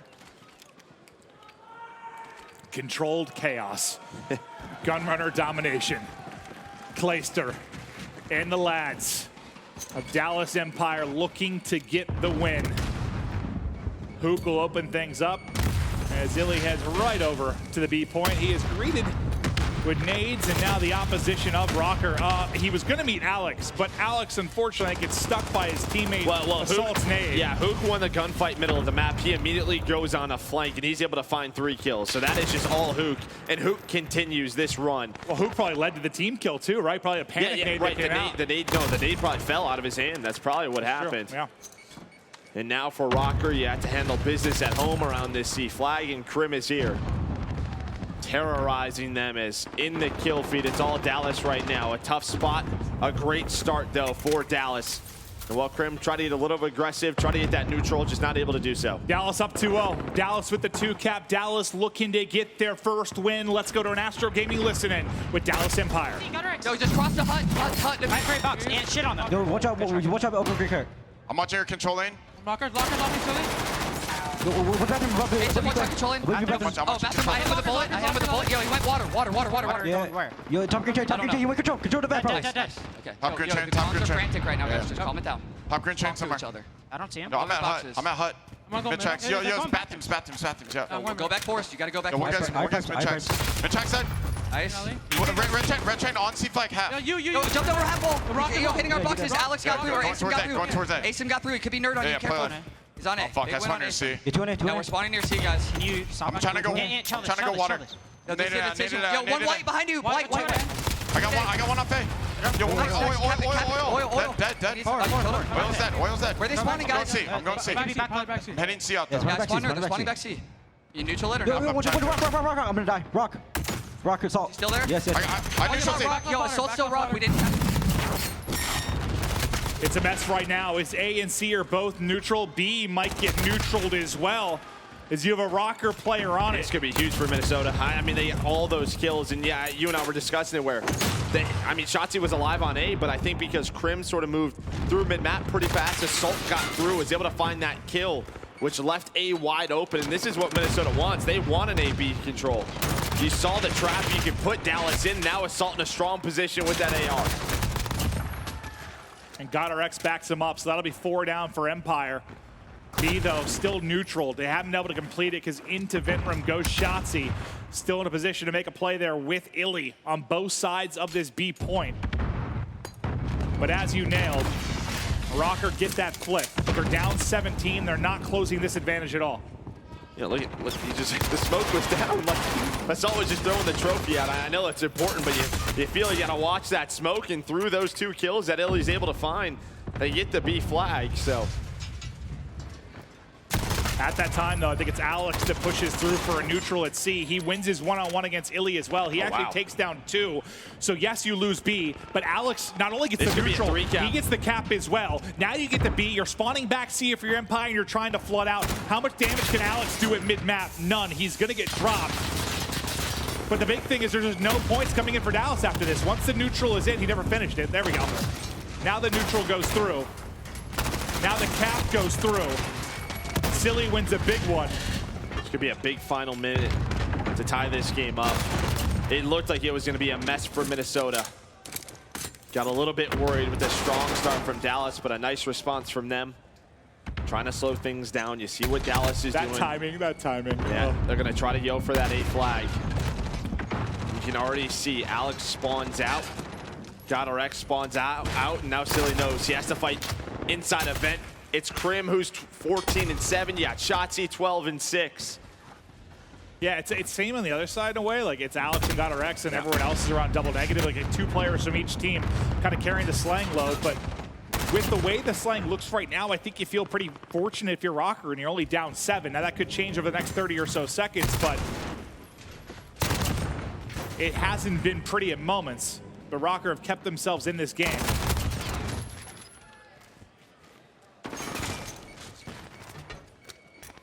Will there be any kind of neutral at B over these final 20? Yeah, it feels like both teams are just trying to hang on to what they have, right? Røkkr doesn't want a 3-cap in a neutral, even though it might happen. And well, Dallas, they wanted AC. So kind of both what they wanted to happen, what they were trying to hang on to, they don't, but it works out. Well, Dallas, they're gonna have a 14-point lead going into the second half. Manageable, though. Manageable. But Empire in those clutch moments, if it's close, it's hard to doubt them if that's what it comes down to. What was the comeback they had against Optic? I know it was on Hackney, but they were down 40 going into the half, somewhere in that ballpark. No, it was like 40 with like 2 minutes left? Yeah. No, it was like 20. 20, yeah, okay. Yeah. I exaggerated. 48 half, yeah, 48 half. Yeah, I made that comeback way crazier than it was. That'd be insane. Could only be 5 more minutes of gameplay. if Røkkr can't bring this back. Regardless of the outcome, your first home series champ. Well, first time winner for either team. Nice movement from Illy as he hits the minecart entrance.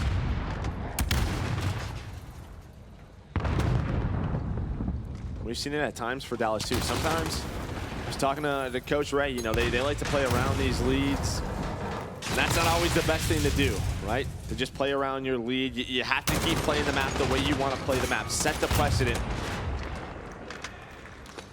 So far, so good with this CB, and that's what you want to see, the aggression towards A. But behind that 3 go down. In Minnesota, they are quickly going to get on this B flag. I think Shots will be the first one there to try and make the play. He's going to get caught with a nade in his hand as Alex will wallbang him. The lead though up to 18, but Røkkr now with the 2-cap, bit by bit, will chip away. How long can they hold on to it as Illy looks for any kind of opening towards B? He's actually going to push all the way through. Thought maybe go for the flank. I have no idea how he just got that kill onto Assault.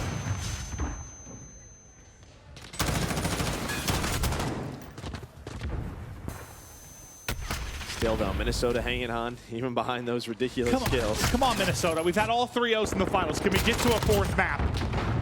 I believe, Røkkr. I believe. And well, why you believe? 3 go down, Shotsy. I still believe. You still believe, all right. They cut it down to 10. Dallas getting on B.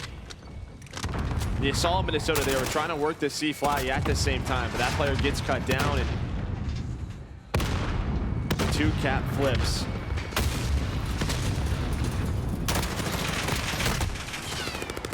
Under 3 minutes to go. Røkkr's lives on the line. Guerillas is going to push through. Maybe look for the neutral at C. I think he's just worked his way up the bathrooms.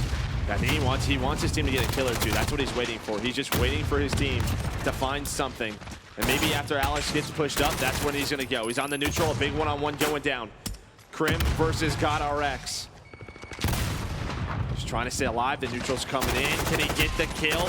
He's finessed for so long. He gets the neutral, and at B, are you going to get a cap Assault? He's able to take down Illy. There we go, they flip it. I think the good thing for Guerillas is it took more than one player. Like Crim, it took so long to get the kill that multiple players wrap back to try and get his help. That's an opening at B, and they'll find it. So 12. Make it 11 points, the difference between these 2 squads. That's what, just a minute of a 2-cap. Can they hang on? They were trying to put pressure towards C once again. But you see what happens when they die middle of the map, it opens up vent room. That's where Dallas, where they wanted to flood out, but that's going to be 3 down for them. This looks good now. You're spawning deep if you're Empire. Deficit now down to 6. 90 seconds to go. Røkkr just have to hold this 2-cap and they get the win. But it reminds you of when Empire had to make the crazy plays against Optic. They need one good push to shut all of this down. Silly flying forward, dead silence though. Man, he has gone huge when you needed him. He was, what, 9 and 17 at one point.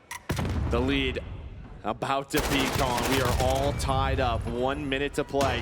You see down low, 2 players trying to push A. Vent room control as Clayster's able to win a one-on-one. Can we see him at 4, Joe? I do not know, but it's possible. It's looking like it. Silly continues. It's a bit of a staggered push from Dallas. This is not what they want whatsoever. 2 players still in vent. They're going to bust on through. Can Minnesota hold on to this? 5-point now lead. They continue to get all the clutch kills. Dallas is here, but so is Silly. So is Silly, 2. Likely going to be enough to stop it. They only need to hang on to 1. They only need to hang on to 1. You have 1 player trying to neutral C at the same time. That's going to be Alex on it. Can he get the neutral? It's almost there. He does. That's going to be it. He gets the neutral. That should close it out. Game 4. And for the first time in the short history of the Call of Duty League Home Series Finals, we're going to see a map 4. I believe, Røkkr, you did it. I'm sorry to the Empire fans. I never said that. You just made that up. What'd I make up? You said I didn't believe it. Oh, no. I believe. I said I believe. Yeah, but then you said I didn't. Oh, yeah. You might not have, but we did it. And I'm sorry to Empire fans. I just wanted to see a longer series. And we've got that here. Røkkr, who have looked so good in Hardpoint, they get to another one. Tournament's not over yet. Man, it was just when you needed somebody. It was silly. Just holding down those pushes. You had Alex constantly hitting C. I mean, we're going to take a look at the stats. It's not a pretty look for Minnesota. It's not pretty whatsoever. Alex is the only one. But they handled business. I mean, they got it done. Well, once they got that 2-cap, they just held on to it like straight minute. I just think that really the big difference maker is what they did in the first half, because the first 90 seconds of the game was scary. Dallas had everything in control. As soon as they flipped the A-B setup, it just, you know, they got it down to 12.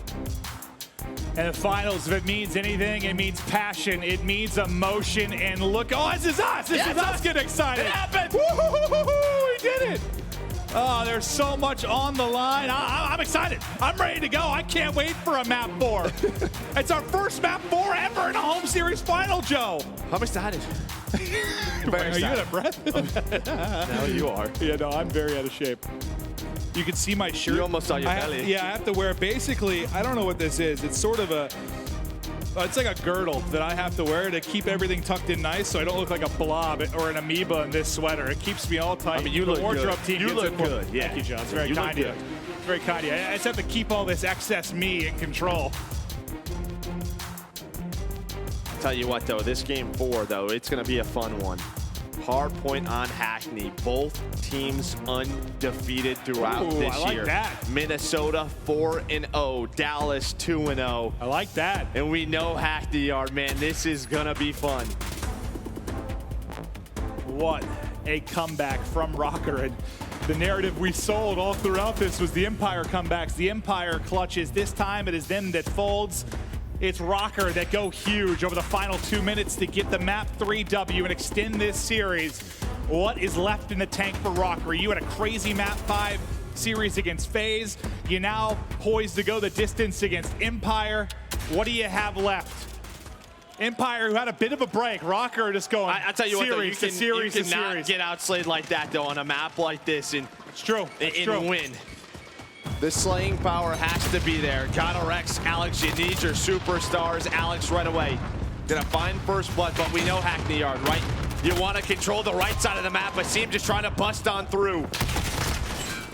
Hook's gonna be the last one. You see the spawns, Dallas. They get bailed out a little bit, but Guerillas is still alive. You have one player still earning some hill time. That's gonna be Hook. Oh, okay. But because of that position, Minnesota, they should be able to get on this hill and get on the board. Get as much of these 40 seconds as you can, because you're gonna suffer when we look to tire shop. They're putting all 5 bodies at it. That was Assault that picked up one trying to flank their top L. So far, comfortable time. They'll put up 40 plus if they get the rest of this. I thought there was a chance maybe for Silly to sneak through the cracks for a moment, but this Crim spawned all the way safe in their back brick building. Now, I like this as well, right? With Crim spawning back there, they can still put some pressure on. I mean, they've given up about 36 points as Alex, he's eating up. 3 down, but Tire Shop still in control for Dallas. So good job by Minnesota, but now what can you do here? It's Minnesota that have to get this map win to get it to a map 5. We already heard the comms from the Empire side. I want to hear the Røkkr boys. Let's go to an Astro Gaming listen-in with Røkkr. You just block right, No, one stop uses. Top right. Stop uses now. Uses Crim there. Far. Clean the smoke, low right, Clay. Sack shots, dead. Woodstairs, one back left on Crouch got me, bottom. Hey, top right hill. Have sharp hill. Sharp mid, guys, sharp mid. All right. No, can use this and use your shot. Watch out. Now we watch out. Close. There's 2 towards useless. I'm drained. Shotzi was left side. I spawned left. No, won't keep bottom paint low key, bro. I'm all left, he's already in. Hey, bottom be a one shot. What the fuck? Top point, play dead. Nice, shit. I'm left. No, wall. He's lot elite, lot or he's going paint. Kyler, they're left heavy. They're left heavy. Pillars. Another one. One more shot. See, folk. We didn't kill Lily yet. One minute. Yeah, Every mid push. Go out there. Top ball. Happy C, dead. One more mid on me. They top ball. Go right to mid, L-steps, Mid hop and L-steps. Not played dead. I think you saw some physical and vocal frustration from Asim. He started out 2-8, but since then he started to get it going. Look at the kill feed, all purple. As Røkkr bounce back, they now take the lead. Asim, the frustration's maybe gone now as he gets 3 kills in a row. I mean, they didn't do much at Tire Shop, but here at Smokestacks, they are putting on a clinic. They have Dallas all back yellow. It's assault on a 5-3, and I loved what I was listening. Yeah, Asim maybe a little bit frustrated, hasn't had the best series, but it was so calm from the rest of the guys, just getting the call-outs, getting the rotations. Now, a 30-point lead as we head to office. And when we watched them yesterday on this map, Røkkr were great in office. Like, that's where they would get a ton of their points. They've been so solid there when they get set up early. The downside, you're not set up early this time around. It's going to be Dallas Empire that are in. They still have one lurking in. Oh, of course, it's Clayster set up top. What a win that is against Alex flying around the corner. He's going to keep them honest towards the next spawn set for Doc, so he's going to keep them spawning left. It's another big play, another big rotation, another big setup from Clayster. This is huge because you have all of these points coming your way and you're locking down the next spawns. You see where the Røkkr is spawning. This is not where they want to be, but Clay actually does go down. Can they continue to push on through? And it looks like they did flip spawn, so heads up play from Røkkr. Now they're going to be controlling that back docks area plus the scrap time. It was a big play. That was a big 180. It was a big play from Clay, but the problem was it happened with like 40 seconds left in the hard point. So there's still so many cracks that you can take at it if you're Røkkr. And with the next one, they do burst through, but it's another lead change. Empire back out in front, over to the docks building. We will now set up some great shots from Shotzzy over the top and trying to push this back blue van. Not going to be able to do it. The trophy in position to bail out Alex, and it'll take the gunfight. But Clay on the other side trying to look for easy pickings. It's only one that he will drop. It's a bloodbath inside the point, but who's standing? It's going to be Dallas that are in. Yeah, two. Cuckoo goes large. Taking a look at this scoreboard. I mean, we talked about Clay, but it's Assault who's really stepped up. Hasn't had the best series in the respawns, heck, even a slow search, but him with that M4, he is comfortable on this map. On the other side, it's Shotzzy, it's Illy, it's Hook. 3 of the sub players with 14 kills. Scrap time, gonna go the way of Minnesota, but you see what Dallas wanted once again. Not only setting up for first, but setting up for that second hill tire shop. Controlling the side of the map that they want. And another lead change. Røkkr now in back front. and forth. Yeah, it could not be more back and forth. Hardpoint after hardpoint. Røkkr inside, but when can they maybe work on the flip? They can't even think about the flip right now because they've gone 3 down. Silly, though, still hunting. Silly gets smoked as Illy is able to turn and burn. So now this is really scary because Empire get into the point despite a killing spree from Alex and have the rotations to next. Alex is going to, I believe, try to take the gunfight at the top of the map, either towards Clay or Shotzzy, and look for any kind of opening. Alex is destroying right now, man. He is on point. He's already at 22 kills on the map. He's got a minute to the hard point, I believe, as well. There we go. This is what they needed. Get these last 20 seconds. Can they push through? What a big moment this is. Can they get through the early setup from Empire? The Røkkr chance behind him. Can it be fuel to get the breakthrough? Here we go. Alex with the opening kill.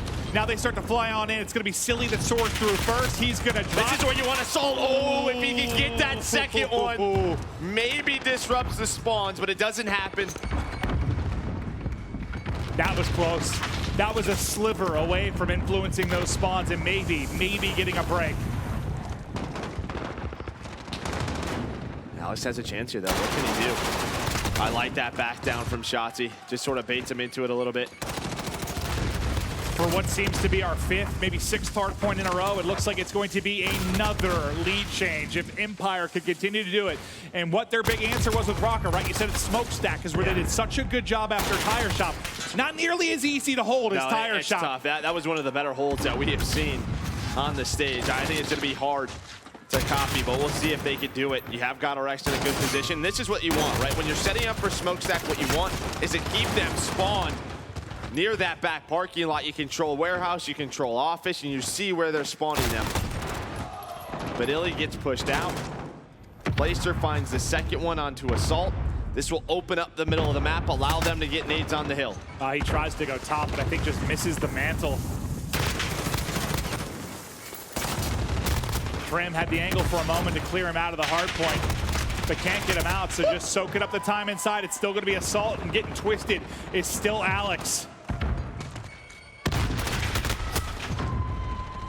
They're able to at least clear them out of the hard point for now. 9-point advantage for Empire. Crim. I mean, he is 8-26, and his team has the lead. Still he winning. is triple negative right now. Still winning. Still winning, that is correct. They're soaking up this scrap time while Minnesota's setting up inside of office. Can they get him off this? You don't want him to have the final 12 if you... That's the first hard point. First hard point in ages we don't have a lead change, right? First time where someone strings together multiple hard points. Yeah, the pressure's on Minnesota right now, though. Empire puts it 25 points away. Now, Røkkr, you need this time. You can't get broken, and somehow you've got to get dock spawns at some point in the next minute. Can't worry about it yet. Oh, it might be. Who's that flanking around? That's a seam. Yeah, he's going for it. He got the kill as well. Is that going to flip him? That should flip him. Yeah, he got him out. Now they have to focus on the hill. They have to focus on the hill. They're getting all the kills they need. God. Alex is on a streak. Asim's on a streak. Assault's on a streak. Oh my God, that was textbook. That was perfect. But there's still so much time remaining here. Assault lines them up as Assault gets three. Though. Here we go. Spawn bottom left. You don't expect that. They're going to get the close parallel spawn to docks. But 20 points away now is Røkkr. Who's going to be left? Once Empire get blessed with the spawn towards docks, and look how far out Røkkr are spawning. All right, you have time. You have to group up. Rex got a big kill towards the middle of the map on Clay. They are going to be 5 seconds away from sending us to a map 5, but it comes down to 1 or 2 pushes. We know how hard it is to break this. Hook and Alien Shotzi, oh no, shutting it down. That's all 5 dead. All dead. Oh, the spawns. They're not done yet, though. One final push for one final contest. The tournament is decided here. They got a kill. And Illy's there up top. They got him out of the hard point. They might still be able to get in. They gotta fly. Go, go, go. Get in. They're able to get in. Everybody is into the point. 247. 247. It's madness inside. Røkkr. They do it. They do it. They do it. It's Røkkr with the win. It's map 5, baby. What just happened? What was that ending?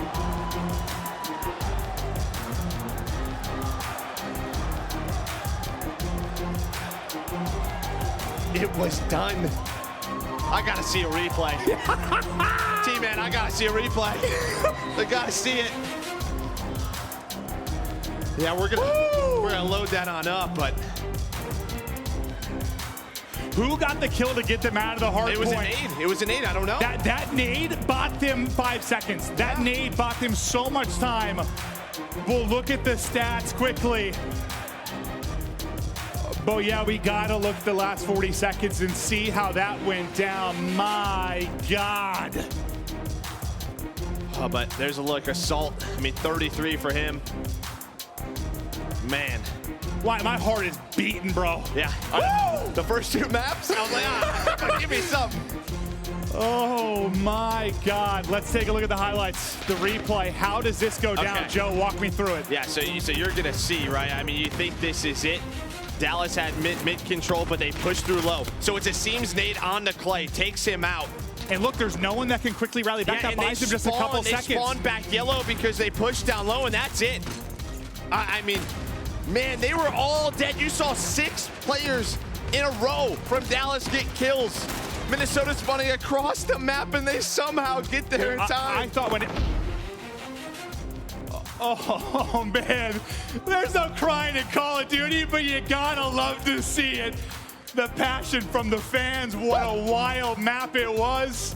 You have happy, you have sad, you get the wide range of emotions throughout this. But let's see it from Silly. There it is. Ah, I hope you're loving this. What a series it is. It's insane. It's map 5. It's our first map 5 ever of a home series final. Don't go anywhere.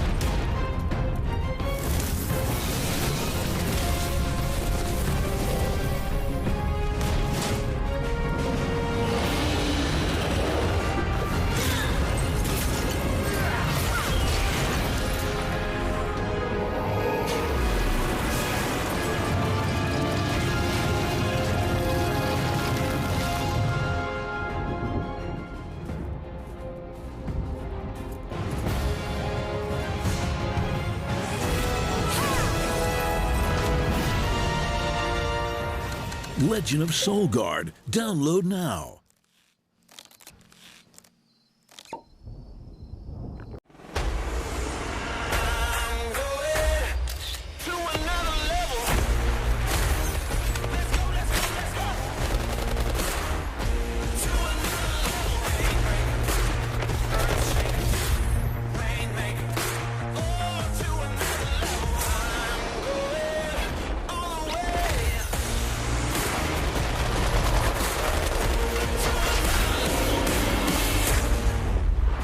Download free now.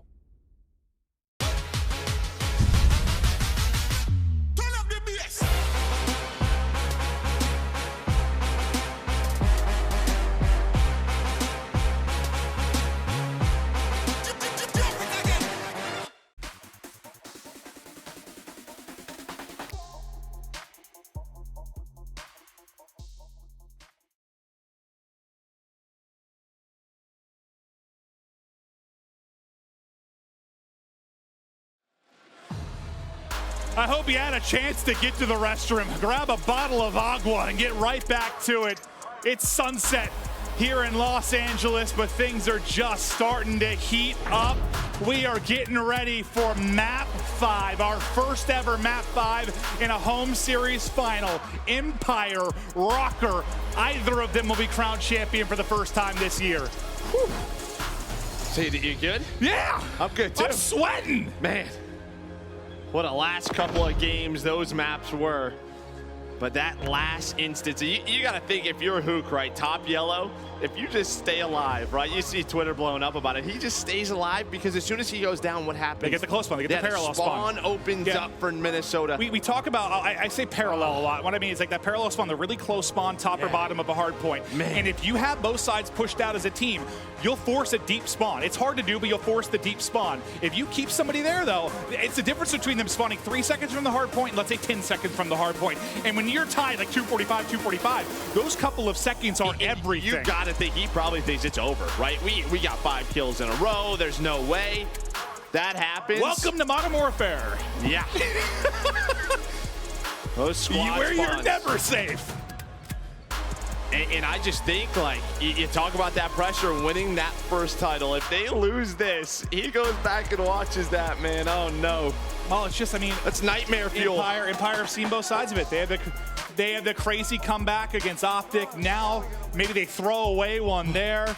So many emotions going through these players, their loved ones, these fans. Maven. What a final. Yeah, you. Yeah. We're almost ready to get into the Map 5. It's going to be Gun Runner, Search and Destroy. One map to crown a champ.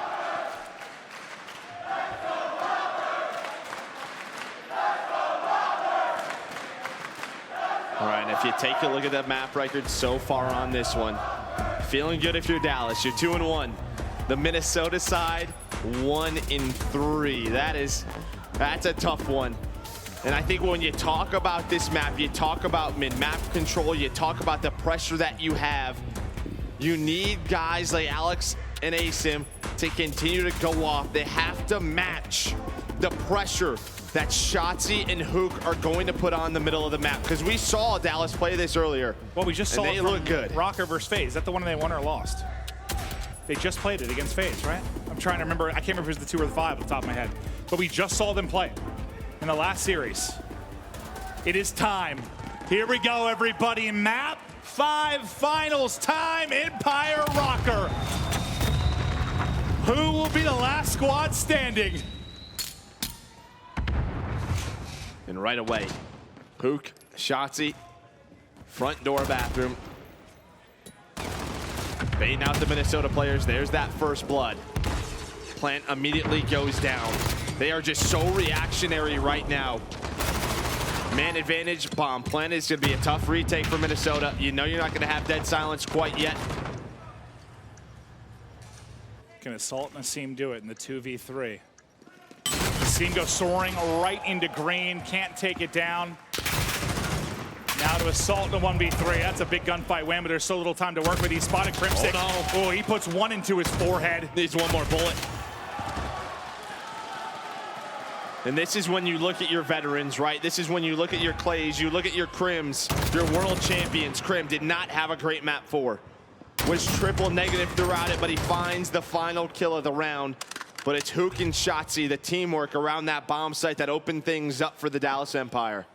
The Empire strike back in the first round after that tough loss in map 4. I think it's big to get something going early, get a round win. Because you saw the pain on Clay's face. He knew they had that tournament win. But you got to brush it off and get the W. Focus in on this map 5. Sometimes it's just not easy.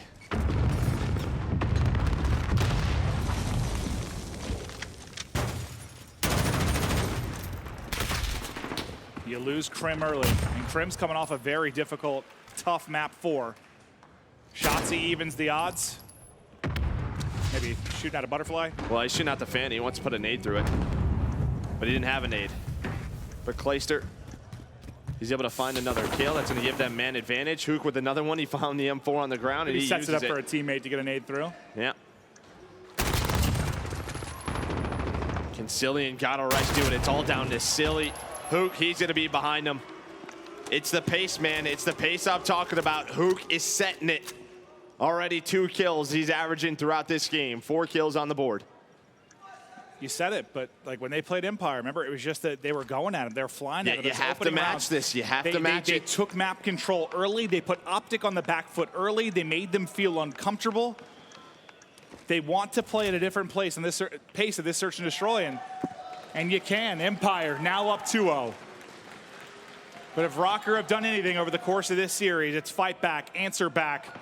You need to do it soon. You can't go too deep a hole in this map 5. But so far, so good for Empire, and a great start from Hook.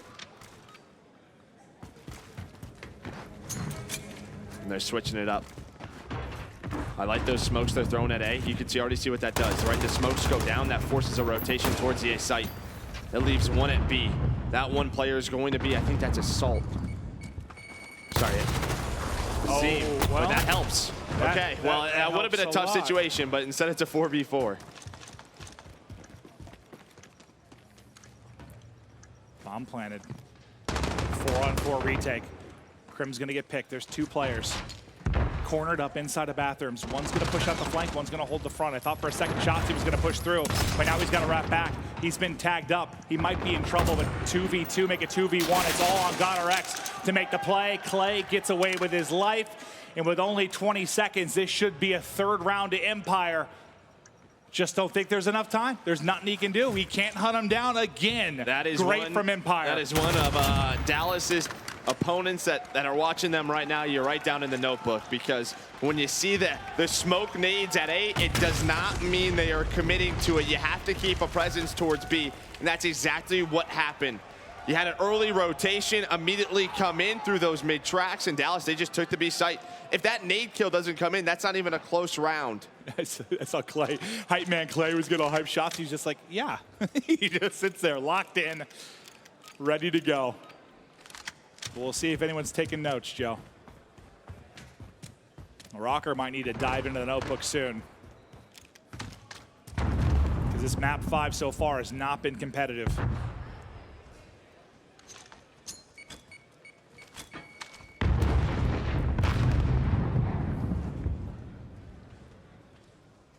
I think Minnesota just trying to slow the pace down, right? You can do that on an offense. A little harder to do on the other end. Yeah. Don't have too much mid-map presence from Dallas Empire, so they can move up towards the B bomb. But you have one player inside a vent room. Now starting to work his way on up. Crim again gets first blooded, and now Hook's in a tough spot. He's going to need some help from his teammates. His teammates are there. Illy flies on through towards green. The trade tried to come through for Mason, but he gets taken down. Now it's Illy and Hook.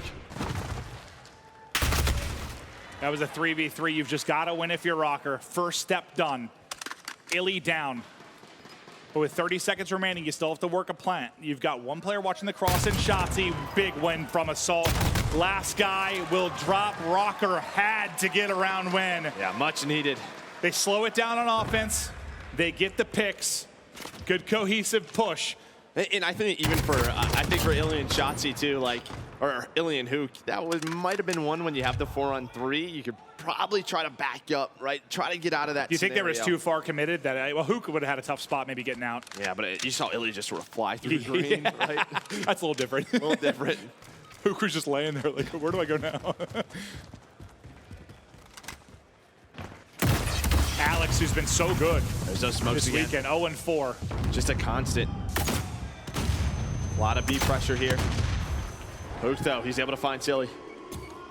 That's over from the vent doorway. Nice shots from him. Look at Clay. He snuck around. Dallas, just wait. You wait right now if you are Dallas. You do not do anything. You do not die. You wait for Clayster working his way all the way around the map. Can we see, does Clay have dead silence to work with when he gets in position?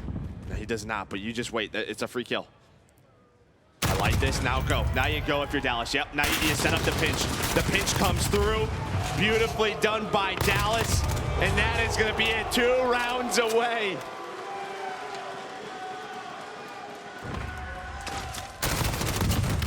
How many times, whether it's been respawn or search, have we talked about Clay being in the crucial position? Clay making the huge play. Here, does it on the flank. 2 more rounds. And Empire are your victors. Yeah, the superstar you would love to have step up on this map. Alex, yeah. 0-5. Talked about the subs. The precedent you have to set. He almost gets caught again, able to stay alive. One player went right by him, though. Illy tried to get aggressive inside of green, but he gets caught. Now it's Hook's turn. That duo, they just keep going, man. They just don't stop. Yeah, basically only stop once they're dead. That's about it. Alex, though, maybe that's the moment he needed to start to heat up. Crim, a world of pain in front of him, gonna have to back out. The crossfire now in from Clay. Clay almost snaps onto the second. But big man advantage now to Røkkr. It's all on Crimsix. He's got trophies, no Deddy to work with as he crawls his way forward. The challenge in.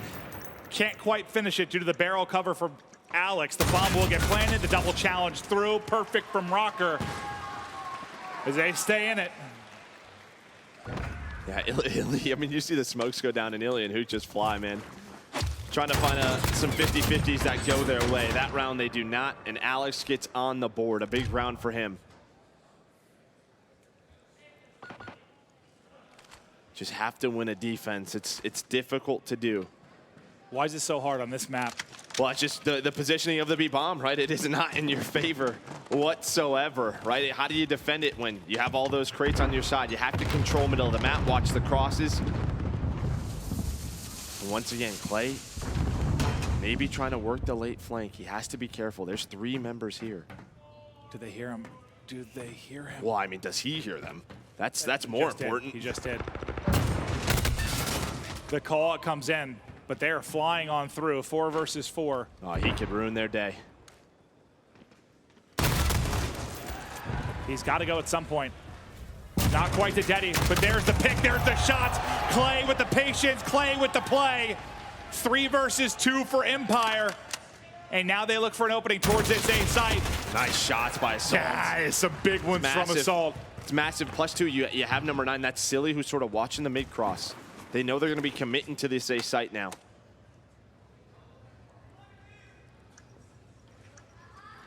The young guns versus the vets. The matchup could not be more different in this Hello. 2v2. Shotzzy, fortunate with the timing. Now all to Assault with 30 seconds to go. Can he get the clutch? He just saw one cross. Frames it for a second, but the timing catches him. 5th round to Empire. Nobody checks the side staircase where Clay has been lurking round after round. Pops out at the best time, finds 2 kills. All his kills are shooting people in the back. Yeah. You gotta love that. You love that. Line them up, baby. It's one way to make Call of Duty easy. Shoot at people not looking at you. 1 more around. Hook has been the first blood machine. He has all 4 for Empire. This time, though, it's Crim. But the end result, another first blood in for Dallas.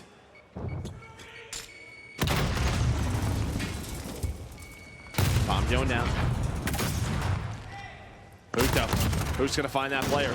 And I love that he stays alive. Illy's gets a snipe over him. It's all down to the reef tank. It's a 1v3 for Assault.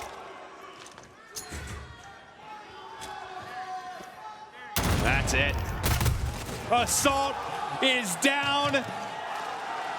And with the defuse for Illy and the smile from Shotzzy, we have ourselves a new champ. Ladies and gentlemen, put your hands together for the Dallas Empire, the victors of your Los Angeles home series event.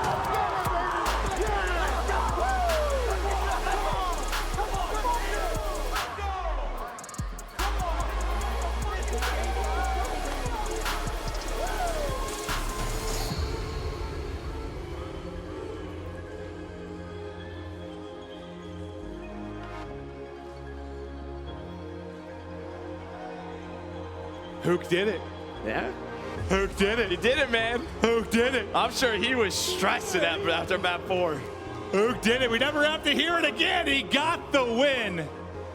And you have to feel for Shotzzy and Illy as well. Shotzzy obviously taking so much flack at the onset of this year. They're onliners. They can only do it online. They can't get the win on land, and there is the tournament victory. One last look at the stats, and Hook, the nuke, 13-5 onto Røkkr. Yeah, someone had to match him. Someone had to match the pressure he was going to put on Gunrunner, and nobody did. Rambo Ray's like, yeah, I just joined the team. We win. What do you know? 1 for 1.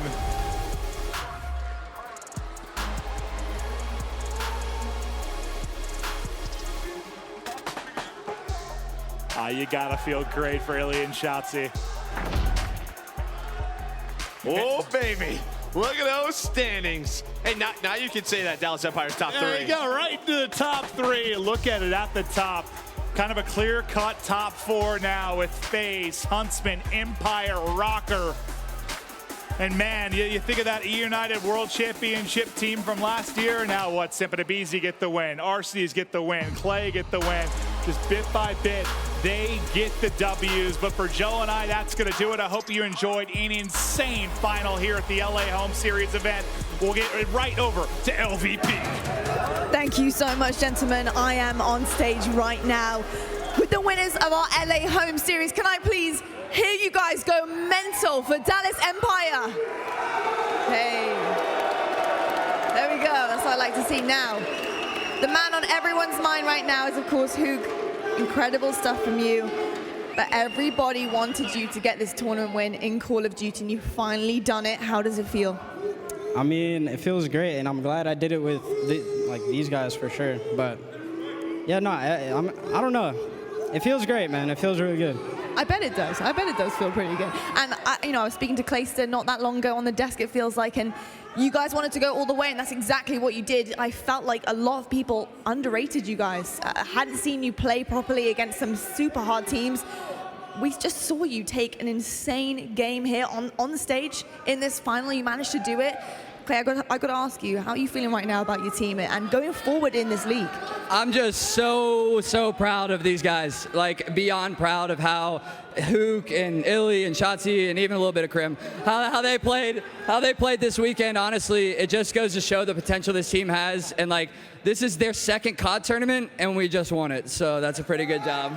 That is pretty good.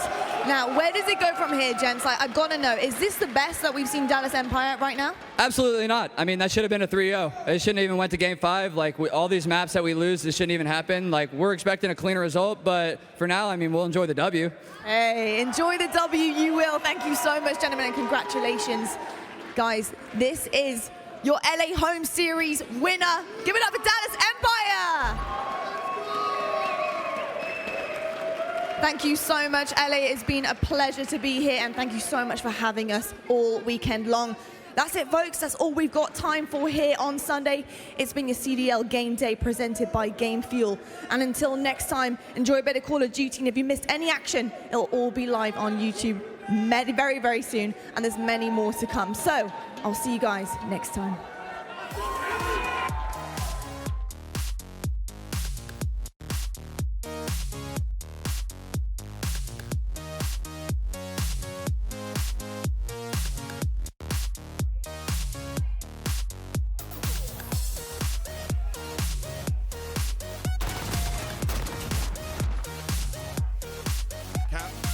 I'm never gonna unblock you on Twitter, ever. I'm gonna drop this right here for Crim. We'll be back.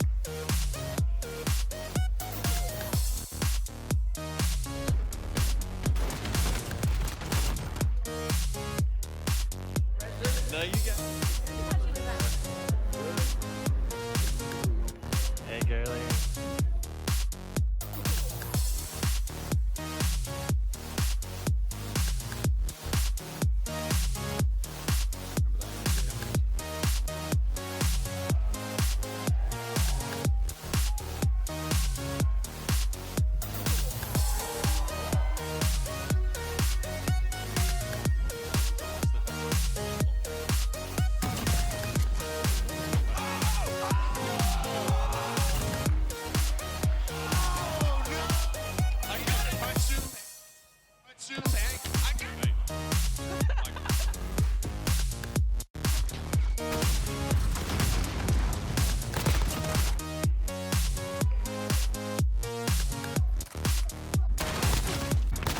Time game! Guerillas push it out! They take it or do they?